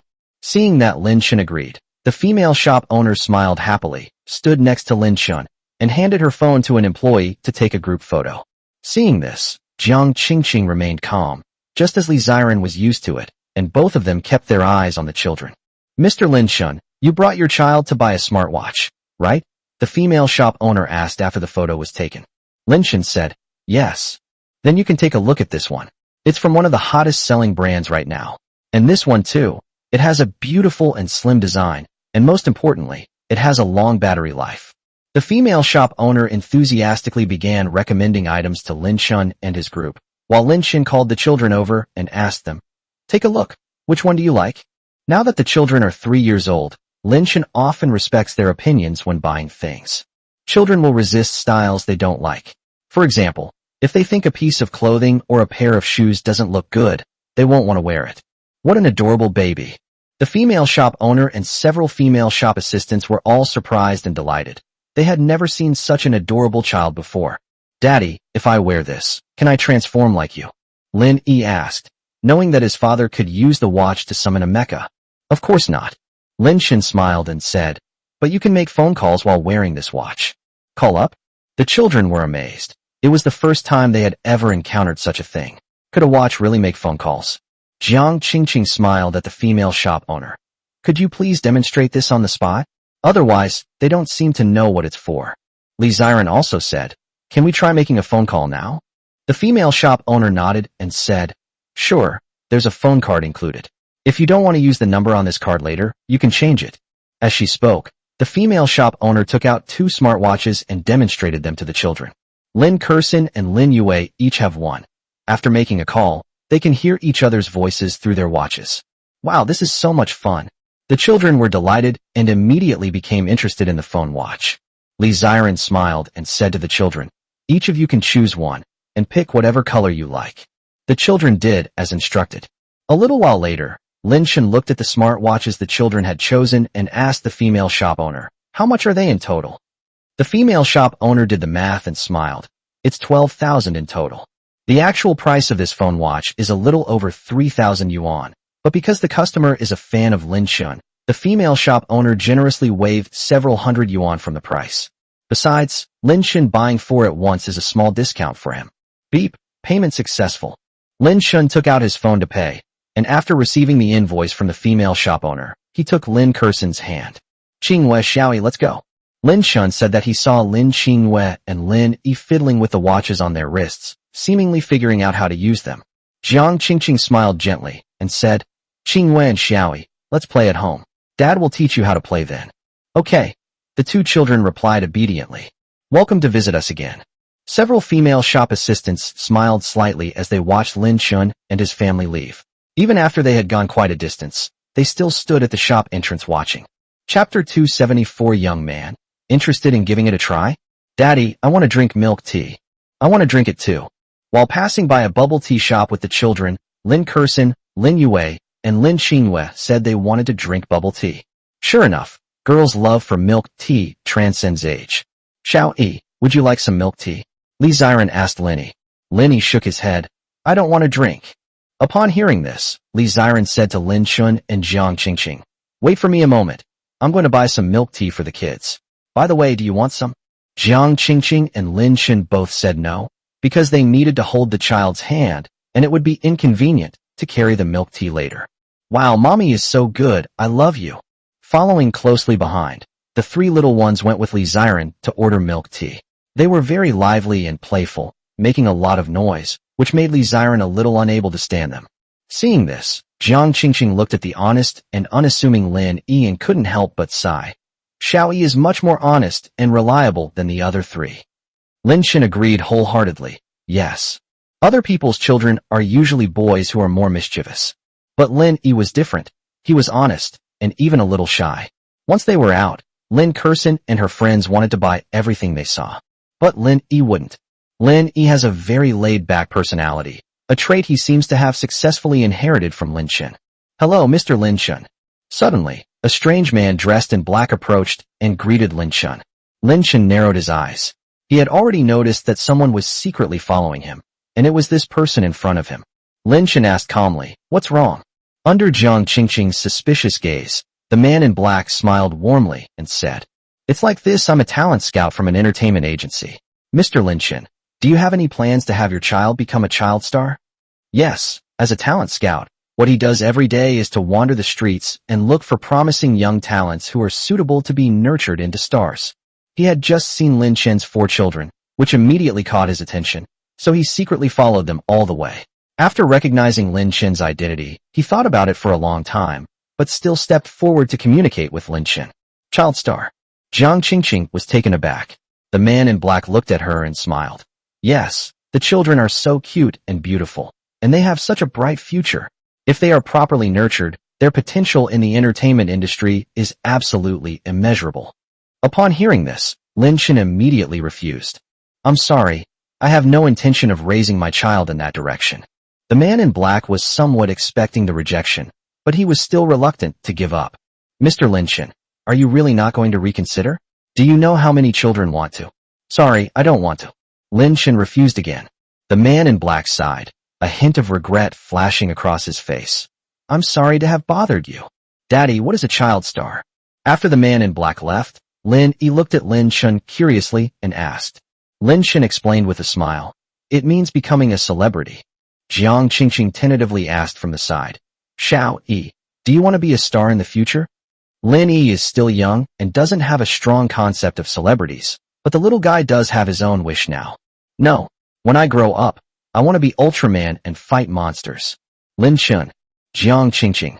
Lin Chun could understand why Lin Chun was speechless. After all, children speak without thinking, and what child doesn't dream of becoming a savior hero? Next, Lin Xingyue, Lin Kersen, and Lin Yue each held a cup of milk tea and followed Lin Chun and the others around the mall for a while. Only after they had bought almost everything did Li Ziren suggest going home. At the entrance of the shopping mall. After leaving the mall, Lin Kersen immediately noticed a group of people gathered under a big tree, watching something. The little one was very curious and asked Lin Chun, "Daddy, what are they doing over there?" Lin Yue, who was being led by Li Ziren, also said, "Mommy, let's go take a look. There seems to be something fun there." Seeing the two little ones' gossipy expressions, Lin Chun and the others felt helpless, but in order to satisfy their curiosity, they took them over to see for themselves. Lin Chun. Just as Lin Chun walked over, a man turned around and was quite surprised to see Lin Chun. "Uncle Ma." Lin Chun was also surprised. This person was none other than Ma Qingfeng, who had played 2 games of chess with him at home a few days ago. "Lin Chun, you've come at the right time. Take a look at this chess game." Ma Qingfeng's eyes lit up, and he put his hand on Lin Chun's shoulder, looking like a good brother, making Lin Chun look at the scene in front of him. Before me stood a man who looked to be in his 50s, wearing a hat and sporting a goatee. He looked quite unkempt. In front of him was a chessboard, arranged according to his wishes, with many red pieces and very few black pieces. "Whoever can beat my red pieces with black will get 10,000 yuan transferred to their account on the spot. If you lose, you only need to give me 200 yuan. How about that?" Still no one dares to try. The disheveled man smiled and glanced at the crowd of onlookers, his face clearly showing his cunning and shrewdness. As soon as these words were spoken, a commotion arose among the onlookers. "Damn, black is in such a terrible situation. How can they possibly win?" Yes, the red pieces have their chariots and knights, but the black pieces don't even have pawns, let alone cannons. There's no way they can win. A dead end. This is absolutely a dead end. Black has no chance of winning. Not even a chess master could. Everyone present shook their heads. Many of these people were elderly men, chess masters. Yet, at this moment, even the elderly men said they were powerless to help. Nothing is impossible. Chess King Su Yuan once beat me with black pieces. The disheveled man said, his gaze sweeping across the room before settling on Lin Chun, who was staring at the chessboard, deep in thought. Then, the slovenly man smiled and said to Lin Chun, "How about it, young man? Interested in giving it a try? You get paid if you win." Chapter 275 Brother, can you open a durian with your bare hands? Lin Chun didn't speak, but Ma Qingfeng, who was standing to the side, said with a smile, "Lin Chun, why don't you give it a try?" "Why don't you try? I just tried it, but I lost, hee."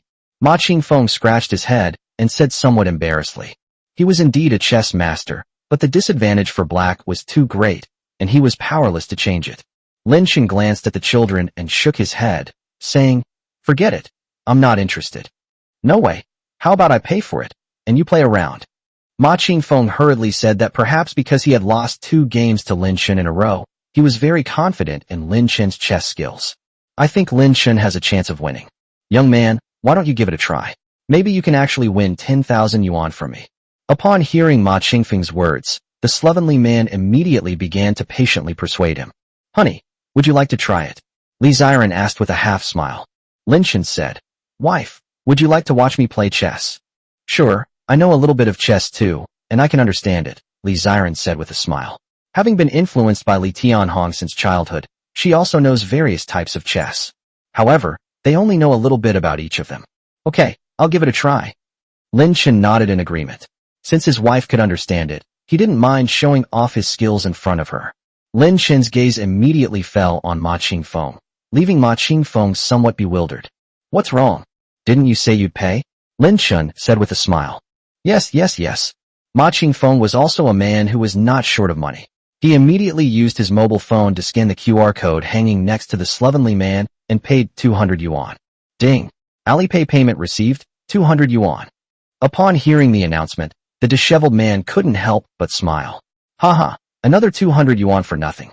Winning 10,000 yuan from 200 yuan seems like a great deal, tempting all the onlookers. Little did they know that these were all tricks, and winning was almost impossible, though not entirely impossible. There was only one way to go, and only the slovenly man knew this way. This young man seems like he's going to get himself killed. Some onlookers questioned the performance, mainly because Lin Chun was too young and didn't look like a chess master. Everyone thought the slovenly man was going to have to work hard to earn another $200. Are you going first, or should I go first? Lin Chun looked at the disheveled man and asked. You go first. The slovenly man chuckled, his smile revealing a cunning and sly nature. Daddy. Just as Lin Chun squatted down and made a move, Lin Kurson suddenly hugged him from behind and called out sweetly. Kurson, don't disturb Daddy's chess game. Let's watch quietly for a while. Jiang Qingqing spoke up, shielding the two children in front of her, while the other two were protected by Li Ziren. Kurson, can you wait for Daddy for just 1 minute? I'll take you home once Daddy wins. Lin Chun turned his head and smiled gently at Lin Kurson. Okay, Lin Kurson responded very obediently.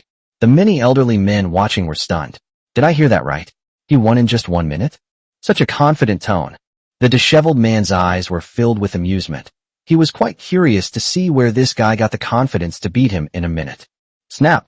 The disheveled man unleashed a powerful attack, devouring Lin Chun's elephant. Lin Chun ignored the horse and focused on using his only chariot to kill the opposing team.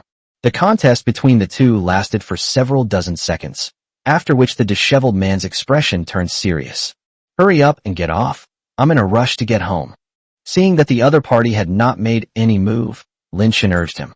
Compared to the disheveled man with his brows furrowed, Lin Chun's expression was very relaxed, without any sign of deep thought.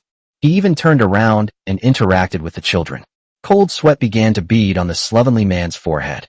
He couldn't understand Lin Chun's chess moves at all. There wasn't a single flaw in them. This kid's a pro. However, he didn't deliberately drag things out. He still had some integrity. After raising his hand and taking a step, Lin Chun smiled upon seeing this. If you're going to go like this, then I'll just checkmate you. Lin Chun raised his hand and placed another piece, which immediately checkmated the man. Only then did the disheveled man realize that there was no way out. A gasp rippled through the crowd of elderly onlookers, their faces beaming with delight. He actually won. That's amazing, young man. Wow, it really only took about a minute. That's amazing. Even the chess king Su Yuanlai couldn't have won this quickly, could he? These young people these days are truly amazing. The onlookers were buzzing with discussion, and Ma Qingfeng was also pleasantly surprised. This guy was truly terrifying. By directly bringing dead pieces back to life, the situation can be reversed, and defeat can be turned into victory. I'm afraid he didn't even use 1/10 of his skill level in the 2 games he won against himself last time. Holy crap, how is this possible? The disheveled man stared wide-eyed at the chessboard, his gaze repeatedly fixed on it. I actually lost. Come on, Kurson, Daddy will take you home. Without glancing at the chessboard, Lin Chun turned around, picked up Lin Kurson, tucked in his daughter's little skirt, and then chuckled as he gently lifted Lin Kurson's bottom. Lin Kurson smiled mischievously, held the milk tea in both hands, and continued to drink it in Lin Chun's arms.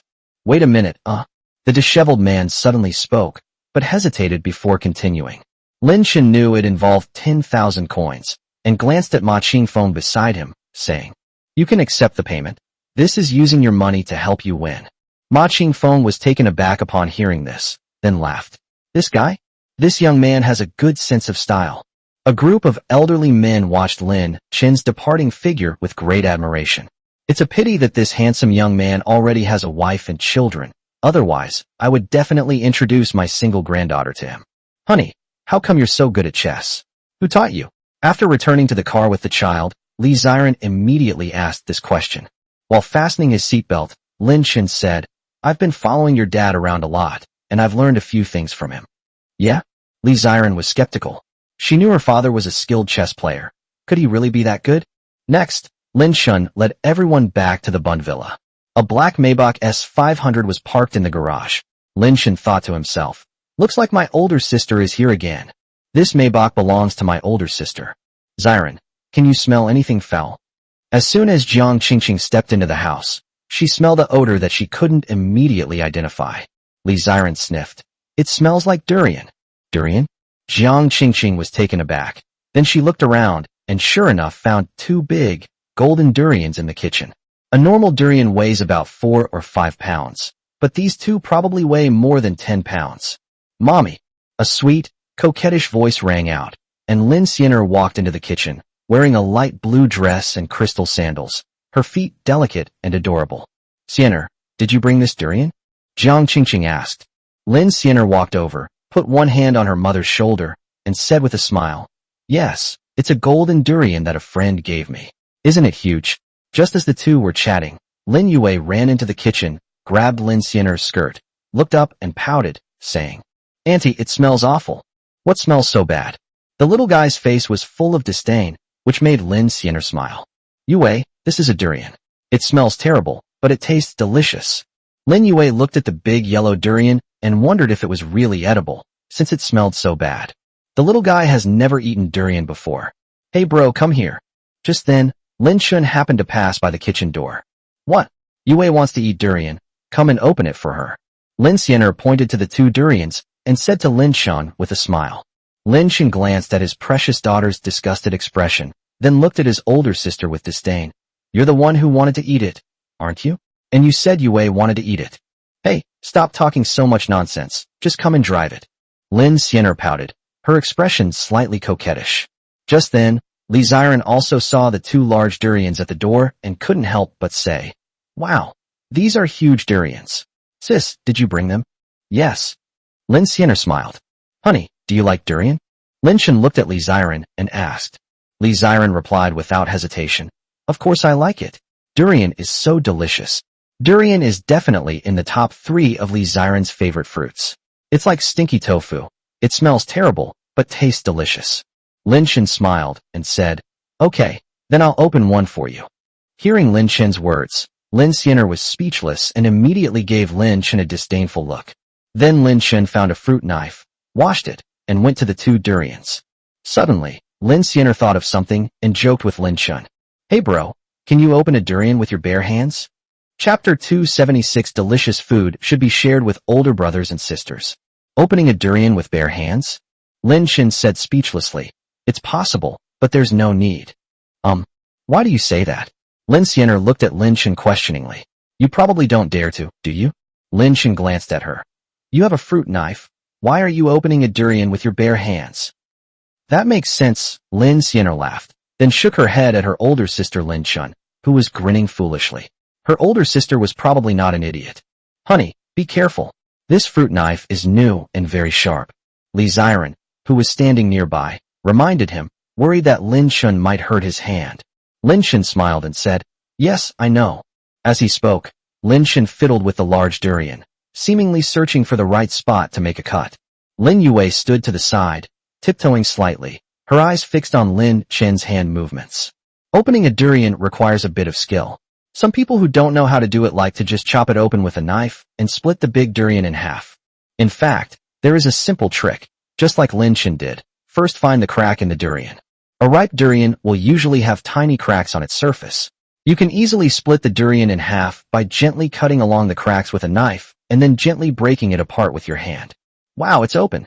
Little Lin Yue was amazed when she saw her father easily break open the big durian. Yes, it's open, and we can eat durian right away. Jiang Qingqing responded to the little guy with a gentle smile. This durian is very plump. Lin Shun stared at the fruit flesh and said, Many durians on the market are very big and have a beautiful color, but when you open them, they are often disappointing. This is commonly known as falling into a trap. But clearly, the older sister didn't fall into the trap. As Lin Shun cracked open the shell, large chunks of golden flesh were revealed, accompanied by a unique aroma that made people very hungry. Wow, not bad, not bad. Let me have a piece to try. Lin Xianer couldn't resist any longer. Like Li Ziren, durian was one of her favorite fruits. Give. Lin Shun divided the plump fruit between his older sister, then his wife, his mother. In the end, naturally, the prize was given to my eagerly waiting daughter. Yue, this is delicious. Seeing her precious daughter holding the fruit in her little hand, seemingly afraid to put it in her mouth, and just smelling it, Li Ziren was both amused and exasperated. Mommy, is it really delicious? The little one was a bit skeptical, mainly because she didn't like the smell. Of course it's true. Mom will eat it for you if you don't believe me.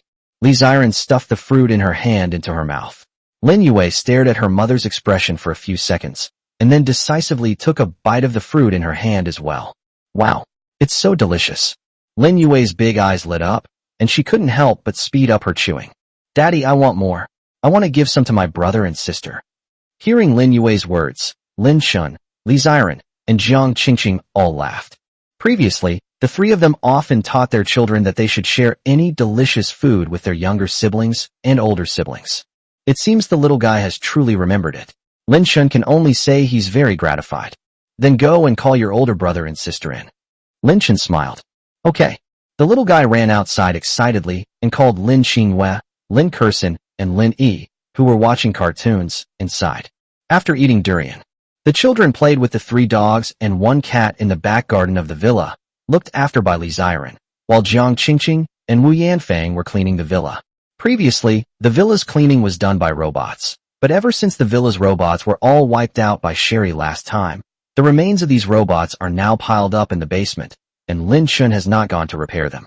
Seeing his mother cleaning the house now, Lin Shun suddenly remembered this incident. Looks like I'll have to find some time to repair those robots. Lin Shun thought to himself. After all, it's quite tiring for my mother and mother-in-law to clean such a big villa without a housekeeper. Hey bro, are the kids going to kindergarten soon? On the sofa, Lin Xiner brought a cup of tea and sat down next to Lin Shun, asking him a question. Lin Shun laughed and said, Yes, there are only about 10 days left before we send them to kindergarten. Which kindergarten? Happy Kindergarten.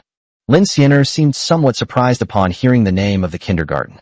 I have a good friend whose daughter seems to attend Happiness Kindergarten, Lin Xiner said with a smile. Lin Shun casually asked, Friend? Male or female? Of course it's a woman. Lin Xiner looked at Lin Shun with a smile. And she's a rich woman. She owns her own company. And most importantly, she's very beautiful. It's a pity she got divorced. She discovered her husband was cheating on her, so she divorced him immediately and is now raising her daughter alone. Another divorced one? Lin Shun felt a chill run down his spine. Was the divorce rate really that high these days? Han Yun was also divorced, and he had met several others before. Why did you say again? Have you dealt with many divorces? Lin Xiner asked suspiciously. Lin Shun looked embarrassed. Don't misunderstand. I'm an honest person. Haha, you're the only one who's honest. Lin Xiner looked at Lin Shun and said, Haven't you heard the saying? A man only becomes honest when he's in his coffin. My friend is so beautiful and has such a great figure. But what happened? Her husband still went out and had affairs. So honest men don't exist, and if they do, they are extremely rare. Lin Shun was too lazy to argue with her about this. Fine, whatever you think. But if you're going to sit properly, could you please not take off your sandals? Because of the heat, Lin Xiner had her feet on the coffee table in front of the sofa, which made Lin Shun slightly disgusted. Lin Xiner rolled her eyes. Was she being disliked again? Do you know how many men are dreaming of pursuing their older sister? You brat, on the contrary, humph, that's too much. In the days that followed, Lin Shun lived as usual, but he did take some time to repair the robots. With them around, the cleanliness and security of the villa could be better guaranteed.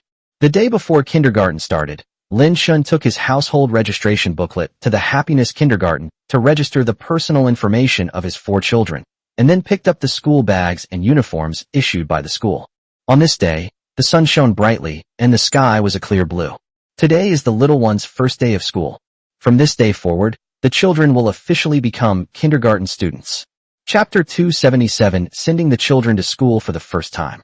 Ring ring. At 7 o'clock in the morning, the blue Doraemon alarm clock in the room kept ringing, waking up the 3 children immediately. Well, there are 3 children. As for Linny, he got up at 6:30 and watched an entire episode of cartoons. Get up. Li Ziren pushed open the door and walked into the room, followed by Lin Shun and Linny.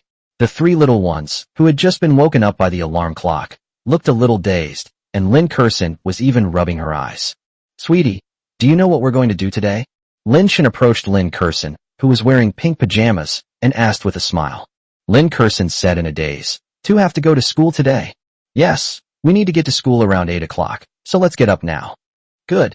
Lin Kersen yawned, and then she and Lin Qingwei got off the bed. As for Lin Yue, she was still sitting on the bed, seemingly not having had enough sleep. Li Ziren, meanwhile, was choosing clothes for her daughters to wear that day from the wardrobe. Why did you wake up so early? Suddenly, Lin Yue looked at Lin Yi, who was already dressed, and asked him suspiciously. "Because I'm hardworking, unlike you guys," Lin Yi said with a smile. Lin Yue said disdainfully, "I know, you must have gotten up so early to watch cartoons. I'm not like that. You are who you are, that's all." Then the two started arguing, which gave Lin Shun and Li Ziren a headache. Okay, stop arguing," Lin Shun said helplessly. It's impossible for children not to argue. It's their nature. However, Lin Shun still had to give them some advice. "Don't fight when you go to kindergarten, okay? Big brother, take care of little sister, and big sister, take care of little brother and sister too. Do you know that?" As he spoke, Lin Shun's gaze swept over Lin Kurson and Lin Xingyue, intentionally or unintentionally. "Yes, Daddy. I know," Lin Xingyue said sweetly, looking very well behaved.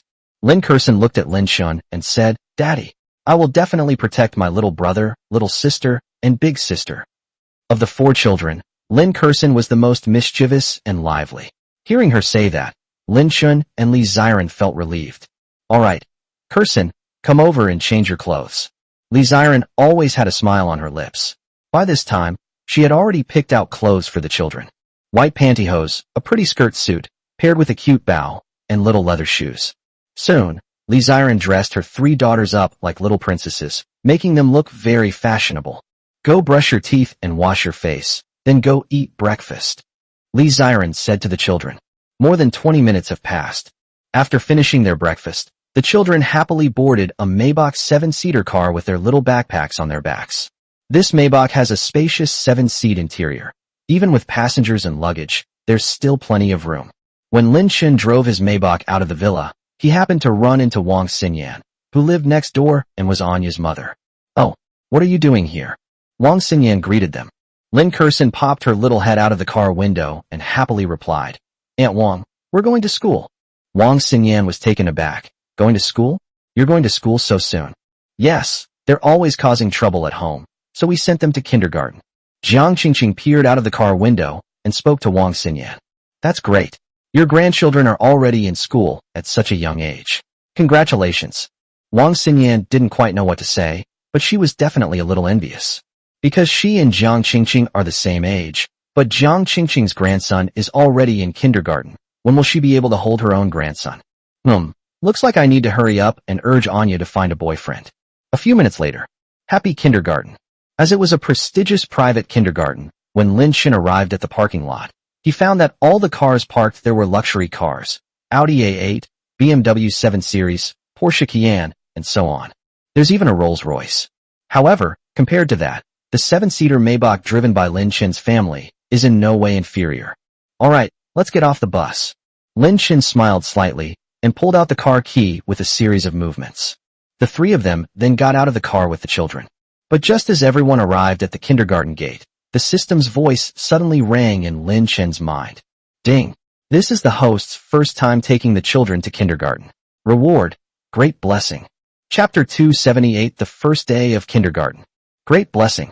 A few seconds later, Lin Shun's face showed a look of surprise. That skill is amazing. Lin Shun learned from the information that this skill could temporarily turn an inanimate object into a living one. For example, a withered blade of grass can be revitalized and given a second life through its use. However, this skill isn't too overpowered. The limitation is that it can't be used on humans, but it can be used on anything in the world except humans. Moreover, the effect only lasts for 3 minutes, and it cannot be used on an inanimate object again within a week. Just as Lin Shun's thoughts drifted away, the children's joyful laughter pulled him back to reality. Wow! The school is so beautiful. It was the children's first time at kindergarten.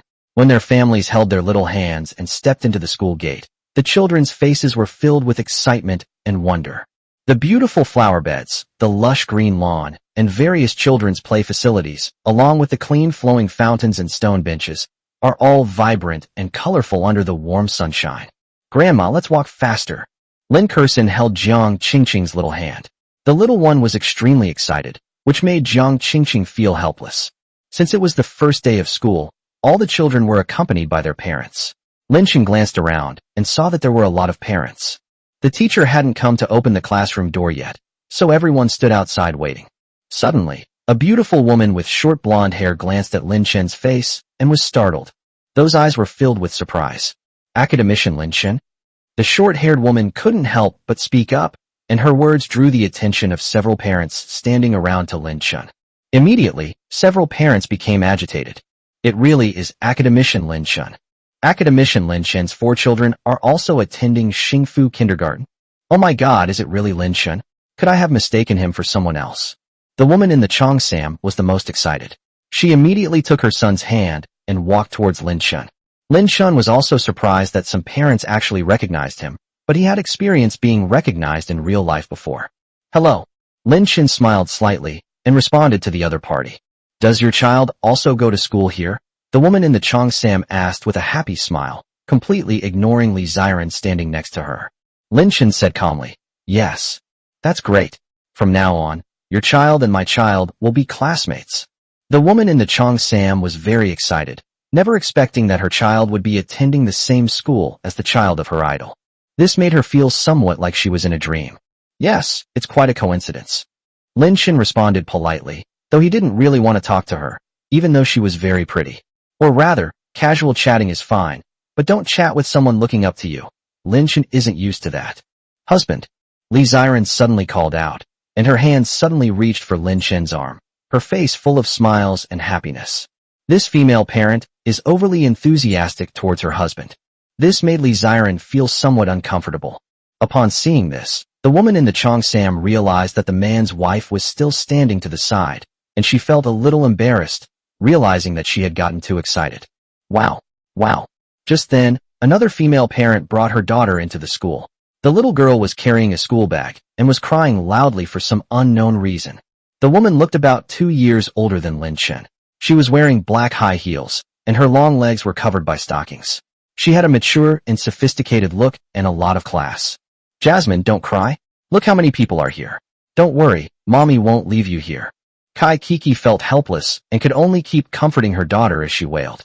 Seeing her daughter crying with snot and foam coming out of her nose, Kai Kiki subconsciously reached into her bag, only to find that she had run out of tissues. Seeing this, Jiang Qingqing kindly gave Kai Kiki a pack of tissues. Here, I have some paper. Thanks. Kai Kiki felt a warmth in her heart, but when she turned around and saw Jiang Qingqing's face, she couldn't help but be taken aback. Are you Fairy's mother? Jiang Qingqing was also taken aback when she heard this. You know me? Kai Kiki smiled and said, yes, I'm Xiener's friend. She posted your photo on her WeChat moments.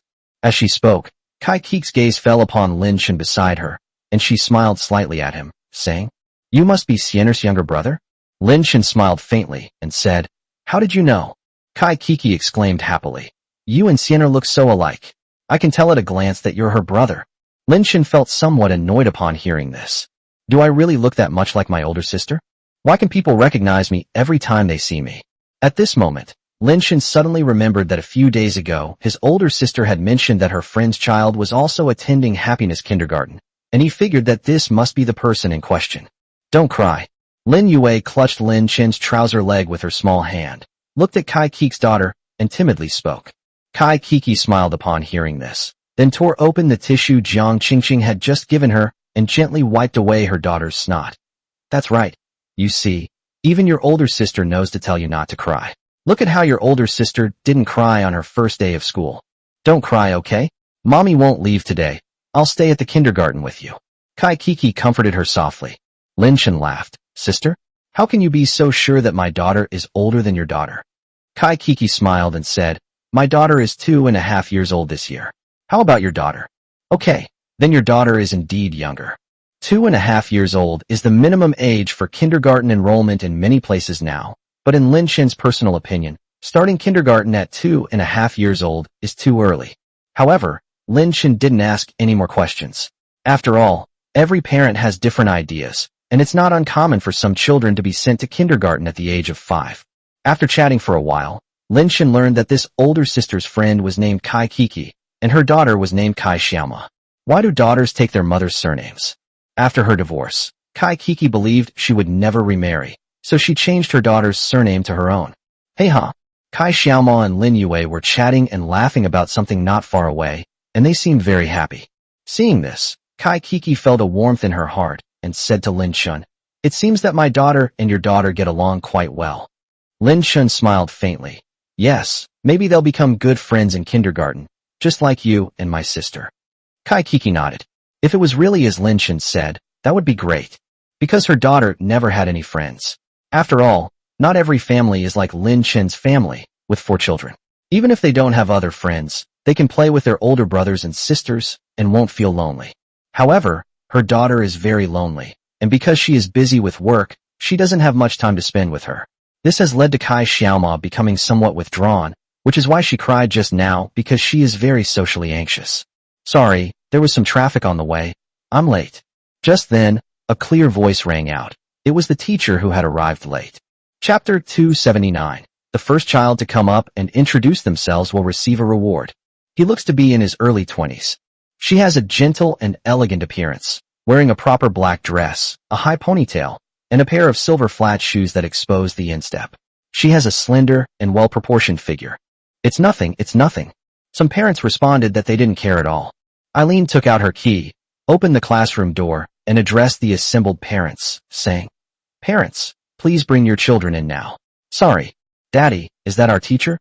Lin Xingyue, being led by Lin Shen, turned her head and asked him sweetly. Lin Shen laughed and said, "That's right." The little boy looked at Eileen and blurted out, "Teacher is so pretty."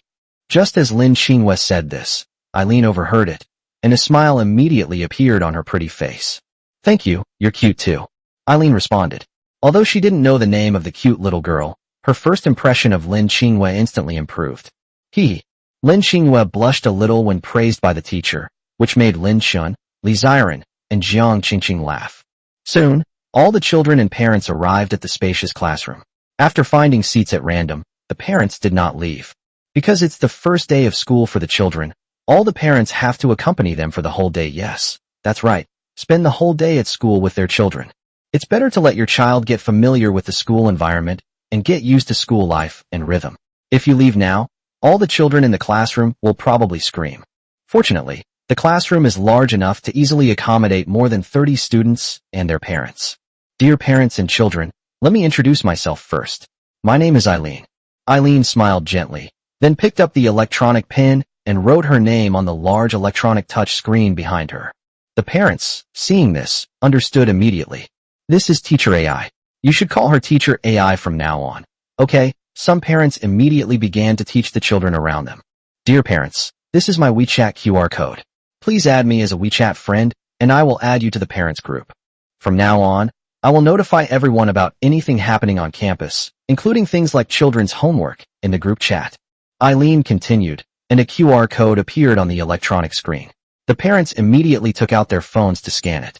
Lin Shun and Li Ziren were no exception, but Jiang Qingqing didn't join. She felt that it was enough for the child's parents to be in the group. A few minutes later, Lin Shun and the other parents were added to the parent group by Eileen, the Happy Kindergarten Junior Class Communication Group. Time passed, and for some reason, Eileen left the classroom for a while, leaving the parents chatting with their children in the classroom. When Eileen returned, the classroom was much quieter. All right, now, children, please come up and give a brief self-introduction. Yes, it's the usual routine on the first day of school, even in kindergarten, to go up and introduce yourself. As Eileen finished speaking, some parents were slightly taken aback, surprised by her words. Teacher AI, my son doesn't know how. A female parent was in a difficult position. Yes, my son doesn't even know what self-introduction means. How is he supposed to introduce himself? One of the male parents said with a wry smile. After all, most 3-year-olds aren't prodigies, and introducing themselves is still a bit difficult for them at this age. Eileen smiled and said, "It's okay. Parents can teach their children now. They don't need to say a lot in their self-introduction. Just a simple introduction of their name is enough. Of course, I'd love to hear more from any child who's willing to say a few more words." Eileen's gaze swept over the adorable faces, her expression full of anticipation. Hearing this, many parents breathed a sigh of relief. It turned out that all they had to do was introduce the child's name, which wasn't difficult for the child. "Daddy, what is a self-introduction?" Lin Xingyue, Lin Kersen, and Lin Yue all looked at Lin Shun with curiosity, while Lin Yi was distracted, his eyes darting back and forth across the drawer, seemingly looking at something. "Xiao Yi, listen up. You won't know what to say when it's your turn." Li Ziren reminded Lin Yi to focus the little guy's attention. Lin Shen glanced at Lin Yi and said to the children, Just go up to the stage and introduce your names to everyone. Of course, it would be even better if you could also introduce your hobbies and interests. Jiang Qingqing smiled and said, you can tell me what you like to eat and what you usually like to do.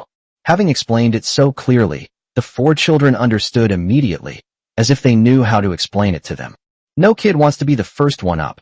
After waiting a while, and seeing that no one volunteered to be the first to come up, Eileen smiled again. Whoever is the first to come up and introduce themselves will receive a reward from the teacher. Eileen spoke gently and patiently. As soon as she finished speaking, Lin Kurson looked at Lin Shun with a smile and said happily, Daddy, I want to go up. Lin Shin was taken aback, but reacted quickly. Of course you can.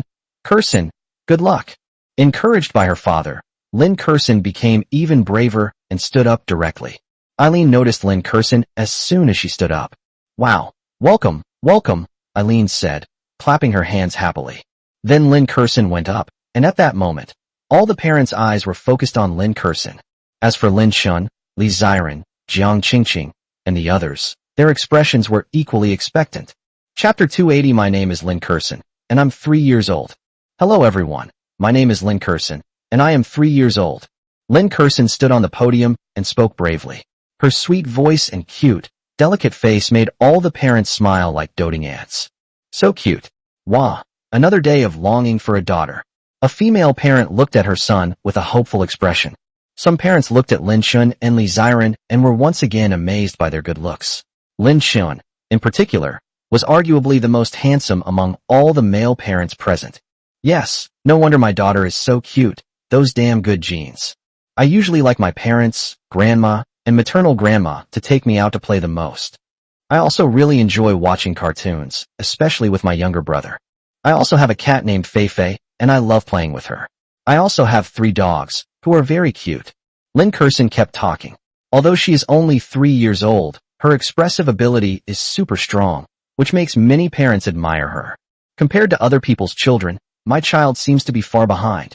Lin Shun, why do I get the feeling that your precious daughter is a bit of a troublemaker? Beside her, Kai Kiki smiled at Lin Shun and said this. Qingyo, it's alright, but my kids are all pretty outgoing. Lin Shun looked at Lin Kurson on the stage, a smile always on his lips. Kai Kiki crossed her thighs, which were covered in stockings, and asked Lin Shun, is there any way to make my child's personality more lively? Kai Kiki is very troubled by her daughter's social anxiety. One of the reasons she sent her to kindergarten at the age of 2.5 is that she hopes her daughter can integrate into a happy group and change her personality. Lin Shun glanced behind him and saw Lin Yue and Kai Xiaoma chatting happily. Lin Shun couldn't help but say, isn't this great? I can talk to my daughter a lot. That's now. You wouldn't believe it. At home she's so unfamiliar with me that she hardly ever talks. Kai Kiki said helplessly. Lin Shun thought for a moment and said, would you feel unfamiliar when I see you? I think it must be because you haven't spent enough time with your child. We parents should spend more time with our children and give them more love. Haven't you heard the saying? Companionship and encouragement are the best gifts on a child's path to growth. Kai Kiki nodded upon hearing this, her face somber, and said, it's mainly because I'm too busy with work, and I really have very little time to spend with my daughter. As she spoke, Kai Kiki felt a pang of guilt. Doesn't your daughter usually have any playmates? Lin Shun asked. No, not at all. Then you can consider having a second child. Lin Shin's words made Kai Kiki's pretty face blush slightly. She could indeed still have children, because she was only 27 years old. However, after the blow of a divorce, Kai Kiki is not so keen on having children anymore. It's not that she's against having a second child, but she feels that she will never meet a man who moves her heart again, someone she would love so much that she would want to have a child with. While Lin Shun and Kai Kiki were chatting, Lin Kurson on the podium had already finished introducing herself. Teacher, I'm done explaining. Lin Kurson said happily to Eileen beside her, displaying a rather poised and generous demeanor. Slap, slap. Immediately, Eileen clapped, and then all the parents joined in. Clap, clap, clap. The parents beamed with joy, their eyes filled with delight as they looked at Lin Kurson. Great job, Kurson. Thank you for setting such a brave example for everyone. Eileen praised with a smile, and seeing Lin Kurson turn to leave the podium, Eileen immediately spoke again. Kurson, wait a minute. Lin Kurson stopped and turned to look at Eileen. Brave children will be rewarded, Kurson. Eileen took out an exquisitely packaged box from her bag. It was a large box of Dove chocolates that she had prepared beforehand. Wow! Lynn Curson's eyes lit up as she reached out and took the chocolate from Eileen, saying happily, "Thank you, teacher." Then Lynn Curson ran off stage with a big box of chocolates in her arms. The little girl's eyes were on Lin Chun, and she smiled with her eyes crinkling. The other children were so envious they almost cried. If we had known the reward was such a huge box of chocolates, we would have been the first to go up. "Mom, here you go." Lin Curson returned to Lin Chun and Li Xiren's side. The little one did not unwrap the chocolate herself, but gave it to Li Xiren. "Curson is amazing." Li Xiren and Jiang Qingqing praised him with smiles. Lin Chun joked, "Curson, can Daddy eat the chocolate your teacher gave you as a reward?" "Can."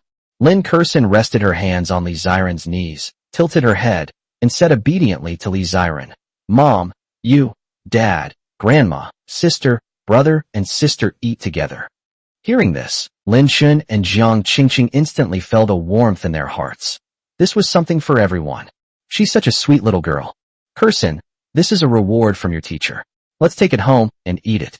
Li Xiren didn't actually open and divide the chocolate right away. It was a reward for her daughter, so naturally she would save it for her. "Okay." Lin Curson agreed. "All right. Are there any other children who would like to come up and introduce themselves?" Eileen's voice rang out from the podium. With Lin Curson setting an example, some of the bolder children sitting in the front row rushed towards the podium. The morning passed quickly. After each child had introduced themselves, Eileen organized the parents to help the children familiarize themselves with the school environment. Ultimately, it's all about playing. After all, the oldest is only 4 years old. They're all children, and having fun is an essential part of childhood. 11:40. The kindergarten bell rang. It was lunchtime. Inside the cafeteria, Eileen helped the students and parents find seats, and then a senior children's nutritionist brought in boxes of lunch. Lin Chun went over to take a look. The school lunch was very plentiful. Although it certainly couldn't compare to home-cooked meals, it wasn't bad either.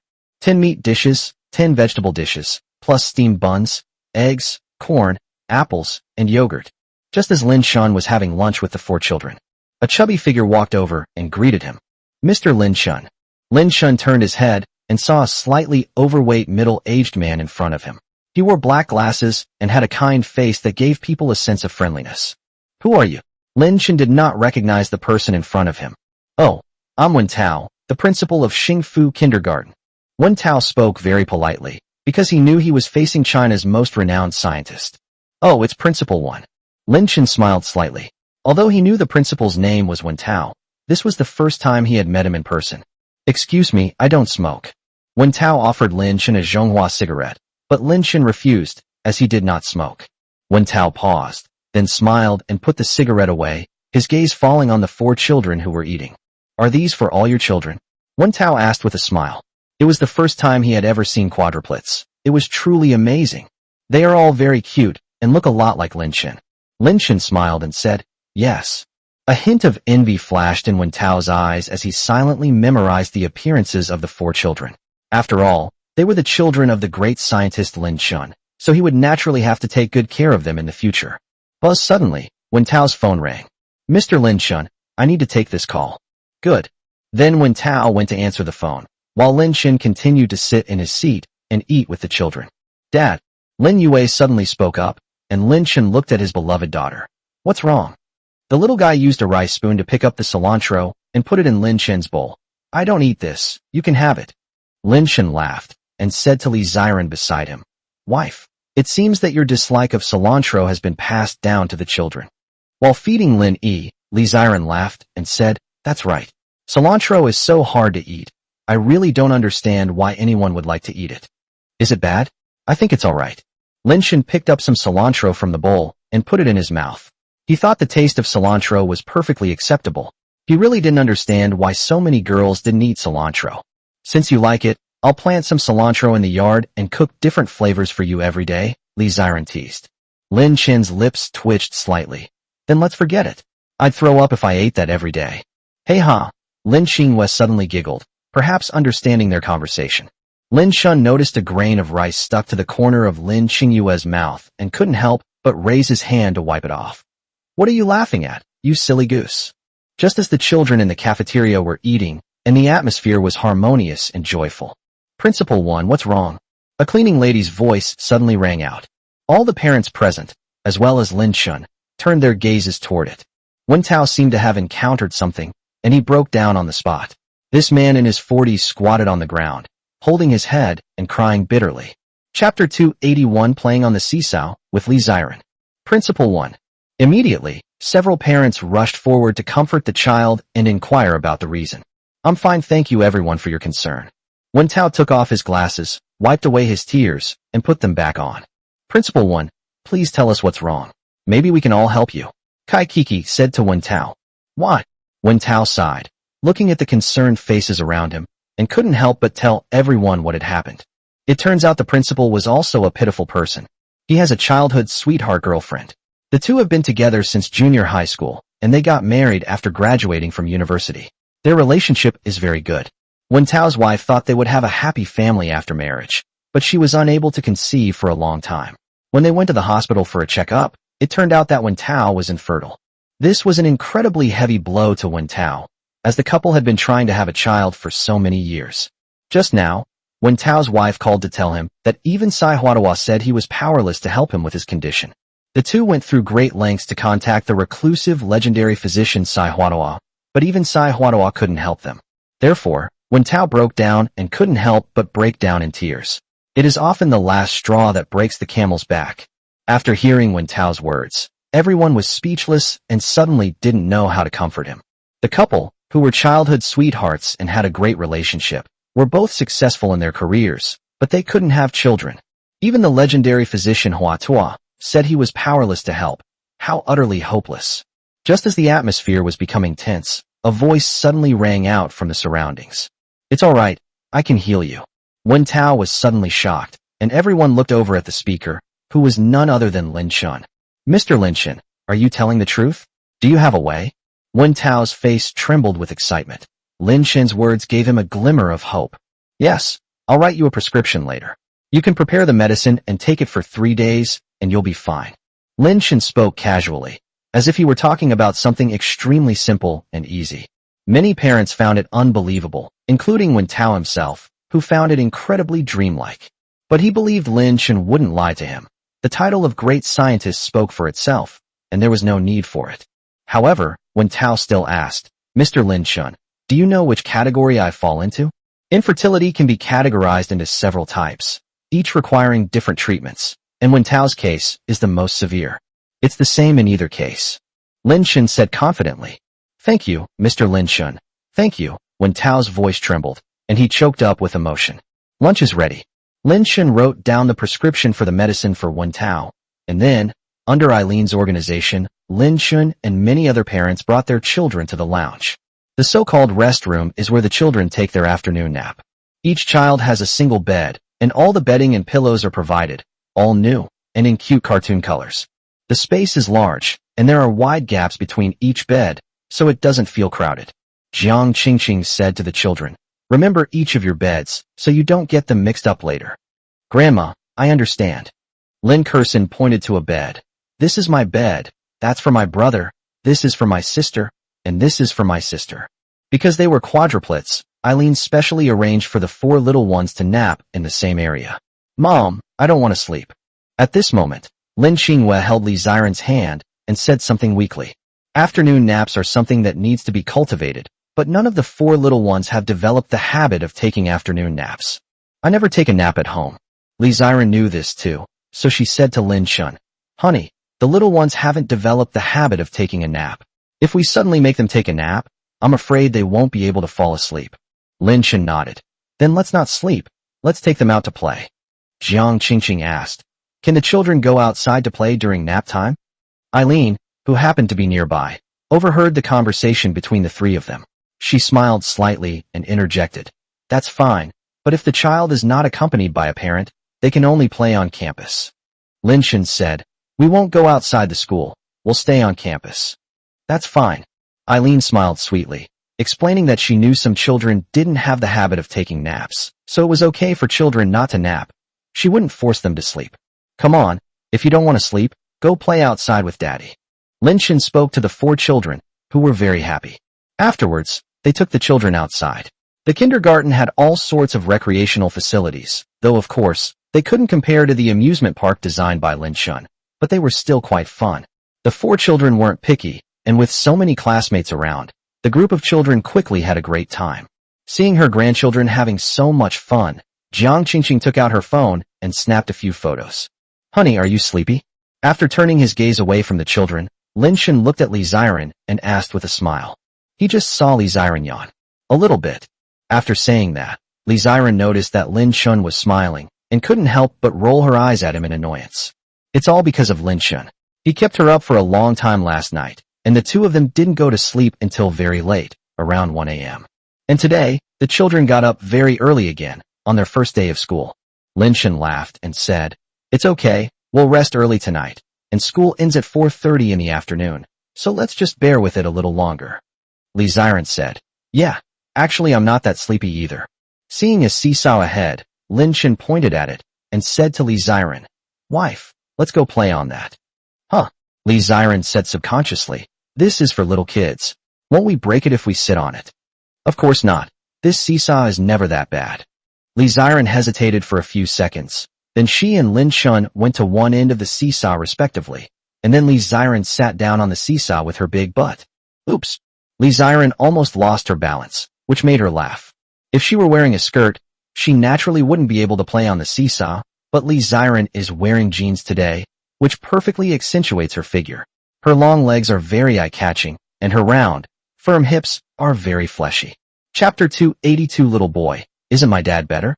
As Li Ziren sat on one end of the seesaw, the other end naturally tilted upwards.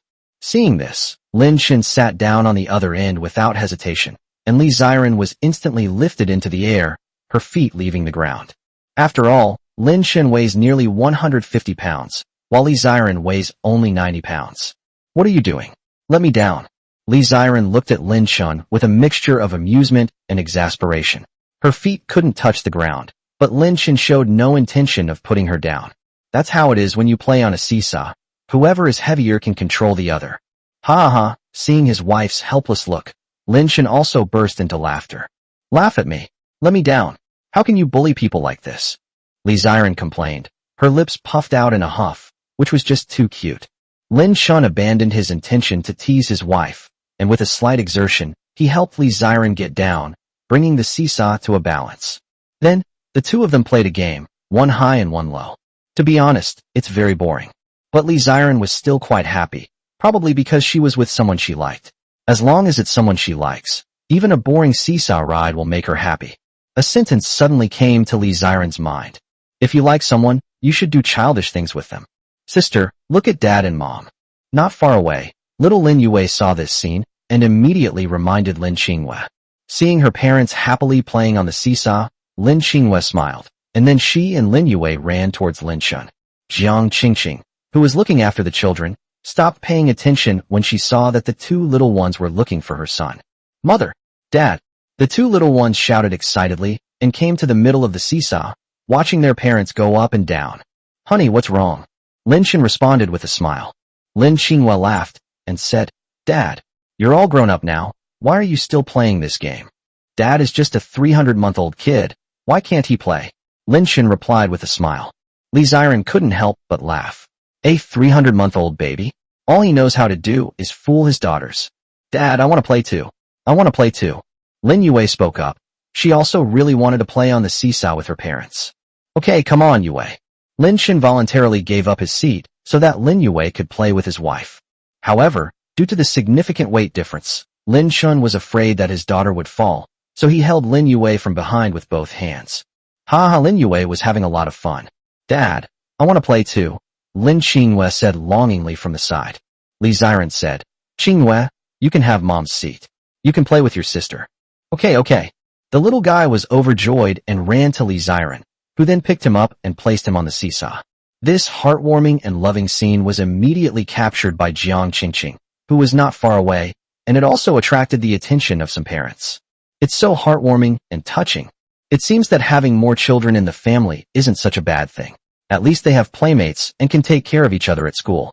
Time flew by, and soon more than an hour of lunch break had passed. 2 o'clock in the afternoon. The school bell rang on time, successfully waking up some children who were sleeping in the lounge, and then they were taken to their classrooms by their parents. Stop playing. We should go back to the classroom. Lin Yi reminded Lin Yue. Okay. Lin Kursin threw away the ball in her hand and followed Lin Yi. The two little ones ran towards the classroom. Upon seeing this, Lin Shin immediately said, "Wait a minute." Lin Kursin and Lin Yi stopped abruptly. Lin Kursin looked at Lin Shin curiously. "Dad, what's wrong? Look at your little hands. Aren't they very dirty?" Upon hearing Lin Shin's words, Lin Kursin immediately opened her palms, which were covered in dust from playing with the ball. "Oh really?" Lin Kursin was embarrassed. "Come on, Dad will take you to wash your hands. And Xiaoyi, you come and wash your hands too." There was a hand-washing station not far away. After washing the two little ones' hands, Lin Shin waited for his wife and mother for a moment, and then led the two little ones into the classroom. "Take your seat." Lin Kursin and Lin Yue were classmates, and Lin Xingyue and Lin Yi were in the next row.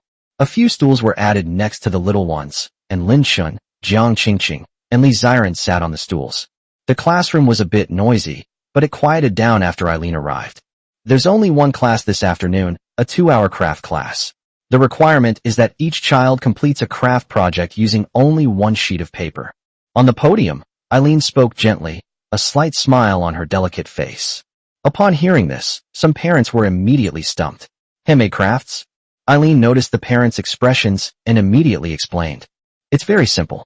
For example, you can fold an airplane out of a piece of paper or sculpt a small animal out of clay. Or draw something and give it to me. Then I'll cut it out with scissors, and that will also count as a handmade item."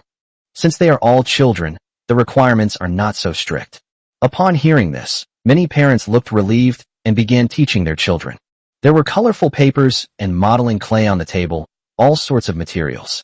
"Qingyue, Kursin, Xiaoyi, Yue, do you want to fold paper airplanes, mold clay, or draw?" Li Ziren asked the children with a smile.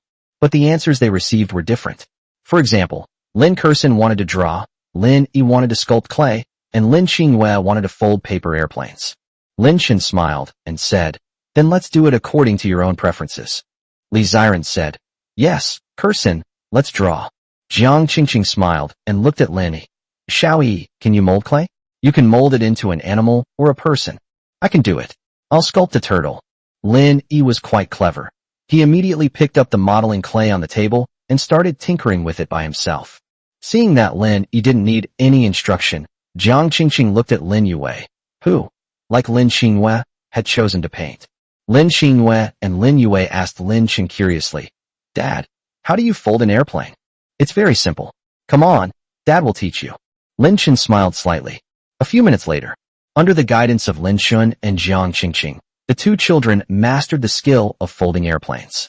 After all, folding airplanes is not difficult at all, and children can learn it in no time. "Grandma, look at the paper airplane I've folded." Lin Xingyue held up the paper airplane she had just folded in front of Jiang Qingqing with a big smile. "Yes, Xingyue is amazing." Jiang Qingqing praised him with delight. Seeing this, Lin Shin's lips curled up slightly. Craft classes can improve children's hands-on skills, and it has to be said that such courses are quite necessary. Suddenly, at that moment, a chubby-faced little boy sitting at the table in front of Lin Xingyue turned around and smiled. "The airplane you folded won't even fly." Upon hearing this, Lin Xingyue's lips pursed slightly, and she said with a hint of speechlessness, "Who said that? Why can't the airplane that Dad taught me to fold fly?" "Hee hee, I said it, unless you show it to me." The little boy had a smug look on his face, but of course, he meant no harm. Lin Xingyue glanced at the other person, then gently tossed the paper airplane she had just folded into the air. As a result, because she threw it incorrectly, it fell after flying about a meter. Upon seeing this, the little boy laughed heartily. "Look at the folding my dad made, it can fly." The little boy was also holding a paper airplane.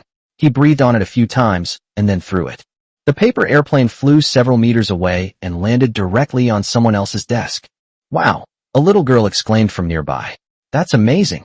The little boy's gaze returned to Lin Xingyue's face, and there was a hint of smugness on the chubby-cheeked boy's face.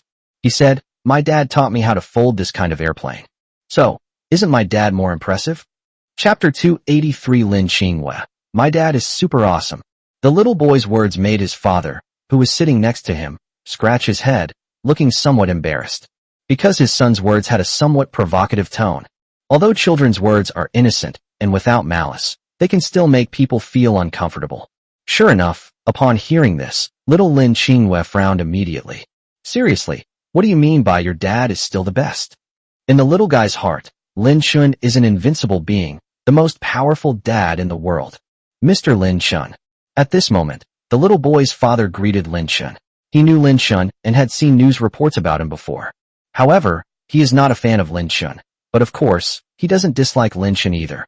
He even felt a bit closer to Lin Chun because the children were in the same class. What's wrong? Lin Chun looked at the little boy's parent, whose name was actually Lu Yi.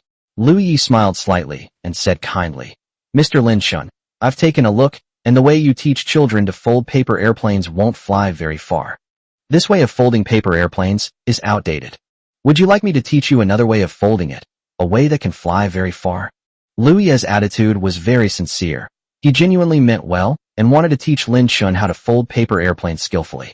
However, Lin Chun smiled slightly and politely declined, saying, thank you, but no need.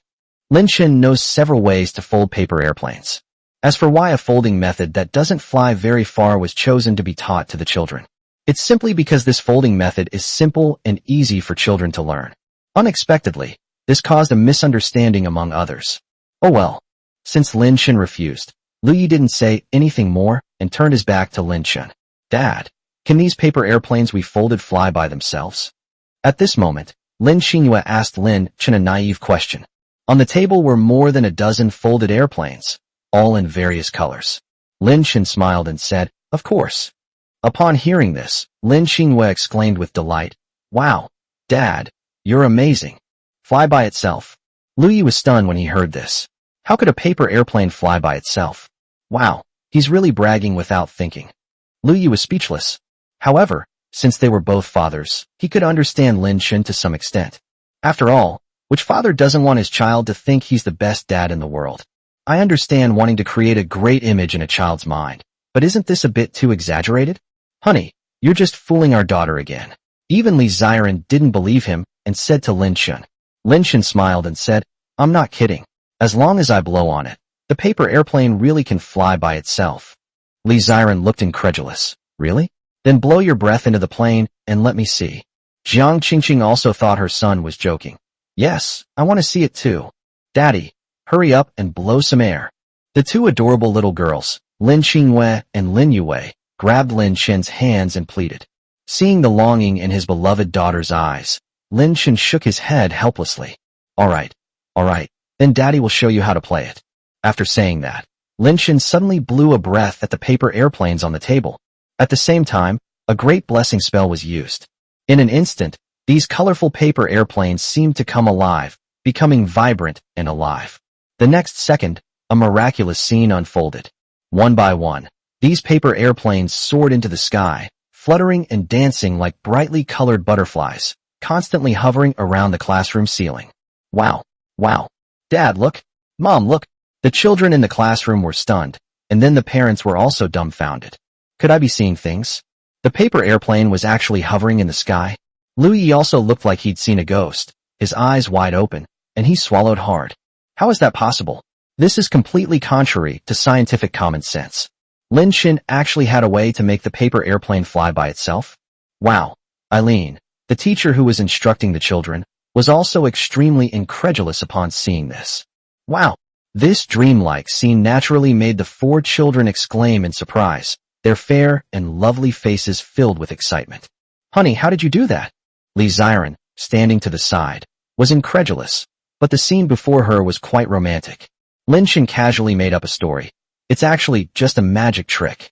As soon as he finished speaking, Lin Chun's mind stirred, and the colorful paper airplanes that were hovering in the sky began to fall one after another. The great blessing spell lasts for 3 minutes, but Lin Chun ended the effect early. If he really flew for 3 minutes, that would be too outrageous. Of course, this is also quite unrealistic, but at least Lin Chun can use magic as an excuse to make it a little more palatable. Everyone in the classroom began to recover from their shock. The previously smug little boy looked at Lin Qinghue with admiration and said, Your dad is amazing. He can make so many airplanes fly. Lin Qinghue replied excitedly, Yes, my dad is super awesome. Mom, that dad is so amazing. Kai Xiaoma, who was standing to the side, said something to Kai Kiki, which made Kai Kiki blush. What's with this dad thing? It's like Lin Chun is her husband. She quickly corrected her daughter. Jasmine, you can't say that, Dad. You have to say someone else's dad, understand? Kai Xiaoma innocently asked. Then Mom, can you make him Jasmine's dad? Jasmine really wants a dad too. The little guy's parents divorced when he was born, and he felt envious seeing other people with fathers, but not him. Kai Kiki became even more shy. Her heart suddenly started racing, and her pretty cheeks suddenly felt hot. She glanced at Li Ziren beside her and breathed a sigh of relief when she realized that Li Ziren hadn't heard what the child said. Jasmine, let's not talk about this in the classroom, okay? Let's talk about it when we get back. Lin Chen's dreamlike performance undoubtedly won the admiration of all the children. Even some parents came over to ask Lin Chen how to fold airplanes, wanting to learn how. Lin Chen naturally used magic as an excuse to brush it off. Before long, the school bell rang, and the first day of kindergarten came to an end. All right, that's all for today. Teacher Eileen said a few words from the podium, and then announced to the parents that they could take their children home. School ends at 4:30 p.m., which is normal for kindergartens. There was no homework assigned, since it was only the first day of school. Homework would gradually come later, but the focus at the beginning was on getting used to campus life. Yue, are you just going home like this? Lin Yue turned around happily, ready to go home with her older brothers and sisters, but Li Ziren's voice suddenly rang out behind her. The little guy turned his head, looking at Li Ziren with his big, confused eyes, seemingly unaware that he had overlooked something. Chapter 284. What kind of family is this? They even have bodyguards to pick them up after school. Li Ziren reminded her helplessly. Look what your older brothers and sisters are carrying. The little guy looked over and instantly understood when he saw the backpack. Oh, Lin Yue smiled awkwardly at her mother, her expression quite embarrassed. Li Ziren squatted down, looking at Lin Yue with doting eyes, and instructed, Yue, from now on, remember to bring your school bag every day after school, and bring any clothes or anything you need, okay? Okay, Lin Yue replied obediently. Come on, let Mom help you with your school bag. The little guy's eyes lit up. Could there really be such a good thing? Hee hee. Thank you, Mommy. Lin Yue was overjoyed. After handing her school bag to Li Ziren, she skipped out of the classroom, while Lin Chun and the others were waiting for her, and Li Ziren at the door. Give me your school bags too. Dad will carry them for you. Seeing that his wife was carrying Lin Yue's school bag, Lin Chun immediately spoke to the other 3 children beside him. We should spoil the kids together. Otherwise, if they see their younger sister not having to carry her own school bag while they do, the children's sensitive hearts will become suspicious. At that time, the other 3 might think this. Do Mom and Dad prefer your little sister? Lin Chun didn't want the children to experience this psychological imbalance, so he had to treat all 4 children equally. Wow, Daddy is so great. Lin Kersen and Lin Xinghue immediately gave their school bags to Lin Chen. For them, school bags were a burden, or more accurately, they were not used to carrying them. Dad, here you go. Lin Yi also handed the school bag to Lin Chen. Jiang Qingqing glanced at it, and said to Lin Chen, can you get this many? Or can I have one? Lin Chen carried 3 school bags while also holding Lin Kersen's hand with the other, as Jiang Qingqing was worried that her son's hand would get tired. Lin Chen laughed, and said, no need, this backpack is very light. After all, the school bag is empty. Even textbooks and stationery haven't been provided yet. I guess they'll be given out tomorrow. After waiting for Li Ziren, the family and their 4 children arrived at the school gate. Young master. A voice rang out, and Lin Chen glanced at it. It was Elder Mo and several Lin family guards. Seeing that Lin Chen was carrying 3 school bags in one hand, Old Mo immediately stepped forward and said, Young master, let us carry the school bags. No need, I can carry it myself. Lin Chen refused directly. Old Master Mo was a steward, not a servant. He shouldn't dump everything on him. Then I saw several teachers standing at the door, including Eileen. That's how it is in kindergarten. The teachers stand at the door to see the children off after school. Because some parents are usually late to pick up their children, the teachers have to wait with the children who haven't been picked up yet. Goodbye, teacher. A student waved goodbye to Eileen, who smiled slightly and said, Goodbye, and take care. Seeing this, Jiang Qingqing smiled and said to the 4 children, Do you know what you need to say to your teacher now? The 4 little ones understood immediately, and then they all called out to Eileen, who was not far away. Goodbye, teacher. Goodbye, teacher AI. A pleasant sound rang out, and seeing 4 lively and adorable children waving at her, Eileen smiled gently. Goodbye, take care on your journey. Eileen replied with a smile. Okay, teacher. Eileen, am I seeing things? That's academician Lin Chun, and his quadruplets are in your class. Beside Eileen, a beautiful female teacher exclaimed in shock. Eileen laughed and said, Yeah, what's wrong? The female teacher laughed and said, Nothing much, I just envy you. Those quadruplets are so cute, I wish they were in my class. Eileen was both amused and exasperated, but to be fair, she also felt it was quite a coincidence. However, Lin Chin's identity also put some pressure on her. Yes, I must take good care of these 4 little cuties from now on. Parking lot. The Maybach was parked here, but because there were too many people, Lin Chin didn't bring his wife and children along. He waited for him at another intersection, only to see Lin Chin slowly drive past. Young master, please get in the car. After the Maybach came to a stop, a Lin family guard in a black suit immediately opened the car door and said to Lin beside him, Because the base is a bit high, the child is not tall enough. So the Lin family guard in the suit immediately bent down and gently lifted Lin into the car.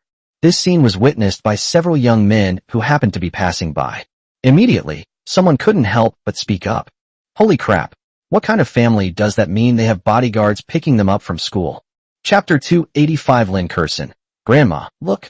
Then, under the watchful eyes of several young men, the other 3 children boarded the bus one after another. Next were Jiang Qingqing and Li Ziren. After everyone got into the car, the Maybach 7-seater slowly drove towards them. Lin Curson happened to be leaning against the car window. The little girl wanted to look at the pedestrians on the street, but her eyes inadvertently met those of a few young men. Immediately, the young men's eyes revealed envy. Do you think she'll have any worries? A handsome young man couldn't help but ask. His companion laughed and said, Don't envy her. God is fair. The handsome young man asked, Why do you say that? My companion said in a serious tone, You have to understand, although she has wealth at such a young age, she has also lost poverty. The handsome young man's lips twitched slightly. What you said makes so much sense. But could God also free me from poverty? It only takes a few minutes to drive home. Soon, the Maybach 7 came to a slow stop in front of the Bund villa. As soon as they got out of the car, the 4 children ran excitedly towards their home. Lin ran the fastest, because he couldn't wait to watch the cartoon. Usually at this time, the cartoon he was watching would have already released a new episode. Grandmother! The children shouted happily. At that moment, Wu Yanfang was sitting at the entrance of the villa shelling peas. When she saw the children coming home from school, a gentle smile appeared on her face. Looking at the children, Wu Yanfang asked with a smile, How was school today? Did you have fun? She didn't accompany the children to kindergarten today because she was worried that the classroom wouldn't be big enough for all the parents, so she didn't go. Lin Qingwei responded sweetly, happy. Lin Curson even shared some fun stories from school with Wu Yanfang. Grandma, I was the first one to go up and introduce myself today, and the teacher rewarded me with a box of chocolates. Wow, really? Curson is amazing. Wu Yanfang praised with a smile. Yes. At this point, Lin Curson suddenly remembered her chocolate, turned to look at Li Ziren who was walking towards her, and asked curiously, Mom, where's my chocolate? It's in my backpack. Li Ziren unzipped the backpack, took out the large box of Dove chocolates that Eileen had given her as a reward, and handed it to the little guy. Grandma, look. Lin Curson then showed the chocolate to Wu Yanfang, sharing her joy with her grandmother. Seeing this, Lin Chun was both amused and touched, but his heart was warmed by his beloved daughter's innocence and liveliness. It's a really big box. Do your younger siblings have any? Wu Yanfang turned her gaze back to Lin Curson and asked with a smile. The little guy looked a bit proud and said in a clear voice, They didn't, because I was the first one to go up, so the teacher only rewarded me. Wu Yanfang laughed and said, Since your younger siblings don't have any, you should share some chocolate with them later. Lin Curson nodded. I know. Then the little guy ran into the living room and played with the other 3. At the entrance of the villa, after seeing that the young masters had arrived home safely, old Master Mo and the others left. However, some of the Lin family guards remained on guard, keeping a close watch on the safety of the villa on the Bund. Lin Shin took a sip of water and then plopped down on the sofa. He was really tired after spending the day with the children at school. Nearby, 4 children were watching cartoons. Lin Shin watched for a while and found it boring. So I picked up my phone, unlocked the screen, and checked WeChat. As soon as I clicked on it, I saw red dots, which were several friend request messages. Wang Xingyue's mother has requested to add you as a friend. Ding Kaiwen's mother has requested to add you as a friend. Li Yang's mother has requested to add you as a friend. Lin Chen was stunned. So many parents were adding him as a friend through the group chat. Was there something going on? However, Lin Chen did not immediately accept the friend request. Instead, he asked in the friend request message, "Is there something you need?" Wang Xingyue's mother replied very quickly, it's okay.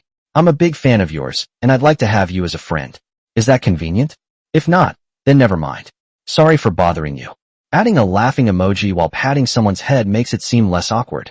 Lin Chen immediately understood. It seemed that the other parents were doing the same thing. They simply wanted a friend spot because they already knew him. "Honey, what are you looking at?" Just then, Li Ziren sat down next to Lin Chen with a glass of water in her hand. Seeing Lin Chen staring at his phone, looking thoughtful, she couldn't help but feel curious. Wow, so many people are adding you as a friend? Li Ziren was slightly surprised when she saw the friend requests on Lin Chen's phone screen. Lin Chen said helplessly, "Yes, some parents already know me and are like my little fans. They added me as a friend through group chat. So do you agree?" Li Ziren's slightly jealous voice rang out, her beautiful eyes fixed on Lin Chen. Lin Chen put his hand on Li Ziren's shoulder and asked with a smile, "Do you want me to agree?" "It's up to you. You can agree if you want." Li Ziren spoke casually and relaxedly, seemingly indifferent, but Lin Chen saw a hint of coldness in her expression, especially that dagger-like look in his eyes, as if to say, "If you dare agree, you're dead." Lin Chen laughed and, seeing the slight jealousy on Li Ziren's face, couldn't help but pinch her cheek. "What are you thinking, baby? I definitely won't agree."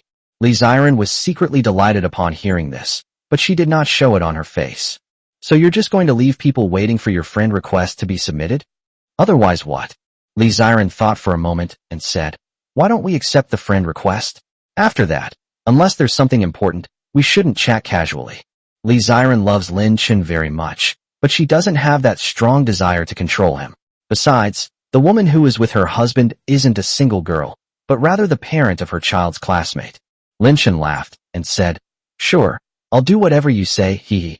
As he spoke, Lin Chen pulled Li Ziren over and made her sit on his lap, then he hugged her. Li Ziren thought for a moment and then said, "And another thing, you should adjust your WeChat settings to change how people add you as a friend, so that others can add you as a friend privately through group chats." Lin Chen nodded, agreeing that it made sense. As the children grew up, he would definitely join more and more groups. "If everyone adds me privately through group chat, my account will be flooded with friend requests. So turning off group chat additions is indeed a good thing." "But," Lin Chen asked Li Ziren, "how do I set it up? I don't really understand this." "Give me your phone. I'll help you set it up," Li Ziren said. Since he hadn't been chatting with any other girls, Lin Chen handed his phone to Li Ziren without hesitation. After getting Lin Chen's phone, Li Ziren immediately helped him set it up. After finishing, she returned to the WeChat homepage, and suddenly a new message came in. "Lin Chen, want to go out for drinks tonight?" Chapter 286. Li Ziren, will you cry tomorrow? This new message was sent by Zhou Xiang, her husband's old classmate, whom Li Ziren also knew. "What's wrong? Who sent the message?" Lin Chen asked after hearing the voice. "It's Zhou Xiang. He wants you to go out for drinks tonight." Lin Chen, "Forget it. You can help me reject him. Tell him he doesn't have time today," Lin Chen said. "Okay," Li Ziren replied with a smile, and it was even a voice message. "Where are we going for a drink? Take me with you." On the other side, Zhou Xiang's face darkened after hearing the voice message. Oh my god. Zhou Xiang felt a chill run down his spine. Why was the message coming from Lin Chen's wife? Sure enough, you have to be careful when chatting with someone who has a wife. Then, night slowly fell. 7:30 p.m. The family was having dinner, a lavish spread including steamed sea bass, Sichuan-style chicken, sweet and sour beef steak, hairy crab, braised duck with ginger, seaweed and egg soup, and more. The atmosphere was cheerful and harmonious. A cartoon was playing on the TV, but no one was watching it. "Dad!" Lin Yi ran over and shouted at Lin Chen. For pairs of eyes turned to the little guy, and Lin Chen asked directly, "What's wrong?" "Meow Meow seems to be sick." Lin Yi said that Meow Meow was the dog that Anya sent over, the mother of French fries, and the wife of Emosia. "Is Meow Meow sick?" Upon hearing this, Li Ziren, Jiang Qingqing, and the others were all taken aback, and then became somewhat worried. Lin Chen's eyes showed suspicion. "Sick? That's impossible, isn't it? How could someone suddenly get sick when they were perfectly healthy?" Jiang Qingqing said, "Lin Chen, go and take a look. If he's really sick, Call a veterinarian to come and see him. Good. Lin Shun then got up and walked towards the back door of the villa, with little Lin Yi following behind him. Dad. When Lin Shun arrived at the back door of the villa, the children immediately called out, and the three little guys were squatting in front of the doghouse. Dad. Come quickly and check Meow Meow's tummy. It's sick. Lin Kurson urged him on, and then Lin Shun walked to the doghouse. Mo Xia, Shu Tiao, and Meow Meow were all lying in the doghouse. Because the doghouse was big enough, like a small villa, the three dogs were not crowded inside. Master, you've come. Upon seeing Lin Shun arrive, Mo Xia immediately got up and swaggered over to him, wagging its tail with a smug expression. Get out of the way, Meow Meow, come here. Lin Shun pushed the dead dog aside and looked at Meow Meow in the doghouse. Upon hearing Lin Shun's words, Meow Meow immediately stood up. A look of surprise flashed across Lin Shun's eyes as he noticed that Meow Meow seemed to have gained some weight. Lin Shun's gaze immediately fell on Meow Meow's belly, and upon seeing this, he was slightly taken aback. She's not sick, she's clearly pregnant. Because her belly had grown quite large due to pregnancy, the observant little ones noticed and mistakenly thought she was pregnant. You damn dog, you're really something. Lin Shun glanced at Mo Xia beside him, rolled his eyes, and laughed and cursed in exasperation. Hee hee, master, you can't blame me for this. I also want to have more children like you, so I can have both a son and a daughter. Mo Xia said with a cheeky grin. Lin Shun's lips twitched slightly. At this moment, Lin Yue, who was standing to the side, asked, Dad, is Meow Meow sick? Of course not. Lin Shun smiled and explained to the little ones. Meow Meow isn't sick, she's just pregnant. The four families were filled with curiosity, as they had no idea what pregnancy was. Daddy, what does it mean to be pregnant? Will Kurson get pregnant in the future? Lin Kurson asked innocently, her eyes filled with confusion. Lin Shun laughed and said, Pregnancy means giving birth. Kurson can certainly get pregnant, but she'll have to wait until she's older, which will be a long, long time. Of course, pregnancy is a choice you can make. If you don't want to have children in this life, you can choose not to. After thinking for a moment, Lin Shun added, Damn it, I wonder which kid will get the best deal in a few years. Lin Shun felt heartbroken just thinking about the day his three precious daughters would get married and have children. Wow. Lin Kurson immediately understood. Dad, is Meow Meow going to have puppies? Lin Shun said, Yes, it will probably take another month. It usually takes about 2 months for a dog to get pregnant and give birth to puppies. But Lin Shun could tell from the degree of her belly swelling that Meow Meow was already almost a month pregnant. That's wonderful. I can't wait for the puppies to be born. Lin Kurson looked on with anticipation, as did the other three little ones. Upon learning that she was about to give birth to puppies, Lin Xinghua immediately ran to get a dog outfit and draped it over Meow Meow. Seeing this, Lin Shun was both amused and exasperated, and asked Lin Xinghua, What are you doing? Lin Xinghua said in a serious tone, I saw in an animated film that when small animals are about to give birth, they get cold and need to wear clothes to stay warm. Lin Shun was successfully amused, but to be fair, his daughter is really kind-hearted. It won't be that fast, it'll be a long time before she gives birth. Lin Shun rubbed his daughter's head and said, then suddenly bent down and picked up Lin Xinghua. Make sure to hold your little darling as much as possible while she's still small, otherwise it'll be harder to hold her when she grows up. Around 8 p.m. Jiang Qingqing and Li Ziren had already finished bathing the four children. At this moment, in Lin Shen's bedroom, the two little ones were playing with pillows on the bed, jumping around. They were Lin Kurson and Lin Yue, while Lin Xingyue and Lin Yi went to sleep with Jiang Qingqing. Sometimes the children will sleep with their grandmother, depending on their mood. Mom, do we have to go to school tomorrow? Li Ziren had just finished showering when she saw her mother coming out of the bathroom in her pajamas, and Lin Yue immediately asked her this question. Of course. From now on, we'll have to go to school every day except for holidays. Li Ziren's hair was still damp, and she had a captivating fragrance. Her loose pink pajamas couldn't hide her great figure, and she seemed even more alluring after taking a shower. Then, will you and Dad still take us to school tomorrow? Lin Yue paused for a moment, then asked. Li Ziren smiled and said, Of course I will. I'll take you to kindergarten, and then my dad and I will go home. Huh. Lin Kurson and Lin Yue were startled. Did their parents go home and leave them at the kindergarten? Li Ziren seemed to remember something, and then asked the two little ones with a smile. Mom and Dad won't be with you at kindergarten tomorrow. Will you cry? Chapter 287. Mom, don't you want us anymore? Of course not. Lin Kurson said playfully, but my little sister will probably cry. Upon hearing this, Lin Yue immediately protested, her little face stubbornly saying, I won't. I'm a brave girl. Upon hearing this, Li Ziren laughed. Okay, just don't let me see you crying tomorrow. After saying that, Lin Shun went into the bedroom. He had been chatting with his mother downstairs for a while. Dad. Seeing Lin Shun come in, Lin Kurson threw the pillow she was holding aside, while Lin Yue rolled around on the bed. The two little ones called out sweetly to Lin Shun. Lin Shun smiled at the two little ones. Aren't you going to sleep yet? You have to go to school tomorrow morning. Dad, will you take us to school tomorrow? Lin Yue asked expectantly. Lin Shun laughed and said, Of course. From now on, whenever you have to go to school, Dad will drive you there every morning. The two little ones were very satisfied and excited to receive this answer. Okay, go to sleep. Kurson, you can sleep while hugging Daddy. Lin Shun then lay down on the bed, facing Lin Kurson, and deliberately closed his eyes. He needed to get the children to sleep first, otherwise he wouldn't be able to hold his wife to sleep later. Dad, what are you saying? Lin Kurson wondered if she had misheard. She was sleeping while hugging her father? I said, baby, hug Daddy to sleep. Lin Shun deliberately leaned his head closer to Lin Kurson, pressing his face against the little girl's clothes and taking a light sniff. It smells so milky. Lin Kurson's little hand dangled over Lin Shun's face, and she couldn't help but laugh as she said, Daddy, you're all grown up now. Do you still want me to hold you while you sleep? You should be sleeping while holding Kurson.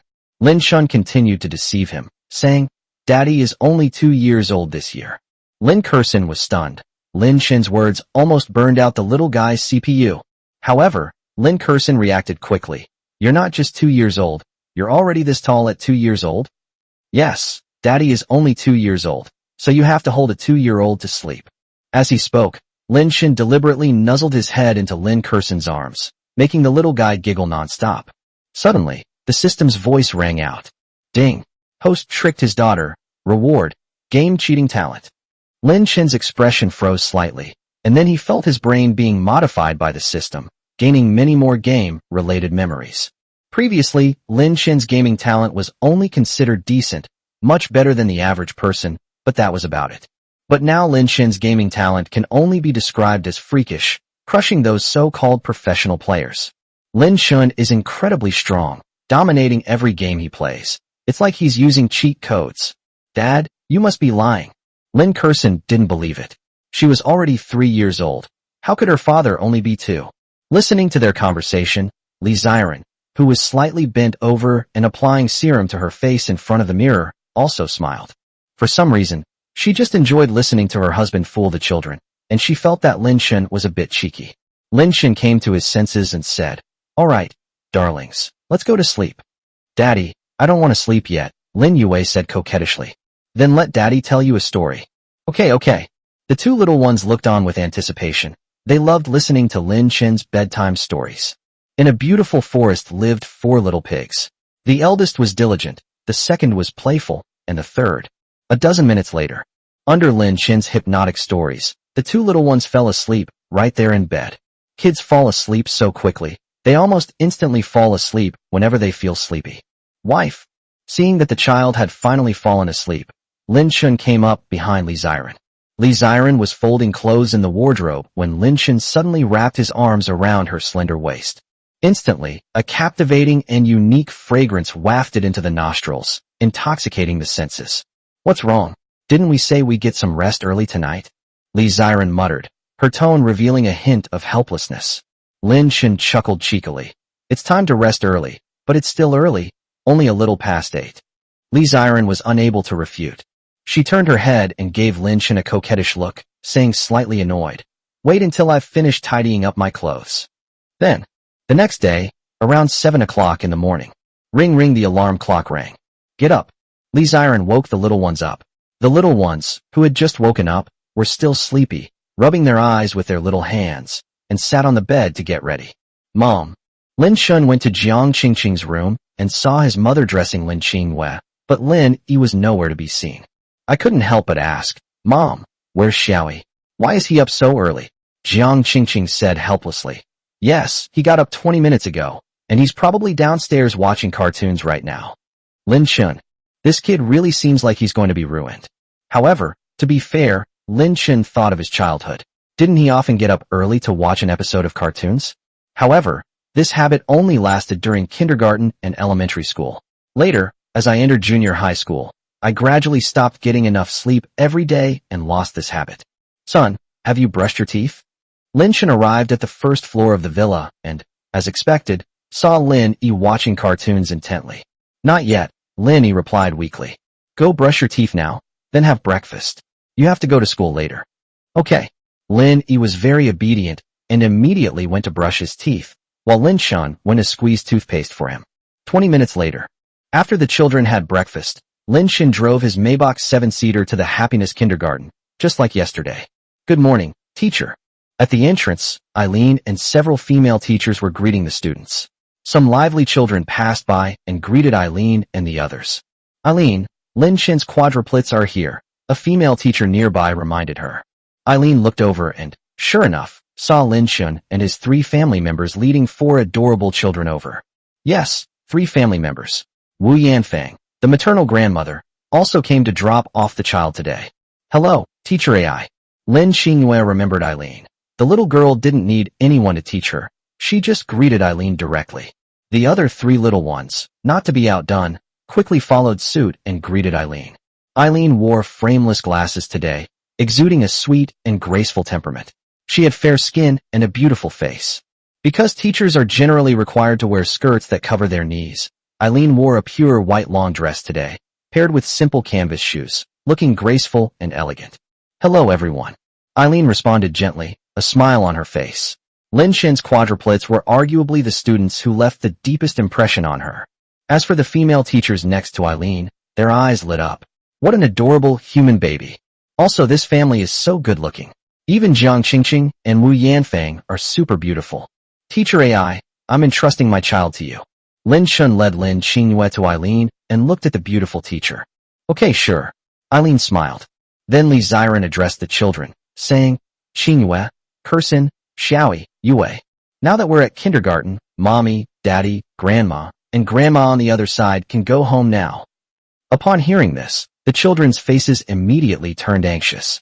Lin Xingyue, with her beautiful and pitiful eyes, looked up directly at Li Ziren and blurted out, Mom, don't you want us anymore? Chapter 288 Parents. Why don't any of your 4 children cry? Mom, don't you want us anymore? Hearing Lin Xingyue's words, which carried a hint of grievance, Li Ziren felt a pang in her heart. She squatted down, patted Lin Xingyue's mushroom-shaped hair, and smiled. Baby, how could mommy possibly abandon you? You and your younger siblings will have classes here. Your dad and I will pick you up after school this afternoon. Yes. Wu Yanfang also squatted down to comfort them, saying, Your parents will come to pick you up after school this afternoon. Don't be afraid. There are teachers here. If you need anything, you can talk to them. Hearing this, Eileen looked at the 4 adorable little ones and said with a smile, Yes, look, so many children from kindergarten are here. You can play with your classmates. Kindergarten is so much more fun than home. After Eileen finished speaking, Jiang Qingqing also offered a few words of comfort. There was nothing she could do. It was the first time the children had left their families, so it was inevitable that they would feel scared. Dad, please come pick us up early this afternoon, okay? Lin Yue gazed at Lin Chen with her bright, watery eyes and said obediently. Lin Chen rubbed Lin Yue's little head and said with a smile, Okay, Dad will come early this afternoon, and I promise you'll see me as soon as get out of class is over. Lin Kersen then pleaded, Dad, could you take us inside and then leave later? The little guy is clever. He knows that class hasn't started yet, so he wants his family to stay here a little longer. Li Ziren smiled and said, Of course you can. Come on, Mom will take you inside now. Afterwards, Lin Chun and the others led the children into the kindergarten. Eileen didn't go in. She still had to greet the students arriving for class. As soon as I entered, the sound of children crying filled the air. At a glance, I saw many children crying, and several pretty female teachers were comforting them. These crying children are all children whose parents have left. Actually, crying is a very normal thing. Almost every child who has just started kindergarten has experienced crying. Dad, why are they all crying? Lin Yi turned to look at Lin Chun and asked, seemingly unable to understand why so many children were crying. Lin Chen said, Because their parents have all gone home. If your dad leaves later, will you cry? Two can't. Lin Yi's tone was firm. He was quite bold, and to be precise, all 4 children were quite brave. Dad, I want to play that. After a moment's pause, Lin Yi pointed to the slide not far away and suddenly said to Lin Shen. Lin Shen laughed and said, "Sure, go ahead." Watching Lin Yi's departing figure and the slide castle not far away, the other 3 little ones suddenly became overjoyed, as if they had discovered a new continent. Mom, I want to play on the slide too. Grandma, I want to go too. I want to go too. Looking at her playful granddaughters, Jiang Qingqing smiled helplessly. Go ahead, wait a minute. Curson, your shoelaces aren't tied properly. After tying Lin Curson's shoelaces, the little girl couldn't wait to catch up with her younger siblings, and the 4 children went to play on the slide castle together. As for Lin Shun and the others, they did not leave either, but stood silently by the slide, playing with the children. Finally, the bell rang to signal the start of class. Qingyue, Curson, Xiaoyi, Yue, it's time to go back to the classroom and get ready for class. Lin Shen spoke to the children, who were laughing and chatting happily. Although the children haven't had enough fun yet. But under Lin Shen's guidance, the children reluctantly left the slide castle and followed Lin Shen to the classroom to sit down. If anything happens at school, besides telling the teacher, you can also use your smartwatch to call your dad, okay? Lin Shen gave the children some instructions. Okay. The children responded one by one. After glancing at the faces of the 4 children, Lin Shen was finally relieved to see that they were not about to cry. He was actually prepared for the children to hug him and cry, not wanting him to leave. Little did he know that he had been overthinking things. His child's adaptability exceeded his expectations. Goodbye, Daddy. Goodbye, Mom. The children waved goodbye reluctantly, and then Lin Shun and the others left the classroom. Wow. Wow. At the entrance, several children were crying loudly, and their parents were trying to comfort them, their faces full of worry. Among those crying was Lu Ye's son from yesterday, that chubby-faced little boy. Lu Ye glanced into the classroom and saw that Lin Shen's quadruplets were not crying or making a fuss, but sitting quietly in their seats, chatting amongst themselves. Lu Ye was very puzzled. Mr. Lin Shen. Lu Ye called out, and Lin Shen looked over. Wasn't this the parent who had offered to teach him how to fold airplanes yesterday? What's up? Lin Shen asked. Lu Ye asked with a wry smile. Why isn't your child crying? Yes. Mr. Lin Shen, look, everyone else's children are crying, but your quadruplets aren't crying. Do you have any great tricks for soothing children? Please teach us. Yes, if you have any tips, please teach us. My child has been crying for most of the day and won't let me leave. Several parents spoke with bitter expressions, their eyes all fixed on Lin Shen, pleading for help with utter desperation. Lin Shen chuckled dryly, shrugged, and said, I don't know what the trick is. Then why don't your quadruplets cry? Lu Yi asked rhetorically. None of the 4 children cried. He absolutely did not believe that Lin Shen had no tricks up his sleeve when it came to fooling children. Lin Shen chuckled dryly. Maybe it's because all 4 of my kids are together, with older brothers and sisters to keep me company, so I'm not that scared. Why do many children cry on their first day of school? The child felt uneasy and scared because he was in an unfamiliar environment with no other familiar people around. However, Lin Shen's family was different. The 4 little ones kept each other company, and since the children were naturally lively and cheerful, they surprisingly didn't cry. After hearing Lin Shen's words, Lu Yi and the other parents were stunned, as if they instantly understood what was going on. It seems that if the energy and financial means allow, having a 2nd or 3rd child, or having more children, isn't such a bad thing. Lu Yi sighed in this way. One parent immediately chimed in. Yes, having more children means they'll have companions at school and can walk home together after school, so they won't be lonely. Isn't that great? I'll go home tonight and discuss having a 2nd child with my wife. If only my wife could give me quadruplets like Mr. Lin Shen's wife. For children in one birth, and I'd have both a son and a daughter. How wonderful that would be. I don't ask God to give me quadruplets, just a pair of twins, and I'll jump up and down in bed every night. Hearing the parents' words, Lin Shun, Li Ziren, Jiang Qingqing, and Wu Yanfang couldn't help but smile. Where do we go now? Home. Li Ziren looked at Lin Shun and asked. Lin Shun laughed and said, Otherwise, where do you want to go for fun? Never mind, let's go home first. Not long after, at the Bun Villa. The children had all gone to school, and the huge villa was quiet and peaceful, which made everyone feel quite uneasy. Especially Lin Shun, the stay-at-home dad, suddenly didn't know what to do at home. The key point is that it's incredibly boring. So, Lin Shun used his wife's tablet to open Honor of Kings, leaned back on the sofa, and prepared to play a few rounds to pass the time. Lin Shun is in the diamond rank. Because he plays this game very little and doesn't specifically try to rank up, his rank isn't very high. As soon as he logged into his account, a friend with the ID, Yun is the ideal of the world, invited Lin Shun to play a ranked match. Lin Shun remembered this ID. It belonged to his high school classmate, Chen Yun. Chen Yun loves playing King of Glory. He started playing in high school and was a King of Glory player every season.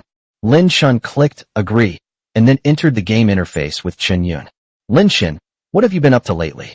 Chen Yun's voice rang out with a laugh through the team voice chat. Lin Shun replied, nothing much, just taking care of the kid every day. What about you? Chen Yun said, me? I've been going on blind dates lately. Ugh, my family keeps pressuring me to get married. It's so annoying. By the way, Lin Shun, ask your wife if she has any single, pretty girlfriends or anything, and introduce them to me. The two chatted while choosing their heroes and then entered the game. Lin Shun played Sun Shangxiang in the bottom lane, while the support was Mosey.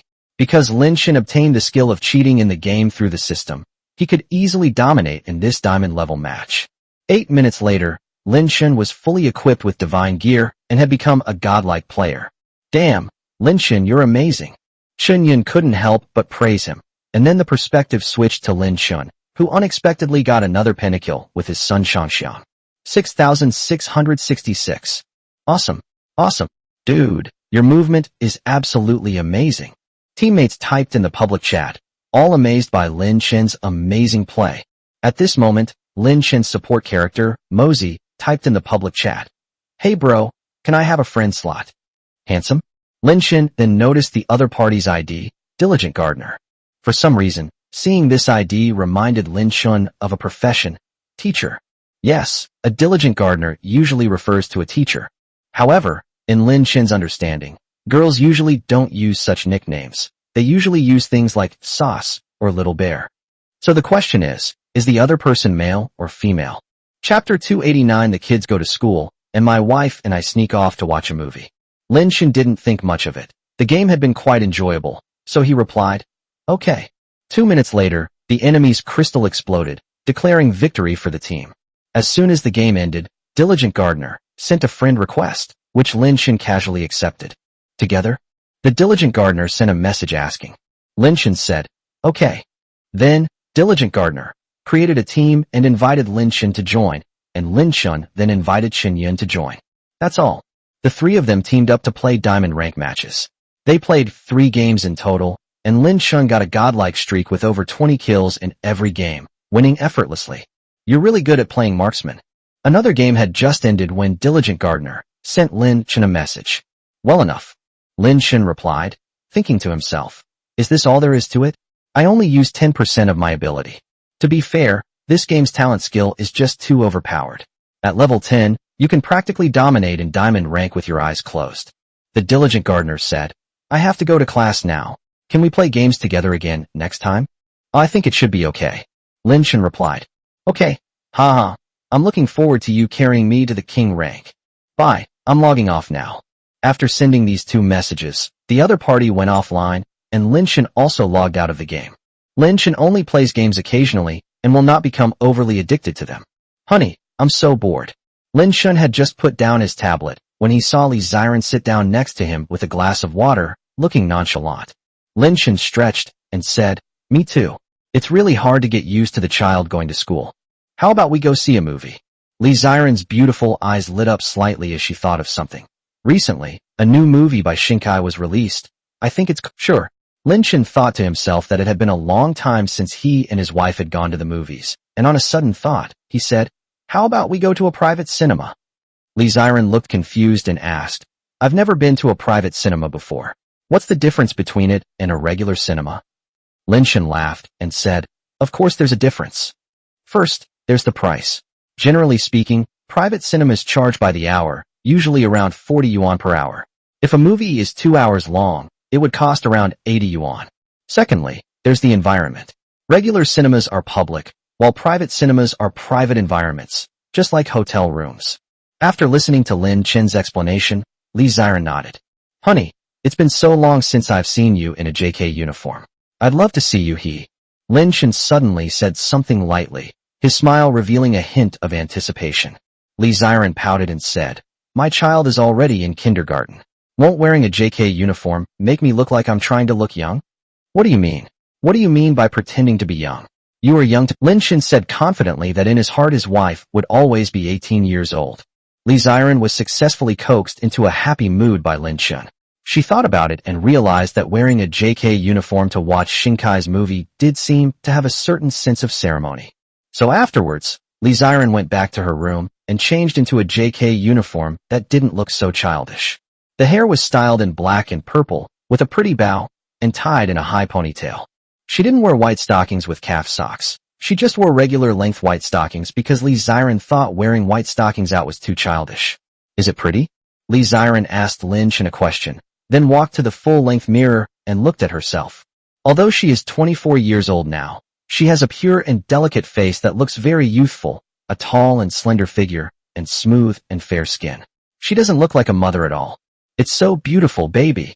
Lin Shin's eyes lit up. "Oof, really?" Lee Ziren was quite happy. "Then let's go. By the way, have you bought the tickets?" Soon after, a large shopping mall. The entrance to a private cinema. Lin Shin appeared holding Lee Ziren's hand.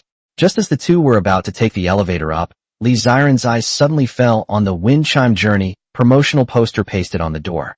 The poster features the male and female leads. The young girl is wearing a JK uniform, while the young man stands behind her with his hands in his pockets, exuding a distinctly Japanese style.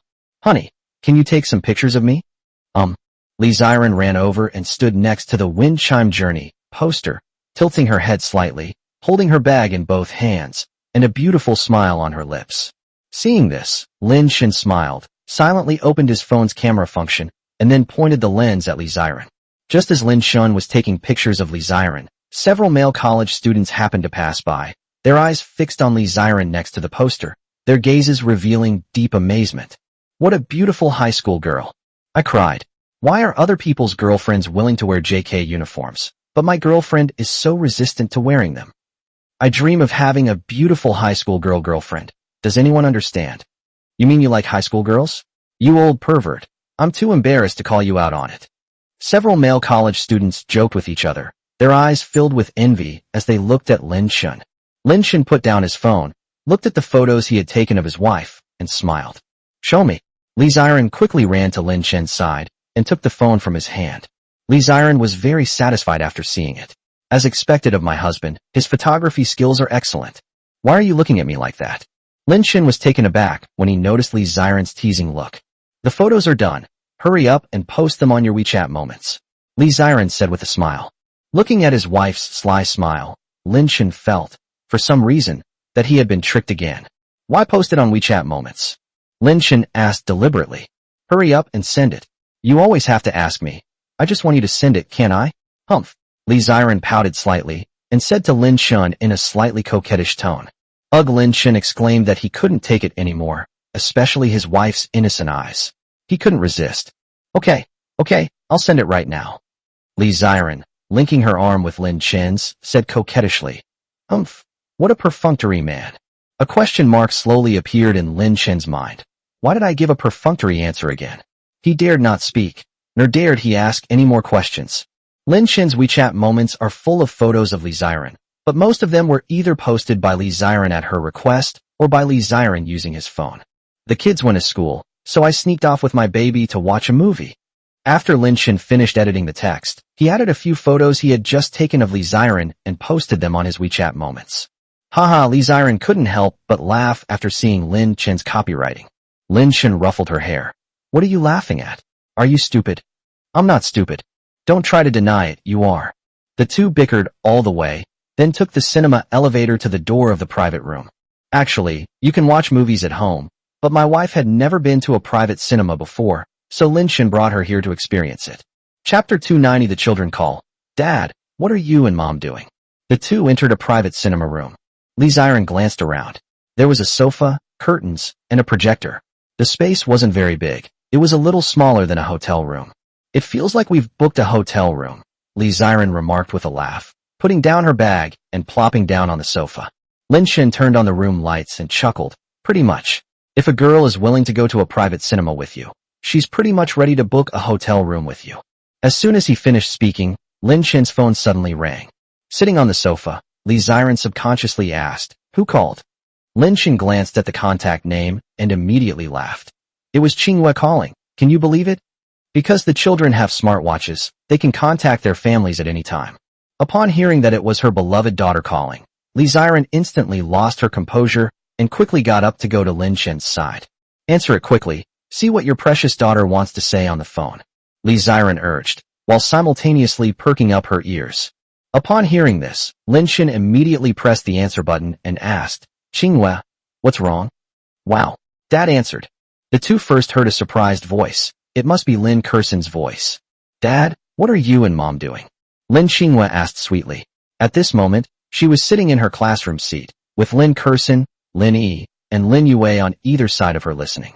Lin Shun and Li Ziren exchanged a glance, their faces beaming with smiles. "Dad and Mom are watching a movie. What about you? Don't you have class right now?" Before Lin Qinghua could speak, Lin Kerson shouted back, "Dad, we've already had 2 classes. It's time for get out of class to end now." Lin Yue continued, "Dad, I miss you and Mom." Lin Yi concluded, "I really want to go home." After Lin Shun and the others left in the morning, the cheerful children didn't cry, but they missed them very much. So, after only 2 classes, the kids couldn't resist calling Lin Shun. "Dad and Mom miss you too." Lin Shun was telling the truth. He wasn't trying to appease the child. Li Ziren suddenly grabbed Lin Chen's phone and asked anxiously, "Xiaoyi, what's wrong? Why do you want to go home?" When Lin Yi heard his mother ask him a question, he leaned closer to Lin Qinghua, who was holding a smartwatch, and said, "School isn't fun." Yes, kindergarten was meaningless to Lin Yi. "Because my family is so well off, we have everything at home, and even the various recreational facilities at school aren't as fun as our own amusement park." Moreover, there were countless toys designed by Lin Chen himself at home, making Lin Yi feel that kindergarten life was boring. Hearing this, Li Ziren could only comfort her. "Xiaoyi, hang in there. School will be over this afternoon. When you get home, Mom will make you cookies." Hearing his mother say that, Lin Yi obediently replied, "Okay." Li Ziren paused for a moment, then asked, "Kerson, aren't you going to play with your little brother?" "Of course," Lin Kerson said sweetly. "Because I haven't reached puberty yet. I haven't reached the stage where older sisters generally dislike their younger brothers." As things stand, Lin Kerson still enjoys playing with Lin Yi, and the friendship among the 4 kids is going well. Li Ziren breathed a sigh of relief. She had thought that her son was being isolated because he said school wasn't fun. "Qinghua, Kerson, you should take care of your younger siblings more often, okay?" Li Ziren instructed. "Okay." Lin Qinghua and Lin Kerson said in unison, thinking to themselves, "Mom always reminds us to take care of our younger siblings. She's so nagging." "Okay, that's all for now. Call your parents if anything happens." After the call ended, in a classroom at Happiness Kindergarten, a little boy asked Lin Qinghua, "What kind of watch is this? Why can it make phone calls?" Lin Qinghua said quite generously, "These are the phone watches my parents bought for me."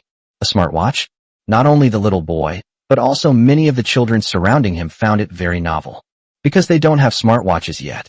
Of course, the tuition for Happiness Kindergarten is several 100,000 yuan a year, so the families of the children who can attend this school are certainly not short of money. It's not that parents can't afford smartwatches. It's that most parents haven't bought one for their children yet. "I'm going to ask Grandpa to buy me a smartwatch when I get back." "Me too. Me too. Can I see your smartwatch?" A fair-skinned, delicate-featured, and exceptionally beautiful little girl spoke to Lin Yi. Facing this female classmate he didn't know, Lin Yi generously replied, "Sure." Then, the little girl directly grasped Lin Yi's hand, which was wearing a phone watch, and began to observe it up close with her beautiful big eyes. Lin Yi wasn't embarrassed by his female classmate's intimate gesture. After all, children don't understand anything. However, the scene of the 2 of them together was still very heartwarming, which made Eileen on the podium smile slightly. Eileen couldn't help but sigh. Kids these days are so lucky. After speaking with the children, Lin Shun and Li Ziren leaned back on the sofa, snuggling together as they intently read The Journey of Wind Chimes. This is a very touching romance film. Li Ziren couldn't hold back her tears halfway through. "Wow, I'm so touched." This sight brought tears to Li Ziren's eyes. Her beautiful, bright eyes gazed at Lin Shun with a pitiful expression, and she asked, "Honey, will you still love me when I get old?" Li Ziren knew that as a woman gets older, Her body shape will change, and she will have many wrinkles on her face. This is why so many middle-aged men cheat on their wives. They dislike them because their wives are getting old and their figures aren't as good. What are you talking about? Of course you are. Lin Shun was already used to his wife's childish questions. I will only love you for the rest of my life, baby, Lin Shun said sincerely. Me too. Li Ziren suddenly tilted her head up and kissed Lin Shun on the cheek. Lin Shun pinched Li Ziren's cheek and couldn't help but laugh. His wife was sometimes just like a child. After watching the movie, Lin Shun and Li Ziren went to the mall to buy some things, and then returned home. After lunch, Lin Shun took a nap and woke up to find himself very bored. So I picked up my tablet and opened Honor of Kings. Want to play together? I need to go to class after a couple of rounds. It seemed as if the diligent gardener was waiting for Lin Shun to log on, as he received her message as soon as he logged in. Lin Shun casually replied, "Are you a student?" "No, I'm a teacher." Lin Shun's expression shifted slightly. It seemed his guess was correct. The other party was indeed a teacher. Chapter 291. What does this amazing young man look like? However, Lin Shun didn't ask the other party for any more information, and he didn't even turn on voice chat, so he didn't communicate with the other party at all during the game. Lin Shun felt awkward using voice chat, since they didn't know each other. "Eileen, are you playing King of Glory again?" Inside a teacher's dormitory, a female teacher suddenly appeared behind Eileen, almost startling her as she was engrossed in her game. "Yeah, I met a super skilled guy who plays the marksman role these past few days. I've never lost when I team up with him." Eileen smiled and said, carefully controlling the support character Mosey, protecting Lin Shun, who was playing Luban number 7. Pendicue. The system announcement sounded, and Lin Shun's Luban number 7 dodged various skills and dealt damage in a team fight, directly achieving a pentakill. "That's amazing." The female teacher couldn't help but exclaim in amazement. "Luban number 7 is so good at this? Is this the same hero I played before?" "Of course. Actually, he's even better at playing Sun Shangxiang," Eileen said with a smug look on her face. The female teacher's mind raced, and she asked curiously, "Is this young man good-looking?" Eileen said, "I don't know either. We met online, and I've never seen a picture of her." The female teacher chuckled and said, "Then why don't you ask him to send a photo?" Eileen said helplessly, "This isn't very appropriate. We just added each other as game friends this morning, and now you want them to send photos. Besides, I don't have his WeChat or anything." The female teacher said, "That's true. Let's ask him after we get to know each other better at the game." Yes, that's what I think too," Eileen said. To be honest, Eileen was also very curious. What does a guy who's so good at gaming look like? Half an hour later, thanks to Lin Shun's godlike carry performance, Eileen won 2 more games without even lifting a finger. She was still eager to play a couple more rounds after winning, but when she checked the time, she realized it was time to go to class. "I'm going to class now. I'll come again next time. Bye-bye." After sending Lin Shun this message, Eileen reluctantly logged out of the game. As for Lin Shun, he didn't reply to her message and silently played a game on his own. Time passed. It was 4:30 p.m. At the entrance of Xingfu Kindergarten. The entrance was crowded with parents, all there to pick up their children, and Lin Shun and Li Ziren were among them. "Where are Mom and Dad?" Led by Eileen, a group of adorable children lined up and came out of the classroom. The 4 little ones carried backpacks, and their big eyes kept looking left and right, as if they were searching for something. Suddenly, Lin Yi, with his sharp eyes, noticed first, "Where are Mom and Dad?" Following the direction Lin Yi pointed, the other 3 little ones also saw Lin Shun and Li Ziren, and their faces immediately lit up with excited smiles. "Dad, Daddy, Mommy, Grandma." The 4 little ones broke away from the group and ran towards Lin Shun. Upon seeing this, Eileen and Li Ziren, who were leading the team, almost simultaneously warned, "Hey, be careful, don't run." "Daddy, Mommy." The 4 little ones, carrying their school bags, skipped and hopped over to Lin Shun and Li Ziren, and then hugged their legs. Looking at the excited children, Lin Shun said helplessly, "Don't run like that next time. Make sure you see people coming, and watch out for cars, okay?" "Okay. Here, give the school bag to Mom and Dad." After carrying the children's school bags, Lin Shun, Li Ziren, and Zhang Qingqing led the 4 children toward the Maybach 7-seater. That's what happens when you have a lot of kids. Unlike other kids where one parent can pick them up, Lin Shun needs the whole family to come. Since they are still young, you will definitely need to hold their hands or carry them. "How was your day at kindergarten? Did you have a good time?" As soon as she said that, Zhang Qingqing felt like she had asked a pointless question. because the little ones' faces were practically beaming with happiness. Lin Qinghua, so happy. Lin Kurson, I had a music class today, and the teacher taught us to sing.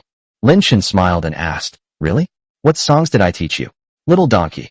Lin Yue blurted out, then scratched her head, thinking, is that what my name is? Buff Linny laughed upon hearing this, and corrected him. It's obvious you haven't been paying attention in class. You're like a little donkey. When her brother teased her, Lin Yue rolled her eyes at him without holding back. Oomph, you stinky brother. Have you learned to sing it? Li Ziren smiled and asked, knowing about the little donkey, and even knowing how to sing it. Lin Kurson, Mom, I can sing it. Lin Qinghua retorted defiantly. Me too. Me too. Mom, do you want to hear this? Want me to sing for you? Lin Yue chimed in. My sister, and I will sing for you. The three little ones all seemed eager to show off.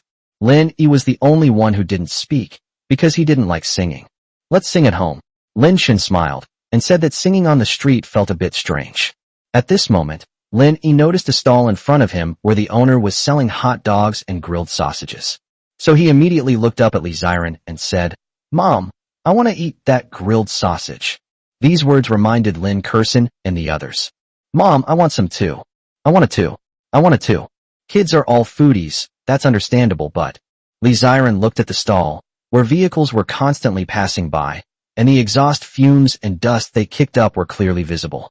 She couldn't help but frown. She doesn't mind occasionally feeding her children this food, provided that hygiene is guaranteed. The sausages here don't look very hygienic. How about Mom makes some for you when we get back? Li Ziren said. Lin Yue asked, Mom, do you know how to make grilled sausages? Of course, what can't Mom do? Li Ziren smiled and said that this was not self-praise, but the truth. She secretly did a lot of research so that she could satisfy the little one's taste buds at any time, and buy everything from outside for the children to eat. Then how could I be such an unvirtuous and unqualified mother? Wow, Mom is so amazing. The four children were overjoyed. Their mother could cook all sorts of delicious food. They were so happy. Not long after, at the Bun Villa. When he got home, Lin Yi went to sit on the sofa and turned on the TV. Lin Kurson went to get a drink of water. Lin Yue chatted with her grandmother Wu Yanfang, and Lin Qinghua went to pet the cat. At this moment, Lin Shen opened WeChat and checked the messages in the parents group. Eileen, attention parents, there's a homework assignment today. With your help, please have your children complete a drawing. You can draw anything: animals, landscapes, houses, etc. You don't have to use color, just draw with a pencil. Ma Jiahao's mother, received. Su Hojia's father, received. Yang Qianqian's mother, received. Lin Shen looked at it with some suspicion. Drawing? You've assigned drawing homework so soon. Just then, Lin Kurson passed by while drinking water, and Lin Shen immediately grabbed the little guy and asked, Kurson, did you have drawing class today? Chapter 292. Lin Shen, Dad and Mom will teach you to draw together. I've learned it. Lin Kurson nodded. Eileen taught them painting today, and taught for 2 whole lessons. Lin Shen understood, so he said that the child had only been attending classes for 2 days, but since the teacher had taught it, it was normal. Lin Shen thought of something and asked, by the way, Kurson, did you get your textbooks today? It's been sent. Without Lin Shen even having to say anything, Lin Kurson happily ran over to the sofa and handed his little backpack to Lin Shen. Lin Shen took Lin Kurson's school bag and opened it. Sure enough, there were several brand new textbooks inside. An animal picture book that teaches children to identify various small animals. There are also draft notebooks and various stationery items, all of which were provided by the school. Just as Lin Shen was sitting on the sofa, flipping through these kindergarten textbooks. Not far away, Li Ziren's phone vibrated as she had just changed into slippers. She opened her phone and saw a WeChat message from a good friend. Ziren, are you there? The person who sent the message was named Su Jingyu, who was Li Ziren's childhood playmate. 10 years ago, they were neighbors. They went to and from school together, and Su Jingyu often came to Li Ziren's house to play. Of course, as Su Jingyu went to university in another city, the two gradually lost contact. However, they are still good friends. On the day Lin Shen and Li Ziren got married, Su Jingyu even made a special trip back to Shanghai from out of town to attend the wedding. What's wrong? Without much thought, Li Ziren typed a reply to Su Jingyu. Su Jingyu replied quickly, Ziren, I want to borrow 2 million from you. My sister is sick and needs 2 million yuan for surgery. I'll pay you back after the new year, okay? Huh. Li Ziren was slightly startled. She hadn't expected Su Jingyu's sister to be sick. The surgery was so expensive, it was clearly not a minor illness. After learning more about her sister, Su Jingyu told Li Ziren that her sister had ALS, also known as amyotrophic lateral sclerosis, ALS. After learning this, Li Ziren came to the sofa and said to Lin Shun, "Honey, a friend of mine asked me to borrow 2 million yuan. She felt that lending money should be discussed with her husband first, especially since 2 million was not a small amount." Lin Shun asked curiously, "What do you need the money for? Is your friend going to buy a house?" "No, it's for treating her sister's illness. Her sister has ALS." Li Ziren said truthfully. "ALS?" Lin Shun frowned. This was no minor illness. It cannot be cured with current medical methods, and surgery can only control the condition. Stephen Hawking had this disease and was confined to a wheelchair for the rest of his life. "This disease cannot be completely cured by others," Lin Shun said. Li Ziren asked anxiously, "Oh no, what should we do?" Wait, what did Li Ziren realize? Someone else? "Do you have a way?" Li Ziren looked at Lin Shun suspiciously. Lin Shun chuckled and said easily, "Yes, let your friend come to me. I can cure her sister." Wow. Li Ziren's face immediately lit up with admiration. She rushed over and hugged Lin Shun's neck, exclaiming excitedly, "Honey, you're so amazing." "Ahem, calm down. You know I have even more amazing skills." Lin Shun's words made Li Ziren blush slightly, and she said coquettishly, "Humph, you're driving again, and the child is watching right next to us." Lin Shun said innocently, "I didn't drive. Did I say anything? You're the one who's being too dirty-minded." Li Ziren, never mind. Li Ziren was too lazy to tell Lin Shun. She thought, so what if I'm being dirty-minded? There's nothing wrong with a girl being a little dirty-minded. I'm going to prepare the meal. Good. Li Ziren got up and left, and only then did Lin Shun notice the little girl Lin Kerson in front of him. Lin Kerson's expression, Omega.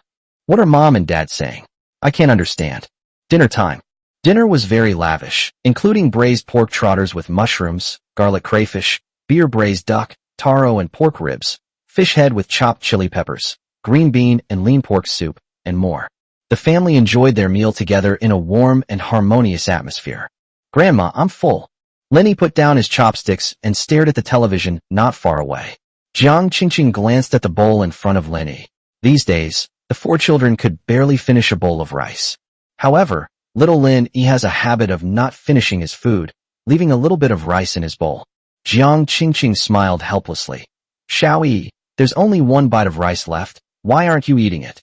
If you always leave leftovers, you won't be able to get a wife when you grow up." The little guy paused upon hearing this. Was there really such a saying? Do you want to get married when you grow up? Jiang Qingqing looked at Lin Yi's profile and asked with a smile. Lin Yi knew what it meant to get married. Lin Shun had explained it to the little guy before. "Grandma, I want to get married," Lin Yi said earnestly, with a hint of obedience. Hearing this answer, Lin Shun and Li Ziren, who were sitting at the dining table eating, also smiled. "This kid's main strength is his honesty," Jiang Qingqing said happily. "Then don't leave a mouthful of rice in your bowl anymore, okay?" Lin Yi nodded and said, "Okay. Come on, let's eat this last bite of rice." Jiang Qingqing used a spoon to clean the rice bowl, and then lovingly fed Lin Yi a bite.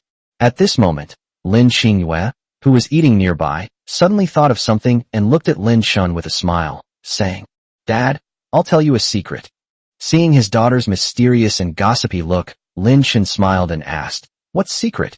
Lin Qingyue laughed and said, "There was a girl in the class today who touched my little brother's hand." Upon hearing this, Lin Shun, Li Ziren, Jiang Qingqing, and Wu Yanfang each displayed a fascinating range of expressions. Lin Yi blushed. "Oh my god, my older sister is so," he thought. "How could she say something like that?" She quickly retorted, "No, my sister is talking nonsense." At this moment, Lin Kerson, who never misses a good show, also spoke up with a smile. "Daddy, my sister isn't lying. I saw everything." Lin Yue, "I saw it too, it's true." Lin Yi, "I'm dizzy." Seeing his older sisters and younger sisters gossiping about him. If he weren't still young and didn't have a big vocabulary, Lin Yi would have definitely retaliated. That kid's got something. Lin Shun smiled with relief. He'd only been in kindergarten a few days, and a girl had already touched his hand? Of course, Lin Shun also knew that this hand touching was devoid of any emotion.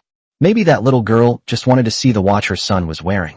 However, from an adult's perspective, This could be considered a slight instance of being taken advantage of.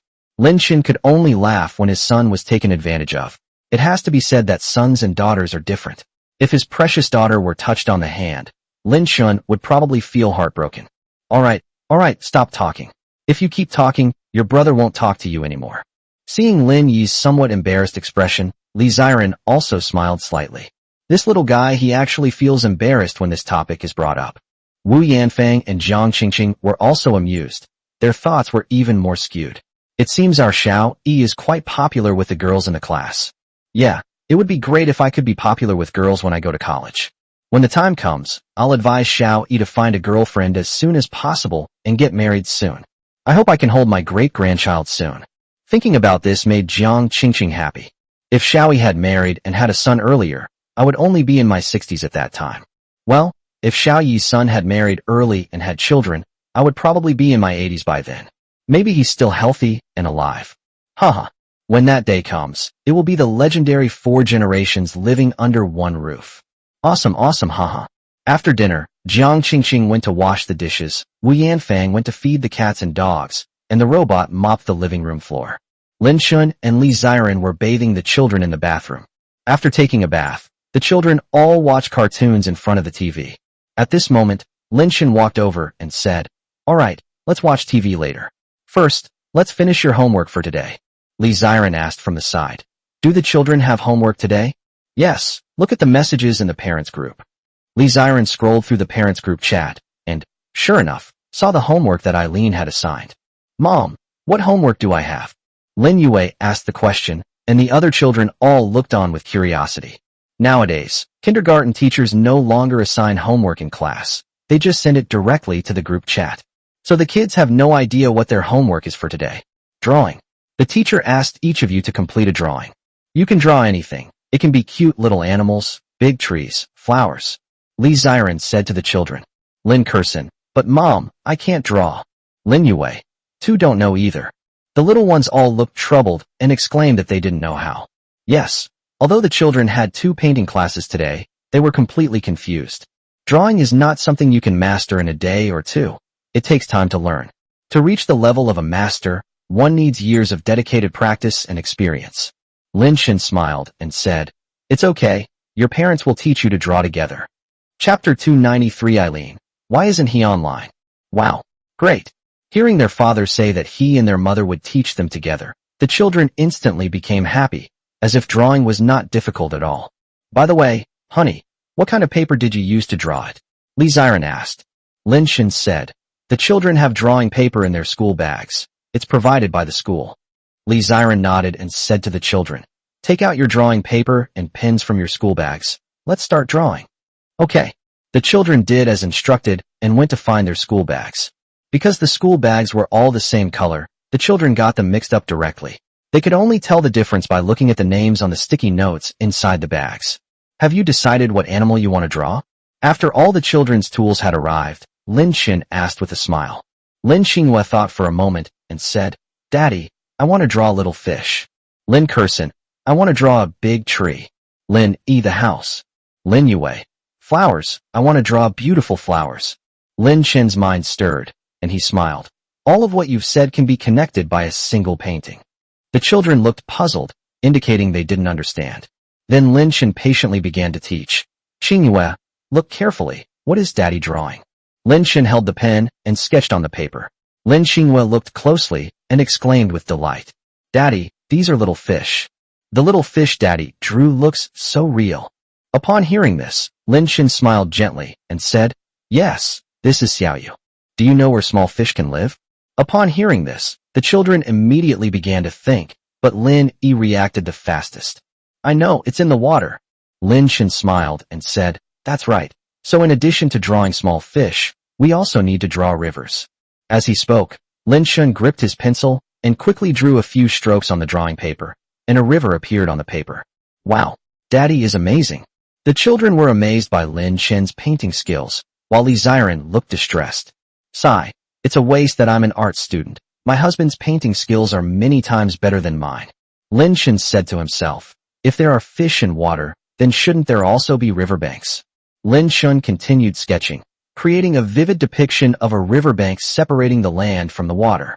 If there's a riverbank, shouldn't there be beautiful flowers and big green trees on it? Yes. Under the children's attentive gaze, Lin Shen picked up his pen again, and lifelike flowers and trees appeared before his eyes. Finally, Lin Shen paused for 2 seconds and drew a wooden house next to the big tree. At this point, all the little fish, flowers, trees, and houses mentioned by the children have been gathered together and merged into one picture. Wow! The children leaned forward, their eyes about 20 centimeters from the drawing paper, carefully observing Lin Shen's painting. Lin Shen smiled slightly and put the pen aside. That's right. This is Lin Shen's method of teaching children to draw, letting them fill in the picture based on reality to achieve the effect of association. This not only teaches children how to draw, but also cultivates their imagination. Honey, you're so good at teaching. Li Ziren was immediately ashamed of herself. It turns out that taking care of the baby still depends on the husband. Wah, I feel so superfluous. Lin Shen smiled slightly. All right, don't look so close, or you'll gradually become nearsighted. After reminding the children, Lin Shen said, now it's your turn to draw. A dozen minutes later, with the joint guidance of Lin Shen and Li Ziren, the children completed their homework for the day. Although the paintings were just so-so, Lin Shen believed that at least the children knew how to paint. Daddy's sleepy. Lin Kersen rubbed her eyes, opened her arms to Lin Shen, and asked him to carry her upstairs to sleep.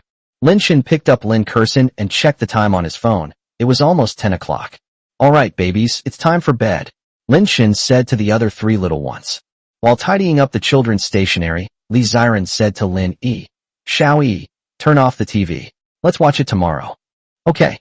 Half an hour later, in the bedroom, Lin Kersen and Lin Yue were asleep on the side, while Lin Yi and Lin Xingyue went to sleep with Jiang Qingqing. After taking a shower, Lin Shen wanted to play a game of King of Glory before going to sleep, but then he thought better of it. Go to sleep. We need to take the kids to school around 7 a.m. tomorrow. Lin Shen lay on the bed, embracing his fragrant wife beside him, and the two quickly fell asleep. Meanwhile, on the other side, hey, why isn't he online? Is he already asleep? Eileen stared blankly at Lin Shen's game account, which showed he wasn't online, one hand supporting her chin, her lips slightly pursed. The next day, at Happiness Kindergarten. Just like yesterday, Lin Shen and Li Ziren stayed with the children until the school bell rang before leaving the kindergarten. Ziren, where are you now? Li Ziren received a phone call from Su Jingyu. I just dropped my child off at school. Are you here yet? I'm at your doorstep now. Okay, my husband and I will be back soon. At the entrance of a villa on the Bund, next to a BMW 5 Series, a beautiful woman, about 1.7 meters tall, wearing a bodycon skirt and high boots, with both good looks and temperament, was pacing back and forth anxiously. After waiting a few minutes, Lin Shen returned in his 7-seater Maybach.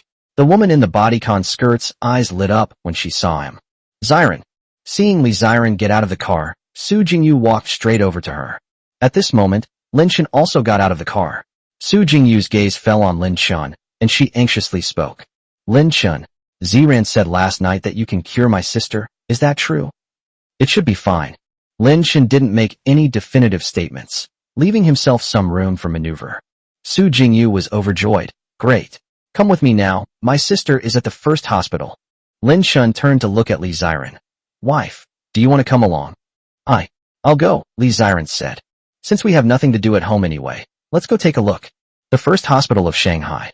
In a hospital room, a 12 or 13-year-old girl lay on the bed, limp and curled up, her fingers shaped like eagle claws, her legs spread out weakly, as if they had no bones. These are typical symptoms of ALS. The muscles throughout the body have atrophied, there is no strength in the body, and in severe cases, one may even choke on water. The Su Jingyu family felt like they were dreaming when Lin Shen came. They never expected that this world-renowned scientist would be willing to help. Mr. Lin Shen, you must save my daughter. A man with a full head of white hair spoke up, pleadingly telling Lin Shen that his name was Su Ganglai, and that he was Su Jingyu's father. Su Ganglai has 2 daughters and 1 son, namely Su Jingyu and Su Peng, as well as Su Zenan, who is lying in the hospital bed. Lin Shen smiled and said, Okay, I will do my best. Just then, Su Peng's phone vibrated. It was a call. What? Okay, I'll come out now. Please wait a moment. Su Peng's tone was extremely excited, causing everyone present to look at him with suspicion. Su Jingyu asked curiously, Brother, what's wrong? Who called? Su Peng laughed and said, the legendary physician, Sai Huada, has arrived. He is very interested in rare and special diseases and has expressed his willingness to treat my sister for free. Su Ganglai and Su Jingyu were flattered. Who was Sai Huada? He was a household name in China and a legendary doctor. The old man actually came and was even willing to help for free. I'll go outside and bring him over. Su Peng took off running and left the ward. Is he a Hua Tua, a legendary Chinese physician? Lin Shen pictured Xiao Yiting's face in his mind. Wasn't Sai Huada this girl's grandfather? Honey, haven't we met Sai Huada before? Li Ziren asked, feeling that the name sounded familiar. Yes, when we first went back to the Lin family. Wasn't he there to treat my father's illness? Oh, I remember now. Reminded of this, Li Ziren instantly recalled the memory.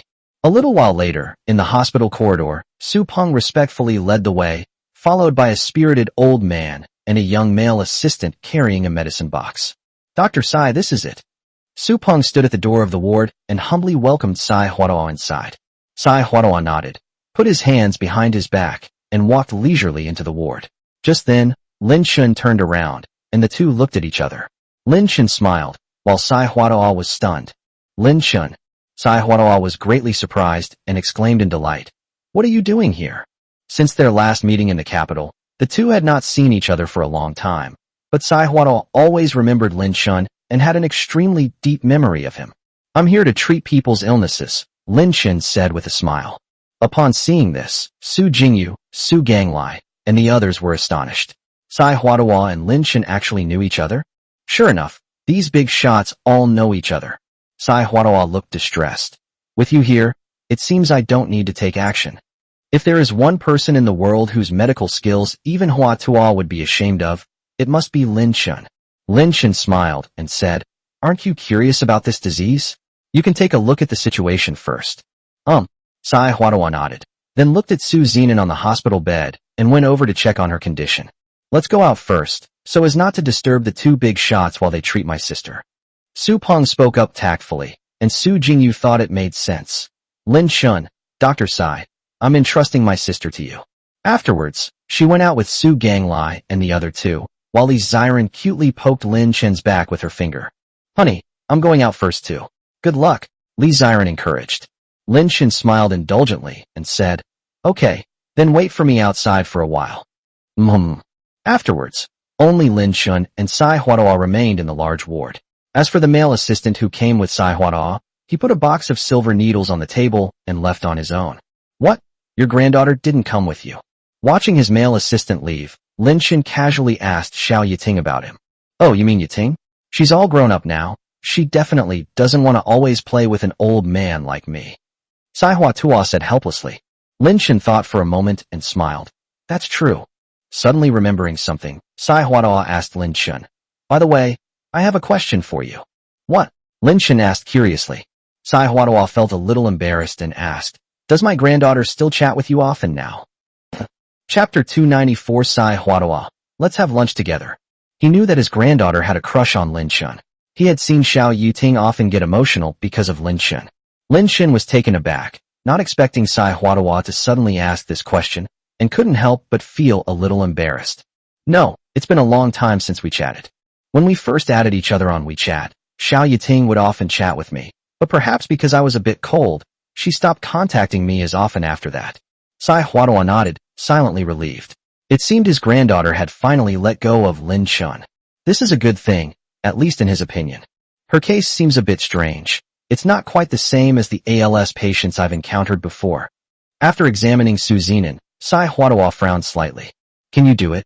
Lin Shen asked Sai Huatua. Sai Huatua hesitated for a few seconds. I'll give it a try. Lin Shen immediately stopped him. No. If you're not entirely sure, let me do it. Otherwise it might worsen your condition. Sai Huatua looked at Lin Shen in surprise. Are you absolutely certain? Lin Shen said confidently, yes. Sai Huatua was secretly shocked and sincerely admired him. Then you come? I really don't have much confidence. As he spoke, Sai Huatua stepped aside, adopting a learning attitude, and looked at Lin Shen with the same gaze a student would have for a teacher. Without further ado, Lin Shen opened Sai Huatua's silver needle box, ran his fingers over several silver needles, and swiftly inserted them into various acupoints on Su Zenan's body. Su Zenin winced in pain, but she still clenched her teeth tightly, remaining silent and enduring the pain. Lin Shen reassured him, just bear with it for a bit, it'll be over soon.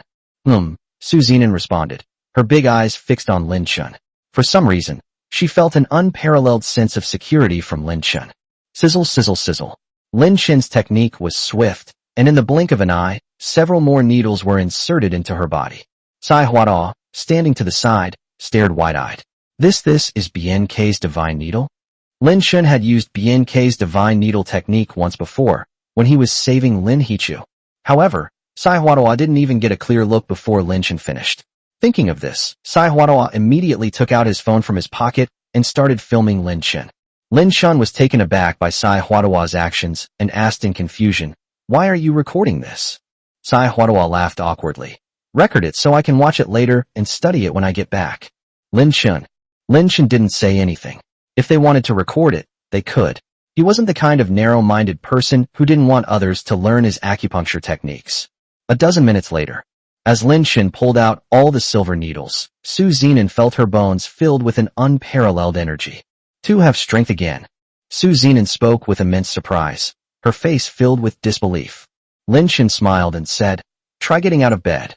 Su Zenin hesitated and asked, Can I really do it?" Lin Shen encouraged him, "Of course you can, why don't you give it a try?" Upon hearing this, Su Zenin got off the bed, and the moment her feet touched the ground, she felt a steady force. Then, 1 step, 2 steps, 3 steps, Su Zenin walked faster and faster, and the surprise and smile on her pretty face became more and more radiant. I can walk. I can walk. I'm cured." Su Zenin's joy at this moment was indescribable. Hearing the commotion in the ward, Su Peng, Su Ganglai, and Su Jingyu, who were at the door, immediately went into the ward. When they saw Su Zenin standing and walking like a normal person, the 3 of them were stunned. "Dad, brother, sister, I'm cured. I can walk again," Su Zenin said to her family, and seeing her younger sister return to normal, Su Peng and Su Jingyu's eyes instantly reddened. "Big brother, thank you." Su Zenin thanked Lin Shen with a grateful expression. Lin Shen had given her a new life, and she would never forget him in her life. Thump. Su Ganglai knelt down before Lin Shen, saying excitedly, "Mr. Lin Shen, thank you. You are my greatest benefactor for life." Immediately, Su Jingyu and Su Peng stepped forward to thank Lin Shen. Lin Shen waved his hand and smiled. "It's all right. After a couple more days of consolidation at the hospital, you can process her discharge." After saying that, Lin Shen looked at his wife at the door and walked over. "Baby, let's go home." Li Ziren hummed in agreement, then naturally took Lin Shen's arm. "Lin Shen, want to have lunch together?" A voice sounded from behind. It was Sai Huada. Lin Shen scratched his head. "Maybe next time. I have things to do at home." All right. Knowing Lin Shen's temperament, Sai Huada smiled wryly and did not insist. Lin Shen couldn't possibly have anything serious going on at home. He simply wanted to have dinner there. The two left the hospital. As they walked down the street, Li Ziren suddenly stared at Lin Shen's handsome profile and asked with a smile, "Honey, you seem to know so much about medicine. Do you have a way to cure any illness?" Lin Shen laughed and said, "More or less." Li Ziren's eyes lit up, and she asked, "Then do you know how to give injections?" "What? You want me to give you a shot?" Lin Shen asked back. Li Ziren blushed. She suspected her husband was making inappropriate advances again, but she had no proof. Li Ziren gave Lin Shen a playful glare and said, "I don't want to. I was just asking casually. I've always been terrified of needles, hee." "Okay." At that moment, Li Ziren's gaze fell upon a fruit tea shop not far away. She affectionately linked arms with Lin Shen and said lazily, "Honey, I want to drink fruit tea. Let's go buy 2 cups of fruit tea." Lin Shen lowered his head, pinched Li Ziren's cheek, and said, "You like fruit tea so much. How about I open a fruit tea shop for you?" "You pinch my cheek again. If you pinch it too much, I'll start drooling." Li Ziren puffed out her cheeks and pretended to be angry. Lin Shen laughed and said, "You're not a baby. Babies drool when you squeeze their breasts, okay?" Li Ziren rolled her eyes and said, "Am I not your baby?" "Humph. Men, all they know how to do is fool me." "Oh, of course it's my treasure. It's just that your face feels so good, I can't help but want to pinch it." The two chatted and laughed all the way to the fruit tea shop. The 3 waiters in the shop were all men, 3 young men, and their eyes lit up when they saw Li Ziren. "What an elegant young lady. Hello, what would you like to order?" A male waiter politely inquired. A cup of passion fruit. What would you like to drink? Li Ziren asked Lin Shun. Lin Shun said, I'm the same as you. Li Ziren looked at the waiter and said, 2 passion fruit drinks. Hello, that's 36 yuan in total. I'll scan your QR code here. The male waiter subconsciously glanced at Lin Shun, as it was usually the man who paid the bill. Lin Shun didn't react, but Li Ziren took out her phone without saying a word and scanned the code to pay. Upon seeing this, the male waiter paused slightly, pursed his lips, and it was unclear what he was thinking. Let's go? Carrying 2 cups of freshly made passion fruit, Li Ziren affectionately linked arms with Lin Shun, and then the two left. It's rare to see a woman proactively scan the QR code to pay. A male waiter nearby remarked in this way. Chapter 295 The sense of security Lin Shun gave us. Yes, not only is she beautiful, but she also seems like a really nice person. To be honest, when I'm looking for a girlfriend, I want someone like that, someone who will willingly spend money on me, even if it's just a little bit.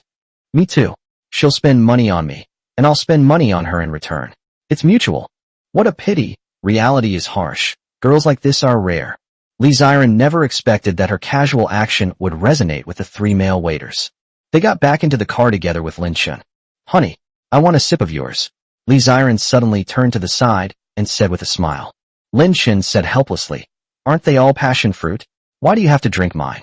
Is there something different about the taste? I just want a sip of yours. Is that not allowed? Seeing his wife's proud expression, Lin Shun, who loves his wife, immediately softened his stance. Of course, you can drink it all. Hee, I'll just have a sip. Li Ziren bit the straw in Lin Shun's hand and took a sip of Lin Shun's juice. He was still laughing after he finished drinking, looking quite smug. Lin Shun sighed helplessly and scratched his wife's nape. Are you stupid? I'm not stupid. The two bickered all the way, and Lin Shun drove the 7-seater Maybach back to the Bund Villa quickly. It was already 11 a.m. when Li Ziren got home. She went to help her mother cook. Her mother-in-law wasn't home, while Lin Shun rested on the sofa for a while. Lunch is ready. Still on the sofa, Lin Shun felt incredibly bored, so he used his wife's tablet to log into the game King of Glory. Together? Just as I was getting ready to start my own business, the diligent gardener suddenly sent me a message. Lin Shun pursed his lips, wondering if this guy was waiting for him again. Oh well, playing alone is the same as playing alone. Upon seeing Lin Shun's reply, Eileen happily created a ranked team and invited Lin Shun to join. Lin Shun is still playing the marksman role, and Eileen is still playing the support role. An hour later, Eileen secured 3 consecutive wins, once again winning 3 games without any effort. Wow, Xiaoxua, I'm about to be carried to the king rank. Eileen exclaimed excitedly. Hee, my first king rank this season. So happy. Rin Xiaoxua, Eileen's roommate, smiled after hearing Eileen's words and said, Is it that amazing archer guy? Have you added him on social media? That's right. This reminded Eileen. So while the game had just ended and Lin Shun was still online, Eileen immediately sent a message asking, can we add each other on WeChat? Lin Shun frowned as he looked at the message and replied, Why do you want to add me on WeChat? Nothing much, just so it'll be easier to find you next time we play games, Eileen said, forcing herself to come up with a reason. Lin Shun asked, Are you a man or a woman? I'm a woman. Eileen thought that if she was a girl, the other person would definitely agree, right? However, Lin Shun directly refused. Sorry, no thanks. Eileen was stunned when she saw the reply and quickly asked, Why? It's just adding a friend. I'm not going to do anything. Lin Shun said, That won't work either, because I have a wife. Eileen was completely taken aback. She never expected that such a skilled archer would already be married. She was even thinking that if the other person was handsome, they could develop an online romance and meet in real life. Wah, it seems we're not meant to be. Okay. Eileen replied with 2 words, her expression somewhat withdrawn. Lin Shun didn't even bother to read the replies, tossed the tablet aside, and started taking a nap. Not long after, Li Ziren went upstairs and saw Lin Shun sleeping on the sofa. She walked over silently. These past few days, my husband seems to be using my tablet a lot. Looking at the tablet next to Lin Shun, Li Ziren picked it up and immediately saw their chat history as soon as she unlocked the screen. Li Ziren's expression changed, but after reading the chat history, her slightly furrowed brows relaxed. A beautiful, faint smile appeared at the corners of her mouth. Especially that reply, I have a wife, really made her feel safe and secure. For a long time before, Li Ziren was worried that Lin Shun would cheat on her. Because Lin Shun was so outstanding, so dazzlingly outstanding, she felt that she was not good enough for him. Even some of her childish actions are typical manifestations of a lack of security. But after reading the chat history in front of her, Li Ziren felt a sense of relief, followed by a feeling of peace. More than 3 years into their marriage, Lin Shun has remained devoted to her. Not to mention cheating, he wouldn't even let other girls add him on social media without my knowledge. How many men in the world can do that? At this moment, recalling her worries, Li Ziren only felt ridiculous. Stinky pig. Li Ziren's pretty face was moved. She leaned down to look closely at Lin Shun, slightly opened her mouth and uttered 2 words, then kissed Lin Shun on the cheek. The sun was shining brightly outside the window, warm and pleasant. Afterwards, Li Ziren returned to her bedroom and took the blankets and pillows from the bed outside to air them out. 4 o'clock in the afternoon. Lin Shun had just woken up, checked the time, and suddenly felt a jolt of realization. Holy crap! The kids are almost out of school. He quickly got up from the sofa and rushed downstairs. Just then, Jiang Qingqing ran into her mother coming upstairs. Seeing that Lin Shun had woken up, she smiled and said, "I was just about to wake you up. Come on, let's go pick the kid up from kindergarten." Lin Shun scratched his head, somewhat annoyed, and said, "I forgot to set an alarm. Looks like I'll have to set one for my afternoon nap next time." Not far away, Li Ziren smiled and said, "It's all right, the kids don't get out of school until 4 o'clock, they can still make it now." That's true. Afterwards, Lin Shun drove his Maybach 7-seater with his wife and mother to pick up their child from kindergarten. At the entrance of Xingfu Kindergarten, when Lin Shun and the others arrived, they found a large group of parents already gathered at the entrance, and it seemed they had been waiting for quite some time. Lin Shun couldn't help but smile wryly and sigh. Seriously? Even picking up kids is so competitive. Jiang Qingqing checked the time. Wait a while. The children have 10 minutes left before get out of class ends. Yes, Li Ziren replied. Lin Shun also checked his phone and found that Xiao Yiting, who hadn't contacted him in a long time, had sent him a WeChat message. You saw my grandfather today? Lin Shun replied, yes. Clearly, it was Sai Huadawa who told her that she had seen him. Xiao Yiting paused for a moment and then asked, how have you been lately? Great. What are you doing? Why are you replying so slowly? I'm picking my child up from school. The two chatted like that for a while until the kindergarten bell rang to signal the end of get out of class. Lin Shun, I'm not talking anymore. My baby is about to come out. Xiao Yiting, oh. After the chat ended, Lin Shun put away his phone and, like many other parents, looked expectantly towards the school gate. In less than a minute, a line of children began to emerge. Daddy, Mommy. The 4 kids had just stepped out of the school gate when they noticed Lin Shun and the others, because they were standing in the same spot they had been in yesterday. When Jiang Qingqing saw her grandchildren, her eyes immediately lit up. They're out. They're out. After Lin Shun's reminder yesterday, the children didn't rush over so recklessly this time, but instead looked around first. Lin Kursin was even holding Lin Yue's hand, and the strong sisterly affection was palpable. Chapter 296, Teaching Children to Write Their Own Names. Hey, be careful, what's with all the fun? Lin Yi was the first to run over.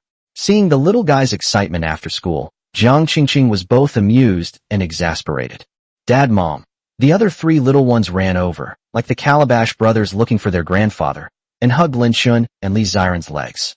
Lin Shun was taken aback, noticing that a small red flower was imprinted on the foreheads of the 4 children, making it particularly eye-catching. Li Ziren noticed it too, and couldn't help but ask Lin Yue softly, Sweeties, are the little red flowers on your foreheads a reward from your teacher? Lin Yue said proudly, Teacher, the teacher praised us today. Lin Shun asked with a smile, Why am I praising you? Lin Xinghua happily explained, Because we're good at drawing. Our teacher said that my younger siblings and I are all future little artists. Hearing this, Lin Shun, Li Ziren, and Jiang Qingqing all laughed. The 4 paintings that Lin Shun and Li Ziren guided the children to paint yesterday were, in Lin Shun's opinion, just so-so. However, if you put her in a kindergarten and compare her to other children of the same age, she would probably be at the highest level. Daddy, I want a hug. Lin Kursin looked up at Lin Shun, her large, bright eyes sparkling with a captivating light. Lin Shun's protective instincts surged instantly, and Jiang Qingqing said to Lin Kursin, Here, give the school bag to Grandma. After handing her school bag to her grandmother, Lin Kursin opened her arms to Lin Shun, who then picked her up. Let's go home. Lin Shen gently lifted Lin Kerson's bottom, and the little one was quite happy in Lin Shen's arms, giggling non-stop. Seeing this, Lin Xingyue and Lin Yue were very envious. They didn't want to walk by themselves and wanted their dad to carry them. However, they also knew that their father only had 2 hands and could only hold one child at a time, so they understood and didn't make a fuss.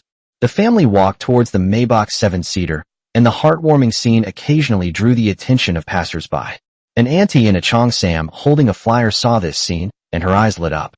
She quickly stepped forward and caught up with Lin Shun and his family. Hello? Excuse me. Lin Shun, Jiang Qingqing, and Li Ziren all looked at each other at almost the same time. The aunt smiled politely at the 3 of them and said, I work for a piano training institution. Do you have any plans to let children learn a skill or art? Lin Shun and the other 2 immediately understood. Indeed, many parents nowadays like to send their children to learn a skill while they are still young.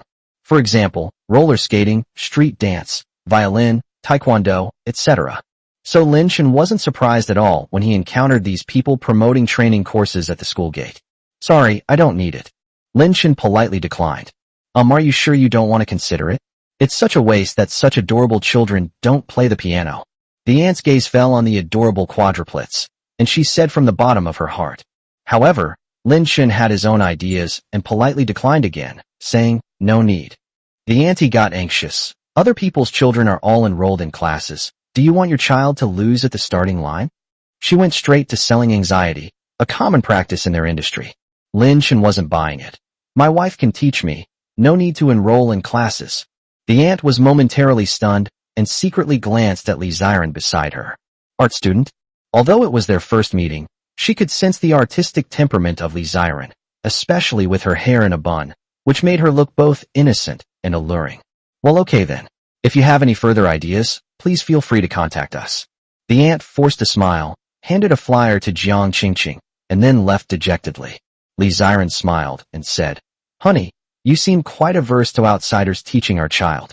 Lin Shun smiled and said, Yes, we can teach ourselves. Why should we let others do it? Li Ziren wholeheartedly agreed. Perhaps she couldn't teach the children too many talents. However, singing, dancing, painting, and piano can still be taught. Most importantly, if you really were to send your child to any tutoring class, it would definitely be after school in the afternoon. That would be so tiring for the children, leaving them no time to play. Although children are now in a highly competitive environment, for example, some parents send their children to learn piano when they are only 2 years old. But if conditions allow, try to reduce the pressure on the children. Going to school is already tiring enough. Dad, I want to learn piano. Lin Kerson suddenly spoke up. Teacher AI played the piano in the classroom today. She's so beautiful. Lin Xingyue. I want to learn too. I want to learn too. Lin Yue. I really want to be as pretty as Teacher AI. Hearing the children's innocent words, Jiang Qingqing and Li Ziren couldn't help but smile. Lin Shun then asked with a smile, So, do you want to study outside, or at home with your mother? Of course it's home. Without hesitation, Lin Xingyue replied, I don't want to leave my mom and dad. I want to stay by their side forever. Touched, Lin Shun smiled and said, Mom and Dad will never leave you either. Back home, Lin Kerson, Lin Xingyue, and Lin Yue went to get some water, while Lin Yi quietly turned on the TV by himself. My wife went to wash the vegetables and started preparing dinner with my mother. My mother-in-law wasn't home. I don't know where she went. Night slowly fell. After dinner, since the children didn't have any homework today, Lin Shun leisurely leaned back on the sofa and scrolled through his phone. Suddenly, little Lin Xingyue came over, her little face anxious, and said to Lin Shun, Dad, my textbooks are gone. Lin Shun looked at her and asked, How come your textbooks are missing? Lin Xingyue said helplessly, Two don't know either. Could it be in my younger sibling's backpack? Lin Shun got up from the sofa, took Lin Xingyue's hand, and said, Come on, Dad will take you to find it. A few minutes later, Lin Shun indeed found 2 identical textbooks in Lin Yue's school bag. He knew there might be a misunderstanding, because Lin Xingyue and Lin Yue were desk mates. They don't even have names. Lin Shun flipped through the textbook and found that there were no names written on it. No wonder it was so easy to lose them. Come to think of it, the children can't even write their own names yet. Thinking of this, Lin Shun said to the children, Stop watching TV for now. Come here and let Daddy teach you how to write your names. Okay. The well-behaved children quickly gathered around, and Lin Shen took 4 pencils and 4 sheets of paper and distributed them to the children. Lin Shen smiled and looked at Lin Kersen. Kersen, do you know what your surname is? Lin Kersen said, I know, the surname is Lin. Lin Xingyue said playfully, my dad's surname is Lin, so our surname is Lin too. Yes, you take your father's surname, Lin. As soon as Lin Shen finished speaking, Li Ziren walked over and sat down on the sofa next to him, asking Lin Shen, Honey, are you teaching the children to write their names? Lin Shen smiled and said, Yes. Li Ziren thought to herself, the children are all over 3 years old. It is indeed time to teach them to write their names. So he helped Lin Shen with tutoring. Lin Shen continued, Do you know how to write the character Lin? The children shook their heads. Although they all knew their own names, none of them could write them down. There's nothing we can do. The kids aren't prodigies in this area. They don't need to be taught to write their own names. This character is pronounced Lin. Lin Shen took a pencil, wrote the character Lin on a piece of paper, and then showed it to the children. Shuangmulan, writing 2 mu characters makes up our surname. The children looked confused, so to improve efficiency, Lin Shen squatted down behind Lin Kersen, held her little hand, and began to teach the children step by step. Just as Lin Shen held Lin Kersen's small hand and wrote the character Lin on the paper, the long-lost system voice rang in Lin Shen's mind. Ding! Host has taught the children to write their names. Reward, top-tier calligraphy. In just a few seconds, Lin Shen went from a complete novice in calligraphy to a top calligraphy master. If Lin Shen were born in ancient times, he would not only surpass famous calligraphers like Wang Shiji and Yin Jinqing, but he would certainly be better. This is a good reward. Lin Shen was very satisfied. Coming to his senses, he held the little one's hand and continued to teach Lin Kersen to write the character Lin. Come here, Yue, let mom teach you. Li Ziren also squatted down and held Lin Yue's hand from behind, teaching the child step by step, just like Lin Shen. As for Lin Kersen and Lin Yi, they studied on their own. Although dad and mom are now teaching the older and younger sisters. But they knew that after they finished teaching their older and younger sisters, their parents would come and teach them. Honey, look what Yue wrote. Li Ziren picked up a piece of paper with the crookedly written character Lin that Lin Yue had just written. Lin Shen smiled upon seeing this. This oracle bone script is quite well written. Ha ha ha. Li Ziren was amused by Lin Shen. Although it was a bit mean to tease her daughter for writing characters that looked like oracle bone script, it was really funny. That's so interesting. Li Ziren took out her phone, took a picture of Lin Yue's crooked handwriting, and posted it on her WeChat moments. The caption reads, My daughter wrote characters for the first time. Do you know what they are? Mom, what are you doing? Seeing her mother's laughter and actions, Lin Yue scratched her head, feeling quite confused. Lin Shen said, Yue, it's because your handwriting is so beautiful that your mother couldn't help but take a picture. Li Ziren chimed in. Yes, Yue, you're amazing. Lin Yue was very happy, really? Lin Shen laughed and said, Of course it's true. You should practice hard and try to write even better.